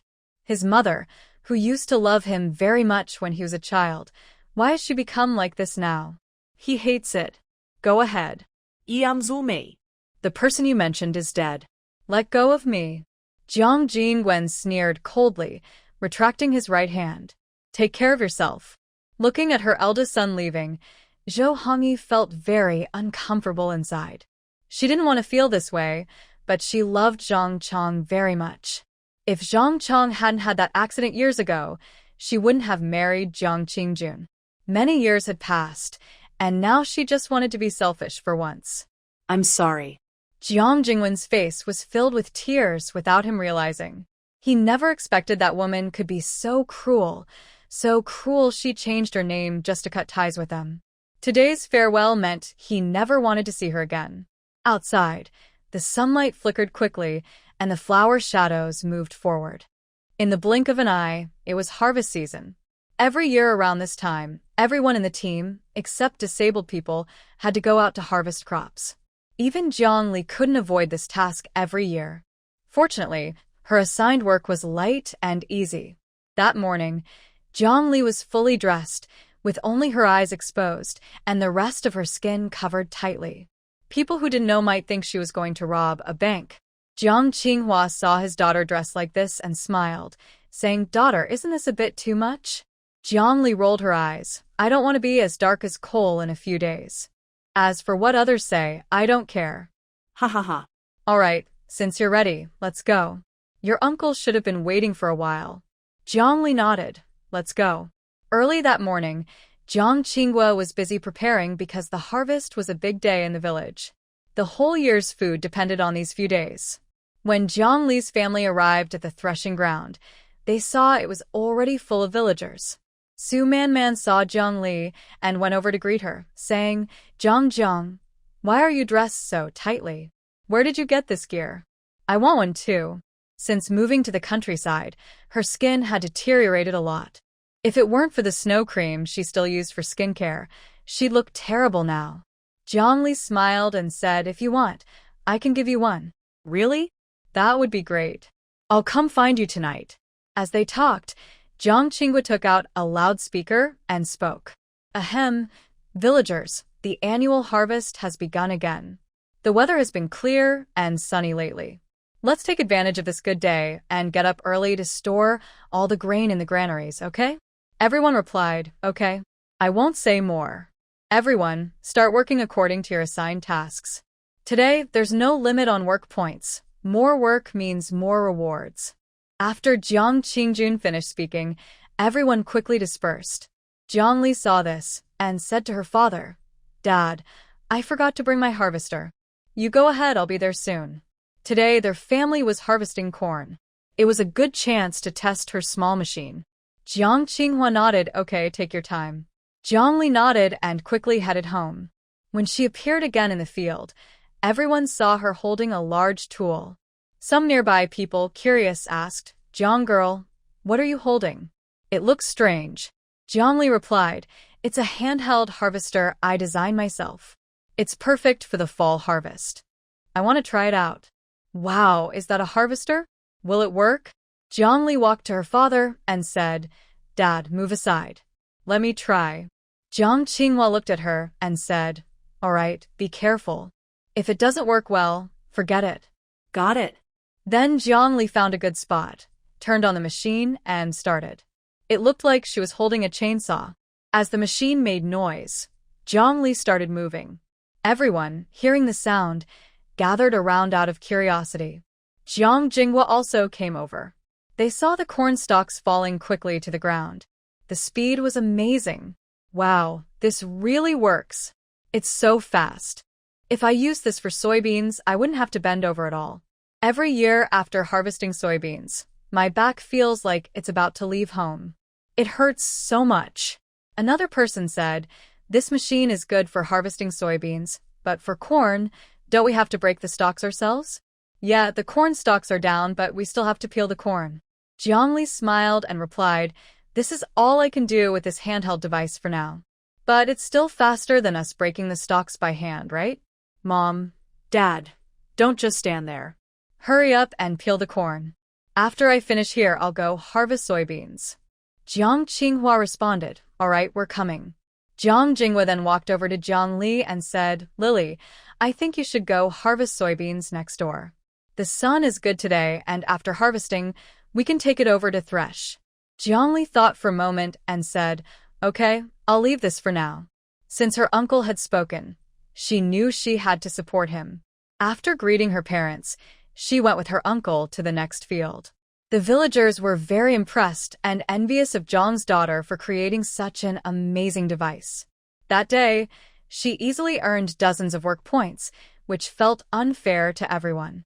But after a short moment of envy, they quickly joined the harvest team again. Jiang Qinghua and his son went to the soybean field, and he asked Lily, "Can you give this to Uncle?" Jiang Lily replied, "Sure, I can tell you how to use it. But this one is rechargeable. If it stops working later, don't worry." Just charge it, and it will work again. Jiang Qingguo nodded. Okay, I understand. Then Jiang Lily hung the machine on Uncle's back and started teaching him how to operate it. Soon, under Jiang Qingguo's control, the soybeans were being harvested quickly. Seeing how useful the machine was, Jiang Qingguo was very excited and worked even harder, like a child who had just eaten candy. Jiang Lily saw her uncle having fun and felt a bit speechless. If the machine hadn't run out of power, her uncle probably would have harvested all the soybeans in that patch. Jiang Qingguo wiped the sweat from his face and smiled, saying, Lily, this thing is really useful, but it does use a lot of electricity. Jiang Lily smiled. This is just something I tinkered with. If I had enough materials, I could even build a large combined harvesting and threshing machine. That would be great. We still have too many wasteland areas here. If the villagers want to eat well, they need to clear more land. I wish we had a plow machine, she added. Right now, she was like a clever housewife with no rice. She wanted to do everything but lacked the materials. Jiang Qingguo put down the machine and said, enough thinking about it. You're already very impressive. Uncle is proud of you. Jiang Lily proudly said, of course. I'm our family's talented girl. Good, you're talented. So, can I ask you to charge the machine now? I'll go get someone to help pull the soybeans. Jiang Lily smiled. Sure, uncle. You go ahead. I'll go to my parents' place soon. All right, go ahead. After the first day of harvest, everyone in the village learned about Jiang Lily's skills. They no longer envied the fancy cars coming to their house. Now, even if the Jiang family ate meat every day, no one dared to report them. They earned everything through their own hard work, and people were finally convinced. Of course, the young people at the work camp, like Qian Zaidi, didn't think the same way. She thought Jiang Li was just trying to take shortcuts. He fixed the broken machine and did all the farm work, which caused each of them to earn fewer work points. Especially Qin Yi, who has been acting very obvious lately. That rude man keeps his distance from her. And the people at the youth station are the same, each one more annoying than the last. On the second day of busy farming, Jiang Jingzhe, who hadn't been seen in a long time, returned. Su Man was very surprised when she saw him in the field. She had thought he wouldn't come back anymore. But now wasn't the time to talk, so she decided to wait and find him later. When Jiang Jingzhe saw Su Man, he smiled at her and then went to help. He wasn't supposed to come back because the truck team was very busy lately. But the autumn harvest was important, and his boss reluctantly approved a 3-day leave. When Jiang Li saw her older brother, she was also surprised. When did you come back? Jiang Jingzhe smiled and said, I just got home, had a quick drink, and then came here. Little sister, is this the machine you made before? It looks pretty fun. Jiang minudda. If you want to play with it, go ahead. I've already played enough. Great, I want to see if your machine works well. Jiang Qingguo wandered over and asked his son as he approached, Did your work fall through? Why are you back for the harvest? Hearing his father's words, Jiang Jingzhe felt speechless. Dad, can't you wish me something better? Can't I take a leave and come back? All right, whatever you say. Have you had breakfast yet? If not, I'll ask your wife to make you some. Jiang Jingzhe replied, I've already eaten. No need to worry about me. Okay, Dad, I need to get to work. Go ahead, get busy. After a busy day, everyone in the village looked noticeably more tired. Shunli was worried about their health. She wondered if they could really keep going without things going wrong. Even she was starting to find it hard to keep up. That night, after dinner, Jiang Li went to her uncle and said, Uncle, I want to go to the mountains tomorrow morning to see if there are wild boars. The villagers are working so hard with no extra income. Their bodies will break down sooner or later. Our family is still doing okay, but look at those people. They're so thin I feel like a gust of wind could them away. After hearing her, Jiang Qingguo thought for a moment and replied, All right, tomorrow morning I'll send your older brother and sixth brother with you. Take the hunting rifle too, in case of danger it might come in handy. The villagers have indeed had a tough time. If they manage to catch a wild boar, they should share more with everyone. Jiang Li saw that the eldest uncle agreed and smiled as she replied, All right, let's go early and try to come back sooner. We've been into the mountains before and roughly know where the wild boars are. so it shouldn't take too long. If the villagers ask, just tell them directly. Maybe they'll be happier and work harder. Jiang Qingwa smiled and said, Okay, I'll listen to you. Since we need to wake up early, let's go back and rest now. I'll tell your brother over there. Jiang Li nodded, good. Meanwhile, Jiang Jingzhe finished eating and was out for a walk when Su Man Man stopped him on the way. Seeing how much thinner he had become after many days, Jiang Jingzhe felt a strange ache in his heart. He used to be a chubby girl, and now, in just a short time, she looked like this. Jiang Jingzhe, I have something to tell you. Are you free now? Jiang Jingzhe looked at the bold girl and smiled. Sure. Let's go over there to talk. Okay. They walked to a quiet riverside. Su Man Man looked a little nervous and asked Jiang Jingzhe, what kind of girl do you like? Jiang Jingzhe was surprised by the question, then laughed and said, What kind of girl do you want me to like? Oh, I'm asking you. Why are you asking me back? Are you going to tell me or not? Jiang Jingzhe looked at the awkward girl, sighed, and reached out to hold her hand. I like someone like you. Will you give me a chance? Su Man Man thought she had heard wrong and asked uncertainly, You like someone like me? Yes, I like your carefree personality. So, will you give me a chance? Jiang Jingzhe had liked her before, but he hadn't thought much about it until Su Man Man just now made her feelings clear. And it turned out he liked her too. When Su Man Man got confirmation, she was a little happy and said, Jingzhe, let's be together. I like you. Jiang Jingzhe sighed helplessly. You took my line. That should be what I say. Man, will you be my girlfriend? Although I don't have a house or savings, I have a sincere heart. As long as you stay with me, I promise I won't let you suffer.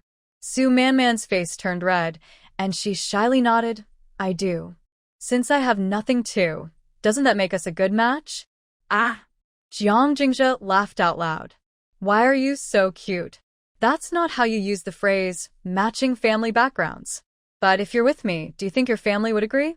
Although I now have a town household registration, I just started working. Su Man Man understood what he meant and said indifferently, You don't need to worry about my family. You think I'm very favored at home, but that's not true. My mom only cares about my older brother and younger brother. My dad loves me, but only because I listen to him. Since my grandparents passed away, no one has loved me anymore. So you don't need to worry. Jiang Jingzhe hugged her and said, Forget it. I will take good care of you from now on. When I go home later, I will tell my parents to take care of you more when I'm not around. Once I save enough money, we will buy a house in the city. I promise I won't let you suffer. Tears welled up in Su Man Man's eyes as she choked out, Okay, I believe you. They hugged for a while. Seeing it was too late, Jiang Jingzhe sent her back home. Su Man Man stood at the gate of the yard, feeling a little reluctant, and said, When you leave, tell me, okay? I will miss you. Go ahead. When I leave, I will tell you. You also need to take care of yourself. If I'm not here, you can find my sister. Sumanman poteth. All right, I got it. You should go back quickly. Drive safely. Okay, you go inside. I'll wait until you're safe before I leave. Sumanman nadith. All right, I'm going back now. Good night. Good night. Jiang Jingzhe watched her go inside before turning to leave. Lu Weiwei heard the noise and immediately got up to open the door. Seeing Su Man Man finally back, she let out a sigh of relief. She thought that if she didn't come back soon, she would go out to find her. Why did you come back so late? I almost went out to look for you. Su Man Man closed the door and smiled. Weiwei, Jiang Jingzhe and I are dating. Turns out he likes me too. Weiwei, I'm so happy. Lu Weiwei heard her and smiled. That's good. Jiang's family is very nice. Jiang Li is also very easy to get along with. Especially now that Jiang Jingzhe has a job. After you get married, you won't have to work in the fields anymore. That's great. Weiwei, if I get married, what will you do? I can't bear to leave you. Listening to Su Man Man's sweet words, Lu Weiwei affectionately said, Even if you get married, you can still come back to see me. You know my family situation, so I probably can't go back for a while. Maybe one day I will find someone here to marry. Su Man Man hugged her arm and said, Then let's stay here together. I think the countryside is nice, not so full of tricks and lies. Anyway, I'm not afraid to go home. If I had to marry someone I don't like, I'd rather just die.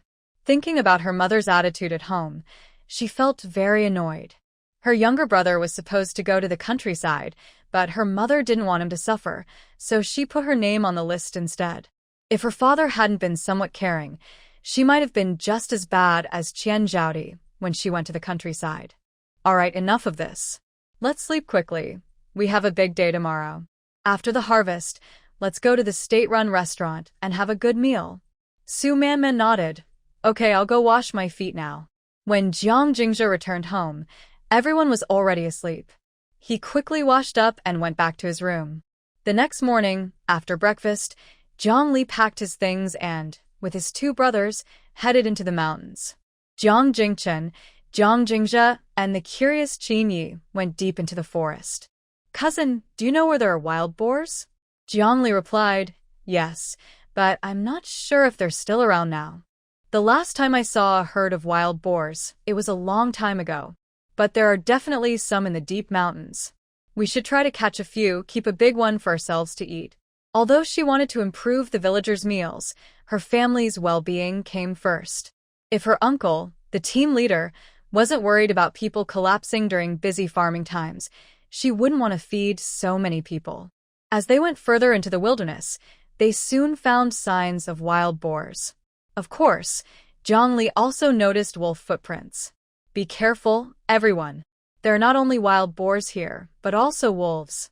Although it's daytime now, we might still run into wolves.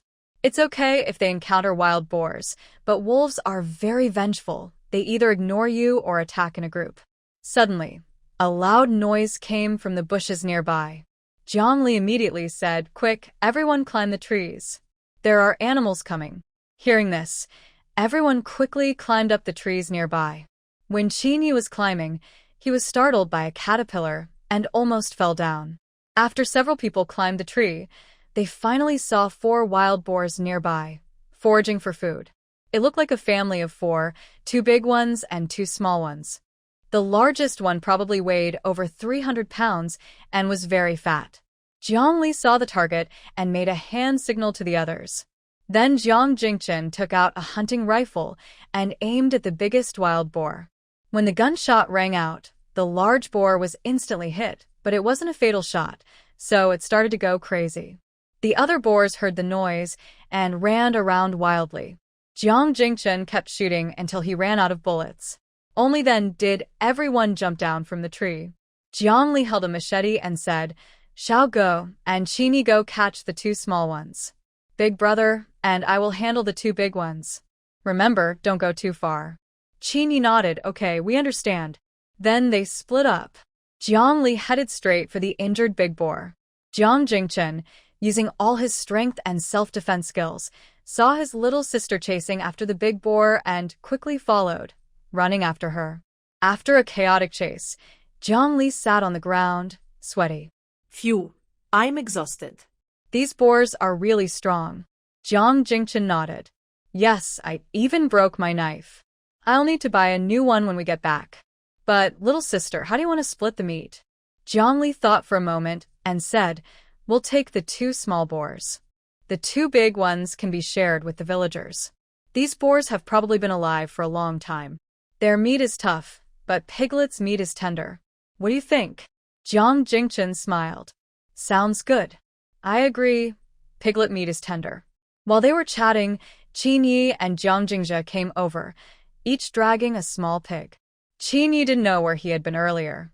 Now he looked like a beggar, with holes torn in his clothes and pants.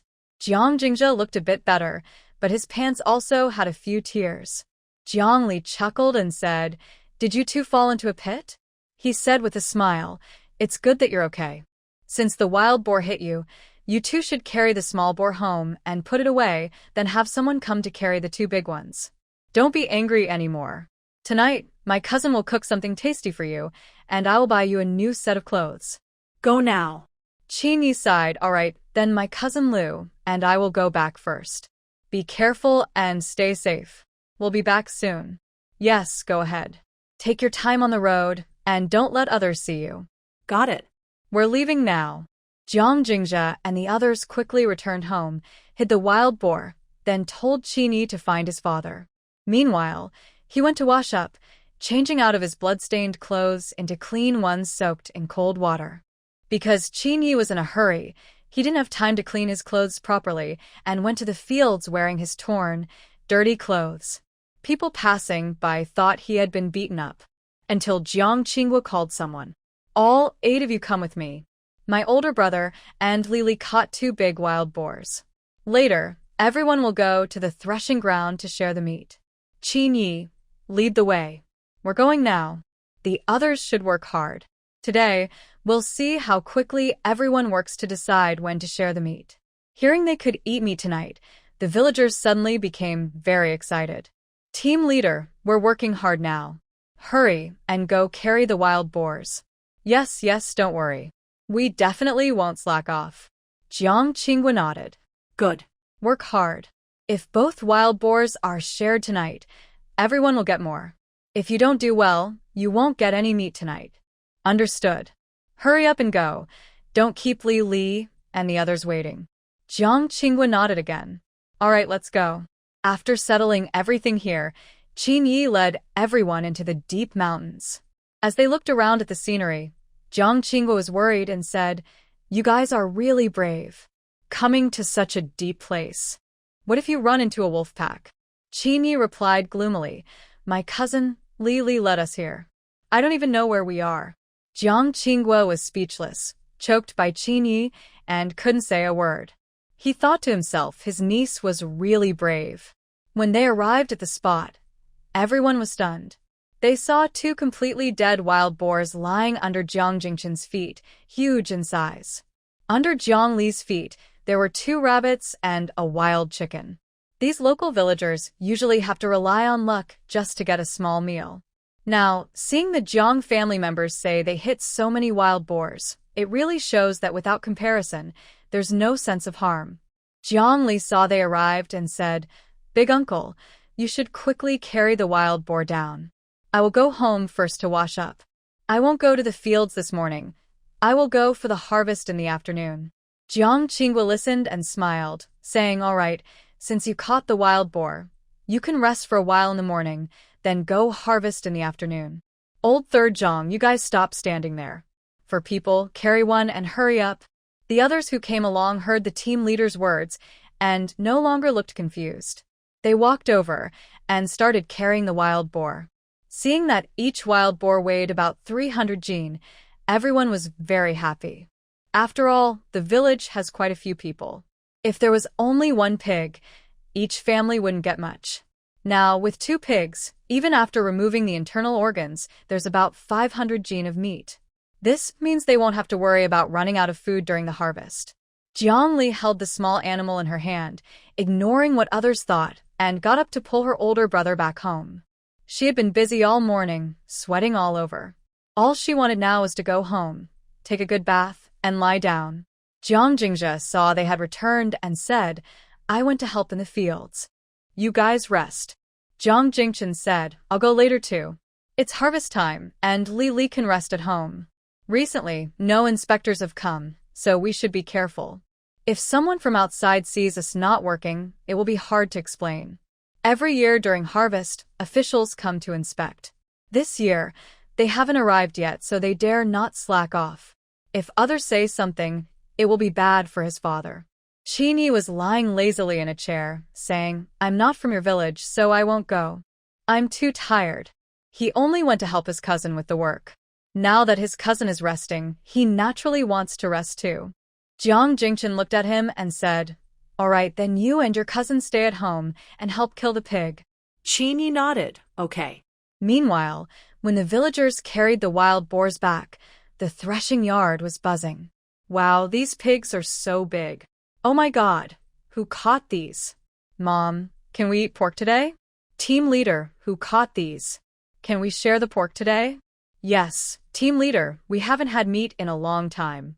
Hearing everyone's questions, Jiang Qinghua shouted, "Everyone be quiet. Listen to me. These 2 wild boars were specially hunted by my eldest son and his brothers for our village. As long as everyone finishes work early today, We will share the meat right away. And this time, there's no need to exchange work points. Everyone gets some. Wow. After hearing Jiang Qingguo's words, everyone instantly became excited. In the past, they had to exchange work points to get meat, but now they can get it for free, which made them very happy. All right, call the butcher over and find a few women to help. The others keep working. If anyone slacks off today, they won't get to eat meat tonight. Got it, squad leader. We're going now. Seeing everyone's enthusiasm, Jiang Qingguo gave some instructions before heading to the fields. He had a lot to do. There were a few slackers in the village he needed to talk to. The weather had been pretty good lately, so he wanted to finish harvesting the grain before the weather turned bad. If something unexpected happened, everyone might go hungry again this year. After washing up, Zhongli started preparing the wild boar. Qinyi saw his cousin holding a butcher's knife and joked, "Cousin, if my future fiancé sees you like this, do you think she'll have nightmares tonight?" Zhongli glared at him. "You're so talkative. Go heat some water for me. Those 2 rabbits and the wild chicken are yours. Hurry up and get to work."